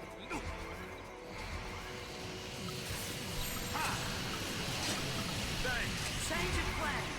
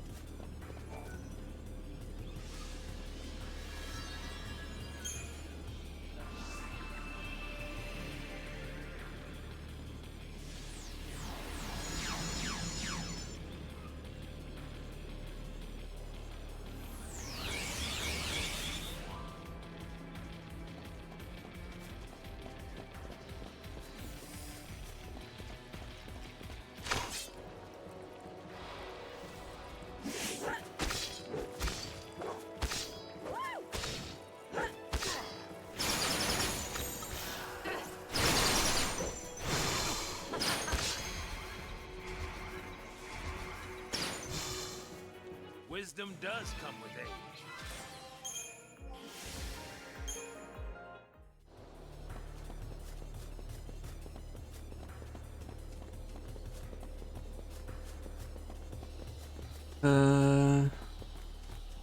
Language. Emma Zero, can you ask one of the moderator in the Discord if they put my Google sheet for the trophies in the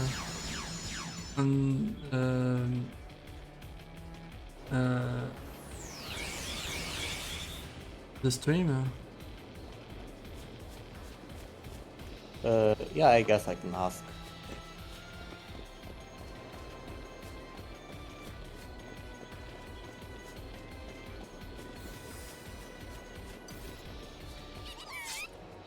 J'ai pas fait le menu. Take that. Change of Débrouiller plans. autrement.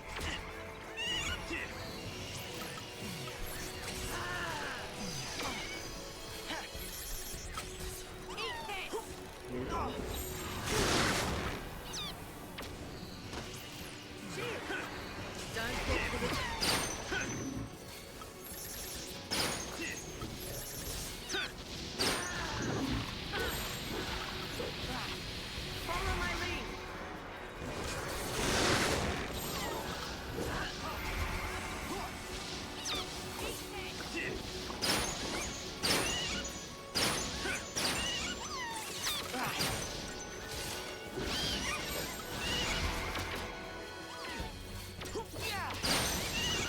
Change of plans.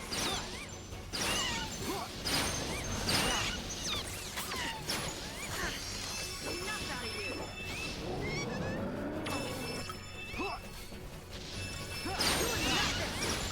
Follow my lead.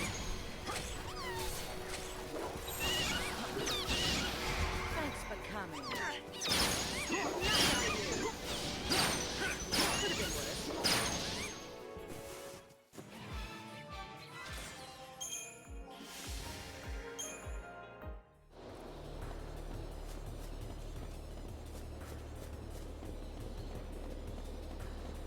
I like how nobody just talked about Ochu because it's just a weaker Neochu. Yeah. Also did this fight without doing the menu. That was great. That's how easy the fight is, I guess.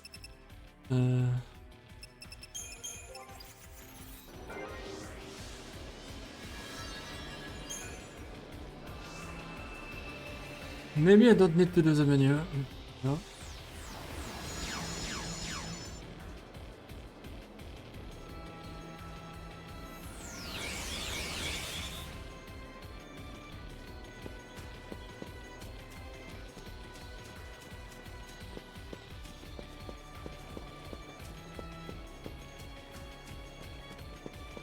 Je dois faire lequel déjà? C'est évident, je dois faire droite, mais... Si. I'll only do one of them because I have enough CP from the sacrifices to not care about the second fight. Time to wrap this up. Come on. Again, very difficult fight.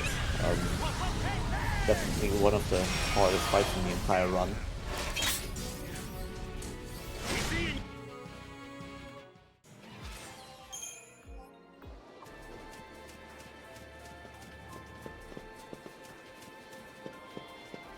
Oh hey, 1 second. Actually good fight. Yeah.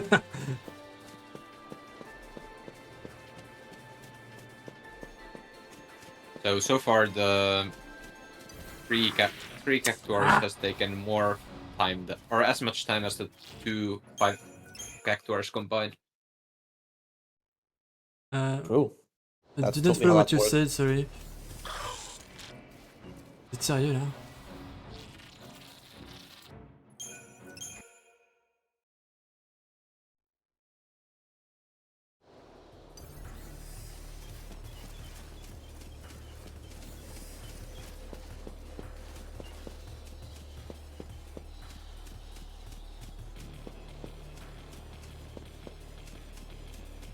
Huh. Already did a mistake. We'll see.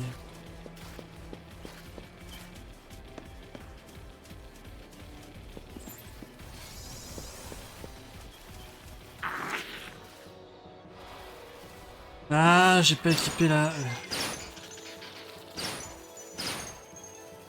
looking at me?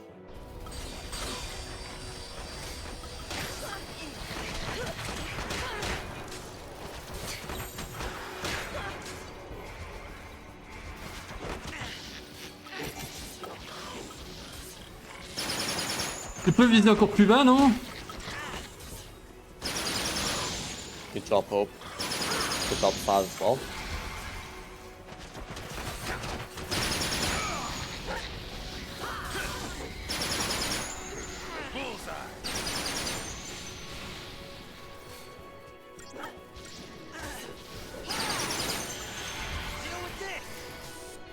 Speaking of...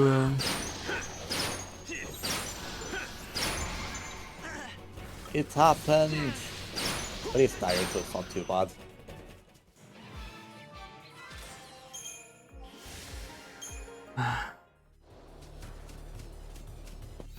Do you get more CP if they raise the power? yes. Yes. Yes, but only because they are enemies that are initially present in the fight. When it's new summoned enemies, you don't get the extra CP. But weird how it works. I equipped the Yeah. Pencil Spear for the next summon. Should have equipped it for the fight before, but I forgot. That's why I lost the stagger on one goblin. Nah, I blame Hope. No, it was my fault. Because No, I it's didn't... Hope's fault for missing a D-Protect. No, no, the enemy didn't... I was I lost the chin on one... on one of the goblins. Well, it wouldn't have happened if Hope just landed D-Protect. Or if I equipped the Ben Scissor on Fang, I could use a Quake.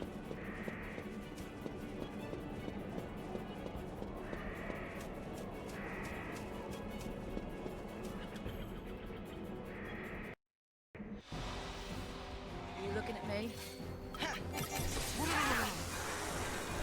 Then the Cernitra without Gisette, so we actually get to see what he does and why is he so annoying.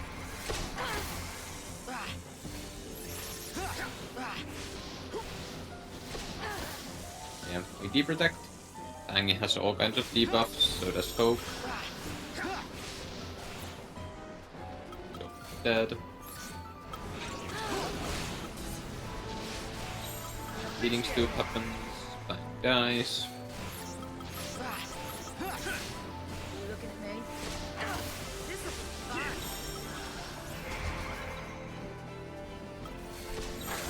Time to pull the old switcheroo.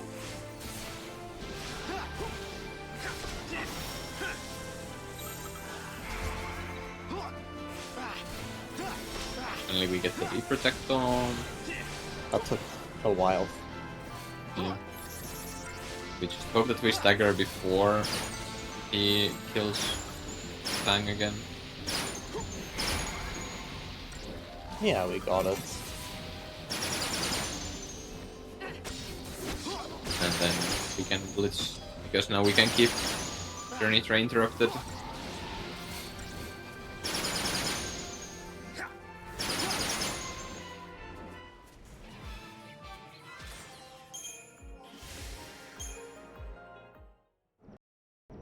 And no such luck as to getting the Dragon Lance, which would have been 230,000 gil.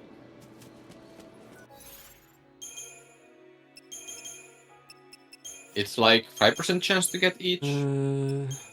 Yeah.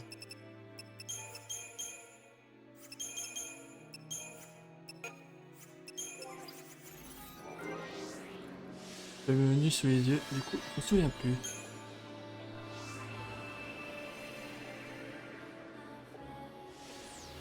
And then we start Titan's trials from all over again.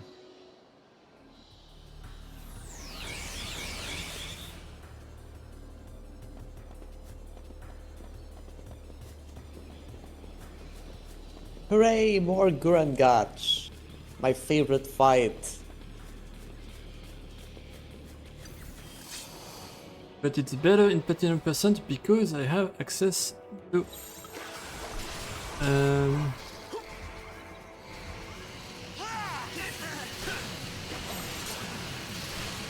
Time for a change.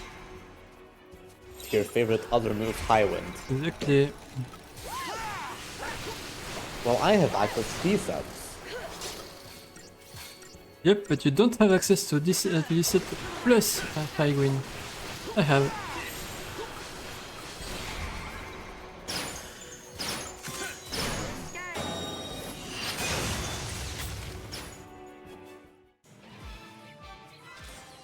Bang route all missions when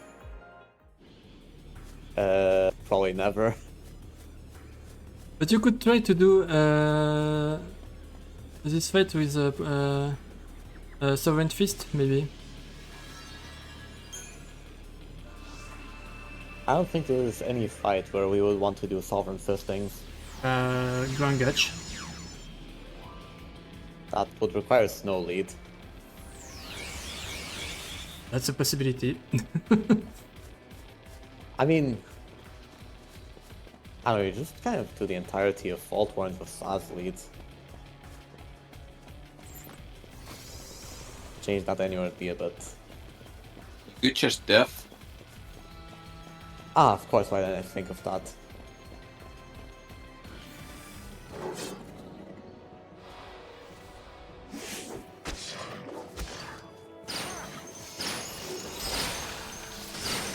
I should just Eroga Versi. True.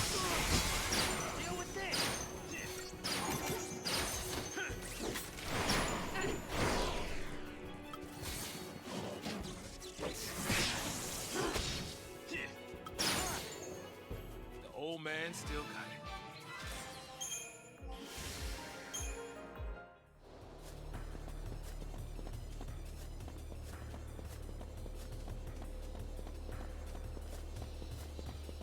These fights without Ugly Saga, it was a nightmare.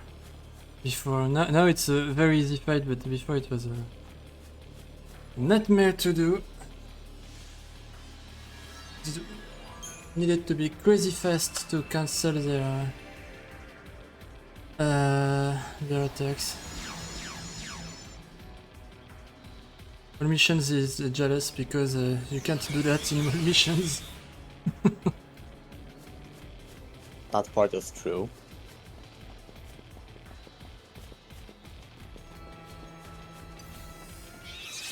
Maybe you can do it on the second fight if you Libra the first one. But Libra in the first one is time loss.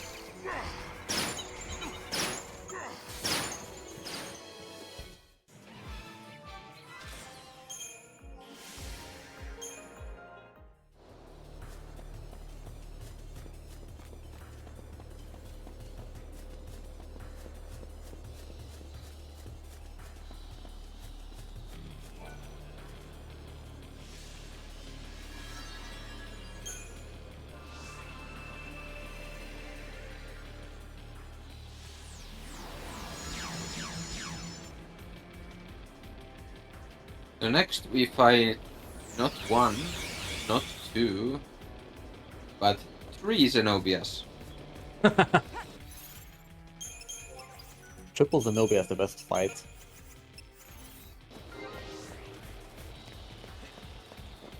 We swapped lightning. So we can use Odin to bypass the tentacle phases.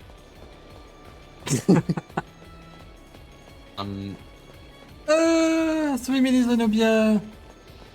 So cute.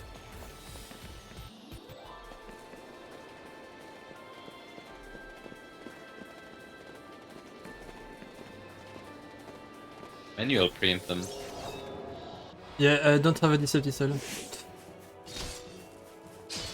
Yeah, Plat is poor.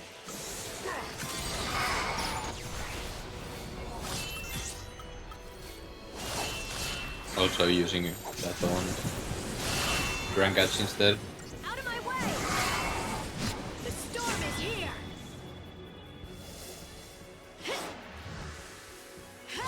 So yeah, using Kandagas to stagger all of them and to get the crystal level 3 and then just use I love that cry when they die.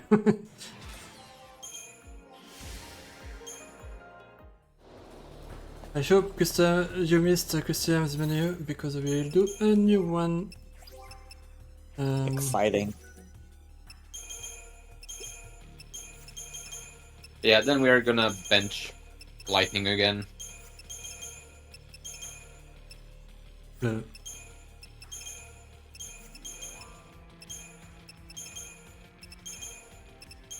All the paradigms. No, it's mainly gonna be in Sentinel. We actually bring in Vanille. Right? But yeah, getting a bunch of Crystarium here because Benil's gonna cap out soon, and we want as much stats for the next fight as possible because that fight is not gonna be easy. Prepping Protect for Sass as well, and getting a challenge the Sentinel. For attackers, because it's For easier attackers, to provoke him with with challenge than with provoke.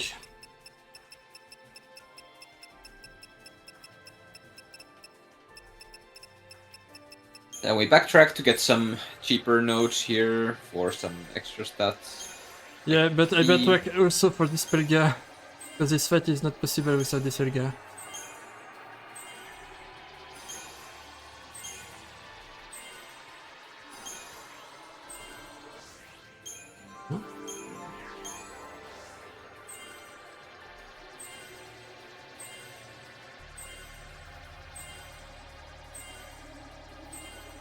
Then we spent all 835,000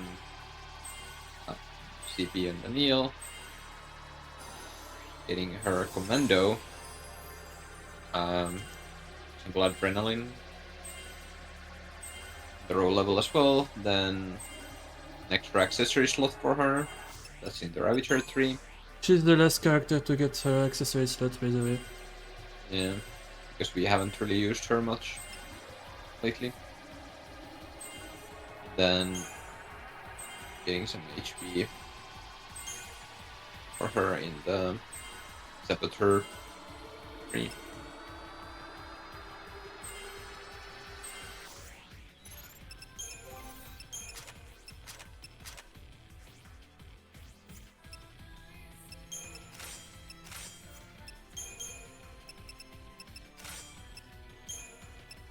You. Yep. Pyramid. We make Snow as tanky as possible with like So all the this resist is damage good. and the Umbra.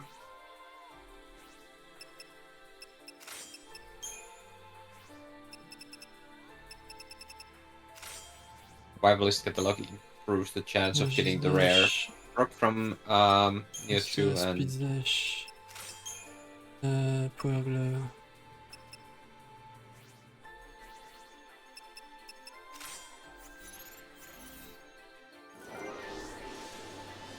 Profag for double CP. Sass got the Energy Sass and Speed Sass for the random insta chain and Power Glove for more damage.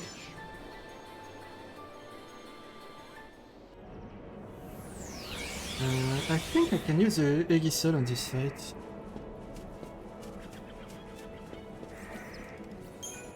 I mean, it gets dispelled. Yeah, but Once for we- chaining, I mean, I'm sure I guess it changed more.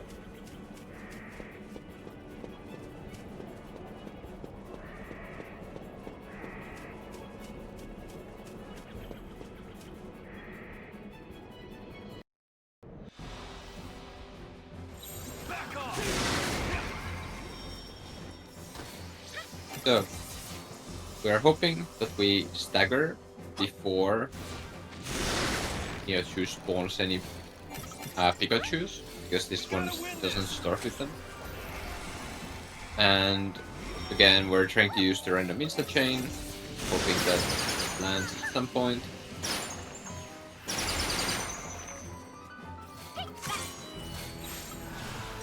Almost feel sorry for you.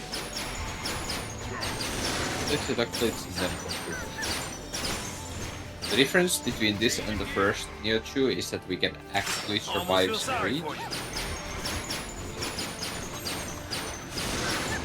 So Say goodbye.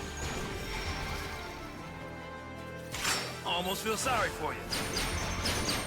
I forgot to do the custom for farm, by the way. Yeah.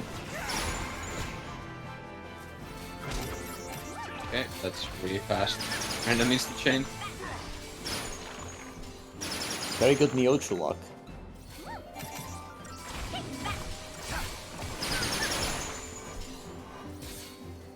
just on his first try, and here we got our RIC within the first string as well. See you, Daddy, now. Yep.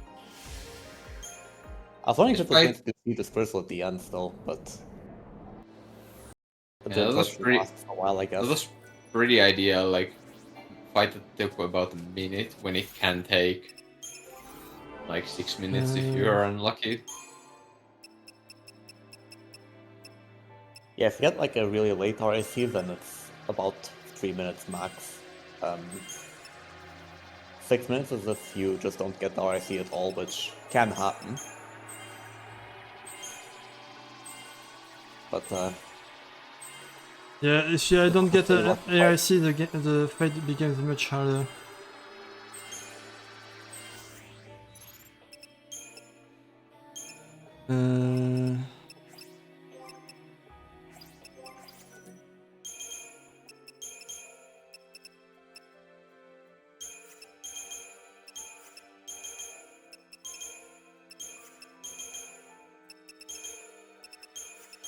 Yeah, then we'll switch back to the normal party, or well, normal Fault Warren's party. So Vanille gets benched, and Snow gets benched for Fangen.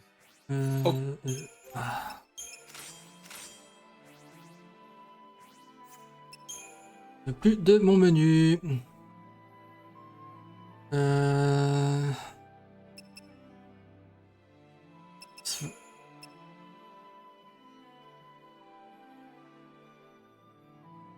C'est trop addictif.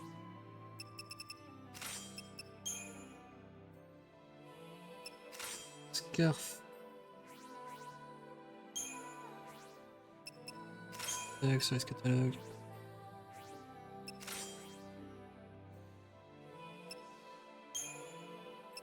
Scarf. Là. Duelers on fast? Huh? Oh, Duelers on fast just from the optimizing. Yeah, it was from the optimizing.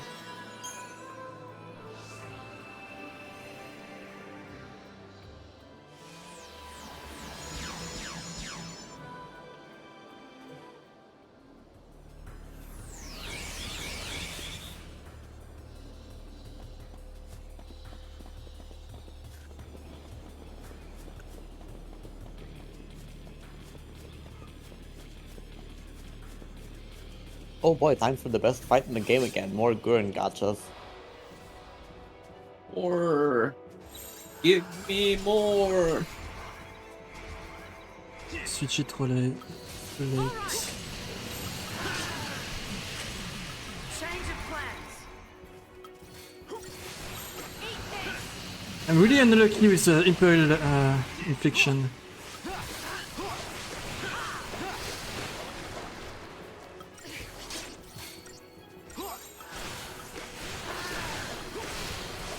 Don't get predictable. Escape.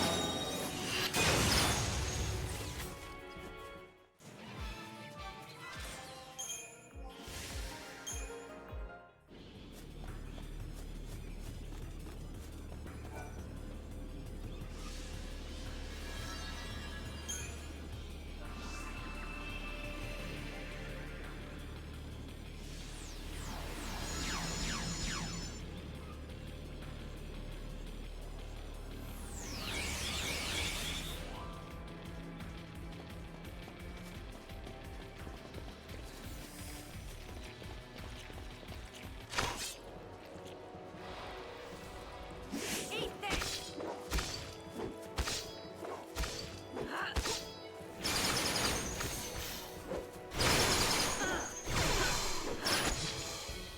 Hardly worth the effort.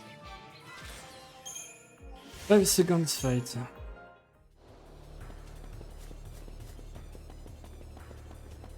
I think that's a perfect fight almost.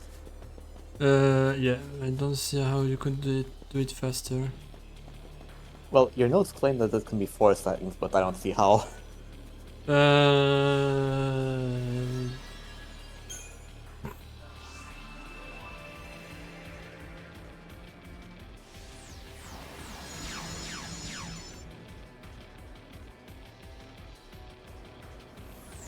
But hey, don't If worry my about the notes 4 say seconds. I got the 4 seconds, it's because I got the 4 seconds. There's no other explication. Yeah, I mean, makes sense.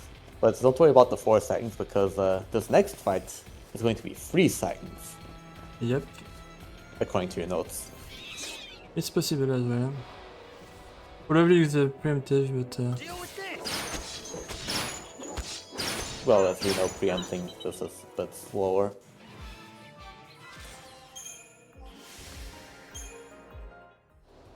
or with deprotect infliction. Ah, 4 seconds. Scam. Reset. Uh,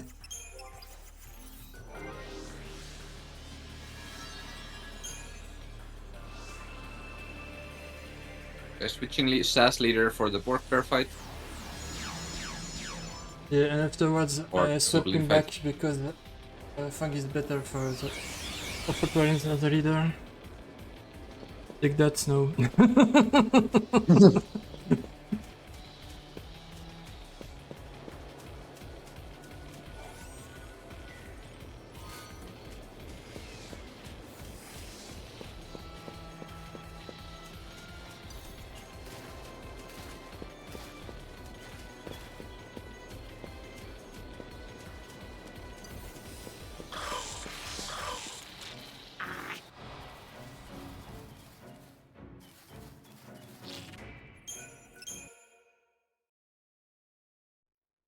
That was kind of annoying. I was kind of close to getting past that.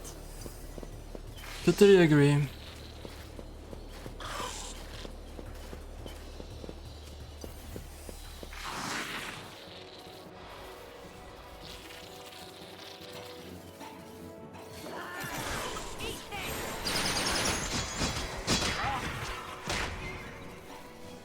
Thanks.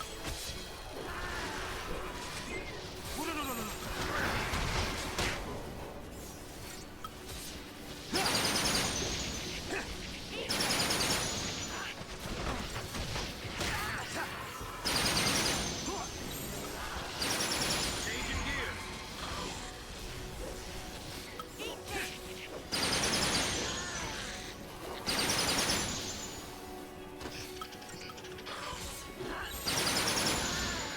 Hold it together.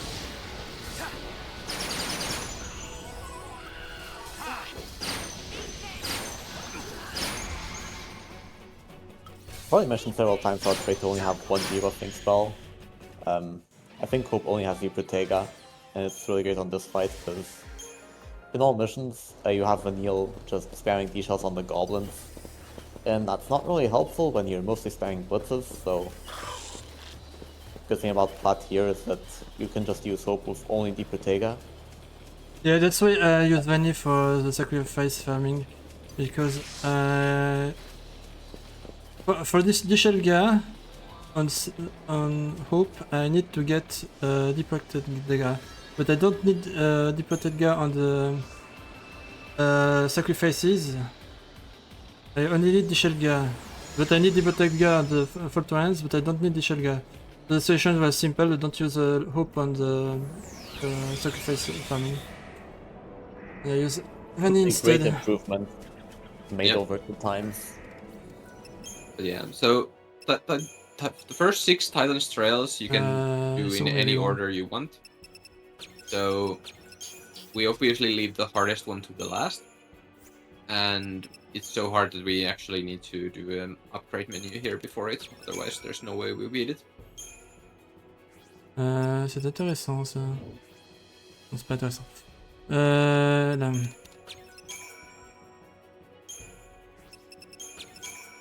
Article Savages are, yeah.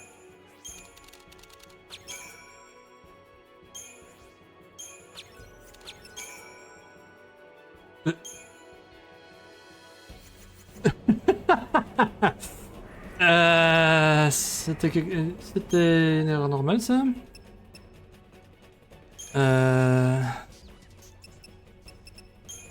Okay, that was not the components that were supposed to be used there, so we're a little bit in backup territory. We'll see if it's going to be fine.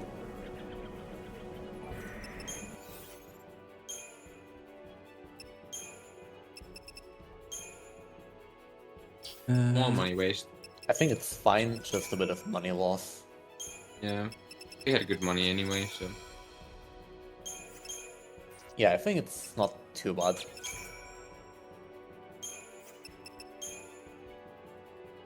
Is there... Probably losing about 20,000 Check gills in this. Summit.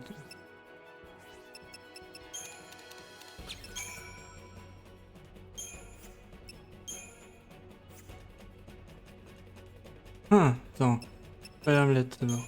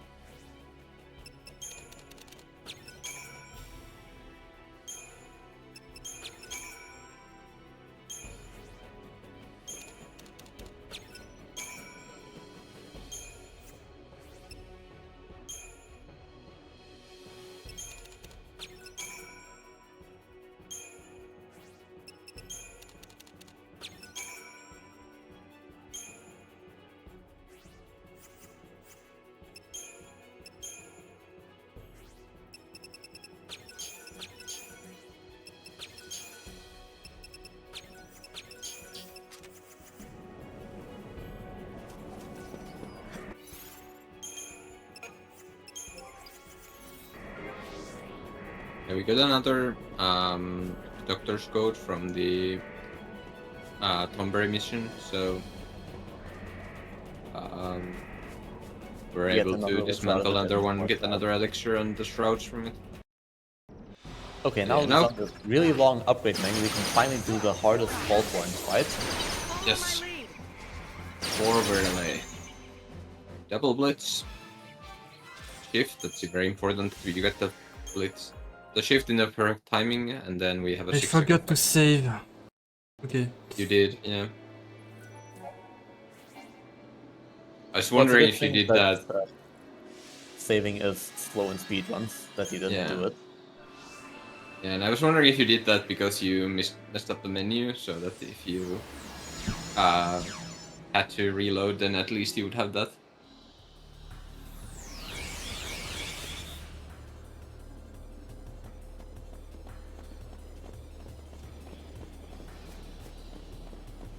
This is the last fault runs. Rip. Okay, say goodbye to our friend Gurengat here. This is the last time we're gonna see him. Tu vas te manquer.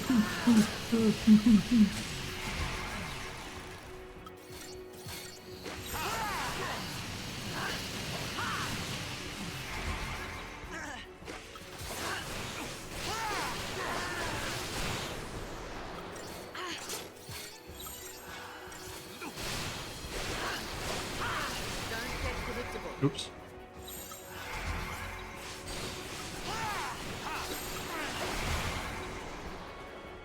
Deal with this.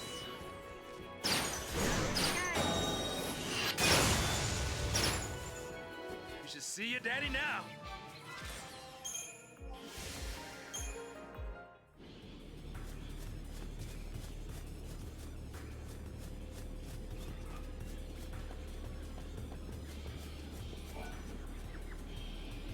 Let's guaranteed drop, but I upgrade Rail Omelette anyway. For pair of skates. It's the only equipment in the game. When you upgrade it, the omelette, when you upgrade the Rail Omelette, it's the only equipment in the game that is but at star level. Imperial Omelette upgraded to star level to Imperial Omelette. The Imperial Omelette is a level star immediately. So it's a really nice thing.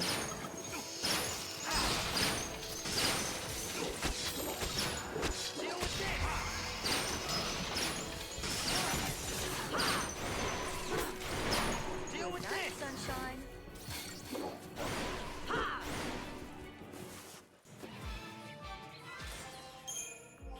16. All missions could never.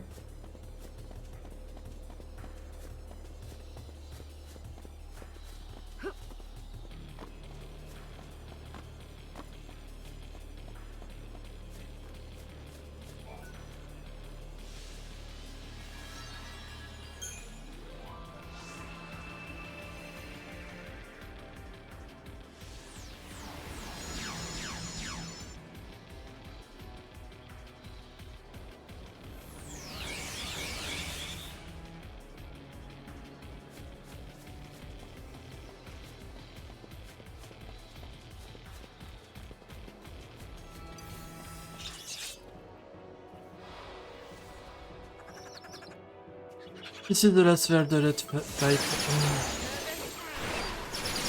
Oh, And the last bit rack.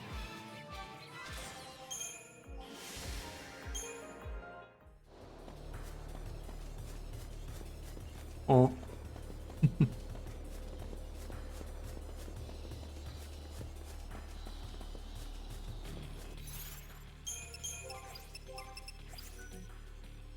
Um,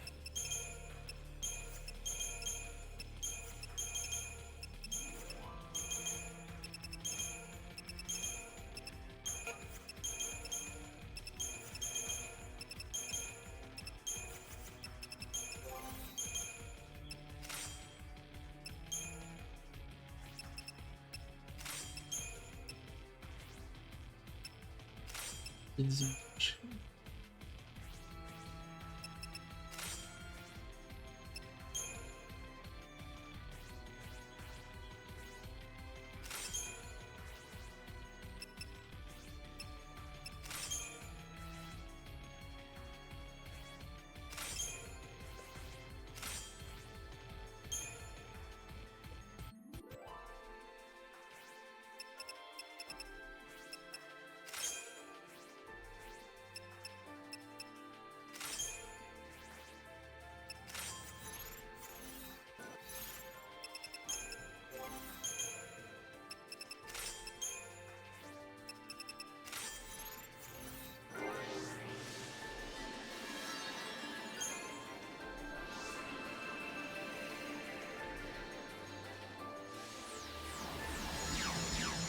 And we do again the Tomberries. Or the Zenobia. But the fight is different this time. I don't use lightning.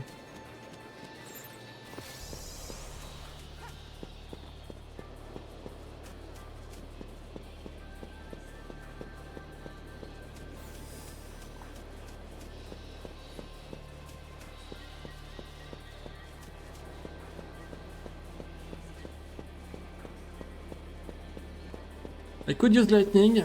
I have enough TP for summons, but the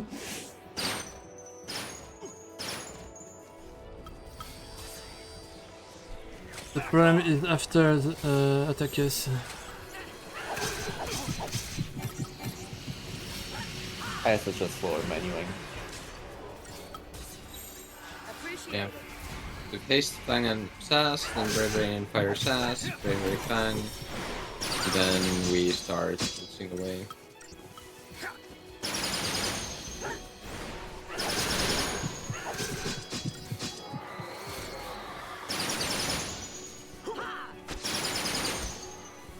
As if there was any doubt. And they're all dead.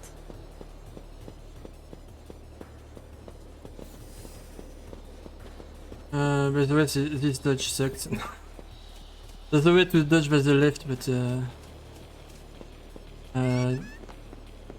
didn't manage to make it consistent. By the way, there's an error on the Game Corner's guide. This chest is not guarded.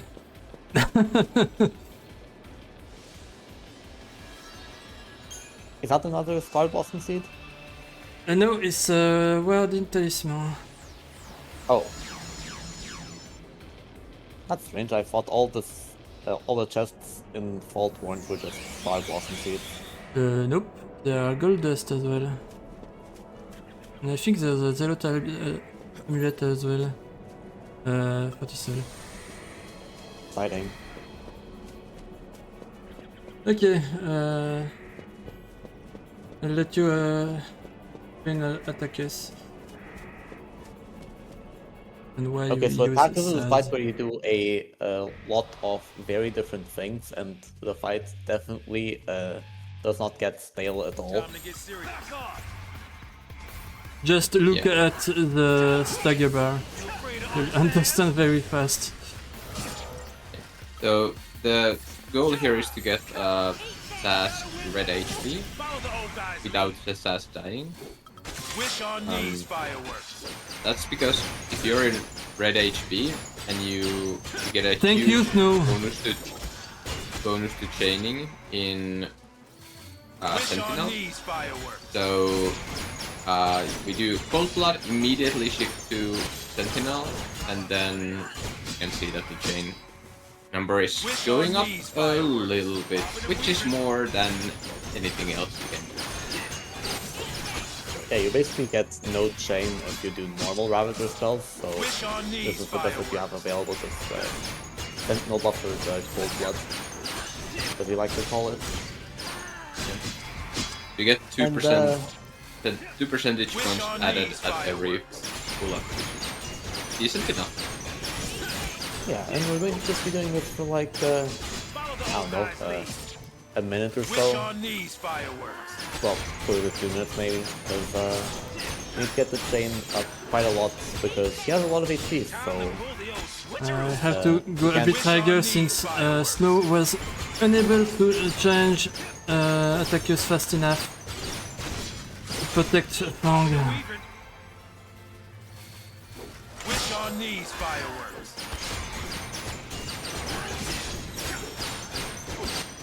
yeah, it's kind of a disadvantage of relying on the iron bangles. Wish on these fireworks. I don't know if this was mentioned yet, but the iron bangles have the synthesized ability of Wish on these a fireworks. strength boost with high HP.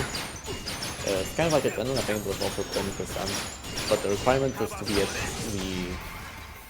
the 90% health threshold, so you have to have like almost max HP. And so down split the knight here, the strength that they hit because that made her not be above 90%. Wish on these fireworks. So yeah, I think this is like the chain threshold where you stop full blooding, and we're just doing one more. But Wish on these fireworks. after this, we're basically just going to go into really fighting. Okay, I guess we'll go one more. But yeah, at this point is where we just need to land Protect and start doing as well some blitzes with Saz to just deal damage with Okay. the massive chain that we've built up on I attackers. don't like Snow's HP. A little bit low.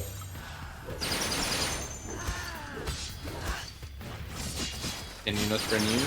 Time to pull the old switcheroo. Get Fang to That's a lie. high HP as well.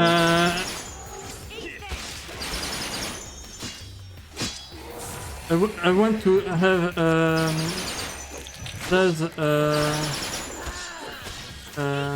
low HP for Surge as long as possible. Yeah, I think Saz right now has the opposite ability, so he has like the power boost if he's below 10% of his HP. I see. We ain't going down.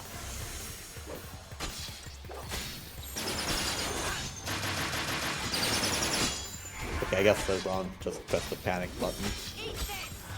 Yeah, so Snow would have died if I didn't use Renew.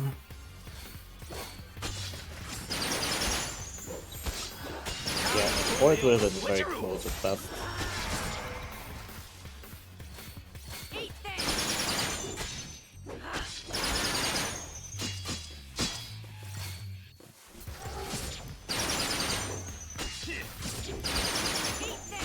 But yeah, that should be the fight over with.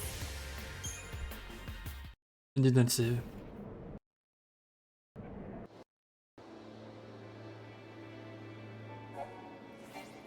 And that's the Fort Warrens.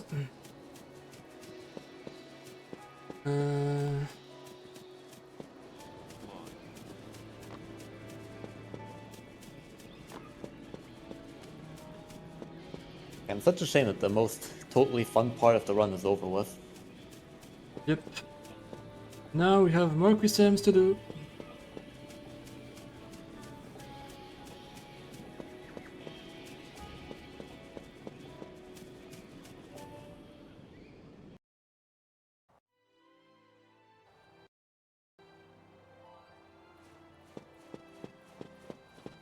I ran 39% for years and I saw that's not turning around only once.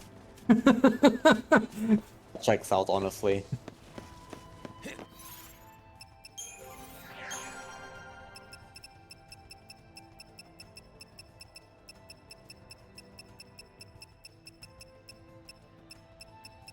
Also, I really do not like to party swap here because usually your party member stops after this jump because of entering the battle area. Yeah, I know, but it's still the best place to do a battle swap. And Personally, just do it after the warp into Central Expanse. yeah, I don't know possibility. if Plat... Yeah, Plat also goes there, so I just do a jump there on the way to the Chocobo. Okay, did I make a mistake or not? I don't think so. The story looked right to me. If that's what you were asking. That's possible I don't have haste at the end of this question.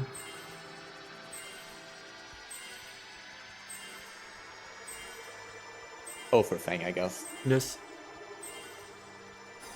Well, we're gonna find out.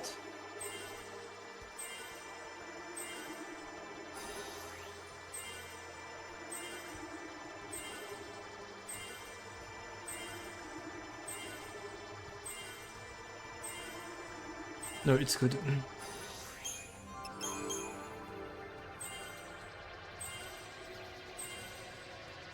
Yeah, calculated.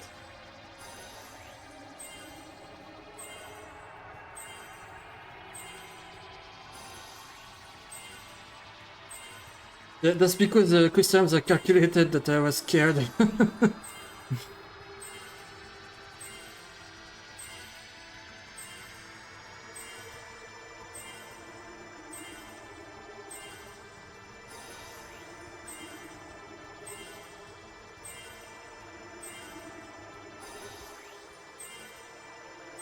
More crystaliums, yay!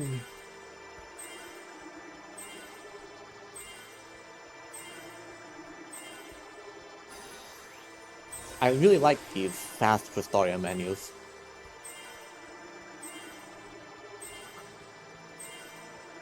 Best part of Plat for sure.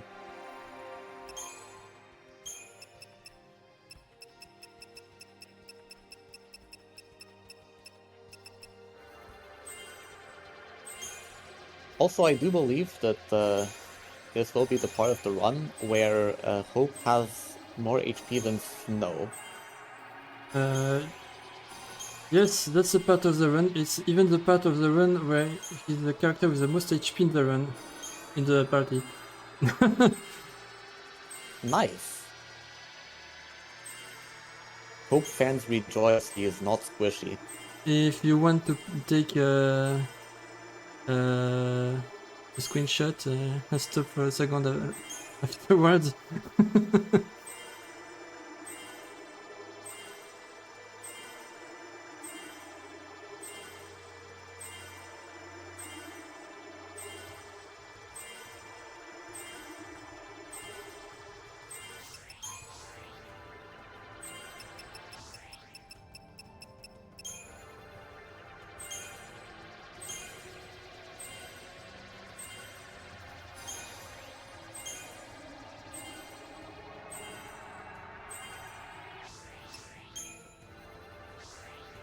Lightning's such a great medic that she gets Cura on stage 8. Yep. And his medic is really bad, to say the least.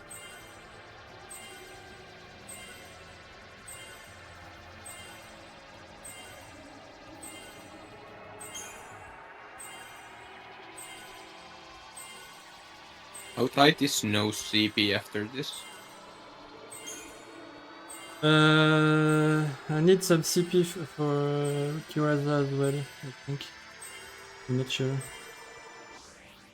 Yeah, because I'm just wondering if you could take a bathroom break during that snow's synergist. Yeah, I could Can if my controller was able to do that. To allow me to, I mean, to go I mean, to there is a way. You can have your controller press a key on the keyboard that does it. Yeah, it's Yeah. the spacebar. So if you just leave something on your spacebar, you can just take a bathroom break during it. The problem is that you spend all snow CP here, so I don't know if that's gonna make for a no, I Unless more do your that. bathroom break is quick. like that extra 30k CP you lose. If you do that.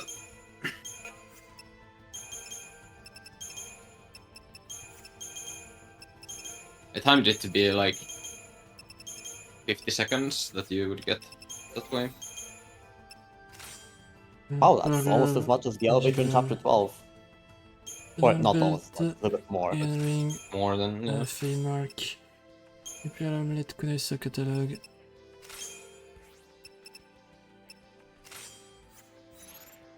Okay, you can take a screenshot if you want.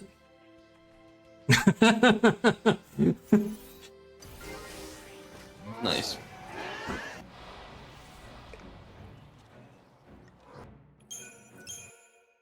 And that's why I don't do the party swap here.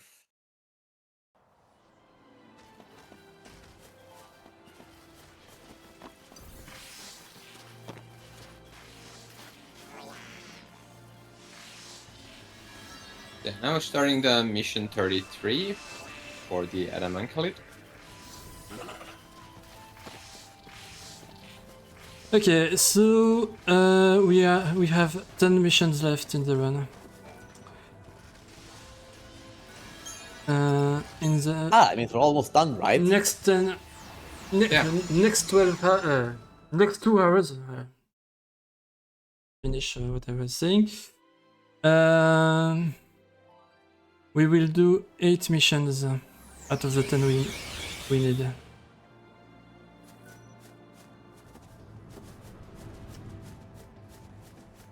And now you'll see how difficult the run is So if when there's you 10 don't farm enough. There's 10 missions remaining, that means we have done 54 missions. Yep. Rue and real.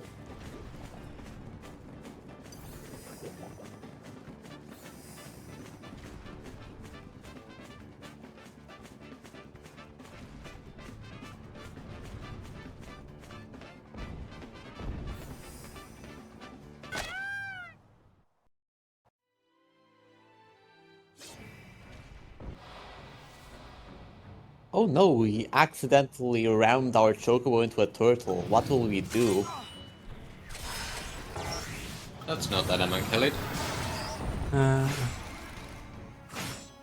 Let me rain down hell. The summoning takes out the legs of the Lavantoys. What a sweet. No, it just makes them scared and they fall down. Yeah.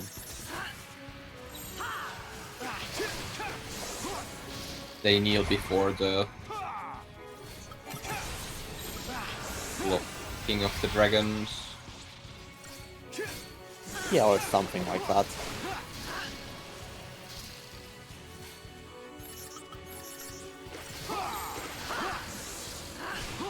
Then it takes them a while to get up.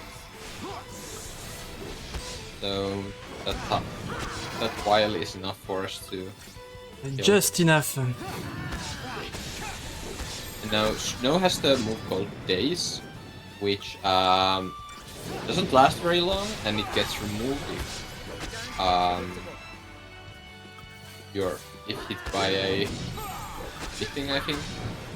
Yeah, But- anything. Even provoke, I think. Yes, provoke as You well. deal double damage. I can confirm once even a- provoke cancel it.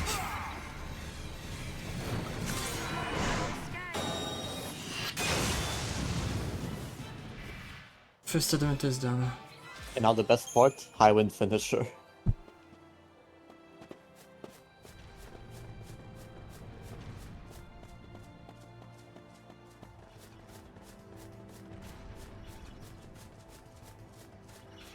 And while we're close to this chest, we're going to grab it. We need to kill these enemies though that are guarding it, but Don't get predictable. too hard. By And, not too I hard, need I to mean PM them very because easy. I need the TP for the next element turtle. Yeah. And it guards the wind charm, which is needed for the treasure hunter. I think it's time to explain how TP works in this game. Yeah, do that. uh,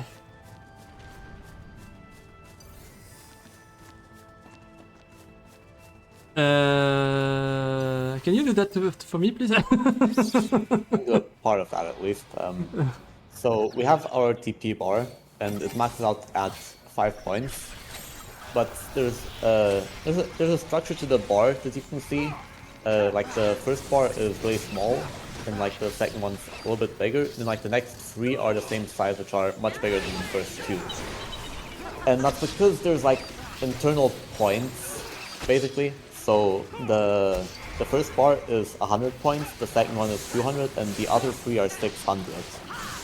And whenever we want to do a summon, for example, we need to have 3 TP. And so we get TP back in several different ways. For example, whenever we execute a full string, we get back TP. Yeah. Whenever we win a fight, depending on the star rating, we Yeah. get TP back. But then there's specific ways in which you can boost the amount of TP you get. And one of those is just equipping the Bane Scissor Spear.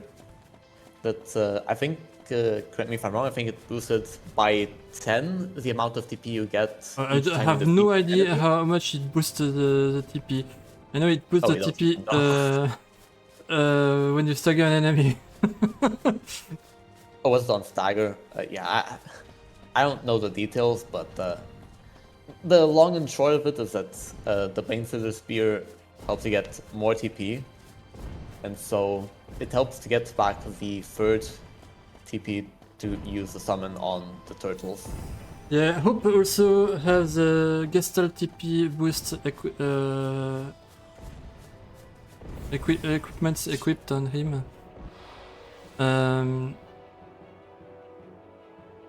You can see the TP bar on the right. It boosts like crazy. Normally you can see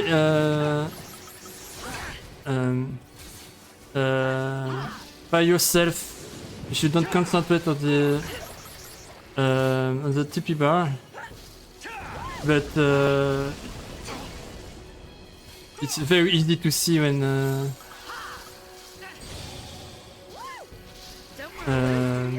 Don't worry.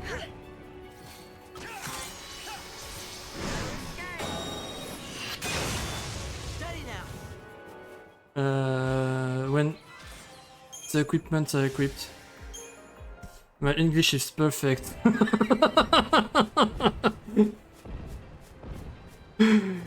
When the equipment are equipped, yeah.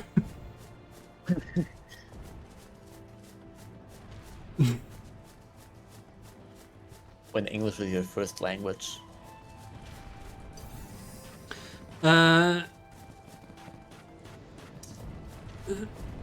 To get Gestalt TP boost, it's not that difficult. You need the equipment for a random instant chain.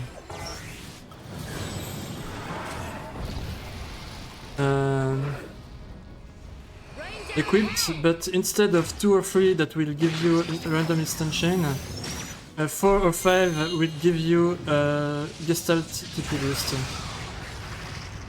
And it's Sweetheart. absurdly strong. You're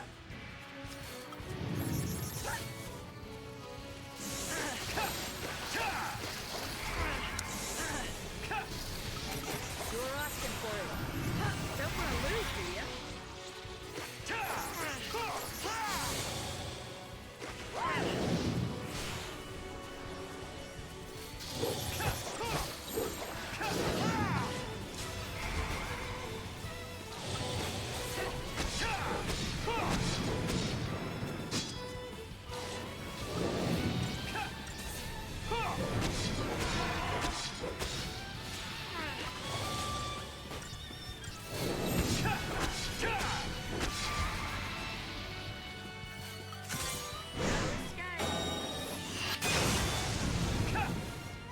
Just too easy.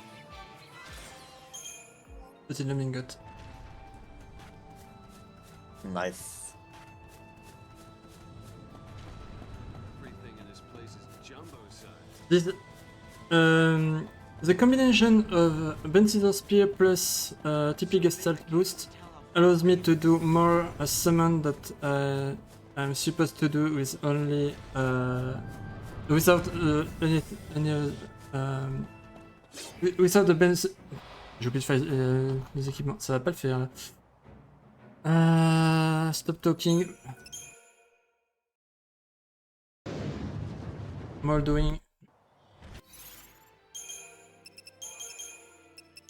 The platinum ingot gives you 150,000 gil, which is nice.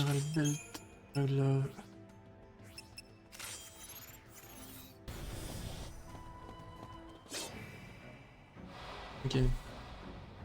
I can't do this fight if I don't have the proper equipment.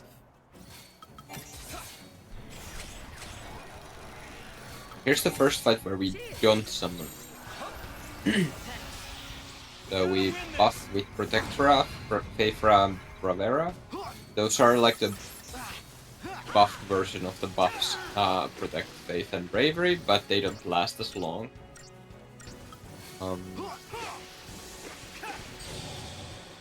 Snow and Hope, Haste and Protect as well. And then we start chaining the legs. We want to stagger both of the legs. Change of plan. Don't worry. All right. Then go to Discretion, where the other characters will heal Fang, and Fang will then use High Wind to kill both of the legs. Which definitely always works. Highwind is a very consistent ability. No, that was not High-Wind, that was Adrenaline. Having Adrenaline. Yeah, I didn't have Adrenaline. I can kill the legs without Adrenaline. This is nothing.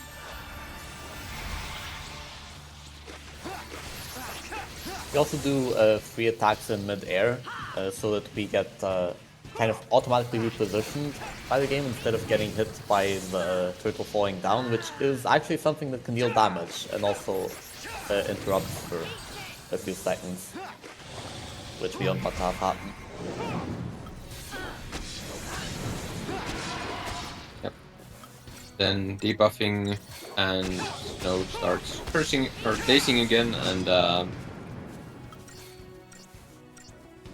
try to sync Fang's attacks with Snow so that whenever Fang attacks, then Snow casts Daze after, so that the Daze will every attack of Fang gets the Daze boost. I get what something. What was that? Ingot. Thank you. There's two things that the turtle can drop, well, just like every enemy. But yeah, the common drop that we usually will get when we get something is just the ingot that sells for 150,000 gil, I believe. Yep. The other drop is the trapezohedron that we just shorten to trap usually. And that's technically the more valuable drop. You can buy them for 2 million gil, which I don't know if we'll ever have 2 million gil, but we need all of the gil to just buy components to upgrade all of our weapons. So we prefer to just get them from drops. Now usually we'll get them from Longleaves, but technically there is a smaller chance that we get them from any of these regular turtles as well. Yep. You see, I barely survived the first hit.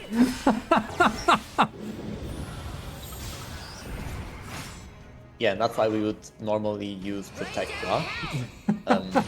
Or just Summon Fruit, I guess. Yeah, but I need to use the Libescope first.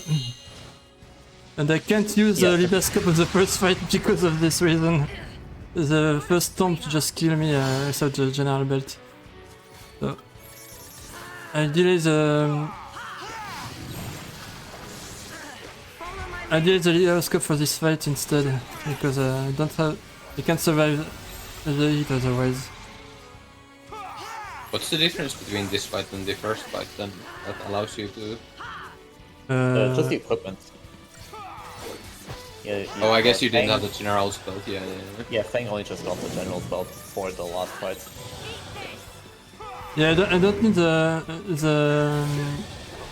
since I summoned for the two first fight, I don't need the general's belt for the first fight and the second fight.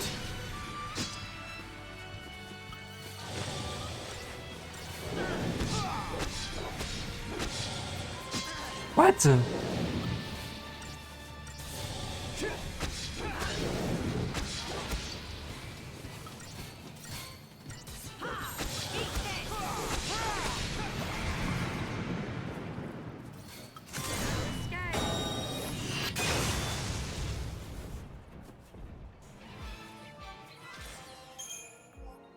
That was not tight. Yeah, not even close. Okay, the next fight that I call True Adamantoids is one of the hardest fights in the run. Because unlike the two first Adamantoids, I can't summon on this one, and I can't use Renew as well. So it's a very, very scary fight. And you saw the first stomp on the previous fight put me at 12 HP. And I have to fight this. That's the one. Sounds easy, to be honest. By the way, I'm a magician. Of course. I can summon a big turtles.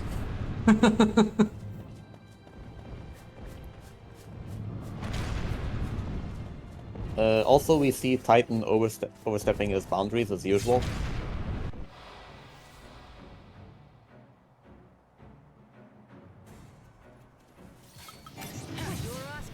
Be nice, please. He doesn't actually have a hitbox, but He's not yeah, nice! funny glitch. Uh-huh. Don't get predictable.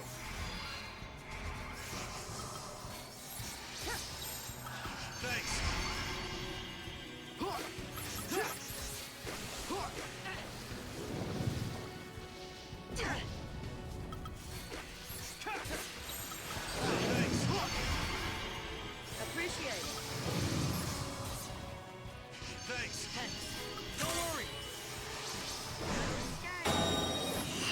A lot of potioning. Yeah, Massive because I'm surprise. stupidly weak.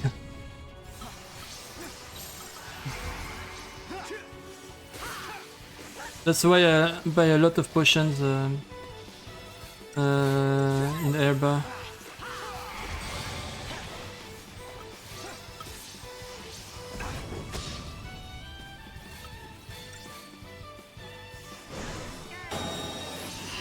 I was like, dodging the storms.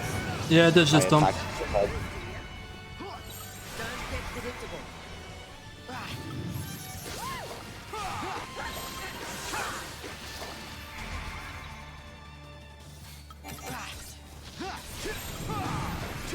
Don't want to lose, do ya?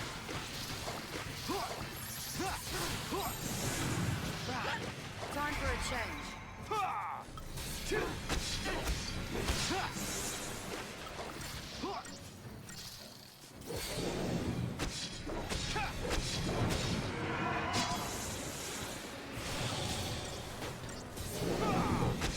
Tiger of Days.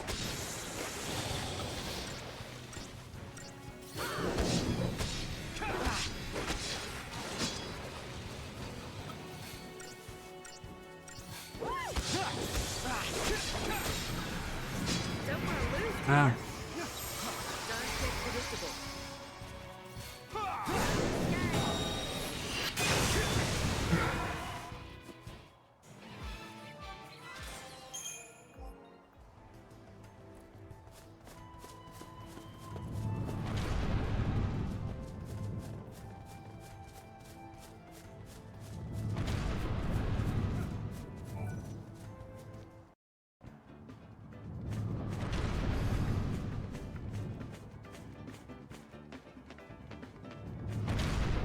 Alright, so now we can take our scheduled break from turtle farming, and we just do the mission that we picked up.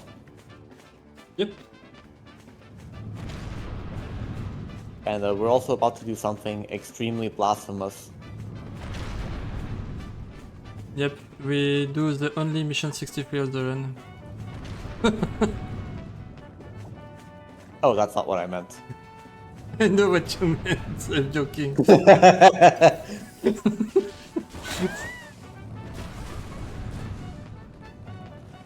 No, seriously. At some point, for a very long time, we did 5 or 6 or more total loop, first loop, and each total loop had its own mission 63. But we worked the toys loop not very long ago, months ago, something like that. So I only do one mission 63. Okay, when I do this fight.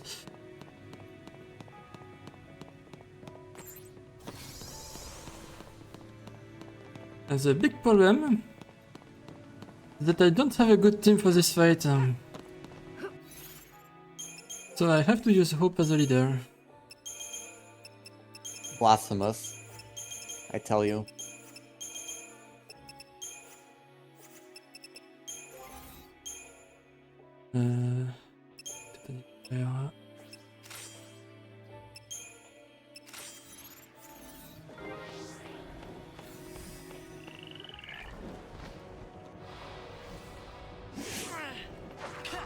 Look at that slow walking speed.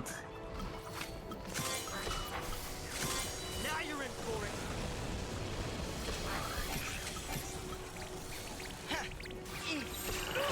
New strategy. Depleted gas bomb! Yoo-hoo! Also, I have to select depleted gas myself, otherwise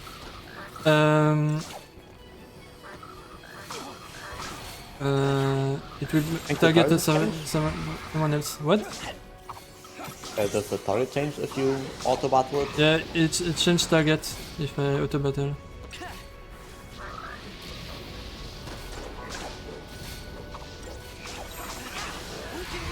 Also, you can't even combo her. It's so disgusting. Aha!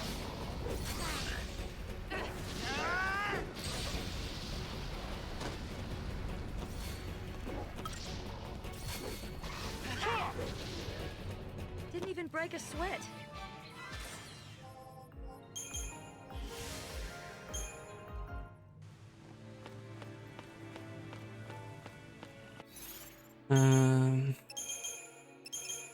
Alright, so now that the fight is done, we swap as soon as possible out of Hope. Because we do not like his 93% of walking speed. And now we It's get strong. optimal.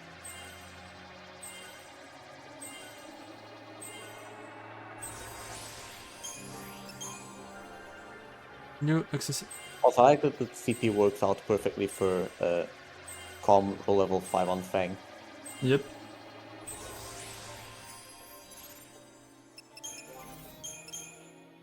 Okay.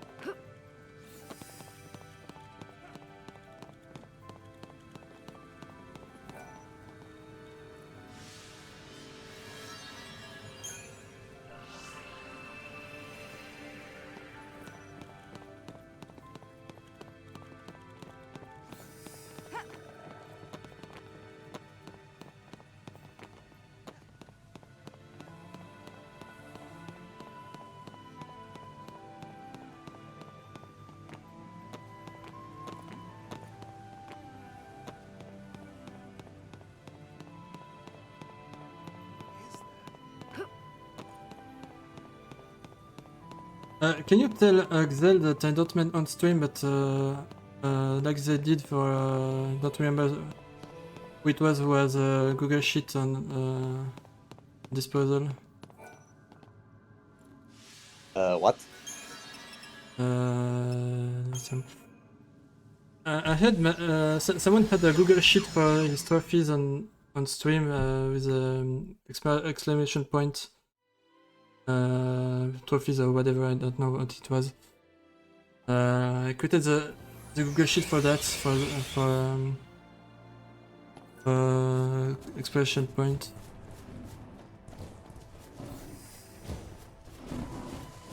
Oh yeah, it exists. It exists. Thank you, Zero.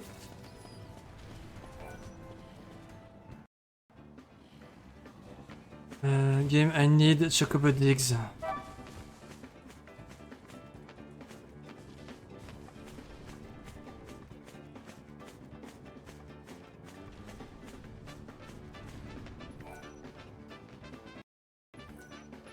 Gold nugget.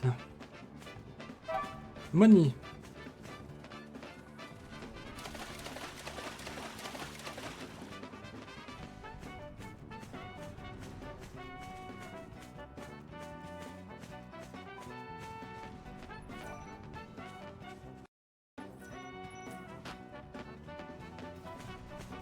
Because the next one should be the anti-twin.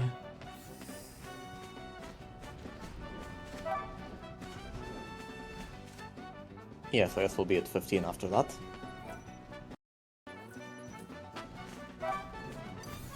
Okay.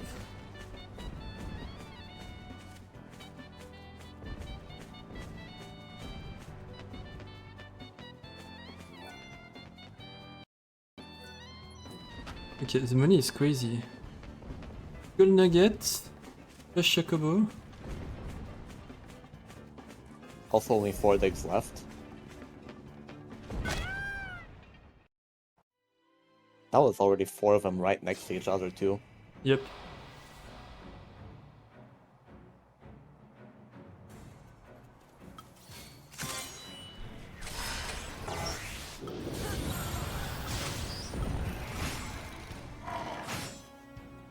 Rain down hell!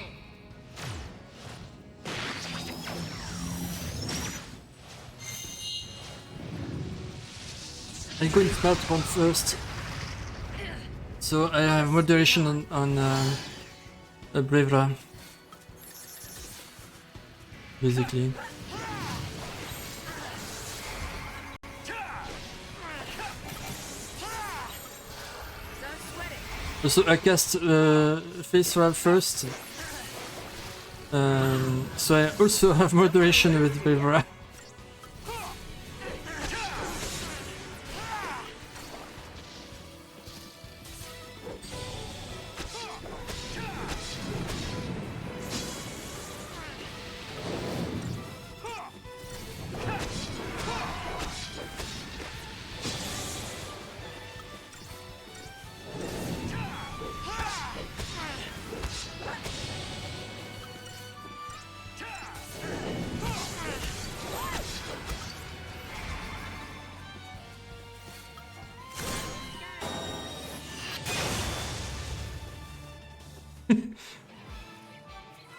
the damage.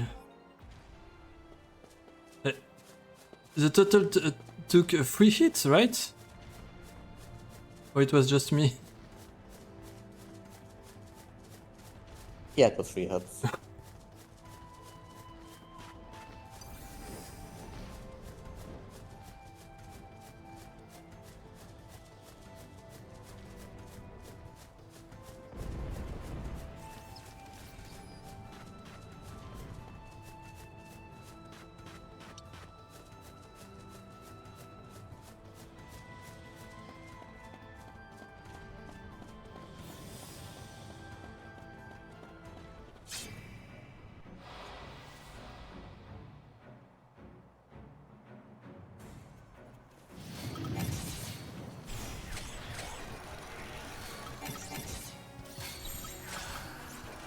Don't sweat it.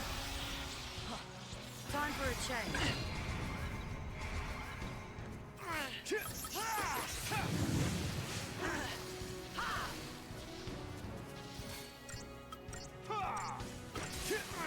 So again, we buff and then stagger both of the legs.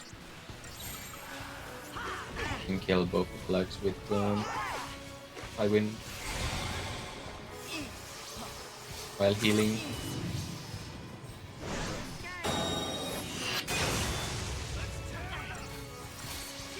I attack the Times up body. to green HP. I attack the body for repositioning tongue. So high wind is sure to do 2 hits because sometimes it gets missed for some reason. Time for a change. Because it's a very consistent move. Yep.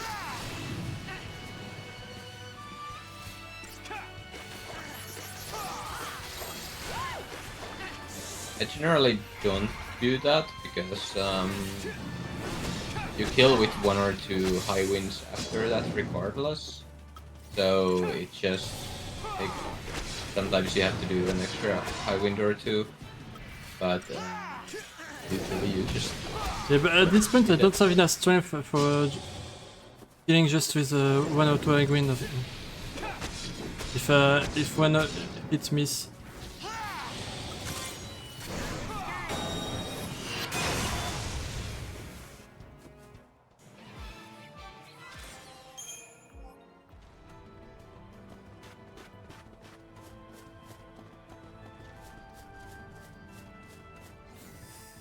And that one is mission 63. It's the only fight where we have free TP where we don't use a summon, by the way. Because we keep the TP for the next fight. We're asking for it. yeah. Yeah, but Next even fight has having the dogs, it's more important.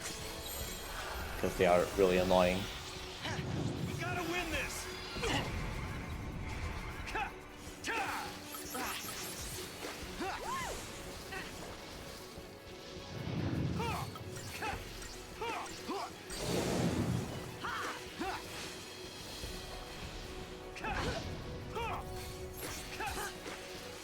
gotta win this. Don't want to lose, do you? Shoot.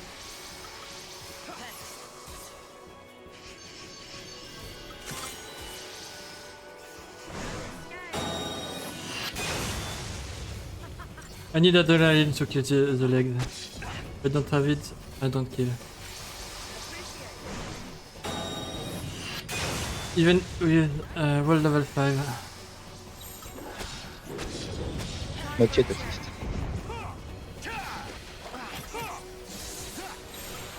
Hello. Don't want to lose, Okay, do you? So, I'm back. Hi, back. why are you back? I'm back. And you? Are you? Who are you?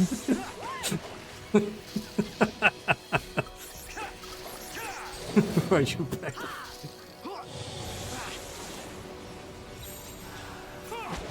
I need curse game.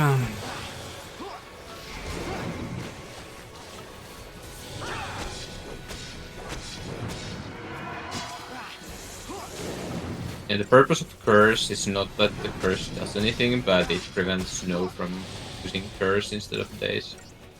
Focus for you today.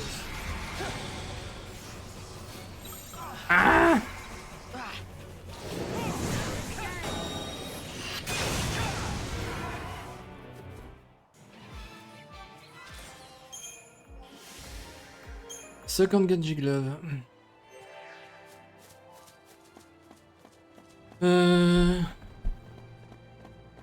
I forgot to spit again.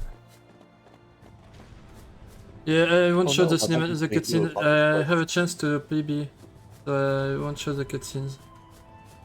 You can PB? Yep. Barely Okay, 1 minute behind, so I can't PB. That's what I call some save.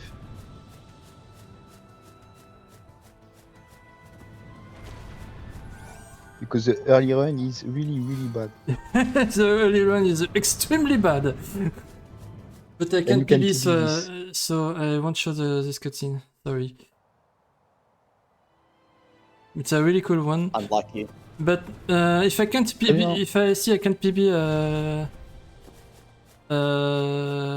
after Gigantua, I'll show the cutscene for Gigantua.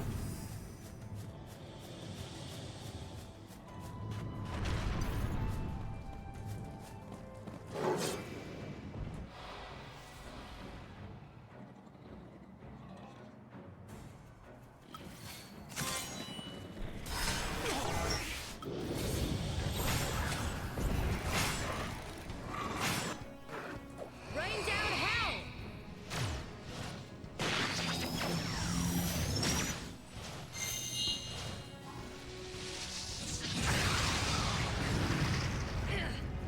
What a sweetheart! Don't sweat it.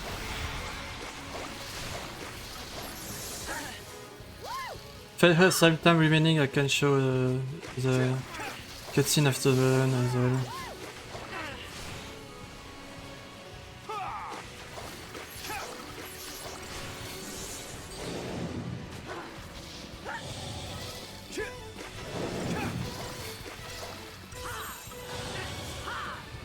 Don't get predictable. This tech would be nice. But this would have also been nice. Yeah. Yeah, this is kind of what happens here. The days ran out really early. That's why I want to have it before. Don't want to lose, do ya? And now I have these. Didn't even break a sweat. Game, can you give me money, please? No money, only Fang.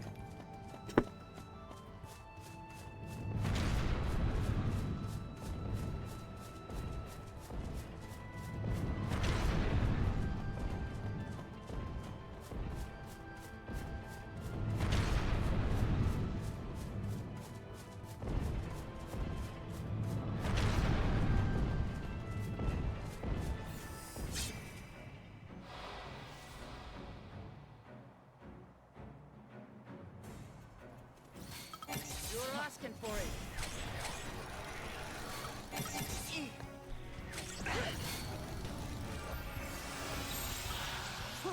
How many traps did you get?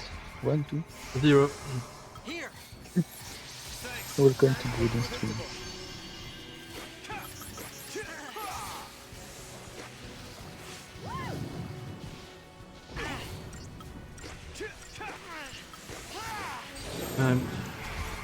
Je vais comprendre ça.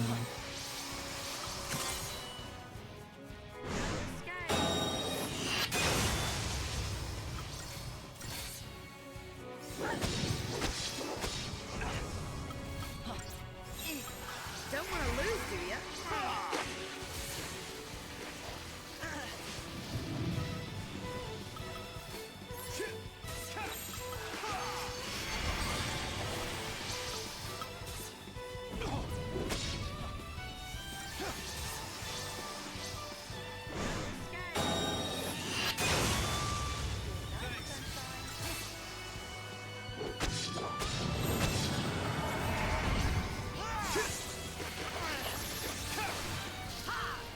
be honest, the toys are really easy when you know how to do it.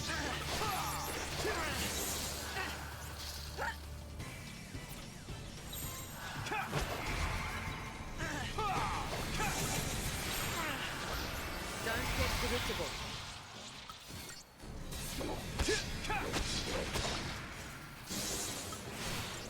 Test. Okay, so. No one touch? Or I'm just Now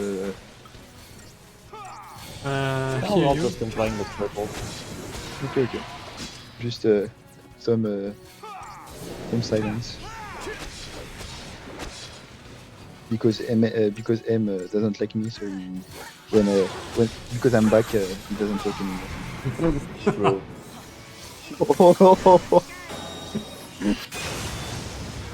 And he agree. Okay. Money!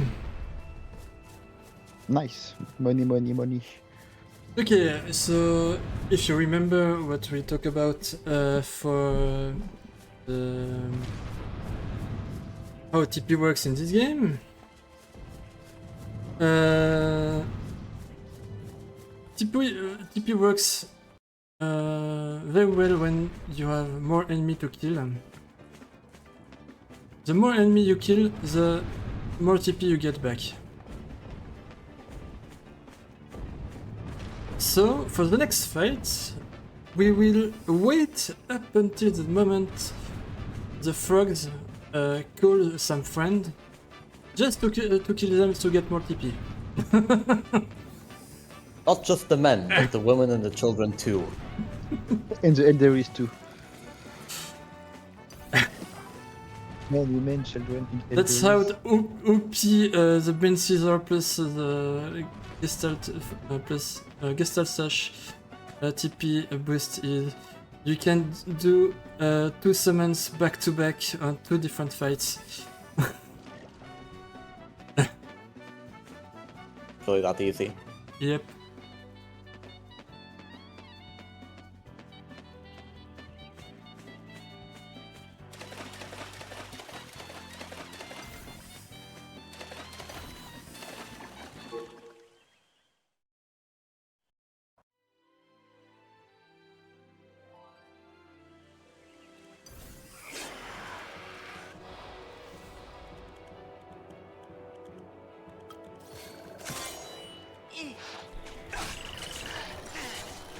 That's without having even a full TP to start the fight.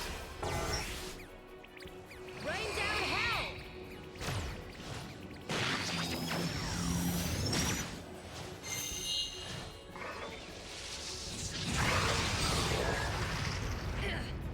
Bahamut destroys these guys. Hey Giselle. Cool. This game loves giving you age assaults. I forgot to. Great. I forgot to. Hit again. Oh, Well, there are worse things to forget. Rain down hell! Like forgetting to equip the Bane Scissor Spear. Yep. Or forgetting to grab one of the storms. or forgetting to do some What a Crystaliums. sweetheart!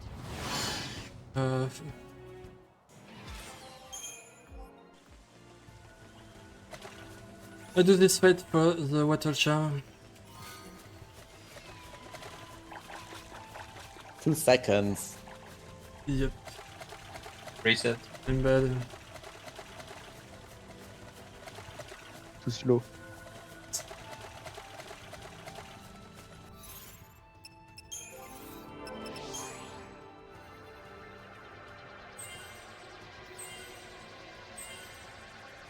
Now we spent more of our Crystarium. So we have a little bit better time with the turtles coming up. In theory, the next turtles are not a problem anymore, but the next turtle fight is the most difficult one. The second most difficult turtle in the run. TP Toys. And also we need to avoid people getting capped on CP again, because they are being above Really 900k. close, yeah. So, TP Toys, there's one final thing that that works when you for the TP, for getting more TP, you need to do full strings.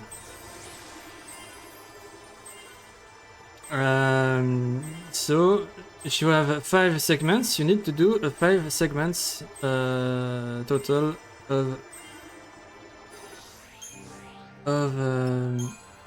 abilities.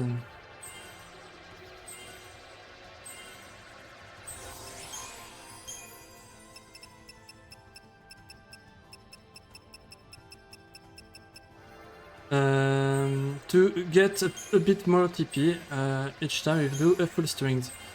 And the goal for this for the TP toys is to do as many as possible, as many full strings as possible during the fight.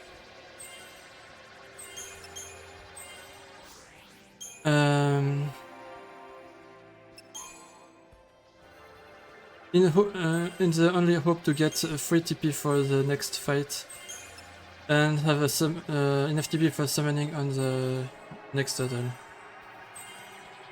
That's much easier said than done. And we have to do this twice because there's another TP toys either.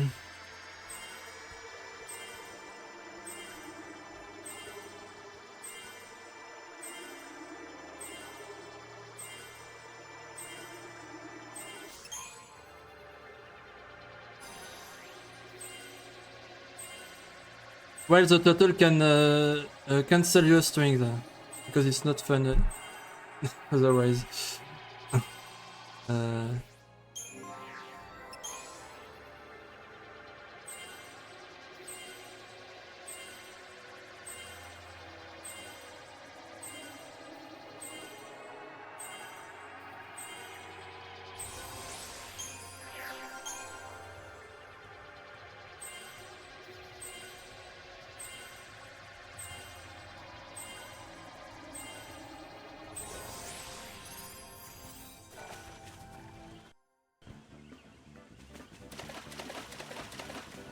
So wish me luck for the second hardest turtle in the toys loop. Good luck. Good luck.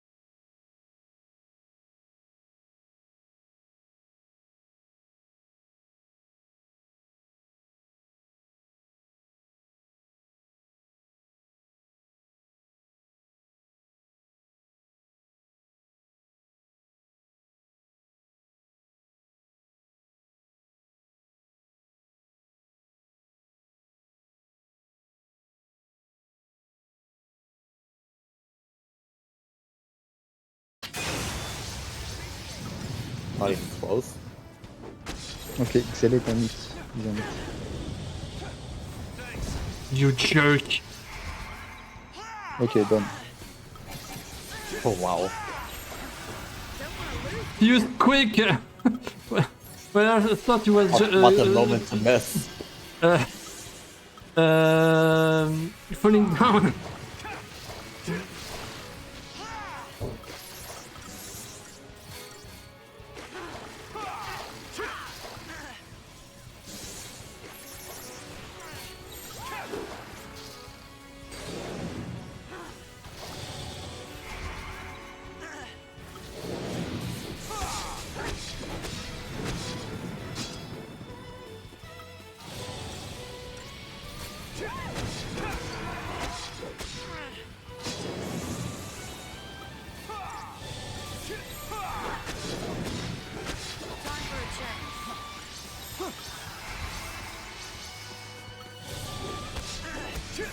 Good. Thank you.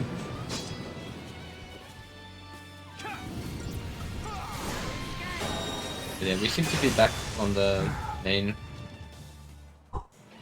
field as well, and fortunately, nothing sketchy was missed. No, only maybe Yeah, this was maybe totally on a Harry, completely that's, normal fight. yeah, the sketchy things was just maybe missing. Tell me I have. Yes, I have 3 TP.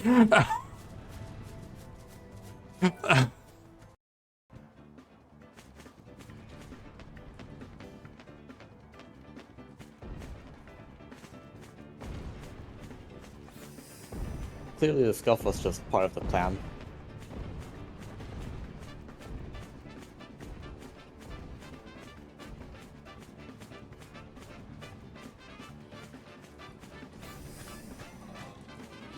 Cancel the turtle on the back. So I have more chocobo riding. With a little luck, I start the fight immediately.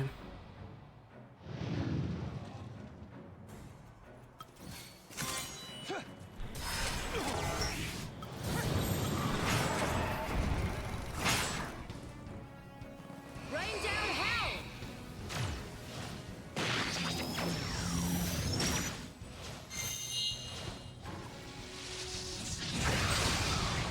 Was it because of me, really long attempt, that the Oh no, switch went down? Or? So that was just Switch being Switch. Okay. The connection is not the best, so possible it's because of me, but no. No, it definitely wasn't because of you, because the other feed was still working just fine. So we were still able to see Yeah, what was just the going on. video, no, not nothing else.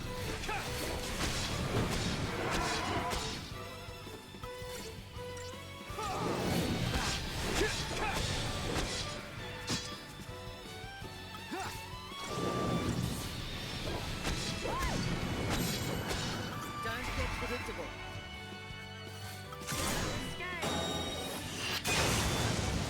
normal fight, yay! Platin running gut, yay! No trap, yeah. I care more about money than traps, to be honest. Yeah, no.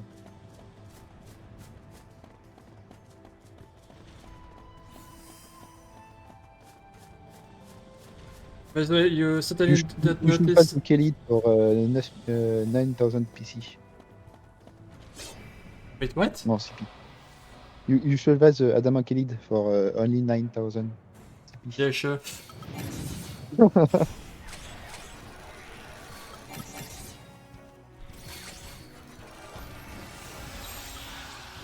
Also, we won't talk about the fact Hope has 13,000 HP and no, only 11,000 HP. Stupidity. Nice string crowd on.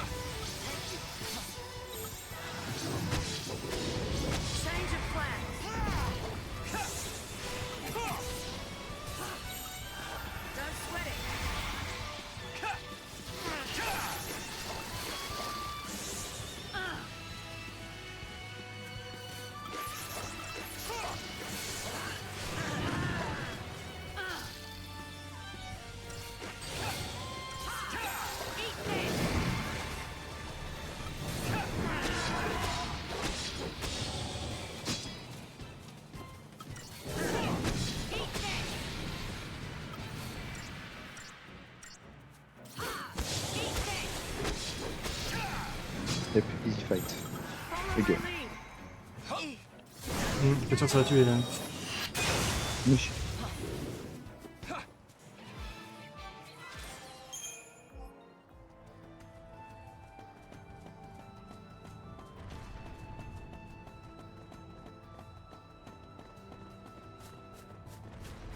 Yeah, anti-diamant. Top laser gun? No. I don't. Yeah, I think it was an ingot, but maybe you need to check and everything good. Yeah, it doesn't matter right now. Yeah, sure.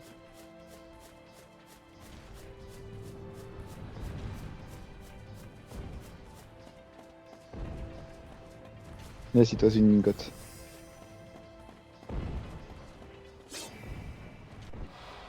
Thank you.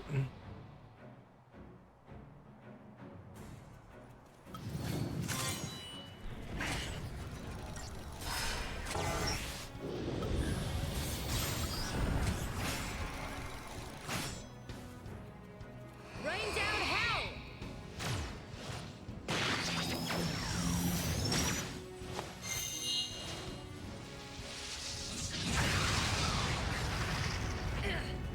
What a sweetheart!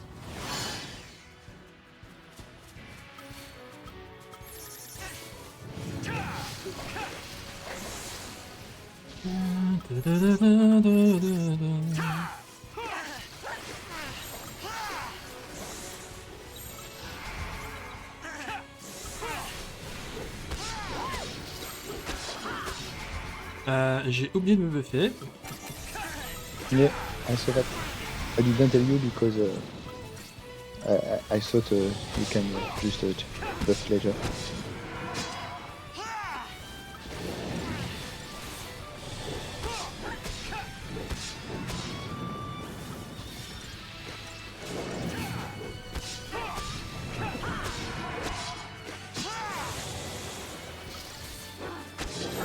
Don't want to lose, do ya?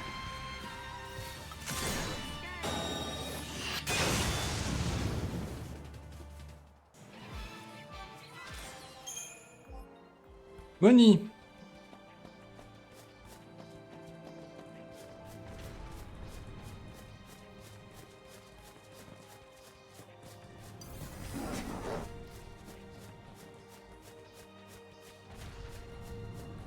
Do you want another magic trick? Do you see a turtle? There's no turtle. Not yet, not yet. We see See a a turtle turtle? after. I saw an animalclade. A big turtle! I did not see Yeah, a I big saw a turtle. big titan in the background. Yeah, yeah. Yeah, I saw a big guy in the playground. Not that big of a turtle. I saw Nugalu. Ta-da! There is a turtle. Yeah, the turtle is more like a wolf, but no, it's okay.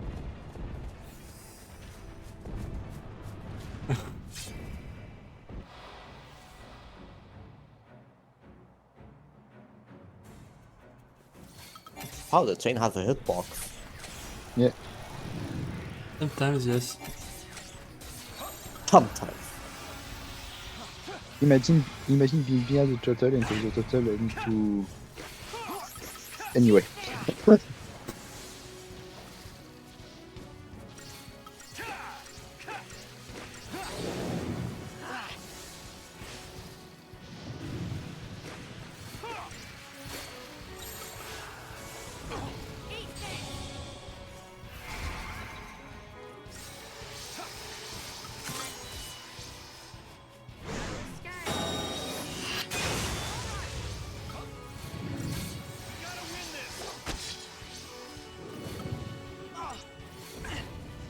I guess we're at the point where we don't need adrenaline to kill anymore. Yeah, I don't think I don't need anymore for the adamant poison. The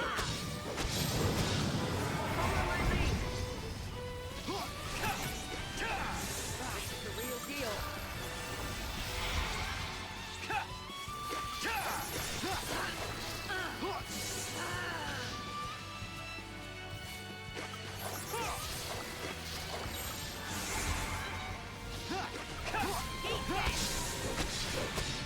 of the debuffs we get, Imperial makes you chain faster, Deep Protection makes you deal more damage, and Daze makes you deal even more damage.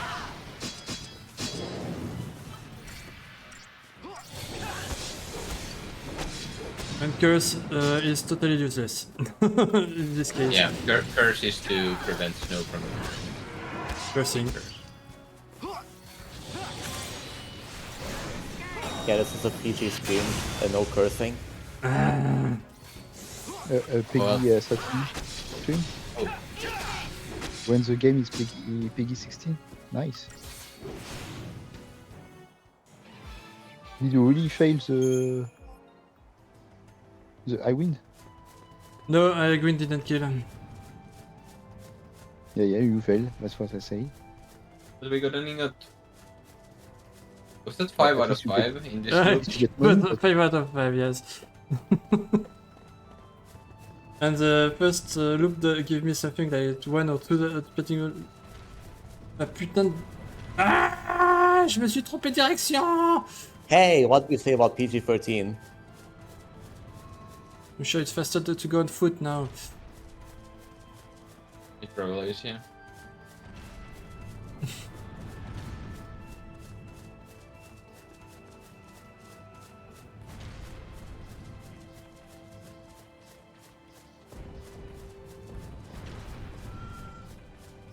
Fine, we get a little bit Et of je donne... extra Putain, qu'est-ce que je suis en train excitement. de foutre? Je fais pas la... Ah, je suis en train de faire n'importe quoi. Wow, so much cursing. I'm blaming myself because I need the chocobo.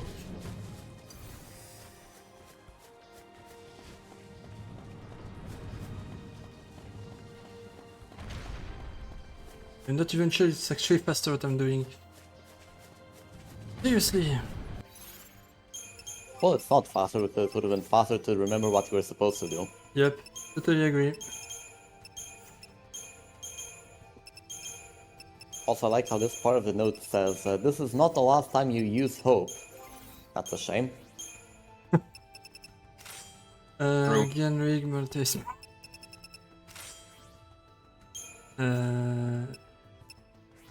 Stun Ring.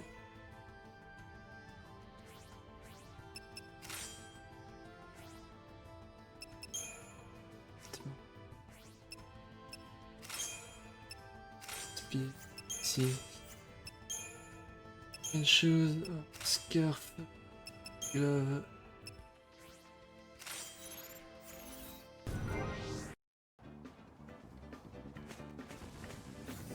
We'll use the lightning for a bit. For the next toys loop and the 2 incoming fight. And don't forget to do the crystaliums soon. You're gonna hit 8,000 soon. 1,000.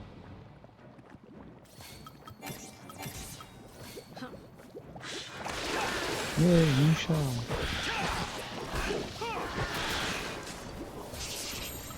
Time for another approach. Lambi. It was for you, Oxy. What did you say? Lambi. Flamby? Oh putain de merde, pas lui. Wow, language. I didn't say anything. It was. So much cursing, social dazing, you're just like snow. No, I didn't curse. Flamby was François Hollande. Was a Yeah. nickname like that. One of our presidents. What do you mean language, Golden? I think it was for I me. didn't curse.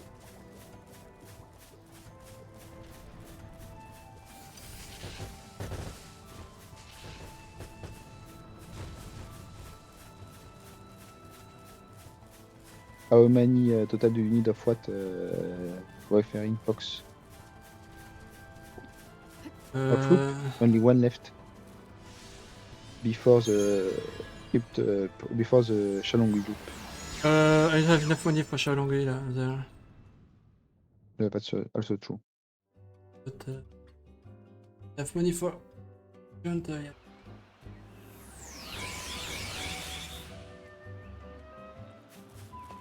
I don't need that much money for 3 dates, but I need a lot of money for Treasure Hunter. Oh, Platinum Lingle? A lot. You need I maybe need like... in total. In total, you need 10 million gills, I but need with them...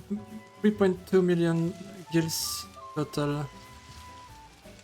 Right. 10, In 10 terms of million, money farming. you I need 1.1 million for mystery dates and 2.2 million for Treasure Hunter. Which is respectively 9 and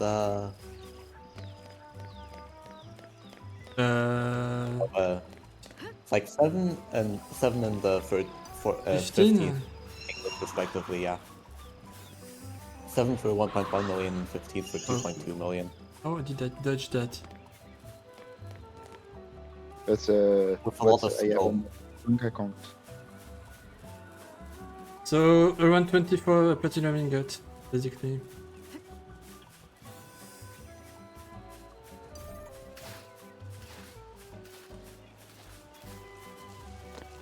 $25.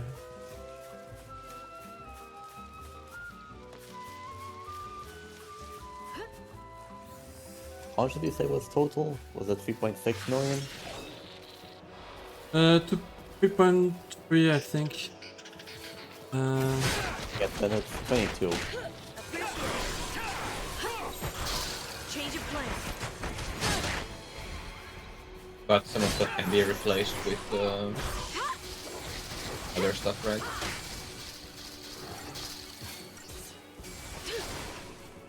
No problem.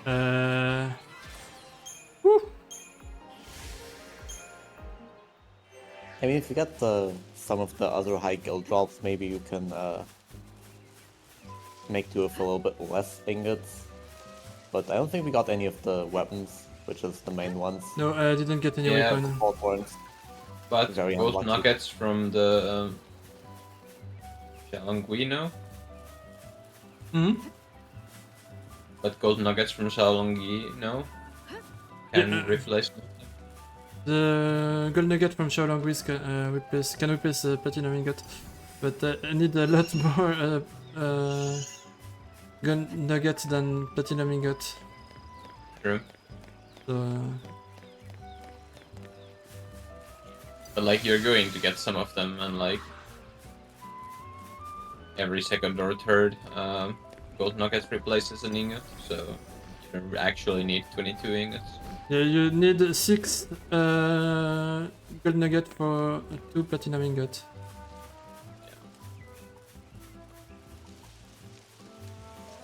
5, right?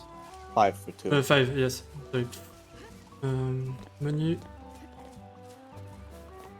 Mysterium.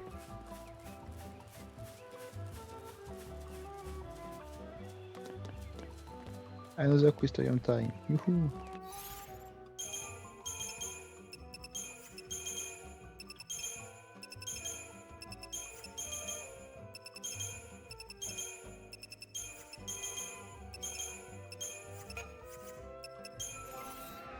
Yep.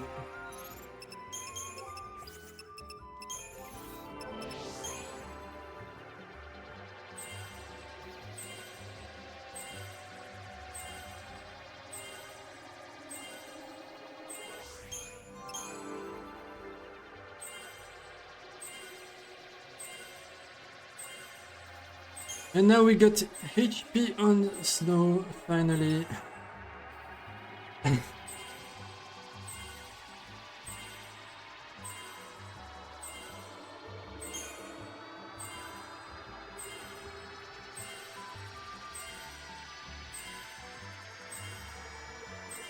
And I pick up way too much HP node.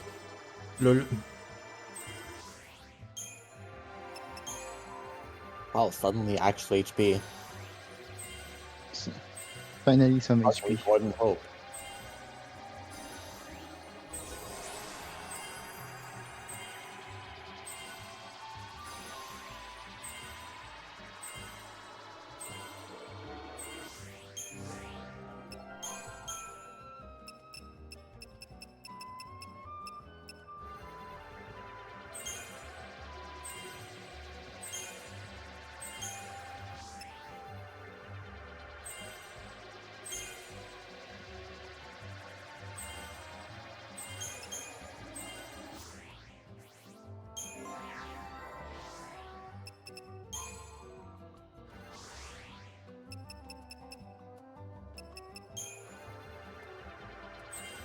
Yeah, medical is done for Hope. Now we're ready for long weave. Yeah, pretty much. Stop from being ready. Or we can use Death to get the growth egg. True and real. I can do We that can use if you Death want. now.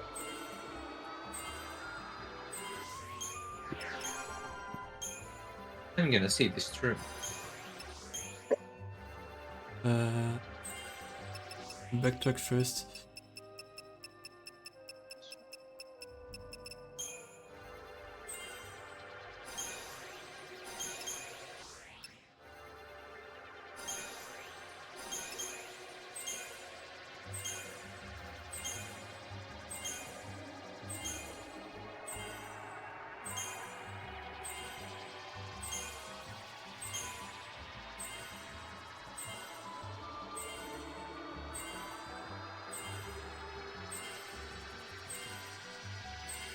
In case you're wondering, there's one fight left with Saz. That we will do later.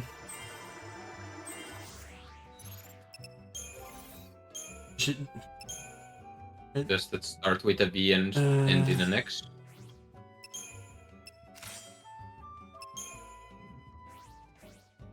Not in the next, in the one after that. Oh, we're doing final bosses with Saz. How cute. Gila.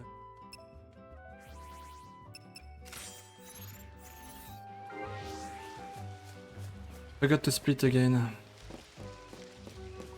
I have zero idea where I am.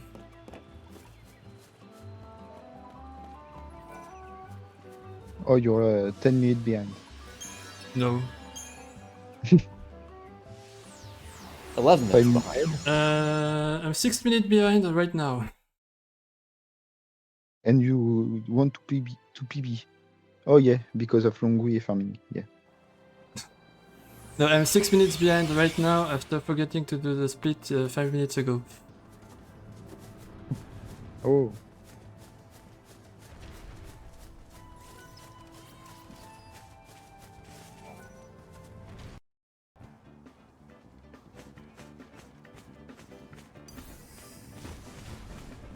Another Chocobo, another Toys Loop. How original.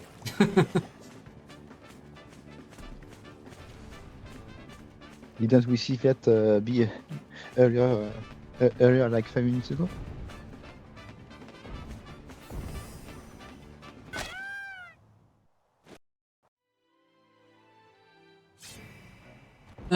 The fight with Lightning is a bit different because Lightning is a commando and Hope was a Ravager. So since Lightning is a commando, we can just brute force the fight and chain much more with into disaster than we do with Hope. What a Because with sweetheart. Hope we use him for chaining while we do damage with Fang. Thanks.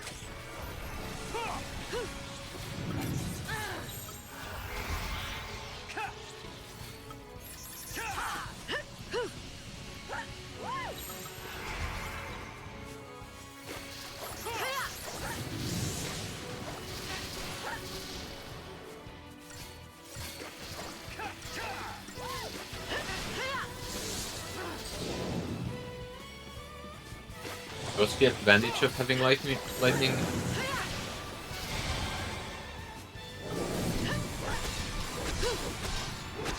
Look at the damage.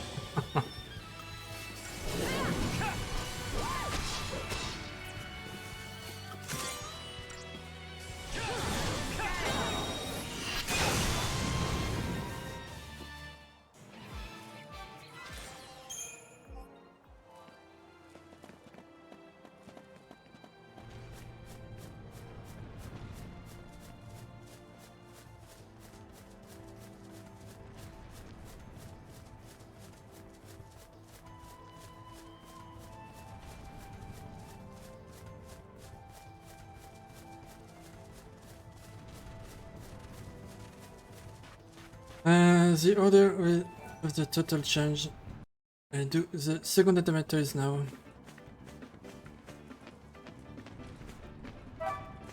The one right there. Why? Because I need to replenish my TP for a new summon.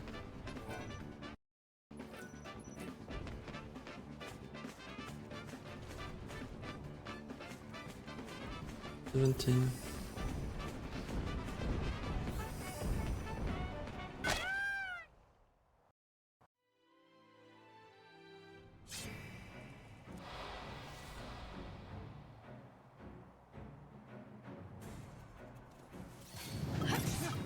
Cheers!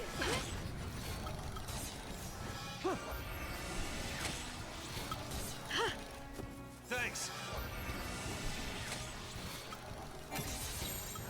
All right.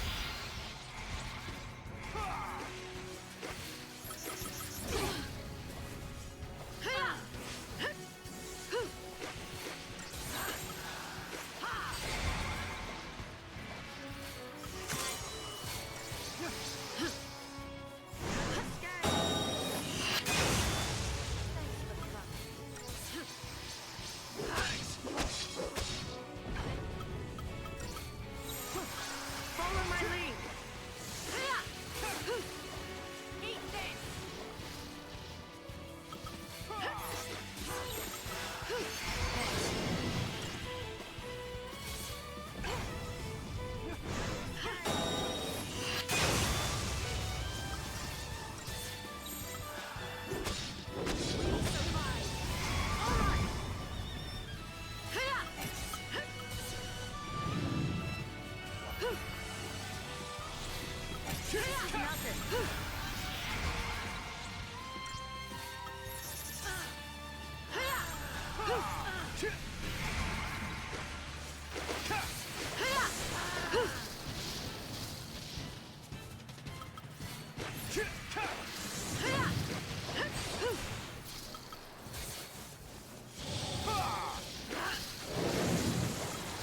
Don't get predictable.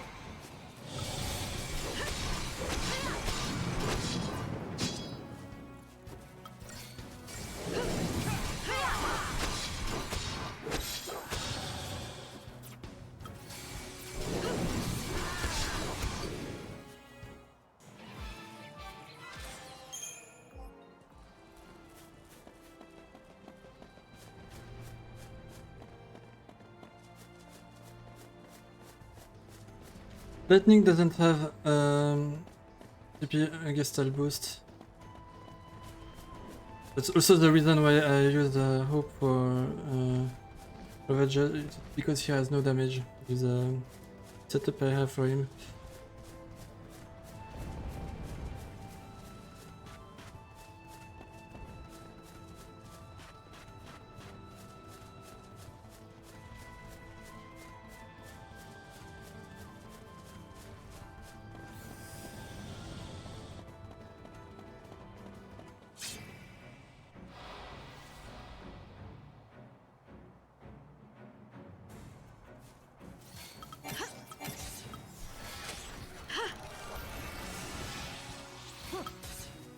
I gotta do everything?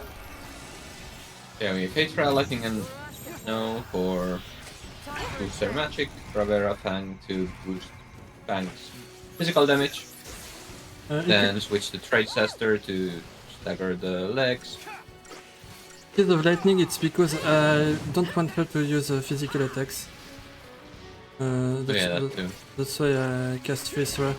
For Snow, it's because I want to boost his magic for healing, basically. He doesn't need Face Ra for using magic. Yeah, if Lightning has the doesn't have Favora, he can run right next to the turtle and get hit by all the stomps and stuff, and force her to die really quickly.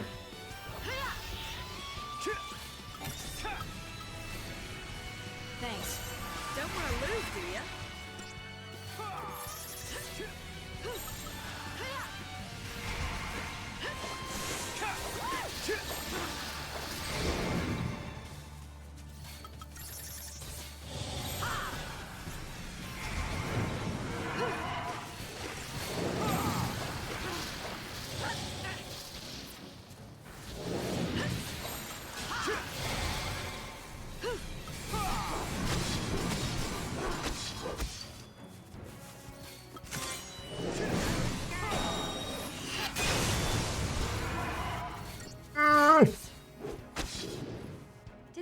like a sweat. Shut up. Language. Sorry.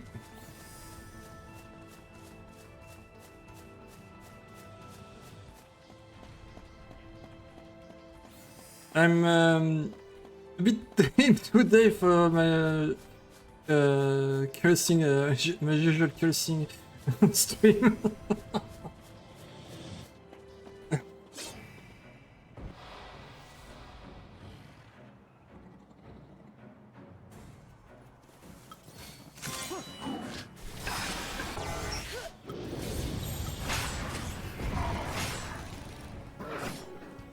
Rain down Okay.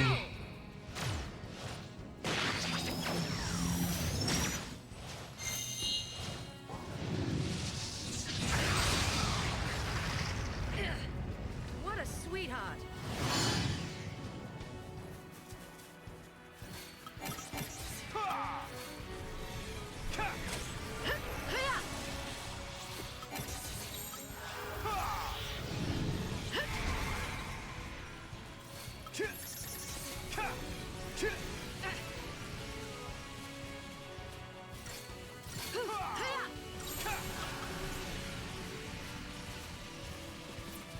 Imperial, please. Don't want to lose, do you? No, that's interesting. No Imperial at all. Hmm?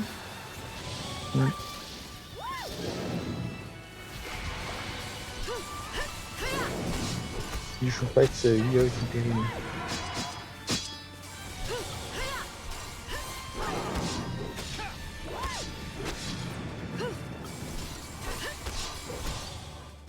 As if there was any doubt.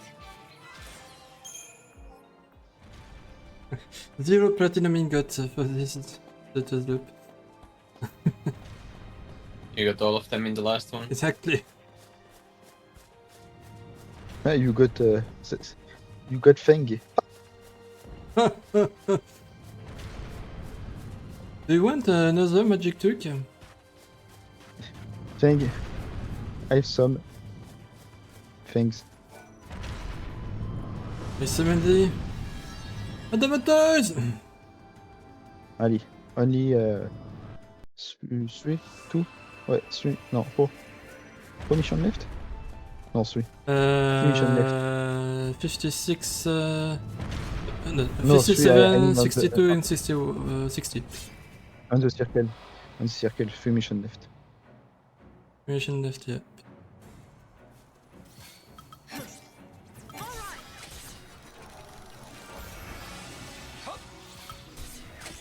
Let's make this easy. This is nothing. And after that, the fun will begin.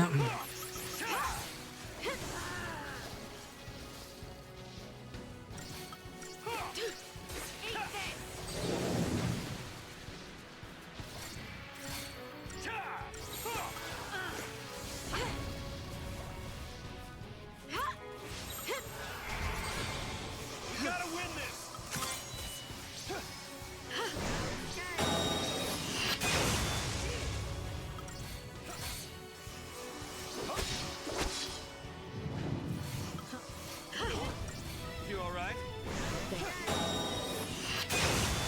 Gotta win this! Change of plans.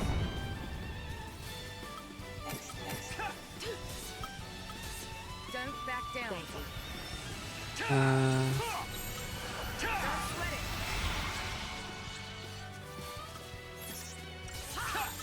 Follow my lead.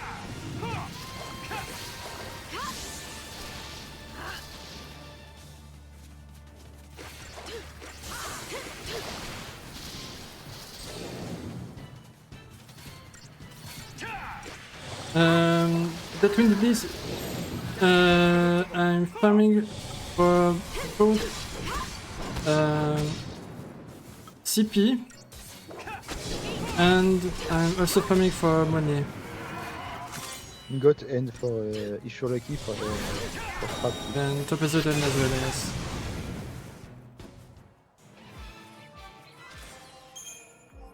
Nothing.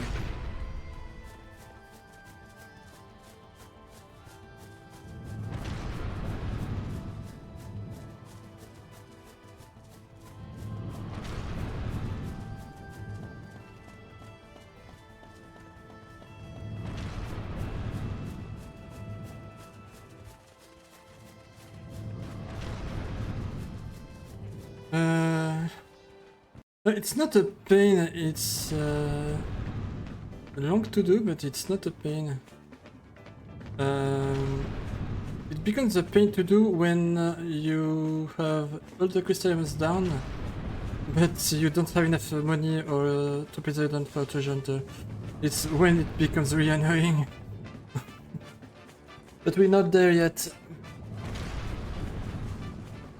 Oh, you'll get there. You'll get there. Maybe.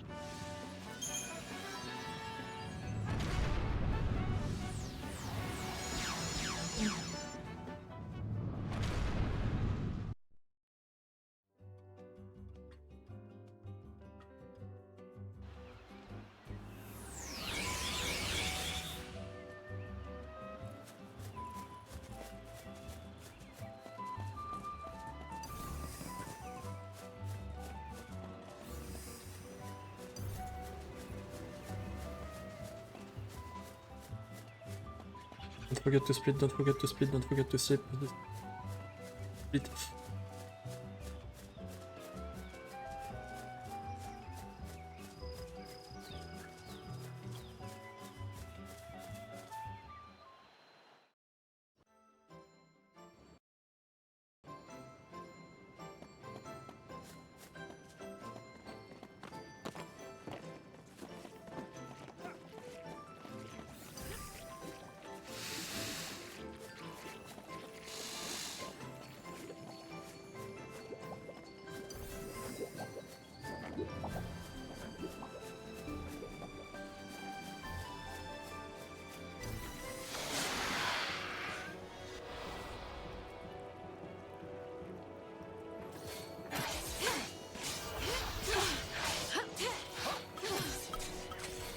Thanks. Change of plans.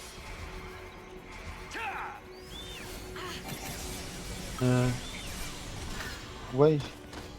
Thanks for coming.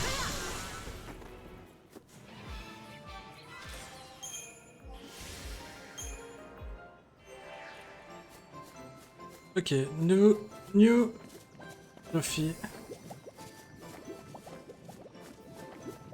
Ancient trophy.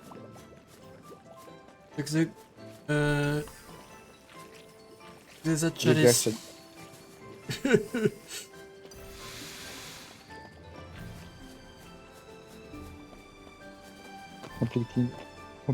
Completing all the mission from rank C and rank C only, to be honest.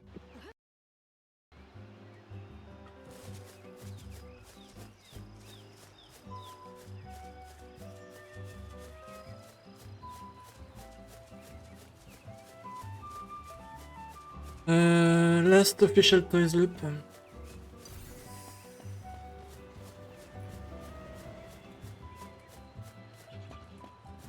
I could have to do one more toys loop depending on the chocobo digs.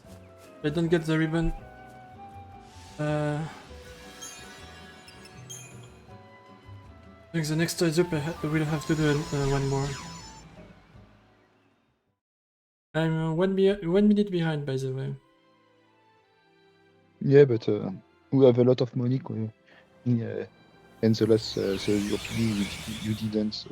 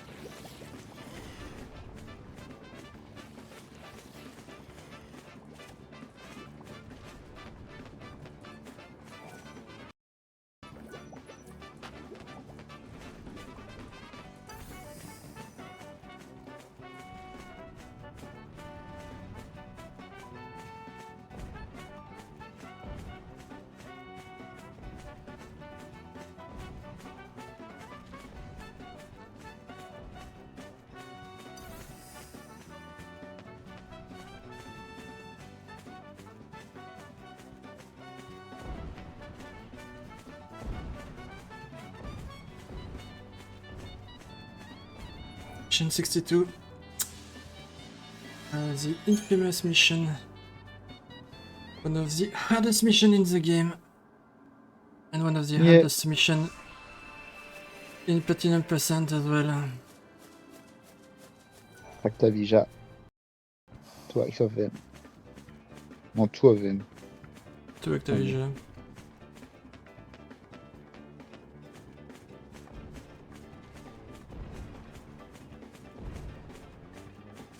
And no digs. I got one. Only one.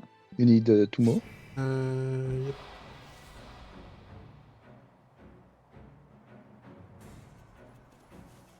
Chocobo died. Chocobo is an omelette.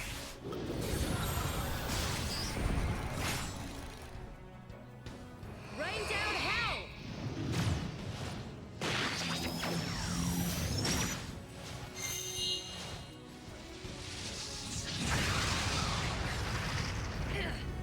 What a sweetheart!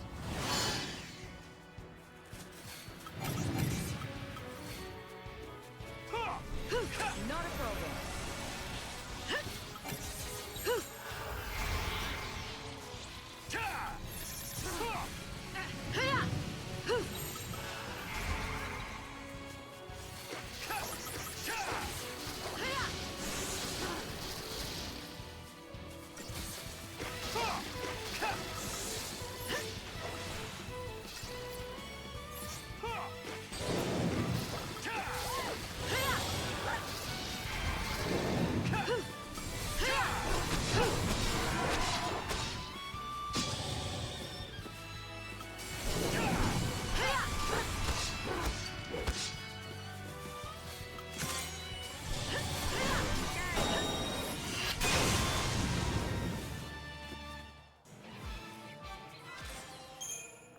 Nothing.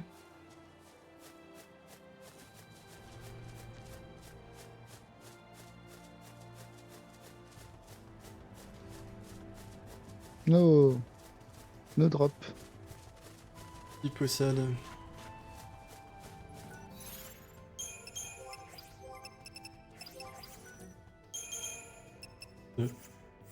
Pardon, non.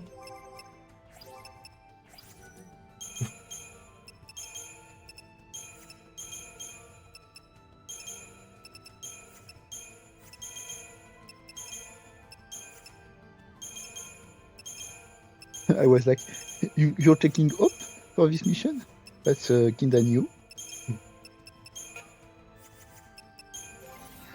Yeah, no, Hope is really bad for this mission. For everything in the game, to be honest.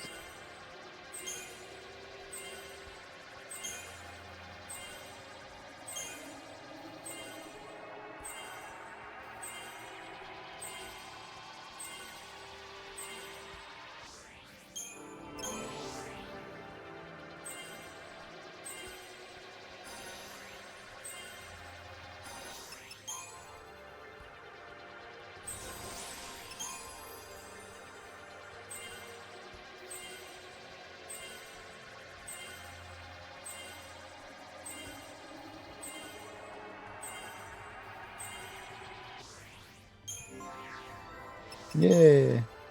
New achievement!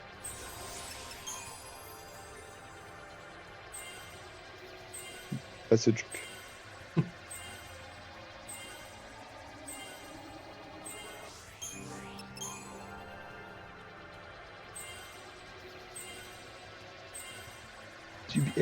Godon, d'ailleurs, si tu regardes ton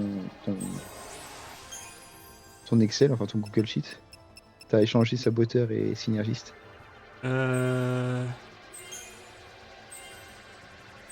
Synergist seal, reaching level 5 of saboteur roll, saboteur seal, reaching level 5 of synergist roll. Attends. Lightning d'abord.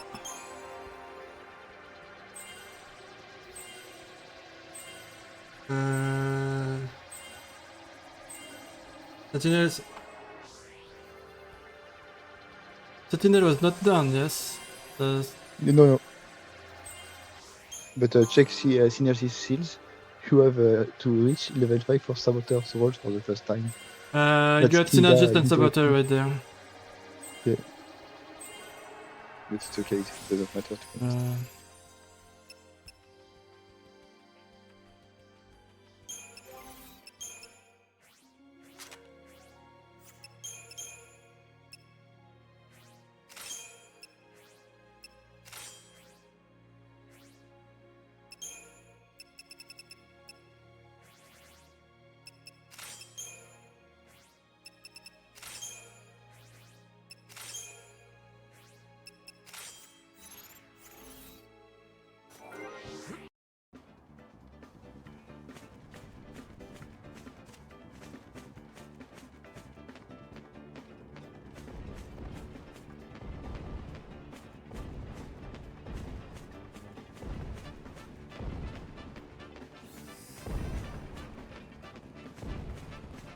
So the strat here is similar to Attack S. I will chain in Sentinel with Saz.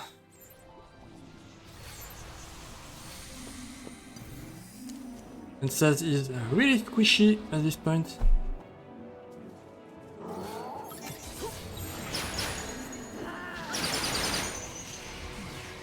Eat this! Wish on these fireworks.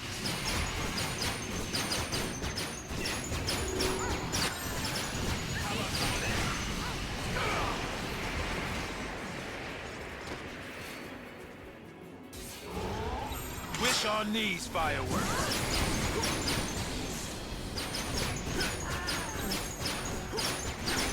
Now you know. Eat this! Here we go!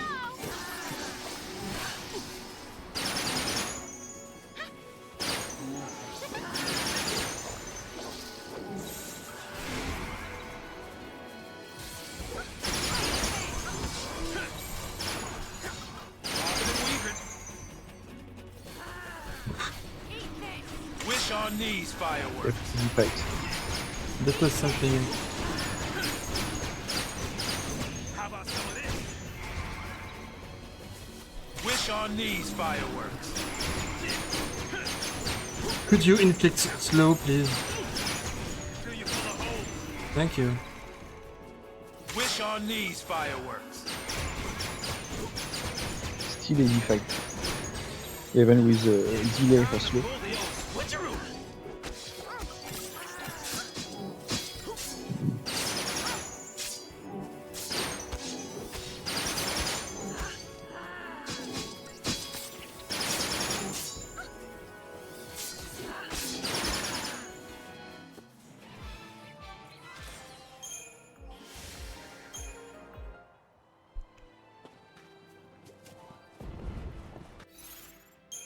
Up, easy fight, easy 5 stars. And easy 100,000 PC. Ça, c'est Recipe. ça.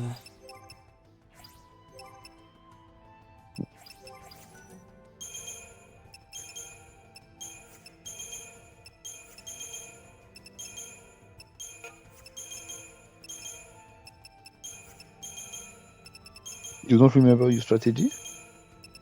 No, I don't remember what I was supposed to do.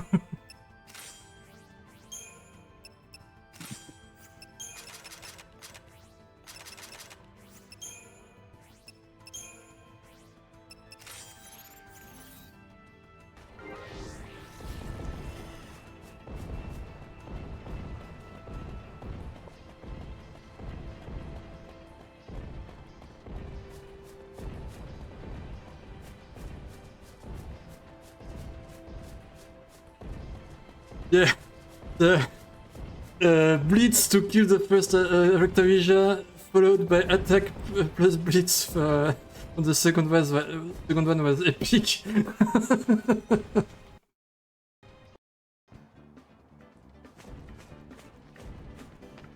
First time I did that.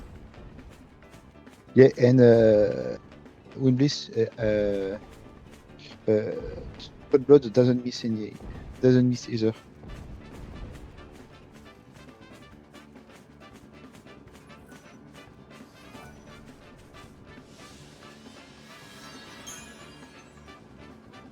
Yeah, Cold Blood is basically army of one,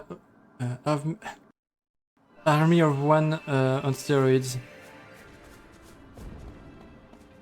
Basically, yes.